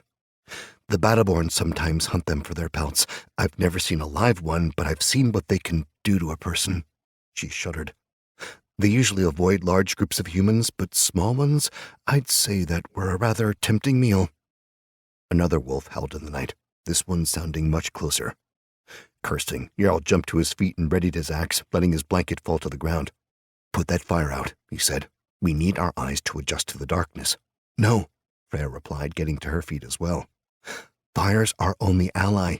In the darkness, we'd never see the wolves coming. She tilted her head back and took a long drink from her flask. A few seconds later, she began leaking smoke again. Throwing her gloves to the side, she began to draft, filling both her palms with reddish globes of fire. The area around them immediately grew brighter, her fireballs illuminating a 20-foot circle. Jarl blinked against the sudden brightness, then grunted and pulled himself out of the divot. If there was any doubt the wolves had sensed them, it was now gone. Freya's spell made them a beacon for miles in all directions. Gripping his axe with both hands, Jarl assumed a fighting stance and looked around, turning slowly to not leave his back exposed. Freya did the same thing, searching for signs of danger with her hands burning. More howls answered the ones from before, and soon enough, the night was alive with the sounds of wolf calls. The bone-chilling cries echoed across the desolate, windswept tundra. Gods protect me, Jarl thought, feeling his muscles tense with anticipation. And keep my sister from dying too. One by one, the wolves emerged from the darkness, padding softly through the snow like ghosts in the night. They moved with a menacing grace, prowling silently with eyes that seemed to glow in the light of Freya's fires. The beasts were much larger than Hjalmar's packhounds, some as tall as a man's shoulder, with sharp teeth and monstrous paws. Jarl swept his gaze over the approaching direwolves, making a quick count. 6, he said without looking at his sister. He didn't want to take his eyes off the approaching predators. There may be more in the shadows, Freya warned. Keep that in mind. They're waiting to see if we try to run. I don't plan on running, Jarl replied. The wolves fanned out, breaking into 3 groups of 2. When they drew near, emitting low growls, Jarl could see that their hackles were raised and that their fangs were bared fiercely. The wolves near Freya seemed wary about her fire, but even so, they didn't back down. They congregated, 4 in total, seeing her as the greater threat. One of the beasts lunged, snapping its jaws in an attempt to get at Jarl's neck. He was forced to jump to the side, using his axe like a club to bat the creature away. Dodge, 15 plus agility modifier, 1. Successful. The wolf's partner came next, bounding toward Jarl's unprotected side at incredible speed. Jarl cried out and ducked, twisting to avoid being mauled. Sharp claws raked at his shoulder, tearing at his coat but avoiding his skin beneath. His back, however, protested painfully from the sudden movement, and his scab split open in a dozen different places. Already he could feel warm blood trickling down his spine. -2 health points. Matching the wolves with a growl of his own, he swung his axe and managed to strike the nearest wolf in the flank. The blade bit deep, and he could hear the wolf yelp as its side was opened up. 7 damage. The second wolf wheeled around and charged, making as if to bite Jarl's arm off. He wrenched the axe free and drove the spike hard into the beast's snout. It was a glancing blow, but it still carved away a large swath of skin, sending the wolf scampering away with blood dripping from its face. 3 damage. A flash of light emanated to Jarl's side, washing him with an intense wave of heat. He looked and saw that Freya had immolated one of the dire wolves attacking her, igniting its fur like dry kindling. Gritting his teeth against the agony of his back, Jarl turned and finished off the wolf whose side he'd wounded. A downward chop to the base of its skull killed it instantly and caused its body to crumple beneath the force of his blow. 10 damage. More fire flashed, this time spraying in a wide arc in an attempt to drive back the rest of the wolves. 2 more had joined the fray from the darkness, the entirety of the pack turning out to kill Freya. The wolf Jarl had wounded was nowhere to be seen, so he turned his attention to helping his sister. "Can't you just burn them all and be done with it?" he asked, moving to stand back to back with her. "It's not that simple," she replied, both hands radiating. "There's only 1 of me and 5 of them." She threw a fireball at one of the beasts, only to have it dodge out of the way. Her flames sizzled uselessly in the snow. "I could really use some of your warrior skills right about now." "What do you think I've been doing?" he asked, eyeing the 2 wolves in front of him. Out of the corner of his eye, he noticed that one of the dire wolves was larger than the rest, its hulking body mottled with black spots. He remembered Hjalmar's packhound, Frostfang, and instantly came up with a plan. "Do you see that big one over there?" "Yes," Freya responded, spraying another burst of flames to ward away the pack. "I think that's the Alpha," he explained, his wounded back momentarily forgotten. "If we can kill it, maybe that'll be enough to scare the rest away." "Fine," she said, "but let's do it quickly. I'm running out of flame spirits, and I don't think they'll give me time to drink more." Jarl nodded. "Keep the others busy. I'll take care of the Alpha." The 5 remaining wolves circled the 2 of them slowly, their dark eyes glittering intelligently. They seemed warier now, having seen what had happened to their fallen brothers. Jarl kept a keen eye on the Alpha, watching the great wolf's every move. "I'll only get 1 chance," he thought, rolling his shoulders to relax the muscles. "If I don't strike true, then he'll eviscerate me on the spot." He didn't know what level the Alpha was, but he was sure it would prove a challenge to a level 2 Battleborn. Freya grunted, and Jarl could feel the heat intensifying behind him. "Get ready," she called, sounding strained. The light of the flames began to grow brighter, the added illumination telling Jarl that she was preparing an especially powerful spell. "Let me know when the Alpha is in front of you." Jarl waited a few seconds, then shouted, "Now!" There was a great whoosh, and fire erupted from his sister in an immense arc. It exploded with such violence that for a second the wolves were caught off guard. They leapt backward as a wall of fire rushed toward them, melting snow and turning it into steam. The flames nearly took out 4 of the dire wolves, all except the one directly in front of Jarl, the Alpha. Seizing his opportunity, Jarl sprinted forward and wound up as if to strike. The heat of Freya's magic had partially thawed the ground before he could bear down on the stunned wolf. His foot caught on an uncovered stone. Agility saving throw, 8 plus ability modifier 1, flogged back, disadvantaged, unsuccessful. His face grated against the slush as he pitched forward, his back spasming, pain rippling across his wounds. He somehow managed to keep a hand on his axe, though the haft was now pinned under him, rendering the weapon useless. "Jarl!" Freya screamed as the heat of the flames died down. There was real fear in her voice, fear for herself and fear for him. Acting instinctively, he rolled over just as a crushing weight landed on top of him, blasting the air out of his lungs. Letting go of his axe, he brought up both hands to protect his face and neck.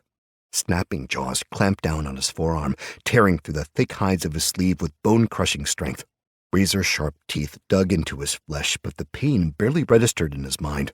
His heart was pounding too fast, his blood pumping too hard. Everything around him seemed to slow down, and for an instant, There was no sound, only the rumble of the wolf's growl and the pressure of its bite. -6 health points. Using every ounce of strength he possessed, Jarl forced his arm forward, driving it deeper into the alpha's mouth. This pushed the beast off him just enough to allow him to move, to wriggle his body and dislodge the haft of the axe beneath him. With his free hand he reached for the only thing he could, the weapon's sharp blade. Gritting his teeth, he brought the axe head up to where he wrestled with the wolf's jaws. The edge bit into his palm. -2 health points. But instead of shifting his grip to the handle, he drove the weapon's iron spike forward, punching through the alpha's exposed eye and driving it deep into its brain. Critical hit, 22 damage. Jarl yanked his mangled arm free just as the jaws snapped shut for the last time. The dead weight of the enormous animal fell on top of him. Somewhere to the side, there was another flash of heat, but Jarl was too exhausted to look up. This flash was followed by another one, then nothing. The cold night air of the tundra seemed to swallow him. Encounter summary. 2 enemies defeated, -10 health points, -5 stamina points, plus 150 experience points. A familiar golden nimbus surrounded Jarl, and the sound of wind filled his ears. He didn't check his stats, but he knew that he'd reached level 3. Even so, he still felt pain and exhaustion. Leveling up wasn't enough to overcome his wounds. Footfalls crunched in the snow behind him, and a second later, he could feel the weight of the dead alpha shifting. Jarl, are you okay?" The corpse rolled off of him, and he was able to suck in a ragged breath. "Yes," he wheezed, eyelids fluttering open. "How are you?" Freya laughed and wiped a tear from her eye. "You had me worried. I thought that you'd been killed." He forced a smile and replied, "My warrior skills saved me." Then, more somberly, he asked, "The wolves?" "Gone," she answered, sitting tiredly on the ground. "After you killed this monster, they lost their nerve.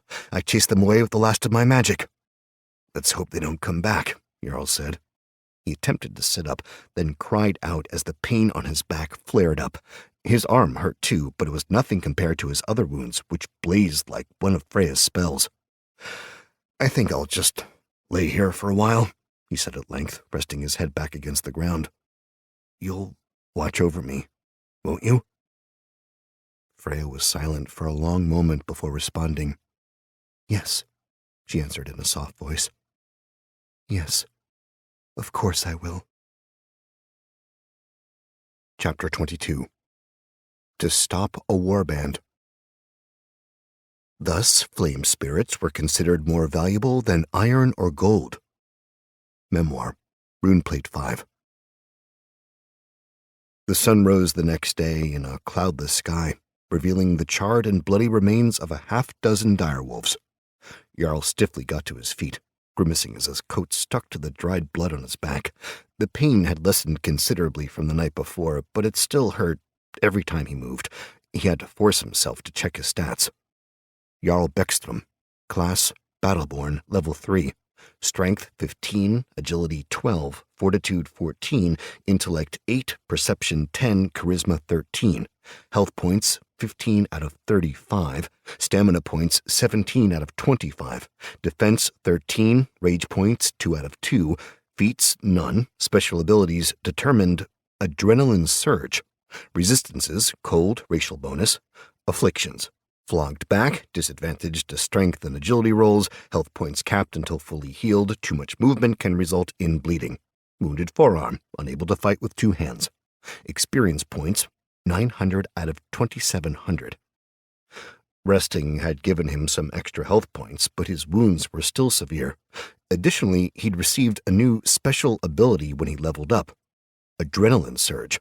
From what he could tell, it was a skill he could use while fighting and would give him a burst of energy and speed. Could be useful, he mused, blinking away the numbers from his vision. Assuming I don't die before I can use it. He squinted against the sunlight and brought his good hand up to cover his eyes as he surveyed the scene around them. It looked like a battleground, the earth scored with jagged black marks where his sister had used her magic. He snorted to clear his nostrils and spat on the frozen ground, doing his best to ignore the agony of his injuries. Freya groaned and pulled off the blanket that was covering her head. Her hair was askew, red locks sticking out haphazardly from her braid. "I feel like I spent the night drinking too much mule," she moaned, rubbing at her temples. I haven't drafted that much in some time. I wish I had some mule, Jarl croaked. It might help take the edge off. She glanced over at him, her eyebrows pinching together in concern. How's your arm? He held it up and gave her a half shrug. It hurts. During the night, he'd hastily wrapped the wound with a strip of cloth before bedding down. The bandage had staunched the bleeding, but only after it had soaked all the way through. The cloth and a good portion of his sleeve was stained a dark red. Though no bones were broken, Jarl knew that the skin beneath was torn and ravaged. He would certainly carry the scars the rest of his life. Freya's frown deepened as she regarded the bloody appendage. We'll need to take care of that before rot sets in. It would be freezing difficult to wield an axe with only one arm. Jarl just nodded. Wiping her nose with the back of her glove, Freya got to her feet and approached, her cracked lips parting in a yawn. When she examined his hurt forearm more closely, her expression grew even more concerned. Oh, Jarl, this looks awful. How are you able to sleep with such a wound? Not very well, he muttered, grunting in pain as she began to unravel the bandage. With the arm exposed to the sunlight, they were able to see the extent of the damage the direwolf had caused. The flesh was rent in several places, with long gashes thick with clotted blood. Other patches of skin had small puncture wounds, no doubt from where the animal's teeth had clamped down. Jarl could see no signs of tendon damage, and although it hurt to do so, he was still able to bend his elbow and wiggle all his fingers.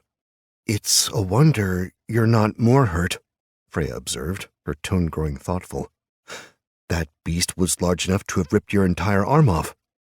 Yeah, Jarl agreed, though not with much enthusiasm. Lucky. She gave him a curious look. Battleborn have denser bones than everyone else, you know. Their fortitude only increases as they level up. There's no way a simple lowborn could have endured this much damage. She trailed off for a moment, then said, You really are a battleborn, aren't you? I wasn't lying to you before. I know, Freya replied quickly.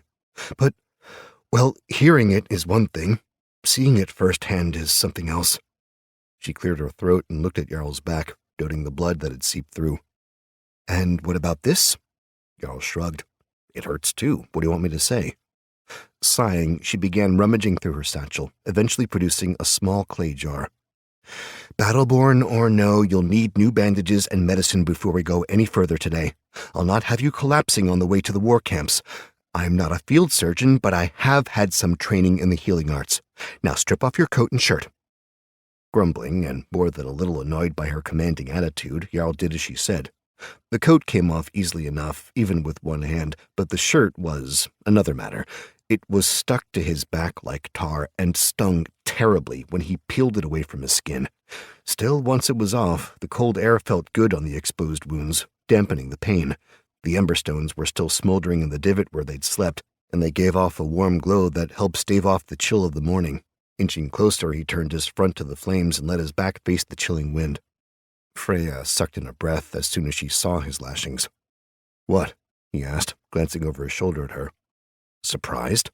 It's just so much worse than I thought, she said. Jarl scoffed. You'd have known if you'd been there when they flogged me. Despite his best efforts, he couldn't keep the bitterness out of his voice. Her expression hardened as their eyes met.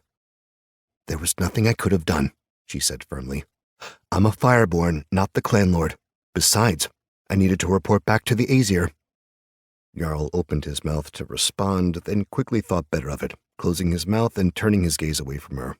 There was no sense in starting another pointless argument. It would only serve to sour both their moods. Opening the jar, Freya began administering the medicine to his wounds. The salve smelled sweet and earthy, and it burned when she rubbed it on his skin. Jarl gritted his teeth and grunted whenever she touched a particularly sensitive area. But after a few minutes, the pain began to recede into a tingling sensation radiating across his back. With the medicine applied, Freya took out some clean bandages and bound the lashings, wrapping the strips of cloth tightly around his chest. +3 health points, healing over time. Okay, she muttered, coming around to his front. Let's take care of that arm. He lifted it up, and she repeated the process on the wolf bite, smearing liberal amounts of the whitish salve all over the gashes. +2 health points, healing over time. As she worked, her gaze flickered over to the dead alpha. I still can't believe you killed that thing, she remarked, shaking her head. It's the biggest dire wolf I've ever seen. Jarl said nothing, only grimaced as she ran her fingers over his wounded flesh. Freya set aside the jar and began wrapping the arm in a bandage. After a moment, she asked, "Are you going to take a trophy?" Jarl arched an eyebrow. "A trophy?" "Yes," she replied, pulling the bandage tight. "When Battleborn kill a great beast, they usually take a trophy to prove their valor. That's how they get those ridiculous names like Skull Crusher or Worm Slayer." She smirked to herself, then added, "You could be Jarl Wolfbane." "Jarl Wolfbane," he repeated, a faint smile gracing his lips. "I like the sound of that." Freya finished, tucking the loose end of the bandage beneath the bindings on his wrist. "There," she said, nodding in satisfaction. "It's not perfect, but it'll do." Jarl raised his arm in front of him, flexing his fingers appreciatively. He felt better now, with the medicine soothing the pain and making it bearable. "Thank you, Freya," he said. She made a face as she wiped her gooey fingers on a rag. "Don't mention it." With his wounds taken care of, the two gathered their supplies and prepared to continue their journey. Jarl dressed in some of the spare clothing he'd brought, though he still had to wear his tattered, blood-stained coat. Freya kicked some snow over the emberstones to quench the fire, then deposited them in her bag for reuse. For food, they nibbled on salted pork and rock-hard biscuits, washing them down with ice-cold water. Before departing, Jarl approached the Alpha's dead body. It lay where they'd left it last night, its snout covered in Jarl's blood. Laying his axe across his thighs, he crouched, inspected the carcass, and ran his fingers through the beast's matted fur. He thought about what Freya had said and wondered what type of trophy he could claim from the animal. He had neither the time nor the tools to skin it, and he didn't think he had the strength to carry the enormous head around. Finally, he decided on taking the tail. Using the blade of his axe, he cut away the skin at the base of the tail and tugged it clean off the bone. It was difficult without the full use of both his arms, but he still managed it after only a few attempts. The tail was longer than his arm, bushy, with gray fur and a black spot on the end. It was too long to string from his belt, so he draped it over his shoulders, pleased by how warm it felt against the back of his neck. Freya rolled her eyes when he approached her wearing a grin, and the two departed soon after, picking up the path where they'd left off. They continued on their trek through the wilderness, traversing endless moors and clusters of low hills. Fortunately, the combined warbands of Norvask left an obvious trail for them to follow, and the way was clear. Even so, Jarl found himself wishing he had Hjalmar's dog sled to make traveling easier. The pair mostly traveled in silence, each focusing on putting one foot in front of the other. Jarl's injuries made the going slow, his back twinging with every step and his arm throbbing dully. Freya appeared to be exhausted. Her drafting seemed to have taken a greater toll than she let on. There were dark circles under her eyes, and her shoulders slumped in obvious fatigue. However, neither offered a word of complaint. Each stoically trudged forward, wearing grim masks of determination, not wanting to appear weak in front of the other.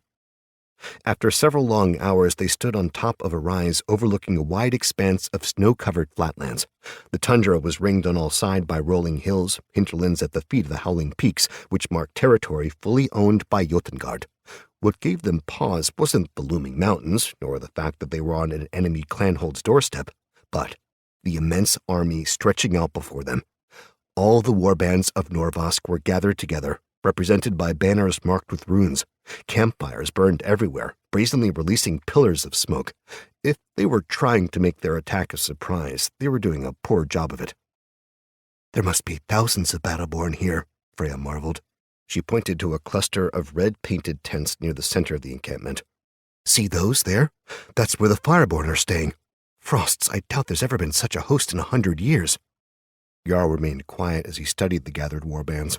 The sight of such an army was certainly stirring, but it also made him uneasy. "They've exposed their entire force," he thought, chewing on his lip. "We're vulnerable here. Gods forbid if Jotengard or the draugr attack us in these hills, we'll all be crushed. The clanhold will fall." It seemed like quite the gamble. Of course, Sten Haig didn't seem concerned by the odds. Looking down, he noticed some movement at the bottom of the rise. He nudged Freya, getting her attention. "Looks like we're about to have some company." A group of warriors made their way up the slope, spears and axes brandished as they hiked quickly toward their position. The Battleborn wore full battle armor, chain links and cured leather, and carried themselves like men looking for a fight. "I'll do the talking," Freya said, stepping out in front of her brother. We can't risk them recognizing you and laughing us away." Jarl grunted and gripped the handle of his axe in case things got ugly. "Hail," Freya called when the Battleborn drew near. "I come from the Temple of the Life-Giving Flame in Norvask. I have an urgent message for Halvard Bloodhammer." The group halted a few paces away from them, many of the warriors lowering their spears. "And what message is that?" one of the men asked. "It's urgent," she replied, "and private. Escort us to the war leader's tent. I must speak with him at once." "How do we know you're not a Jotengard spy?" Freya sighed and gestured at her robes. "I wear the runes of Norvask. I know High Aesir Sigrun personally and am a student of Vanir Kelvar. Now I demand you let us through." "Freya?" The voice came from among the guards. The man was lithe and handsome, with a clean-shaven face and laughing blue eyes. He wore red robes just like her. "Frosts, it is you! What are you doing here? I thought you were staying behind to help officiate the funeral." "Brimir," she said, stiffening as her imperious mask slipped. Her expression betrayed the fact that she was taken completely off guard. I've come with a message for War Leader Bloodhammer." "You know this woman?" one of the Battleborn asked Brimir.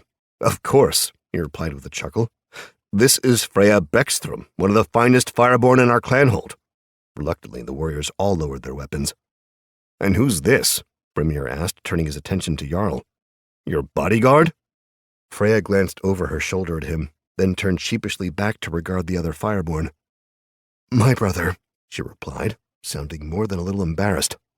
"Oh," Brimir replied, his eyes widening with sudden understanding. "I see." "Beckstrom?" The Battleborn perked up. "Isn't that the name of the lowborn the Shieldbreaker whipped?" "Aye, that's the one," another guffawed. "I heard he also got a beating at the hands of old Iron Fists." The entire group began to laugh at him. Jarl could feel the blood rushing to his cheeks. He took a step forward as if to confront them, but Freya put out a hand and stopped him. "Brimir," she said, forcing a smile, "would you please escort us to Halvard's tent? It's urgent."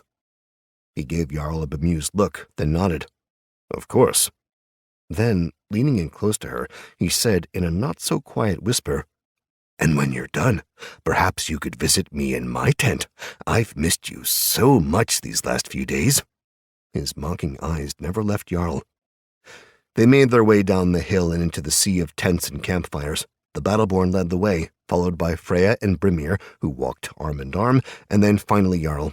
He made sure to keep his face neutral, though inside he was afire with rage.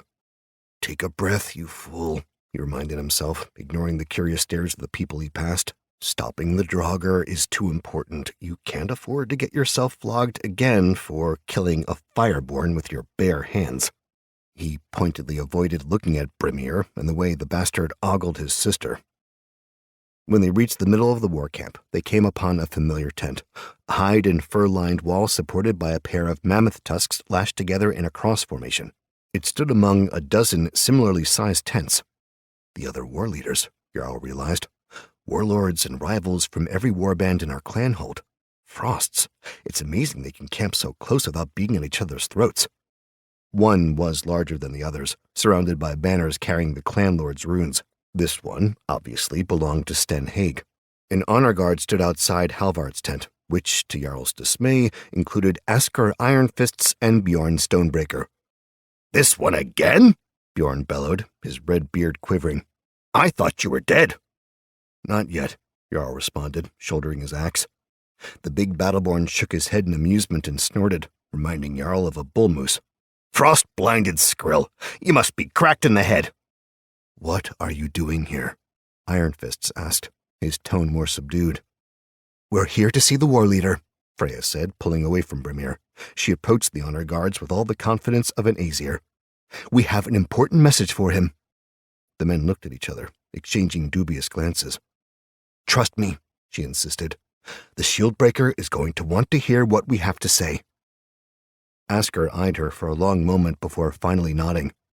"All right," he said. "You can go in, but leave your weapons with us." He gestured at Jarl.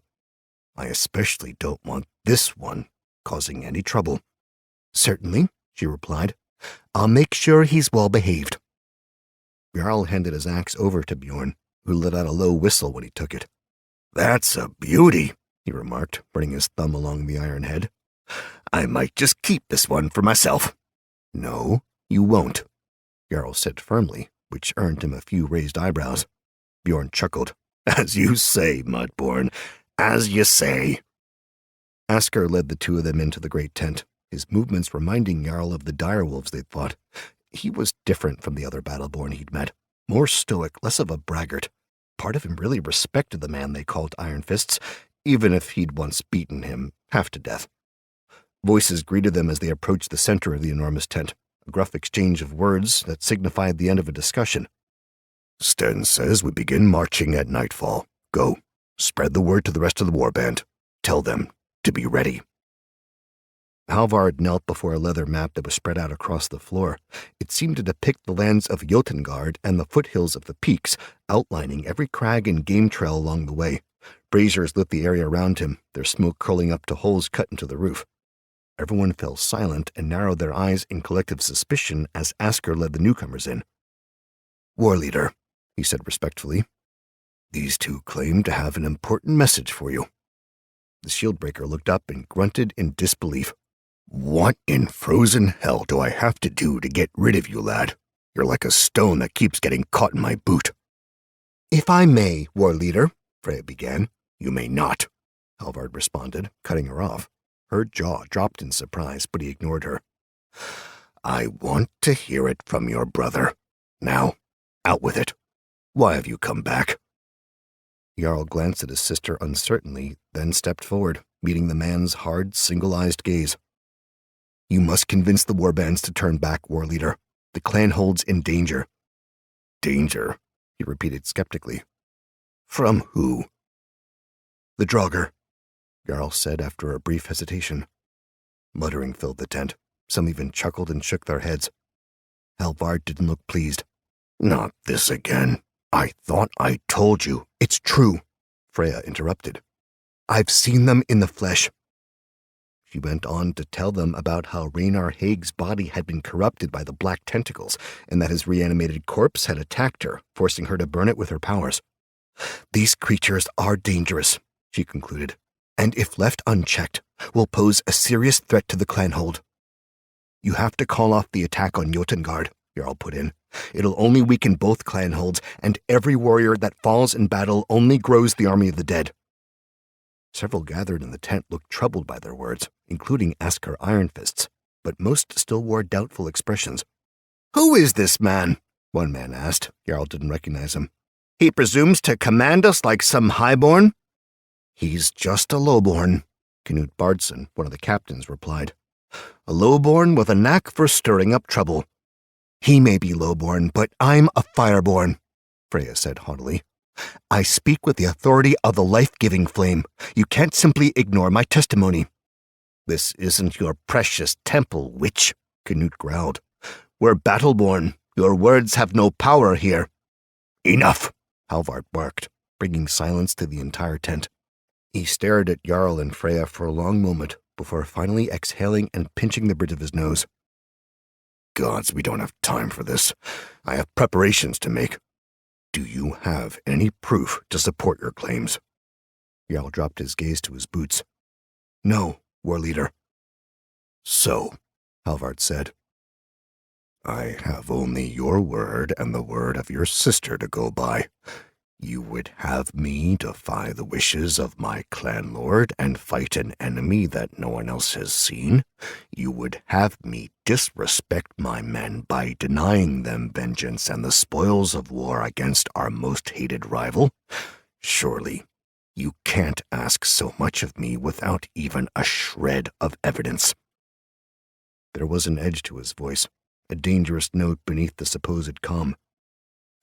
I swear by all of the gods that we're telling the truth, Jarl insisted. If you continue with this attack on Jotengard, every single one of your men will die. Uncertain whispers followed the bold declaration. Freya crossed her arms, an impatient look on her face. So, what's it going to be? Halvard pushed himself to his feet. Standing, he towered over them all, his body like a chiseled mountain. I am not leading this attack. Sten Haig is. But even if I were in charge of all the warbands, my answer would still be no. He turned and pointed to the exit flap, his expression darkening. I've already flogged you once. I don't wish to do so again. Leave my war camp at once, Jarl Beckstrom, and don't ever come back. If you do, I swear that I'll cut off your head myself. Chapter 23. Plots and Preparations. Even with the combined might of the Battleborn and the Fireborn, none of us were prepared for what was coming. Memoir, Runeplate 6. You have to talk some sense into them, Freya said. We're Fireborn, for Frost's sake. They can't hope to wage their stupid war without us. This is our war, Kelvar corrected sternly. And we won't defy the will of the Aesir. They support the clan lord and, by extension, this retaliation against Jotengard. Please listen to me, Vanir, she pleaded. The draugr are real. They're out there, and if we don't do something, they're going to kill us all. I won't listen to this nonsense, Kelvar replied, his drooping brows furrowing into a deep line. The draugr are not real. You're clearly suffering from some sort of delusion, and I refuse to let it affect our mission. Now, drop this foolishness at once. Freya gaped, stunned by the vehemence in his tone. She'd never heard him speak so curtly with anyone before. The old Vanir took a deep breath to calm himself. Forgive me. The looming threat of battle weighs upon my mind. Still, I can't recall my words. Your insistence that we abandon our course is madness. He reached out and patted her shoulder, though there was little warmth in his eyes.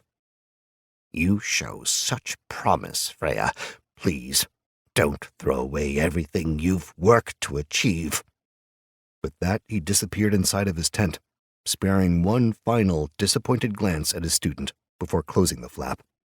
Freya sighed and turned to regard the other Fireborn who were lounging around a large cook fire.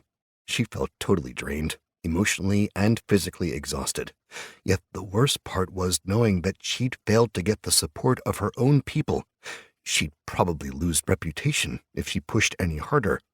As she peered at the faces of her friends, she found no comfort, only looks of thinly veiled scorn. For the first time in her life, she didn't know where to turn. It seems like insanity runs in the family, Oster remarked, leering from his place by the fire. Several nearby covered their mouths to hide their grins. Freya turned an icy glare on the sniveling man. I'm sorry, I didn't catch that. What did you say? Oster leaned back and shrugged, a smug look on his narrow face. For the longest time, we thought your brother was the crazy one, but it turns out he just takes after you. Freya flushed as his comments elicited outright laughter, and for an instant she considered setting the imbecile's robes on fire. He didn't mean anything by it, Solveig giggled, sliding onto Oster's lap and wrapping her arms around him. We're all just a bit surprised by your behavior, Freya. It's so unlike you. She's right, you know, Brimir said, coming to stand next to her. What's gotten into you? Do you honestly expect us to believe in children's stories? Freya held his gaze before eventually looking away. I don't know what I was thinking coming here. Brimir put an arm around her shoulder and led her over to the fire. I know it must be difficult for you with everything that's happened. The situation with your brother certainly hasn't helped things, and with the High Aesir taking that Skrill Runa as her ward, you must be worried about your place here at the temple. He cupped his hand under her chin and peered into her eyes. Take a deep breath and relax. We're going to take care of everything. Freya frowned at him. What do you mean, take care of everything? Runa was chosen to help lead the Fireborn in the main assault tonight, Solveig explained, scrunching her nose in distaste. She'll be right up there, getting glory with Sten Haig and the Shieldbreaker. According to the Battleborn, we'll strike hard and fast, then set up a staging ground to lay siege to the clanhold. Oster flashed a bloodthirsty grin. It's going to be a slaughter. Lots of bodies to burn. Tragically, Runa won't survive the main assault, Brimir concluded with feigned sadness. We're going to make sure she doesn't last the night. I see, Freya said, maintaining her composure. Inside, though, her stomach soured. She had no problem killing an enemy in the heat of battle. She'd done so many times herself. Murder was a different matter, though, one that made her decidedly uncomfortable. "Don't you see?" Brimir asked, leaning in and kissing her cheek. "You won't have to worry about Runa upstaging you anymore. You'll be the clear choice for Sigrun to choose as her next ward, and then, one day, you'll become an Aesir too. And you won't forget about us," Oster put in, giving her a meaningful look. "You're the best drafter of any of us," Solveig commented. "It deserves to be you." For a moment, Freya could only stare back at her friends in shock.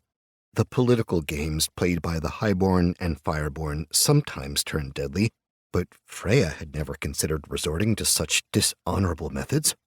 Runa was a thorn in her side, to be sure, and she resented the fact that she was a better drafter than her, but what her friends were plotting was nefarious, even evil. It made her feel physically ill. "What do you say, Freya?" Brimir asked. "Will you help us?" Freya opened her mouth, then faltered, her eyes dropping to the ground. "No," she said at length. "I can't." Her friends all looked at her, exchanging confused glances. "What do you mean, you can't?" Brimir asked, dumbfounded. "I can't help you do this," she explained, looking up and forcing herself to meet his gaze. "I need to go back to Jarl. The draugr—" "The draugr," Brimir repeated, his winsome grin twisting into a sneer. "You'd rather run off with your embarrassment of a brother than go with us into battle?" "I told you her family was touched," Oster scoffed. "She's gone mad, just like her brother." "I think you might be right, my love," Solveig muttered. "The Freya I know would never let an opportunity like this pass by." Freya drew her lips into a tight line but didn't respond. It felt like she'd just been slapped. Her cheeks flushed red with shame. "Fine then," Brimir spat with sudden vehemence. "Go. Follow your brother into exile. I doubt you'll be welcomed back by the Aesir. Lucky for me, there's plenty of other women who could warm my bed." Oster and Solveig snickered. Freya stiffened at the remark, then turned abruptly and left, ignoring the insults they hurled after her. Blinking back tears, she made her way through the camp, making for the far edge where Jarl was waiting for her in the snow. "Did the Fireborn listen to you?" he asked, eyes hopeful. "No," she replied without looking at him. She strode past and began hiking away from everything she'd ever known, the hopes and dreams that she now would never attain. "Let's get out of here." Together, the two made their way from the war camp and into the hills, watching from over their shoulders as the Battleborn prepared to march.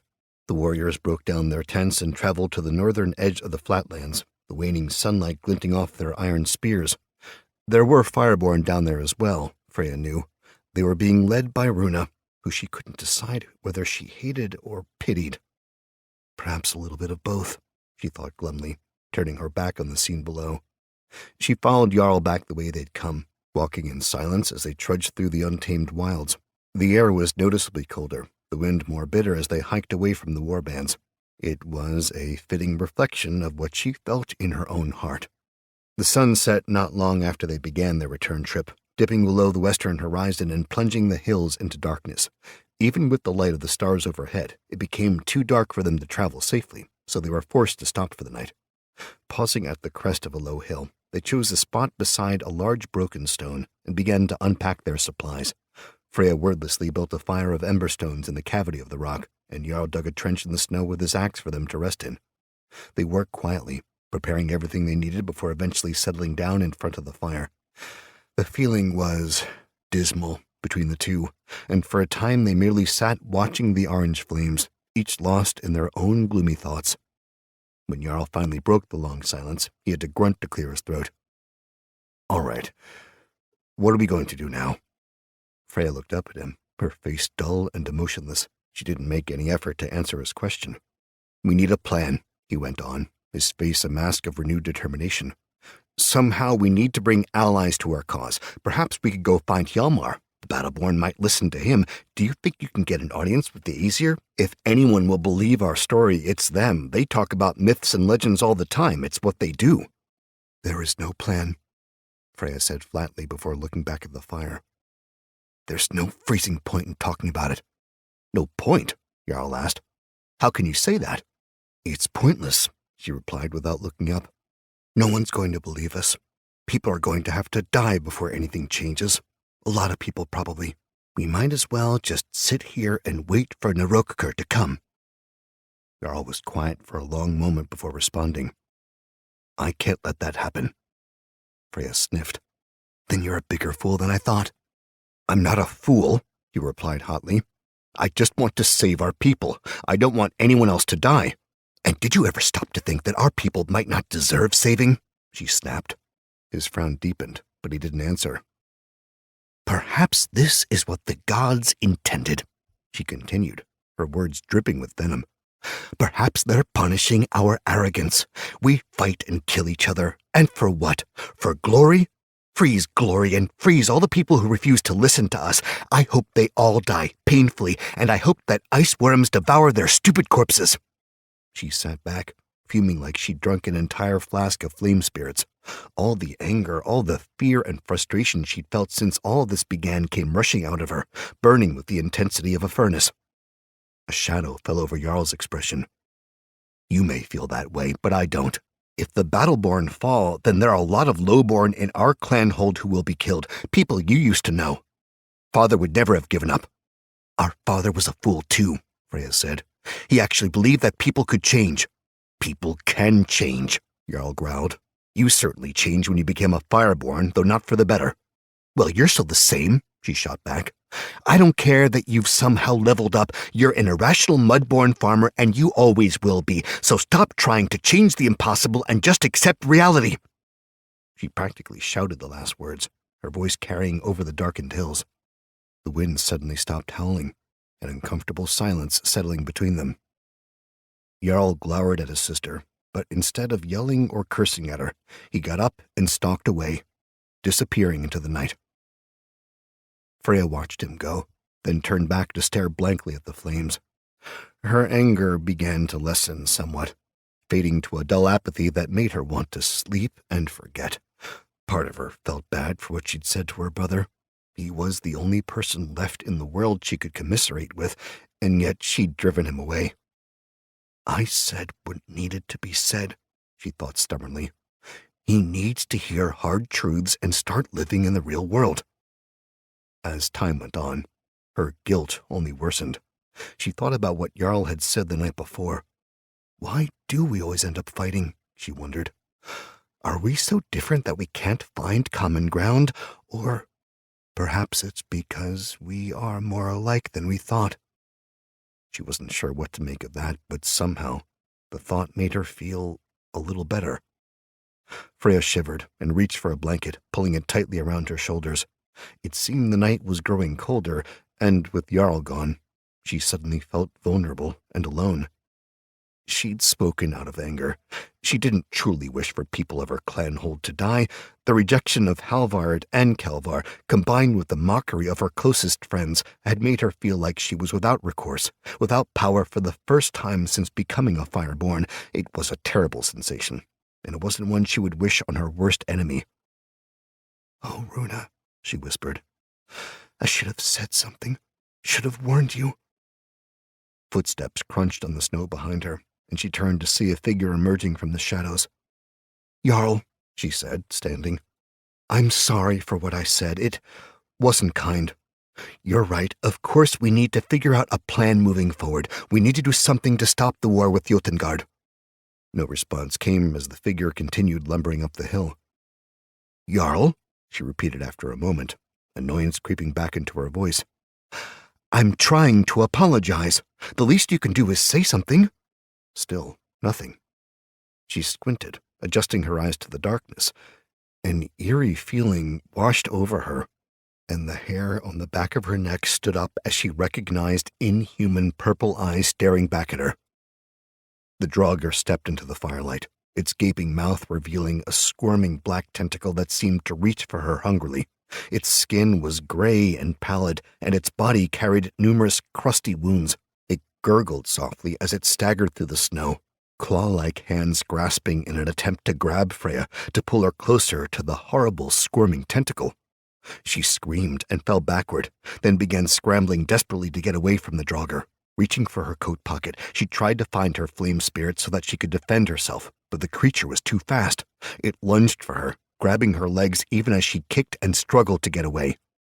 Strength check, 10 plus ability modifier, -1. Unsuccessful. The tentacle, like a long black tongue, licked at her torso, trailing viscous slime that clung to her robes. She screamed again as the draugr climbed on top of her, pinning her down with strong, dead legs. She managed to pull out the flask, but before she could bring it to her lips to drink, the monster knocked it from her hands, spilling its smoking contents into the snow. "Gods above!" she cried, fighting to keep the tentacle from reaching her mouth. "Jarl, somebody, help me!" Suddenly, a spray of cold blood splashed across her face, dampening her hair and stinging her eyes. The body on top of her slumped, growing still as the draugr's head rolled somewhere off to the side. Freya blinked and looked up, relieved to see Jarl standing above her with a bloody axe held in both hands. "Are you all right?" he asked. She let out a strangled sob and pushed the corpse off of her, then scrambled backward and wiped the blood from her face. Beside her, the tentacle writhed, twisting unnaturally as if trying to extricate itself from the disembodied head. Jarl kicked it down the hill, sending it tumbling to the darkness below, then moved to help Freya to her feet. "Keep quiet," he whispered in her ear. "There's more." Shaking uncontrollably, she nodded and hugged herself as Jarl put out the fire. She spared a glance at the headless corpse, then quickly looked away, revulsion tying her stomach in knots. "Are you sure you're okay?" he asked as he came to stand beside her. His eyes looked over her with concern. She nodded, biting her lip to keep it from quivering. Jarl didn't appear convinced, but he didn't argue. He motioned north with his axe. "Follow me." Together they made their way down the slope and onto another hill, following footprints presumably left by Jarl. When they reached the top, he crouched and motioned for Freya to do the same. "Down there," he whispered, pointing to a small valley beneath them. Freya tentatively inched forward, following her brother's gaze. Her blood froze. An army was on the march, hundreds, maybe thousands of figures moving steadily through the snow. They didn't carry torches, nor did they move in any sort of formation. Freya instantly knew what she was looking at, even without seeing the faint pinpricks of glowing purple eyes. "Gods," she breathed. "An entire army of draugr." "That isn't an army," Jarl whispered grimly. "That's a damn horde." Chapter 24. A Beacon of Fire. When the dead started to rise and entire war parties started disappearing, many believed that Nurukkur, the end of the world, was upon us. Memoir, Room Plate 6. Jarl crept down the side of the hill as stealthily as he could, trailing the draugr like a man hunting caribou. Behind him, Freya followed, her face shrouded and her green eyes reflecting the light of the stars. They moved slowly, clinging to the shadows as they moved parallel with the horde, always keeping a hill or a ridge between them and never straying too close. The only sounds they made came from their own footfalls and labored breathing. "They're like ghosts," Jarl thought, warily watching the shambling corpses from afar. With so many, he thought they'd at least make some noise, but as they marched, they were as silent as the grave. He and his sister had decided to follow the draugr to see where they were going, but after about an hour, Jarl began to doubt the wisdom of that decision. His feet grew numb from the snow, and his back throbbed painfully from the exertion of hiking. They could be wandering aimlessly for all we know, he thought, shifting his axe from his wounded hand to the other. That, or they could be on their way to attack Jotengard. At least they would be convinced that the threat was real. The land seemed to change as they moved farther north. The hills grew larger, the depressions deeper and more treacherous as they approached the howling peaks. They lost sight of the horde several times and were forced to backtrack, but each time they were able to find them. The draugr always kept to the low points and never climbed out of the winding valleys. Freya placed a hand on Jarl's shoulder as they walked along the top of a ridge. He stopped and looked back at her questioningly, then followed her gaze as she pointed in the distance. Several hilltops over, gathering on a low plateau, were numerous points of light and a mass of figures. They moved about in loose formations, traveling northeast, and judging by the fires they carried, Jarl could tell that they were human. Norvask, Freya whispered, leaning in close. Jarl frowned. How can you tell? The Fireborn, she answered quietly. They light the way, gathering in groups with every war party. That's the way the Vanir teach us to fight. That must be the advance force, Jarl reasoned, resting his axe on his shoulder. His gaze lingered for a moment, then wandered down the slope to where the draugr were silently marching. Frosts, he cursed. They're heading right for them. Our warriors will never see them coming. And there's a lot more draugr than there are battleborn, Freya responded gravely. It's going to be a slaughter. We have to do something. Jarl made as if to depart. Freya grabbed his arm and pulled him back, nearly causing him to slip and tumble off the ridge. Wait, she hissed, holding on tight. Wait and think for once, you idiot. If you rush off, you'll only get yourself killed. Then you won't be any use to anyone. Jarl glared at her, then whispered, Then what do you suggest? Freya chewed her lip and looked around, her brow furrowing in concentration. After a minute, she pointed to a large rock formation on the ridge just ahead of them. Do you see that rock? Jarl nodded. We need to alert the battleborn that they're about to be ambushed, she explained. If I could climb up there, I could signal to them using magic. But wouldn't that also draw the draugr? She tapped the broad head of his axe with her finger. That's where you come in. Jarl gave her a flat look. You want me to defend against hundreds of draugr alone? Again, she pointed at the rock formation. You won't have to, not all at once anyway. If I climb to the top, you can stand on the ledge just below me. They won't be able to swim around you. The way is narrow enough that it'll force them to come at you one, maybe two at a time. You should be able to handle that, right? He thought for a moment and nodded. He didn't like the idea of standing alone against a tide of the risen dead, but he had to admit that her plan was probably their best option. Sten's men were moving too slowly, and the draugr were gaining on them, quickly and silently. They were almost out of time. Let's go, he said at length. Together they made their way down the ridge and toward the rock formation. The climb was difficult, made more so by the darkness. The stone was rough and covered with lichen. Their footholds crumbled beneath them, sending bits of debris tumbling down the hill. As they neared the top, the wind whipped around them, tugging at their hair and clothes and stinging their faces. Jarl gave Freya a boost to get her to the pinnacle of the rock, then planted his feet and peered warily at the steep decline. If the draugr didn't kill him, then a fall from this height certainly would. Are you ready? She called down to him, raising her voice to be heard over the wind. As ready as I'll ever be, he replied just as loudly. Reaching into a pocket, Freya pulled out a flask and drank. She took several long pulls before discarding the empty container, her mouth and nose leaking smoke.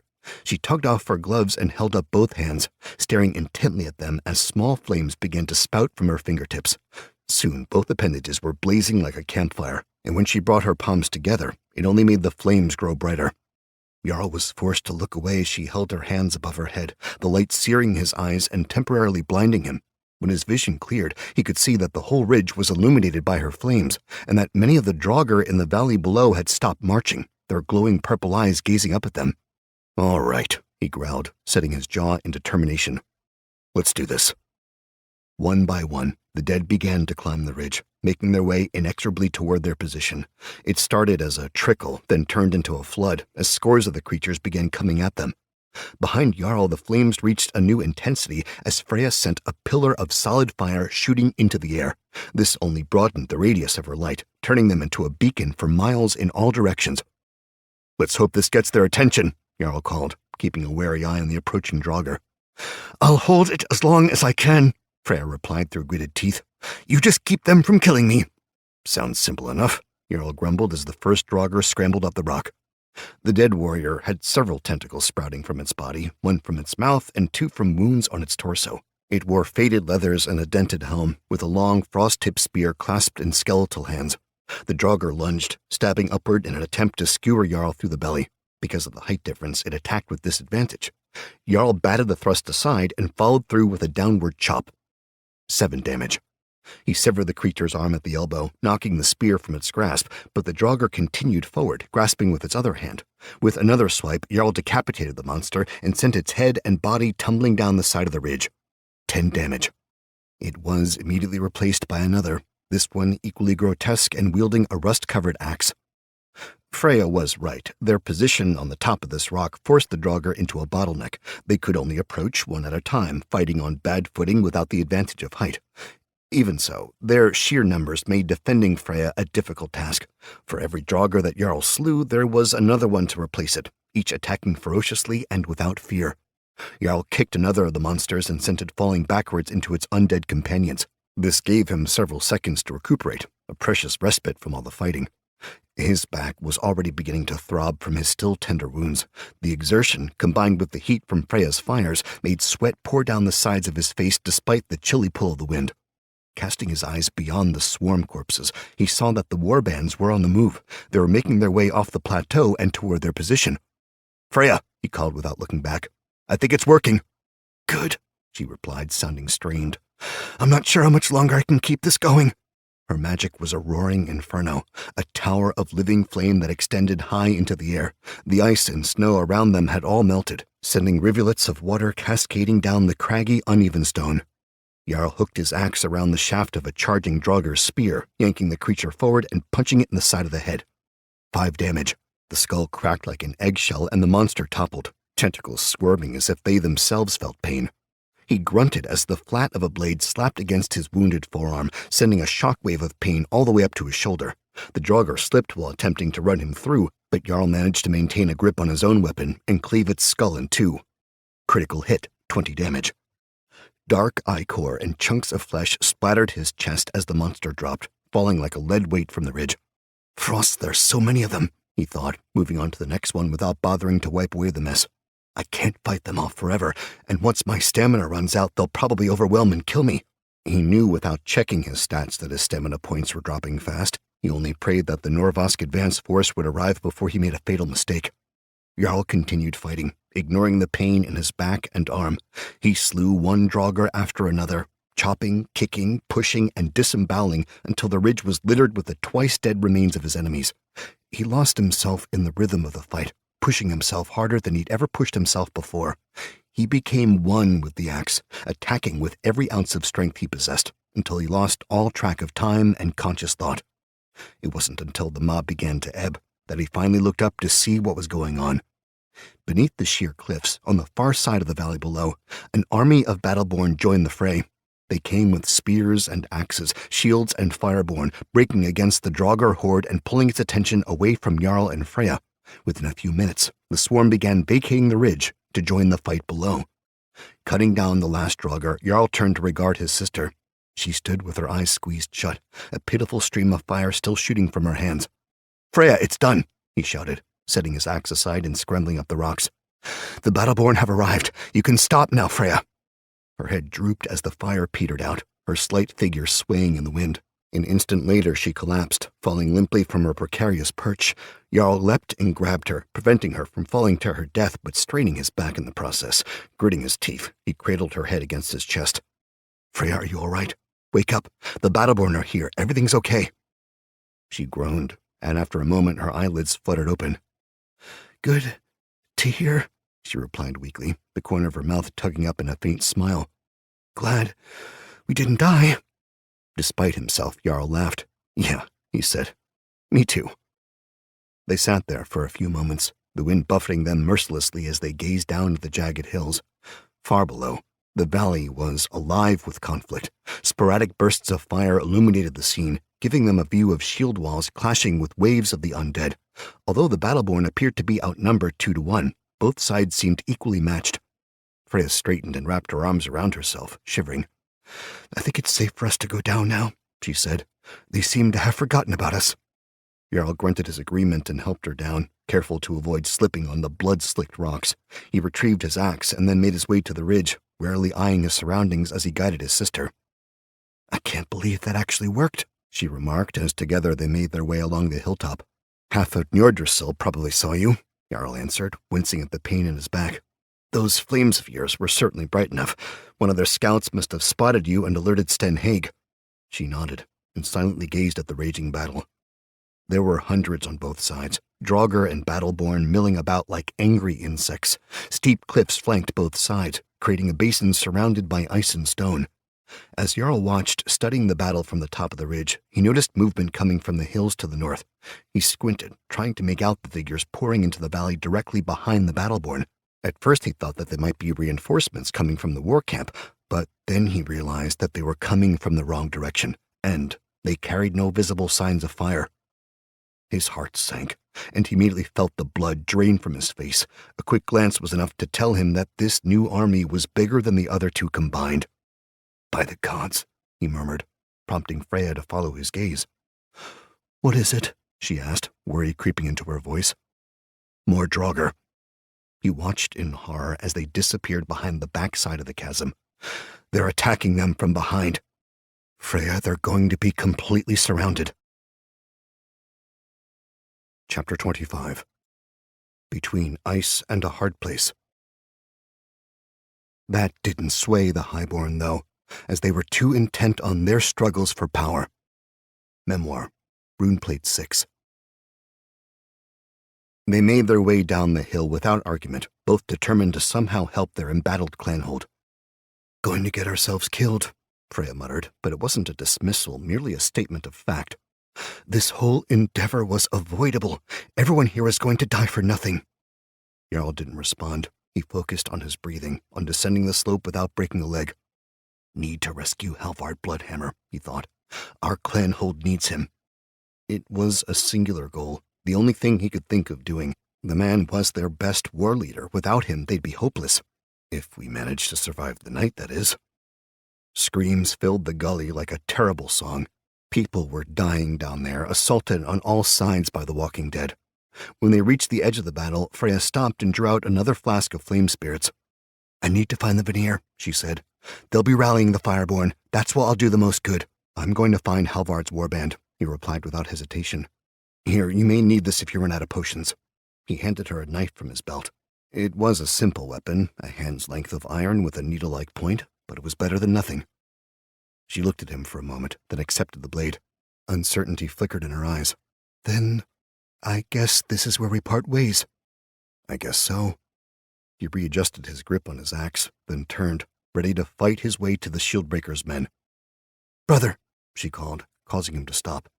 Her expression was a mask of concern. "Take care of yourself, all right?" He nodded, a grim half-smile gracing his lips. "You do the same." Jarl threw himself into the fray. The battle was a chaotic melee, a violent clash of blood and iron and flesh and glowing eyes. Men screamed in agony as draugr fell wordlessly upon them, ice-covered weapons cutting them down in droves. Fireborn filled the night with sporadic bursts of flame, but it only added disorienting flashes to the confusion. The noise was unbelievable, and Jarl found himself panicking as the combat utterly consumed him. "Gods above," he thought, dodging blows from every which way. "This isn't like the raid. Frost, this is madness." Jarl cut his way through the churning battle, using his axe to devastating effect on an unsuspecting draugr. He attacked every enemy he could, hacking and cleaving his way across the field with no sense of direction.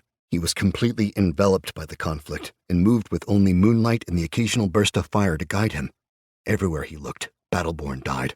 Slithering tentacles waggled as draugr scrambled over the bodies of the slain. Pain accompanied him.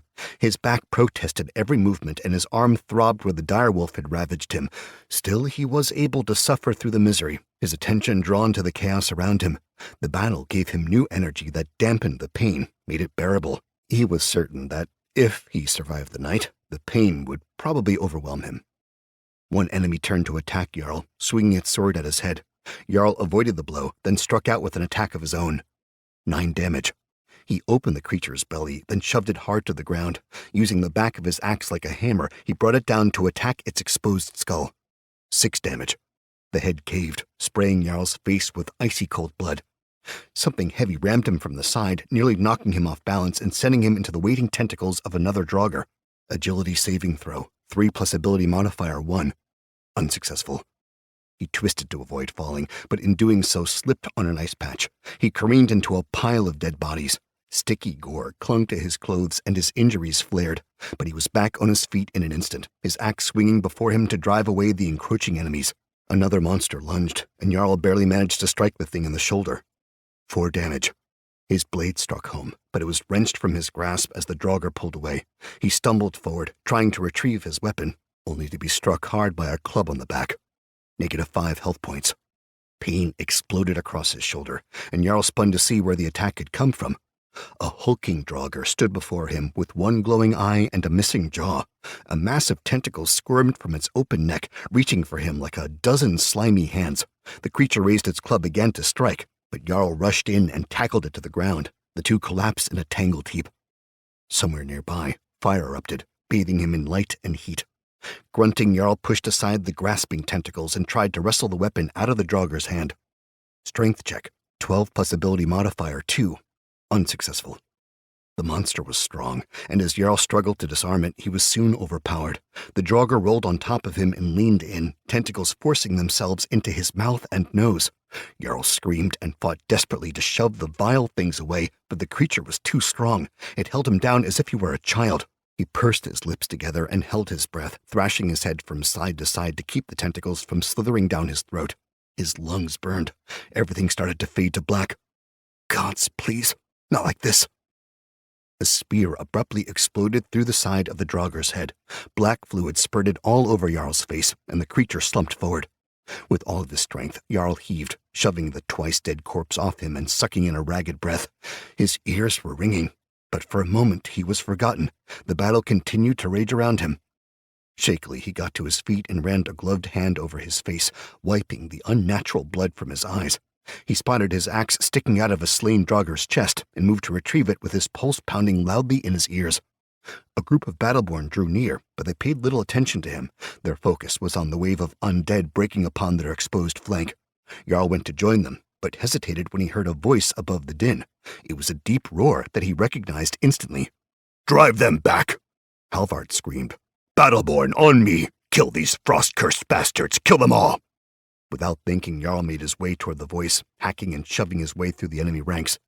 Fortunately, he didn't have to go far before he reached Halvard Bloodhammer and his warriors, who were defending themselves against a press of dead men.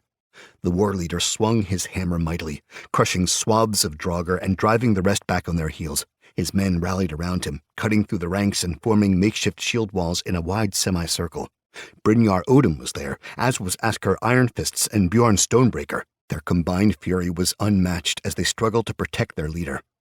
Other Battleborn joined Jarl, drawn by the Shieldbreaker's voice. Together they fought their way to the shield wall, their axes and spears carving a path before them. Halvard crushed the chest of a draugr with his hammer, then turned to regard Jarl. "Beckstrom? Frost, what are you doing here, boy?" He gave his grizzled head a bewildered shake. "I suppose I shouldn't be surprised. You're more stubborn than a glacier. Fall in with the others. Let's send these demons back to hell."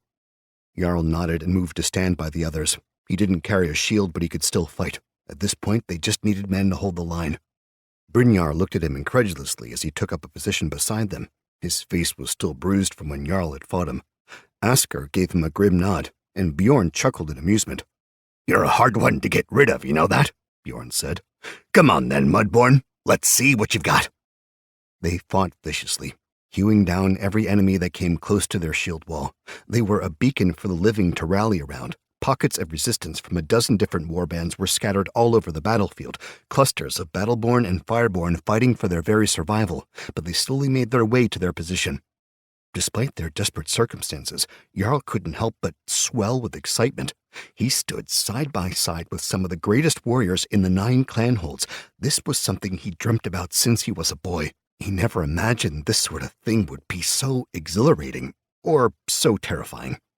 Their ranks swelled as the Shieldbreaker continued to shout, his voice growing hoarse from screaming over the commotion. Even so, the draugr were unrelenting. It seemed that for every creature they killed, 3 more appeared to take their place.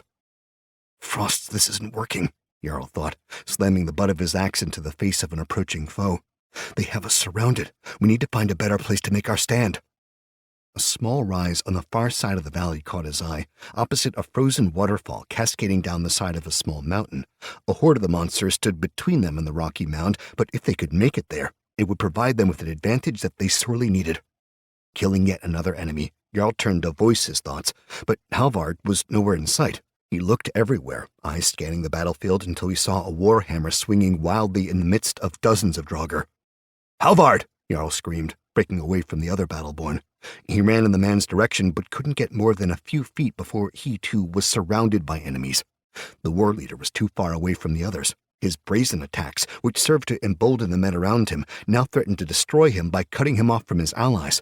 The big man roared like a cornered bear, his hammer crushing bones wherever it fell. The draugr seemed to swarm around him, but for the moment he managed to hold his own. Jarl blocked a spear thrust by diverting it to the side with the haft of his axe, then pivoted and brought the backside of the axe head into the attacking creature's face. 7 damage. Its head snapped back with a satisfying crack, giving Jarl the leeway to continue moving forward. Need to get to Halvard, he thought tenaciously, shoving past the surprised draugr. Need to help him get to safety. Lowborn, what are you doing? Asker shouted behind him. You're going to get yourself killed. The war leader needs our help, Jarl called back, dodging to the side to avoid a clumsy attack. Within moments he was surrounded again, black tentacles and glowing eyes closing in around him. His mad rush into the attacking draugr had caught most of them off guard, and he managed to cleave into every creature that attempted to block his path. Shoving and slashing his way through, Jarl finally managed to get to where Halvard stood over a mound of corpses. The Shieldbreaker's own body was covered in wounds, and he was slowing down, his movements growing sluggish. His voice was hoarse from screaming, and there were parts of his armor that were torn clean through, the leather soaked with blood. Still, he continued fighting, knocking down any draugr that managed to get close. Jarl hacked at the exposed flank of one of the attackers, then scrambled up the pile of bodies. Beckstrom, Halvard rasped, turning to regard him. His breathing was labored. Get back to the shield wall. That's an order. No, Jarl protested, planting his feet on a corpse and engaging a draugr harrying him from the side. He blocked the attack, then brought his axe down on the creature's shoulder, splitting it from neck to navel. 14 damage. He allowed the corpse to join the others on the mound. Respectfully, war leader, I'm not a Battleborn. You can't order me to do anything. Halvard grunted and shook his head, a faint smile tugging at his lips. Frost-crazed fool, he muttered before kicking an approaching draugr in the chest. Jarl smiled grimly and engaged another enemy, slapping its blade aside and shoving it away. We have to get back to the others, Halvard. This is a bad position. There's a rise just on the other side of the valley where we can better defend ourselves. Before Halvard could respond, a draugr snuck up and attacked him from behind, wrapping its tentacles around his neck. The big man thrashed and twisted, trying to throw the creature and keep the tendrils from choking him. Just then, another draugr crept up the pile of bodies and rammed a spear through his thigh. Halvard's eyes bulged in pain as the spear tip passed straight through the muscle, bursting out the other side. Frosts! Jarl cursed, stumbling over to where the war leader struggled. He threw himself at the spear-wielding draugr and shoved him away, then turned to attack another one that was trying to strike from the side. Somehow, Halvard was able to remain standing. He dropped his warhammer and brought both hands up to deal with the monster on his back. His face was growing purple, but he managed to grab the draugr's head and hurl it away, ripping the tentacles in half as he did so. He stood for a moment, then buckled, dropping to one knee with drooping eyelids. All around them, draugr pushed their advantage, rushing up the mound with weapons raised. Stay with me, Shieldbreaker, Jarl yelled, moving to stand over the wounded man. I'll protect you. He spat and gripped his blood-stained axe, determined to fight the unstoppable horde, all by himself. Freya became one with the life-giving flame, using everything she'd learned at the temple to stay alive. Fiery Arc, 1d12 fire damage, AoE, area affected, 20-foot arc, -15 magic points. There's too many of them, she thought, blasting a group of draugr with a torrent of fire. Freeze me, but this is impossible. I should have left when I had the chance. She quashed those doubts and embraced the heat boiling in her stomach, drawing upon the flame spirits as she prepared to cast another spell. Magic points, 40 out of 60. Vigor points, 1 out of 2. I can't abandon them, she resolved, moving slowly through the madness of battle. The gods would punish me for such cowardice. I just need to keep moving. It was difficult to discern what was going on in the valley. Groups of living people roamed among the undead, fighting desperately through the carnage. Solitary fighters fought for themselves as well, many being torn apart by the silent, purple-eyed creatures. Screams echoed off the ice-bound walls, and blood slicked the stones just about everywhere Freya stepped. There were fireborn, but they were disorganized, burning everything in sight and sending columns of smoke into the sky that blotted out the stars. I need to find Runa, she thought, casting her eyes about nervously. She's the one who's supposed to be in charge. Ahead she could see an orange glow, a brilliance that cut through the darkness like a knife through flesh.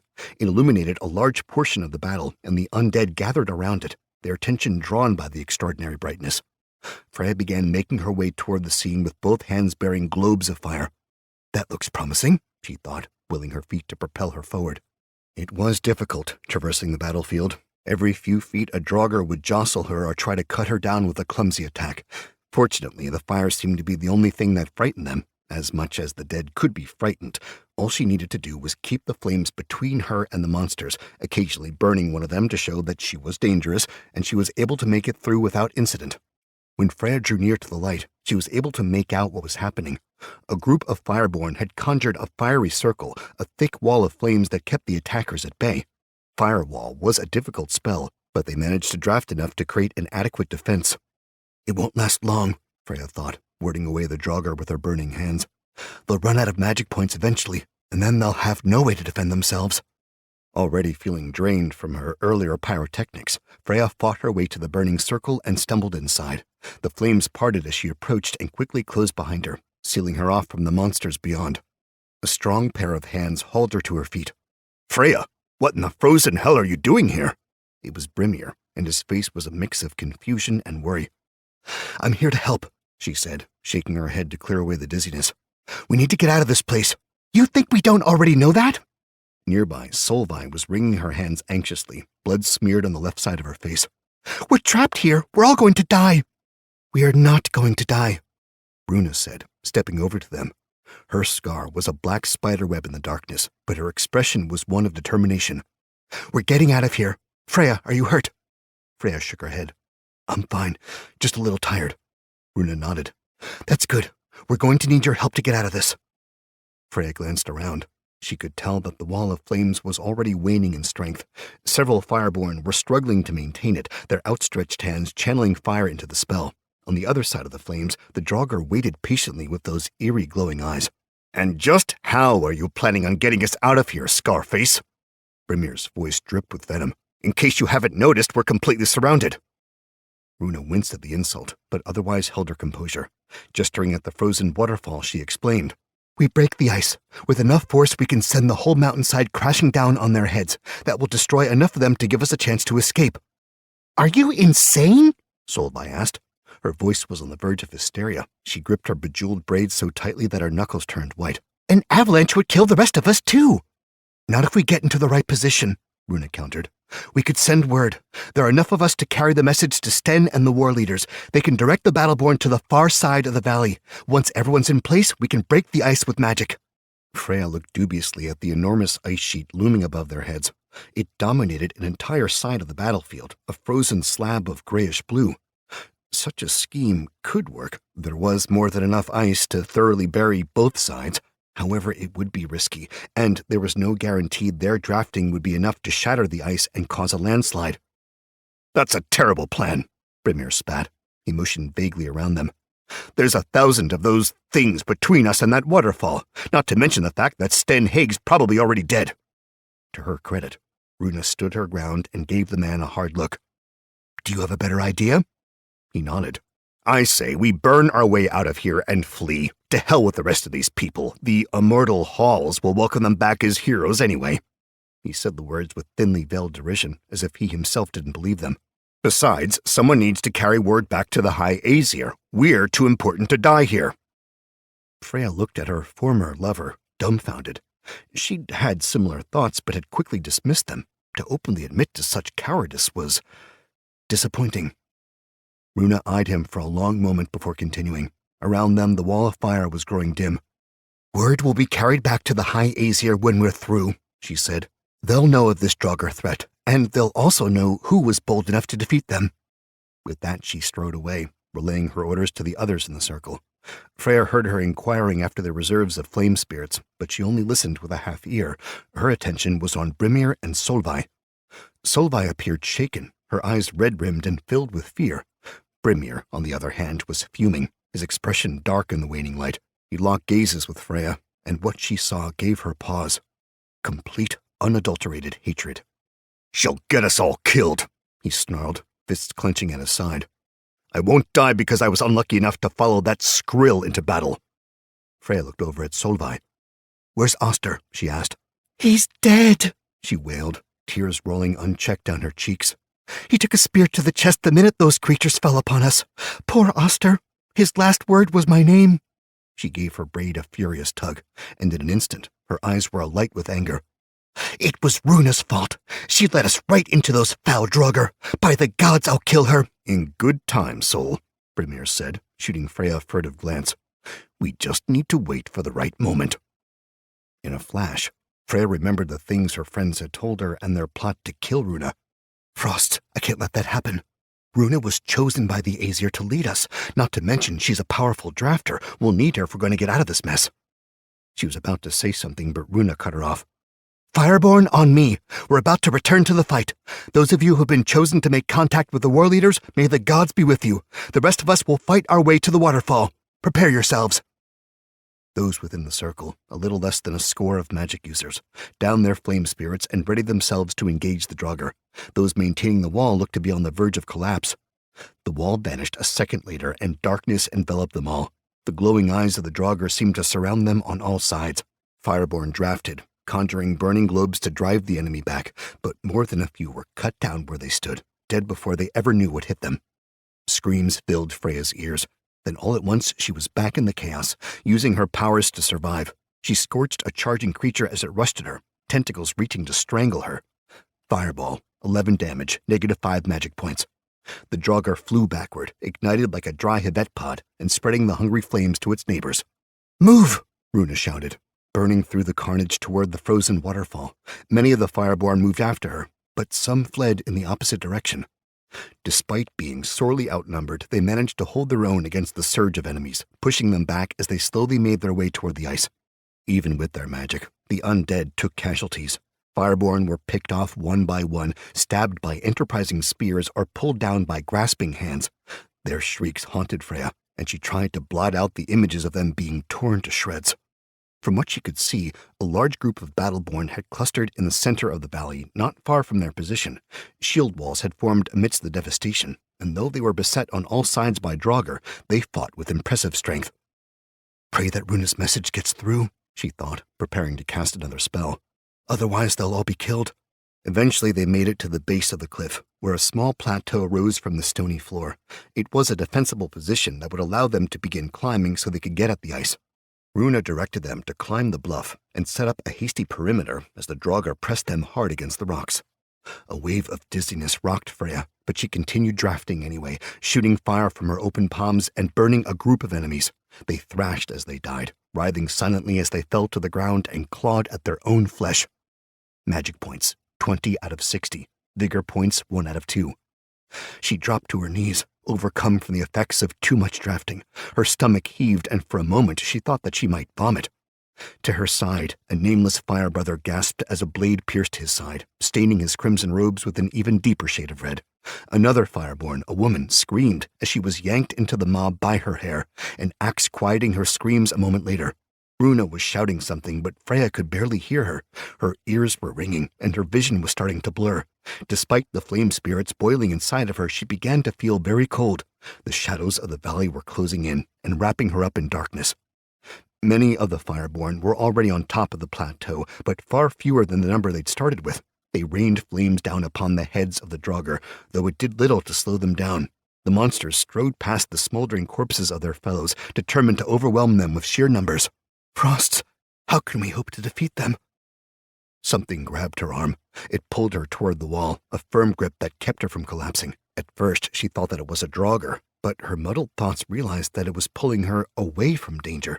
She looked up, half expecting to see Brimir, only to find Runa's resolute expression. For a moment, Freya was awestruck. How could this woman, this fire sister that she'd treated so poorly, be trying to save her life? Shame pierced Freya's heart, the shame of knowing that if their roles were reversed, Freya wouldn't have done the same thing for her. Runa half dragged her to the base of the plateau. Can you walk?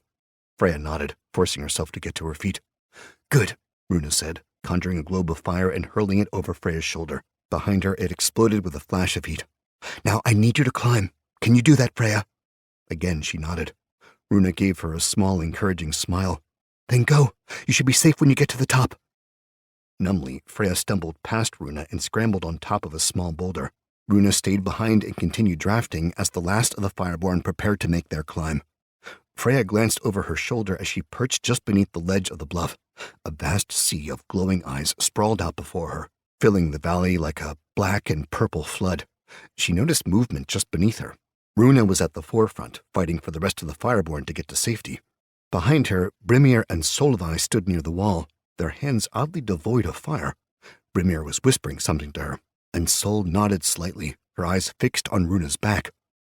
Oh gods, Freya thought. Not this, not now. Others were clambering up the rock face, but Freya found herself descending, her stomach twisted into a tight knot.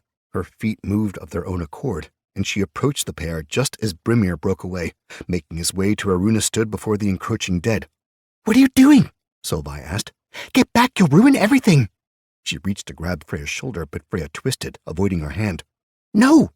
Solveig lunged, nearly tackling Freya to the ground with an almost feral light in her eyes. Get off me, Freya snapped, pushing against her unrelenting friend as she scratched and tore at her robes. There wasn't much time.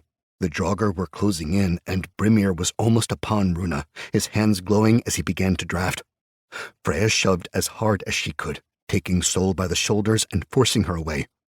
Strength check, 6 plus ability modifier, -1. Successful. Her collar tore as the woman was dislodged, but that was the least of her concerns. Her eyes were only on Solveig, who screamed in terror as she stumbled past the magical perimeter. The flames didn't burn her, but the draugr were another matter. They were on top of her in an instant, bringing weapons and fingernails to bear against her. Her shrieks reached new heights as the creatures tore into her flesh, but they were cut short when black tentacles enveloped her face, wrapping around her neck and entering her throat. Freya looked away, repulsed by what she'd accidentally done. She hadn't given me a choice, she thought, pushing herself to keep moving. God, Sol, why did you make me do it? Only a few Fireborn remained at the base of the plateau. The rest had been killed or had already climbed up to safety. A new firewall had been created, and Runa stood holding it in place, drafting until everyone else could escape. Brimir stood right behind her, both of his hands alight. The thought of drafting any more made Freya's stomach churn, and she was nearly out of flame spirits. Then she remembered the knife Jarl had given her, resting in one of the pockets of her robes. She reached inside and drew the weapon, holding it awkwardly as she closed the distance between them. Brimir raised his hands, pointing the spell at the middle of Runa's back, but leaving his own back exposed. He didn't see Freya coming. She stabbed her former lover by driving the blade deep just to the left of his spine. Sneak attack, fatal strike, stabbed enemy in the heart. He cried out and staggered, his fires dissipating as he reached for the handle sticking out of his back. Runa turned, shocked upon finding the two of them standing just a few feet away. Brimir stared at Freya, and she wasn't sure if the pained expression was from the wound or the fact that she'd betrayed him. He turned toward her, mouth agape as he tried to say something, but only a wheeze escaped his lips. He pitched forward, falling face first onto the ground. Blood welled up like a spring and spread across his back. Chapter 26. To Sacrifice. The draugr presented the gravest threat the 9 clan holds had ever seen. Even then, we had no idea what we were dealing with. Memoir, Runeplate 6. Jarl didn't want to die. He'd always known that if he became a battleborn, he would probably be killed in battle, but it had seemed so vague to him, the concept of dying. No longer. Now, surrounded by death personified, he knew what real fear was. He faced his own mortality, and it made him wish that he could run, that he could be somewhere very far away, that he could be safe. He wanted nothing more than to return to his old life, eking out a living as a mud farmer. No, he thought, gritting his teeth. That's not who I am. I'm a battleborn. This is where I'm meant to be. He swung his axe for perhaps the 1000th time, cutting a draugr's shoulder and sending it careening into the writhing sea of enemies. 6 damage. He was beset on all sides by the dead, and yet he continued to fight, ignoring the burning pain in his arm and back while adding to the pile of corpses at his feet. Beneath him, Halvard Bloodhammer fell in and out of consciousness, his body marked by numerous wounds. His eyelids fluttered and though he sometimes spoke, his words were unintelligible and drowned out by the sounds of war. Hold on, Shieldbreaker, Jarl thought, turning yet again to engage an enemy behind him. Don't give in to the darkness. Deep down, he knew that he fought an unwinnable battle. Even if he had the stamina to fight every single draugr in this valley, his own wounds would eventually be the death of him. More than a dozen shallow cuts marred his flesh, and a long gash on his scalp bled constantly into his eyes. Health points, 10 out of 35. Stamina points, 8 out of 25. Afflictions, flogged back, disadvantage to strength and agility rolls, bleeding, damage over time, wounded forearm, unable to fight with 2 hands. He blinked away the sweat and blood and swung his axe in a wide arc, forcing a group of the monsters back. His movements were growing sluggish, and his weapon felt like an anvil in his hands. It was only a matter of time before he, too, fell into unconsciousness. The horde would fall on him in one great wave and tear him limb from limb. No! The word burst painfully from Jarl's throat. He tapped into a hidden reserve of strength inside of him, expending a rage point to offset his numerous afflictions. The world turned a violent shade of red. The axe grew lighter in his grip. Swinging wildly, he was able to disarm a nearby draugr before cleaving him from forehead to jaw. 13 damage. Come on, he roared, kicking the body out of the way. Is this the best you can do? The enemy still came, but they stumbled on the blood-slick stones and numerous corpses. Jarl screamed wordlessly, the bloodlust consuming his every thought. He swung with reckless abandon, hacking and chopping and dismembering everything that was stupid enough to get close to him. Something cut his leg, but he barely felt it. He was too enthralled by the rush of the fight, by the pounding rhythm dominating his senses. -3 health points. Somewhere in the back of his mind, a voice screamed for him to run, but he ignored it. There would be no turning back for him. He was battle-born. He'd reached the point of no return. He was dimly aware of flames exploding as the Fireborn gathered their might at the base of a frozen waterfall. Part of him wondered what they were doing, but the thought was distant, drowned out by the fury pulsing through his veins. He sliced a draugr in the chest. 4 damage. He severed a hand. 7 damage. He separated a creature's head from its body. 11 damage. Jarl was one with the weapon, his actions smooth and forceful. The rage urged him on, pushing him past the limits of his natural strength. Can't stop, he thought doggedly. Can't give in. He spun, his axe biting into 3 draugr at once. 8 damage, 3 damage, 5 damage. At the edge of Jarl's vision, a disturbance rippled through the undead mob. He could only focus on it for a second before he was forced to look away. Something's happening, he thought. He continued fighting, struggling to keep him and the war leader alive. He didn't know where Sten, Haig, the other war leaders, or anybody else was, but he didn't care. Halvard Bloodhammer was his only focus, the only person in the world he could think about. If he fell, then so would Jarl. It was the way things had to be. He pushed a draugr out of the way and was surprised to see the dour visage of Askar Ironfists below him. The bald-headed warrior looked momentarily awed by his presence, but then quickly resumed a fighting stance, his twin hatchets becoming spinning blurs. Bjorn Stonebreaker came next, his great axe dripping with dark blood. He boomed a laugh upon seeing Jarl, and his red-bearded face split into a wide grin. Jarl Beckstrom, you crazy, glorious bastard! Beneath him, Halvard stirred. My men, he rasped, barely able to lift his head. I knew that they would come. Jarl croaked at the other warriors. Get the war leader. We have to get out of here. We know.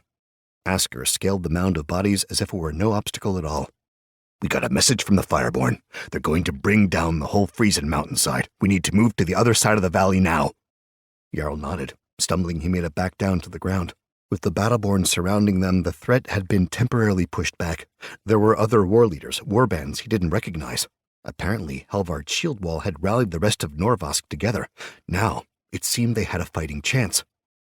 Jarl could barely stand as the rage subsided within him. His legs felt like jelly, and yet he couldn't keep a grin off his face. He'd done it. He'd actually rescued the Shieldbreaker from certain death. If he hadn't been on the verge of passing out, he might have laughed and danced a jig. Someone put an arm around him. He was surprised to see that it was Brynjar, the man he'd dueled at the war camp. You did good today, Beckstrom. Jarl gaped at him, momentarily stunned. Thank you. The Battleborn nodded. He looked more than a little impressed. Can you still fight? Jarl nodded. Yes, I can. Good, because we aren't out of this yet.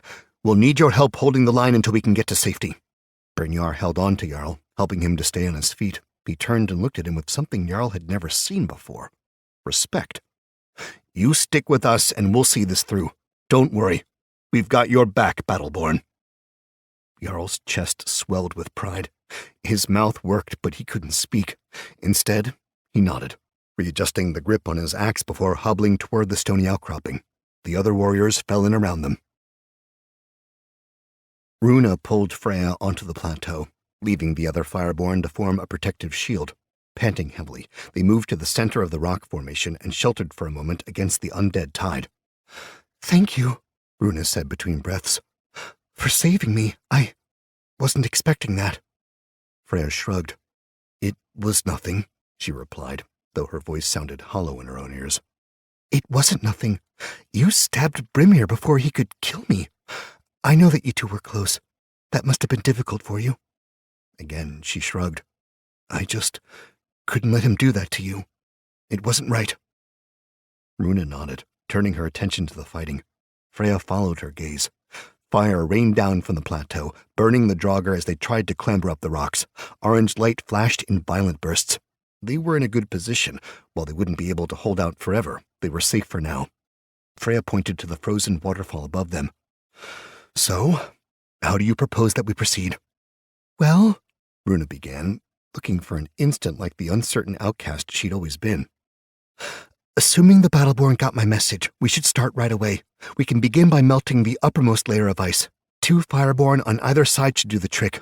Once we destabilize the top, the rest should come crashing down." Freya looked up and took a deep breath. 2 Fireborn, you say? I don't think we'll need any more than that." Freya got to her feet, still feeling weak from all the drafting she'd done. Even so, a feeling of calm suffused her body, preparing her for what she knew was coming. Freya looked at her rival, the woman she'd hated for years, and bowed her head. "If you'll take me, I'd be honored to help you melt the ice." Runa seemed taken aback. She frowned, opened her mouth, closed it again, then finally nodded. "Of course," she said after a prolonged hesitation. "I'd gladly accept your help." Freya glanced at the remaining Fireborn. "What about them? Once we begin climbing, we won't need their protection. I'll order them to get themselves to safety. When everyone is in position, we'll start drafting." "All right, then." Freya returned her gaze to the battlefield. There seemed to be no end to the flood of draugr. On the far side of the valley, she could see a large group of Battleborn making for higher ground. "I think the war leaders got your message." Runa nodded. "Good. Let's get to it then." She relayed the orders to the other Fireborn, telling them to leave after they began their ascent. There was a nearby ledge that would probably protect them from the avalanche. Afterward, Runa met Freya at the base of the waterfall and handed her some flame spirits. "This is all we have left," she explained. "We're going to have to make do with what we have." Wordlessly, Freya drank, the potion flooding her belly with heat. Magic points, 44 out of 60. Vigor points, 1 out of 2. The flame spirits made her sick, but somehow she managed to keep from vomiting. With a nod from Runa, the two put on their gloves and began to climb. The path was uneven, but fortunately, there were plenty of hand and footholds for them to use. Even with her waning stamina, Freya was able to scale the cliff. Strength check, 11 plus ability modifier, -1. Successful. Beneath them, the Fireborn abandoned the plateau and began making their way to shelter, the draugr harrying them every step of the way. The moonlight shone upon the conflict and illuminated the writhing black mass of reanimated corpses. The Battleborn seemed to have assembled, with most of the small pockets of resistance joining together on top of a small rise. Freya hoped that Jarl was with them. Even after everything he'd put her through, she still didn't want him to die. A gust of wind buffeted her from the side, and she turned away from the view, clinging to the rock face and shivering. Nearby, Runa was similarly hindered. Her blonde hair whipped about her scarred face, and she tightly hugged the cliffside until the wind subsided. They resumed, slowly but surely making their way to the top of the waterfall. Freya wasn't sure how long it took, but eventually, Runa called for a halt. "This is good enough," she shouted. "One of us will have to go to the other side." Freya looked to her left. A narrow ledge cut behind the ice, forming a cave of sorts that led to the far side of the waterfall. It was small, but she thought that she'd be able to fit through. If not, she would face certain death. She grimaced at the thought. They were high, perhaps 100 feet off the ground. Don't think, just act, she thought, moving tentatively for the ledge. Freya, let me, Runa began. No, I can do this. Just wait here for a moment. She carefully made her way to the cramped passage, using the broad handholds to steady herself. The path widened somewhat, allowing her to turn and shimmy through the ice cave. The sounds of battle faded as she went inside, and she was overcome by claustrophobia. Holding her breath, she inched her way to the other side, determined not to get stuck. Eventually, she emerged, stepping out onto another ledge that glistened in the light of the stars. Her foot slipped on a patch of ice, causing her to lose her balance. Agility check. 4 plus ability modifier 0. Unsuccessful. She screamed and flailed her arms as she slid toward the precipice. Her bottom hit the stone hard, but she kept moving, the ground passing quickly beneath her until she fell over the side of the cliff. In a last-ditch effort, she twisted, grabbing for something, anything to save her. Agility saving throw, 16 plus ability modifier 0. Successful. Her fingers found purchase on lichen-covered stone. It held firm, though her fingernails ripped painfully as she came to an abrupt stop. -1 health point. Heart pounding, Freya pulled herself back onto the ledge, shaking uncontrollably. Freya? Freya, are you all right? Runa's voice was faint and came from the other side of the waterfall. Yes, she returned, suppressing the terror of what had almost happened. Good. Are you ready to begin? She got to her feet, hands still trembling as she removed her gloves. She took a few calming breaths, then said back, Yes, I'm ready. All right. Draft everything you can into the ice. Hold nothing back. Mouth leaking smoke, Freya drew upon the fires inside of her to fuel her spell. Flaming Grasp, -10 magic points, 2d6 damage on touch. Her hands alight with fire, she pressed them against the frozen wall. Water bubbled at her fingertips and lines of steam leapt into the sky. She looked to the side and saw an orange glow where Runa drafted as well. Despite their combined strength, the ice was thick. It would take some time for them to destabilize it enough to cause an avalanche. Frosts. I'm so tired. Freya could feel herself start to sway. Dizziness clouded her vision, and her stomach convulsed with a wave of nausea. She squeezed her eyes shut, refusing to give in to the demands of her body. There wasn't anything she could do. If she didn't finish this, then everyone on the valley floor would be killed, overwhelmed by the draugr horde. She prepared another spell, this one more powerful. Hopefully that would be enough to break the ice. Fiery Arc, 1d12 fire damage, AoE, area affected, 20-foot arc, -15 magic points. Flames fanned out before her, further weakening the ice wall and sending streams of water gushing down. Another wave of dizziness came, and she paused, leaning heavily against the rock to keep from falling. So much had happened, the beacon, the fighting, the deaths of her friends. Freya had never pushed herself this hard before, physically or emotionally. You're so weak, she whispered, bitterness tinging her voice. No wonder the High Aesir rejected you. You're half the fireborn you thought you were. You're nothing. Gritting her teeth, she cast another spell aimed at the heart of the now pitted ice. Flames, -2 magic points, 1d6 fire damage on touch. The fire sprang from her fingertips, creating a cloud of steam that seemed to envelop her. Freya wanted to weep, to sink to her knees and give up. The sickness was everywhere, her stomach, her mind, even her skin. The discomfort of using too much magic was intense, second only to her own feeling of worthlessness. Something cracked, a loud groaning sound that rattled Freya's teeth. She glanced up to see a large fracture forming on the waterfall, spreading like a spiderweb from where she stood to the peak of the mountain. Taking a step back, she braced herself for a barrage of ice and stone. But nothing happened. After a nerve-wracking moment, the noise stopped. Runa, she called, hoping to be heard over the sound of the wind. Yes, came the reply a moment later. Your flame spirits. Are you out? Almost. I only have enough to cast 1 or 2 low-level spells. Freya checked her stats, though she already knew what she would see. Magic points, 17 out of 60. She grimaced. Not nearly enough. The ice was still holding, and she doubted she had enough to make a difference. Her eyes drifted to the small cave she had crawled through. The ice there was the thickest. It was located in the center of the waterfall, where her and Runa's fractures converged. Freya? Runa's voice was filled with dread. Freya, are you still with me? Yes, she replied, straightening. An iron weight settled in the pit of her stomach, and the hair on the back of her neck stood on end. It's all come to this, she whispered. Gods, help me to do what I must. Taking a deep breath, she delved into the tunnel once again, wriggling her way through to the other side. There, she met Runa's gaze. The woman had a look of resignation written across her features. Runa, I'm sorry for the way I treated you before. You didn't deserve that. I was petty and cruel, and you're a greater fireborn than I'll ever be. The clan hold will need you in the days to come. Runa frowned. Freya, why are you saying this? If you find Jarl, tell him that I'm sorry too, and tell him that I'm proud of him. She stared at Freya. Then realization dawned on her. No, Freya, you can't. I have to, she replied. It's the only way. Her voice hitched and she cleared her throat, adopting the impassive mask she'd so often worn. I'll wait for you to get to safety. Send up a flare when you're ready for me to draft. Runa opened her mouth to argue, then closed it again, realizing that this was indeed the only way. She gave her once rival a small nod, then began to climb down, slowly descending the uneven cliff. Freya settled down, feet dangling over the edge as she looked out over the valley. Fighting still raged below, but it appeared that everyone was in position. The draugr milled out in a great mob, their purple glowing eyes like thousands of tiny stars twinkling on the ground below. They would be thoroughly crushed when the mountainside fell on top of them. She doubted anything would be able to survive the deluge of snow and rock that she would unleash. Perhaps this is to be my punishment, she whispered to no one in particular. I sought only my own ambitions since becoming a fireborn.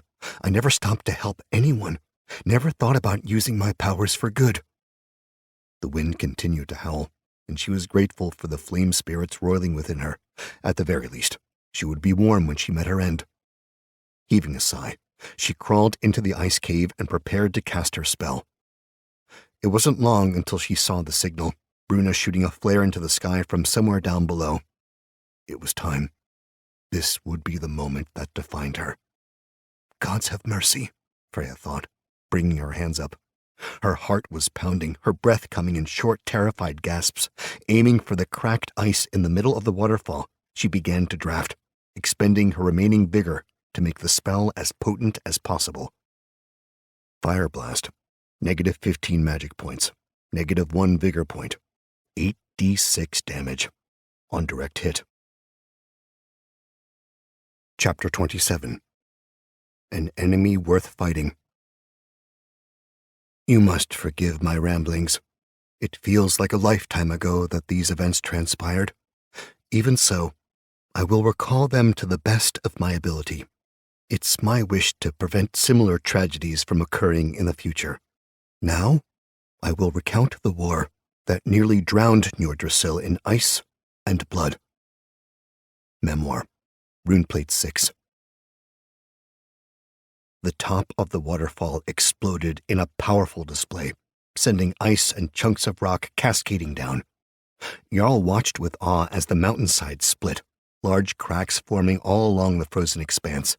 The noise was incredible, as though the very earth groaned in pain. It started small at first, a gentle shower of frost, but it soon grew into a deluge of epic proportions, an avalanche of snow and glacial ice from the highest peaks. Men cried out in amazement and fear, but the draugr were unmoved. They continued their assault as if the mountains themselves weren't coming to bury them. Gods above, Brynjar swore at the same time Bjorn said, What in the freezing hell? The avalanche swept down from the heights in a rolling cloud of white. The battleborn pulled back instinctively, retreating toward the center of the rise upon which they stood. The draugr pressed forward to fill the gap, even as the thunderous snowfall fell upon their backs. Jarl closed his eyes as a wave of frost hit him square in the face, stinging his skin and clinging to his beard. The wind blasted him backward, and he lost his grip on his axe, the weapon disappearing in all the commotion. There was only cold and noise, a dull roar that filled his ears and rattled his bones. It felt like the end of the world had come upon them. He waited for death to overtake him, to sap his remaining health points and take him away to oblivion. But nothing happened. The rumbling subsided and the world around him grew still. Eventually he opened his eyes and found that most in the area around them had been spared, the avalanche having filled the rest of the valley. Aside from a few stragglers, the draugr horde was gone. Blinking, he got to his feet, feeling woozy from the exhaustion and loss of blood. Others got up as well, muttering curses and wondering aloud at what had happened. The Fireborn brought down the waterfall, Jarl realized, finding his axe half buried in the snow. He had no way of knowing who was responsible for saving them, but something gave him the sinking suspicion that it was his sister. No one could have survived a fall from that height. If it was her, then she's probably dead. Well, that was lucky, Bjorn said, shaking the snow from his hair. I don't think luck had anything to do with it, Asger remarked, eyeing the mountaintop. Fighting resumed as the remaining draugr were dealt with, but it was over quickly. Just like that, the battle ended. They had won, but at a terrible cost. Jarl regarded the other Battleborn, who looked just about as bad as he felt. What do we do now? Asger put away his hatchets and scratched his chin. I suppose we pick up what we can, then get the hell out of this place before Jotengard shows up. Bjorn snorted and spat to the side. Bah! If those bastards are smart, they're miles away from this place, drinking mule by the light of a hearth. He paused, then gave the other Battleborn a wide grin. Speaking of mule, I sure as hell could use a drink. What say you, Beckstrom? The others turned toward him as if genuinely curious about his opinion. Me?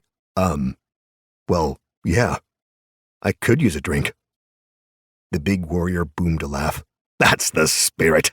You've definitely earned one, that's for sure. Come on, lads, let's go get it then.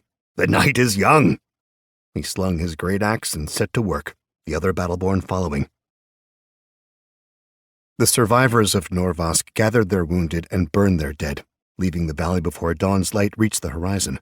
They returned to the tundra, setting up camp at the crest of a hill and nursing their considerable wounds.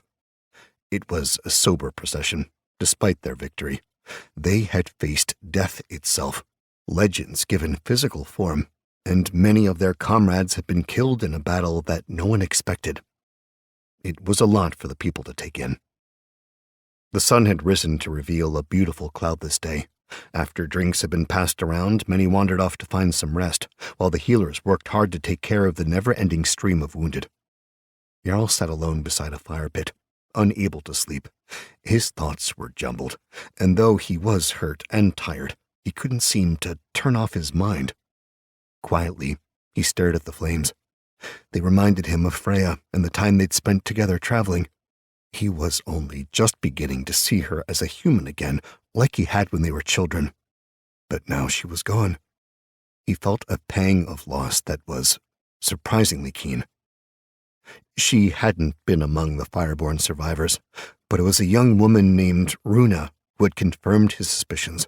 She told him about Freya's sacrifice and offered condolences and some words of comfort, if a bit awkwardly. Jarl barely heard them. He was empty, bereft. He'd always loved his sister deep down, even when she acted like an arrogant witch. Now, she was truly gone.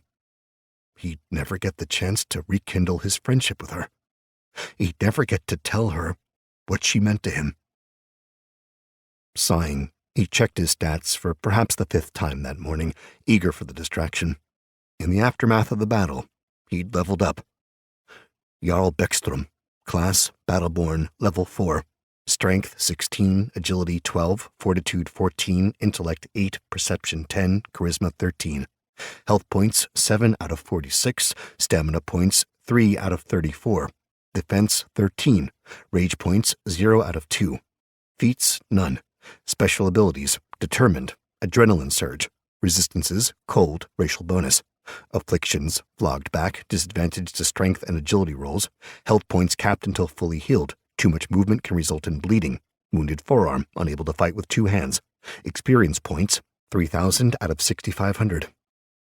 He felt stronger, but that didn't give him much joy. Even after everything that had happened, he was right back where he'd started. Battleborn he didn't recognize had confiscated his axe shortly after setting up camp. They'd said they weren't sure if a lowborn was allowed to carry a weapon, and he didn't resist them. I fought beside you in battle, he thought glumly. And still? You can't accept me? Perhaps that was simply the way the world was. It didn't matter what you did. If you were born to the wrong class, you could never rise above your station. A man approached from the side and cleared his throat. Beckstrom? Jarl looked up. It was the man with the drooping mustaches from the Shieldbreakers warband. He thought his name was Gorm. The war leader wants to meet with you, Gorm said. Said it was urgent. Jarl nodded and, without saying anything, got to his feet. Together the two made their way through camp, walking in silence past the legions of wounded men. Smoke drifted up from dozens of fires, the smell of cooking mixing oddly with the stench of blood and death. Halvard Bloodhammer was now the de facto leader of the Norvask Battleborn. Apparently, Sten Haig had fled with his honor guards shortly after the battle was joined.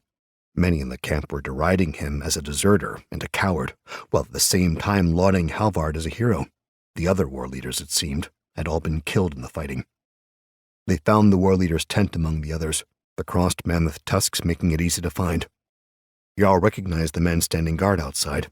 Asker Ironfists, Bjorn Stonebreaker, and Brynjar Fastblade all nodded at him respectfully, though none said a word. They merely watched him walk into their master's tent, their expressions unreadable. They know I'm about to be punished, Jarl thought. I went against the war leader's orders in coming back. Will he simply flog me this time, or will he make good on his threat and cut my head off? It was dark inside, though a pit of glowing coals illuminated a small group of figures.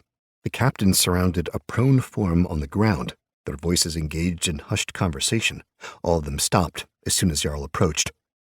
Is it him? A gruff voice asked. Make way, you idiots. I need to speak with him. The warriors parted, revealing Halvard Bloodhammer lying amid blankets and furs. His wounds were bound with fresh bandages, and despite the fact that he couldn't stand, his commanding presence still dominated the tent. You called for me, war leader. Jarl's voice was contrite, broken. Halvard stared at him for a long moment, his one good eye weighing him. Yes, I did. I wanted to talk to you about what happened. You coming back, the draugr. Do you have anything to say for yourself? Jarl shook his head, unable to meet the powerful man's gaze. The Shieldbreaker snorted. Well, there's a first time for everything, I suppose. A lot's happened since the last time we spoke. I didn't listen to your warnings. If I remember right, I told you that if you ever came back, I'd chop your head off myself. Do you recall? Yes, Jarl answered without looking up. I remember. And yet you came back anyway. You put yourself in mortal danger to protect me and my warriors. Why would you do such a thing? Jarl shrugged. I didn't really think about it. It just felt like the right thing to do. The right thing to do. Silence. The captains didn't dare to speak. Finally, Jarl looked up, his brow furrowing slightly. Halvard shifted in his bed. With great difficulty, he managed to sit up, his face twisted in pain. You're one of the most stubborn men I've ever met, Jarl Beckstrom, he said after a moment. You're brash and impulsive, and you have little to no regard for the traditions of our people. But, he paused, a small smile tugging at the corner of his mouth. You're also one of the bravest men I've had the pleasure of fighting beside. Without you, I'd be on a pyre, burning with the rest of our dead.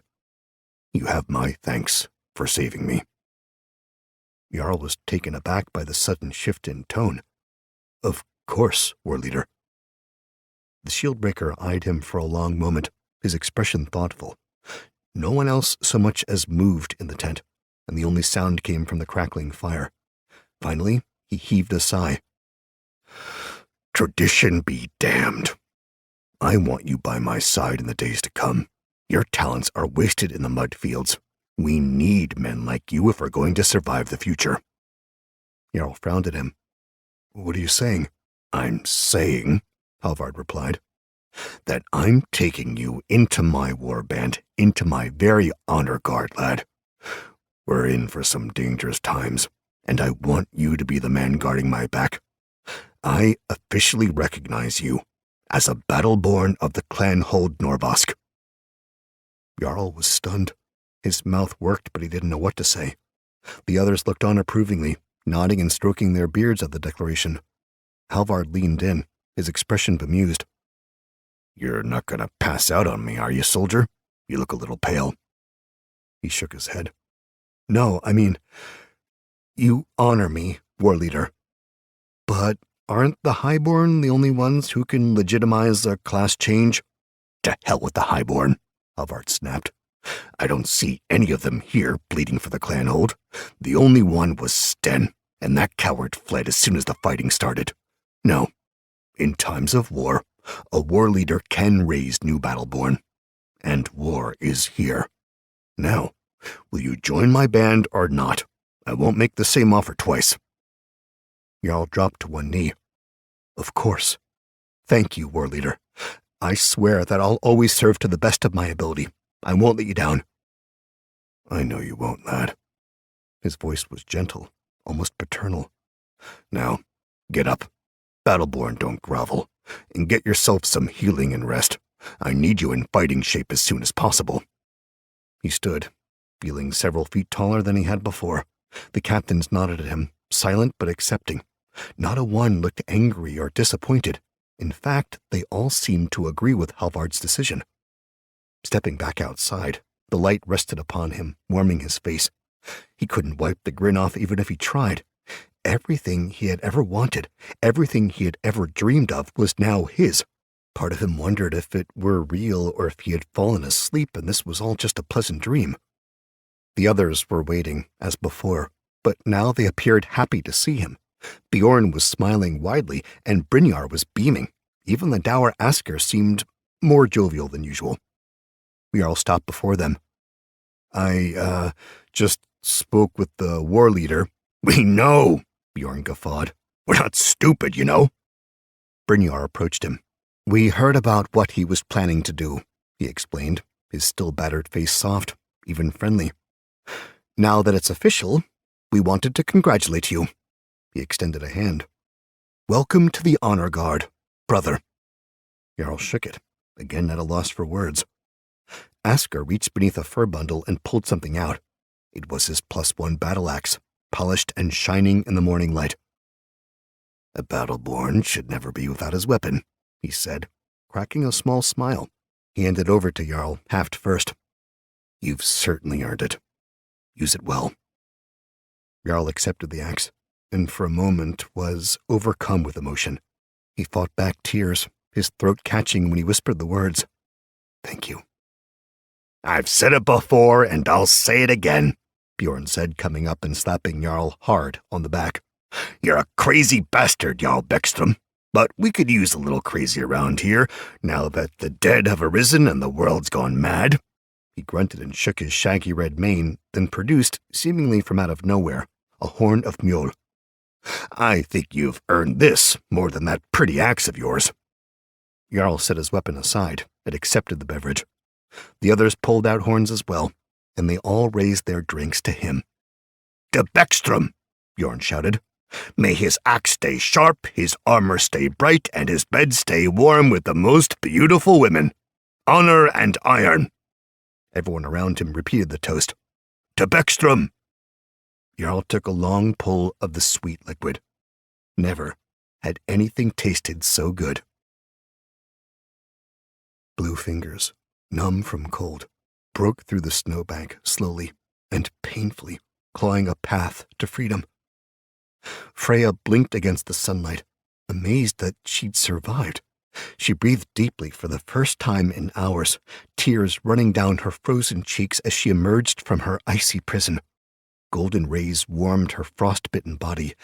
It was a beautiful sight.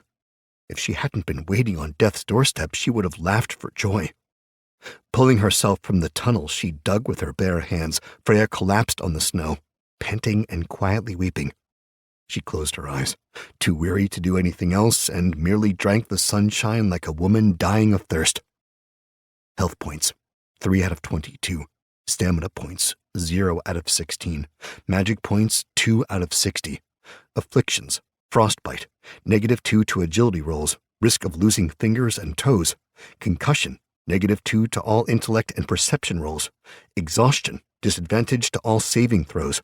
Broken ribs, breathing labored and movement slowed, -4 to all strength and agility rolls. Her afflictions were numerous, but despite her fall and subsequent burial, she somehow still clung to life. The waterfall's ice cave had sheltered her during the avalanche as far as she could tell, protecting her from being crushed. That was extremely lucky, but the true miracle was that she hadn't succumbed to the cold while remaining unconscious beneath a mountain of snow. 2 magic points, Freya thought, smiling weakly to herself. It wasn't much, but the last of her flame spirits had been enough to keep her from freezing to death. Feebly she lifted a hand, drafting the last of her magic reserves in an attempt to stave off hypothermia. Heat, -2 magic points. Warmth spread throughout her limbs as the spell worked, melting away the cold that had almost killed her. It hurt terribly, a stabbing like tiny needles that eventually gave way to an uncomfortable tingling sensation, but she felt her frostbite affliction dissipate. Grunting, she lay her head down and closed her eyes against a sudden headache. Still have my ember stones, she thought, feeling the pouch bulging in a pocket. I could make a fire, melt some water, rest. Then, when I have the energy, I can make the trek back to Norvask. It would be a long journey, hiking across the tundra in her condition, but she had no other choice. Besides, she'd rather die under an open sky than encased like she had been in a frozen tomb. The thought sent a shiver down her spine. After a few minutes, she pushed herself to a sitting position, taking in the scene around her. Most evidence that there had been a battle here had been swept away, buried beneath the mountainside. Still, there were traces. A weapon here, a spot of blood there, a body part sticking oddly out of the snow. The draugr were no more. The raw force of the avalanche had apparently killed them all, and the surviving battleborn and fireborn had long since left. She was alone, trapped in unfriendly territory with a battered, broken body and no supplies. But at least I'm still alive. The thought was enough for her to try getting to her feet. It took a couple of tries, but eventually she was able to stand, the world spinning around her as she tried not to topple over. The vertigo passed, and she was able to breathe a little easier, despite the pain coming from her broken ribs. The sun was still low in the sky. If she left now, she'd be able to travel a good distance before it got dark, maybe find a safe place to settle down for the night. Footsteps crunched across the snow behind her, and she turned, gazing up the slope that led into the valley. An armed patrol was approaching, spears and shields held in the metal-clad hands of about 24 warriors. For an instant, Freya thought that they must be battleborn from her clanhold looking for survivors. But then she saw the rune pairs stitched upon their banners. They weren't the familiar symbols of Norvask, but the ones of another clanhold. The dreaded word fell unbidden from her lips. Jotengard. Her heart seized within her chest. The patrol marched efficiently into the valley, unperturbed by the single bedraggled fireborn waiting for them at the bottom. She didn't have the energy to flee, nor did she have the flame spirits to put up a fight. She merely stood there, watching as the battleborn took up positions around her, their weapons raised as if waiting for an order to put her down. A woman stepped out from among their ranks, her well-made armor clinging tightly to her muscled yet feminine frame. She had golden hair woven in an intricate blade that fell over one shoulder, and she carried a magnificent-looking spear inlaid with ivories and threads of gold. Her face, beautiful yet severe, was surprisingly young, and her iron-gray eyes stared imperiously at Freya with all the confidence of a queen. "Astray," she remarked in a lightly accented voice. "How very sad. You're a long way from home, aren't you, Fireborn?" One of the warriors stepped up beside the woman. He had a cross-shaped scar in the middle of his face. "What are your orders, Spear Maiden? Should we kill this Norvask wench?" The woman, the infamous Spear Maiden of Jotengard, seemed to ponder this for a moment before shaking her head. "No. Fireborn can be useful once their loyalties are broken. Put her in chains. We'll throw her in with the rest of the thrall and take her back with us." Freya stood dumbly, mouth agape as the battleborn took her and roughly searched her person. They stole her coins, ember stones, and empty flasks, even stripping the jewels and ringlets from her hair. Finally, they clamped manacles on her wrists and ankles, connecting her to a large battleborn's belt with a heavy chain. You won't cause any trouble, will you? The spear maiden regarded her expectantly.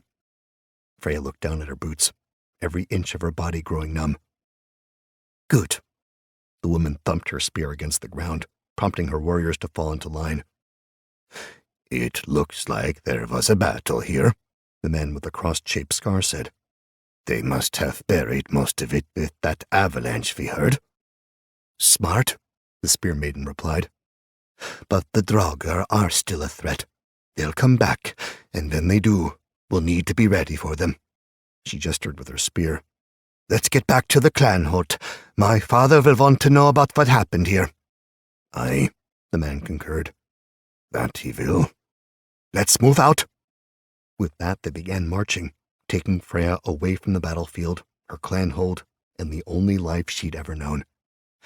As the reality of her situation set in, the blood drained from her face. Oh gods, she thought, struggling to keep from being dragged by the hulking warrior.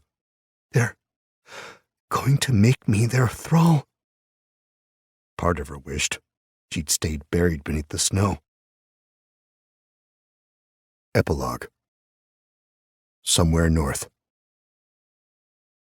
Syriax the Devourer, disciple of Archon and infestor of worlds, stood on a lonely mountaintop, pondering the world that would soon be his. The elements assaulted him, the bitter cold and biting wind encircling his body, but he felt nothing. Comforts and discomforts no longer affected his mortal tabernacle. He was apart, indifferent. He was ascended now, and had been for centuries.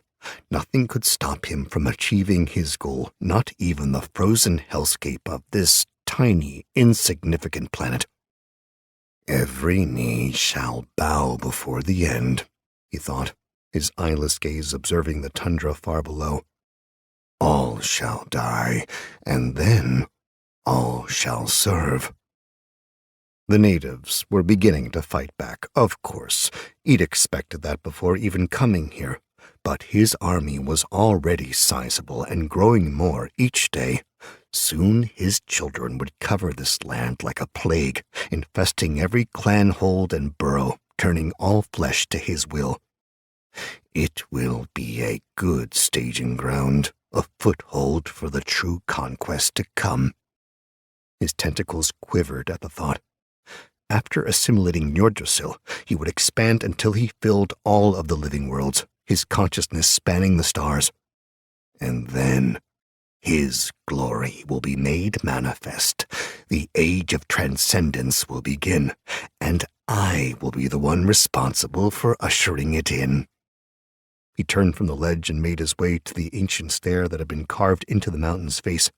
His children followed, a score of reanimated corpses, their silent obedience unwavering as they descended to the lower level.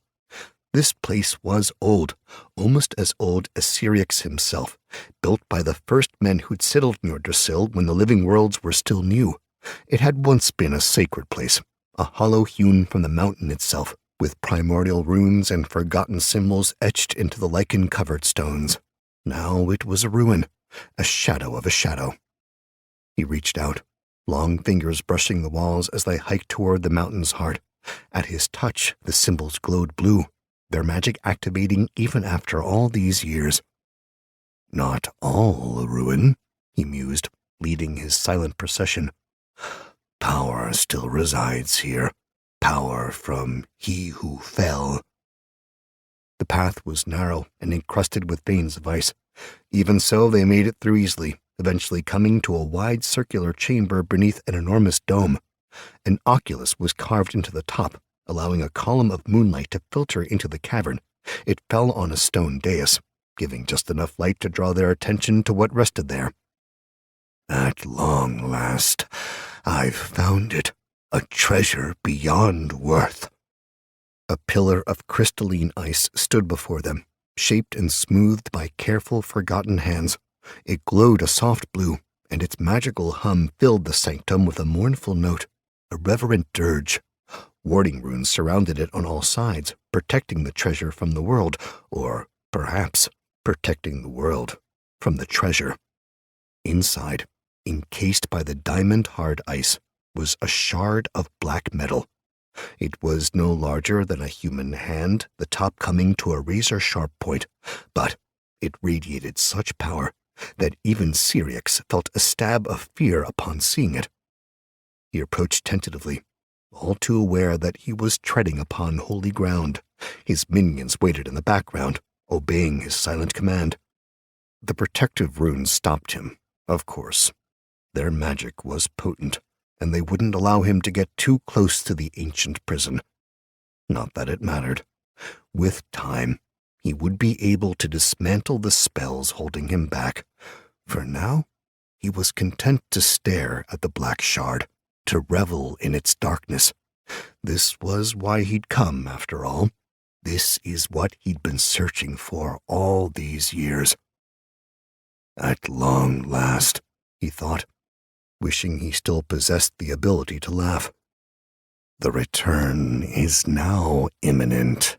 Nothing can stop the resurrection of my master. The time of glory is nigh. This concludes Ice and Blood by Blake Arthur Peel. Narrated by Neil Helligers, a member of SAG-AFTRA. Copyright 2021 by Blake Arthur Peel. This unabridged audiobook is published by arrangement with Athon Books LLC and was produced in the year 2021 by Tantor Media Incorporated, a division of Recorded Books, which holds the copyright thereto. Please visit tantor.com for more information on our growing library of unabridged audiobooks. Audible hopes you have enjoyed this program.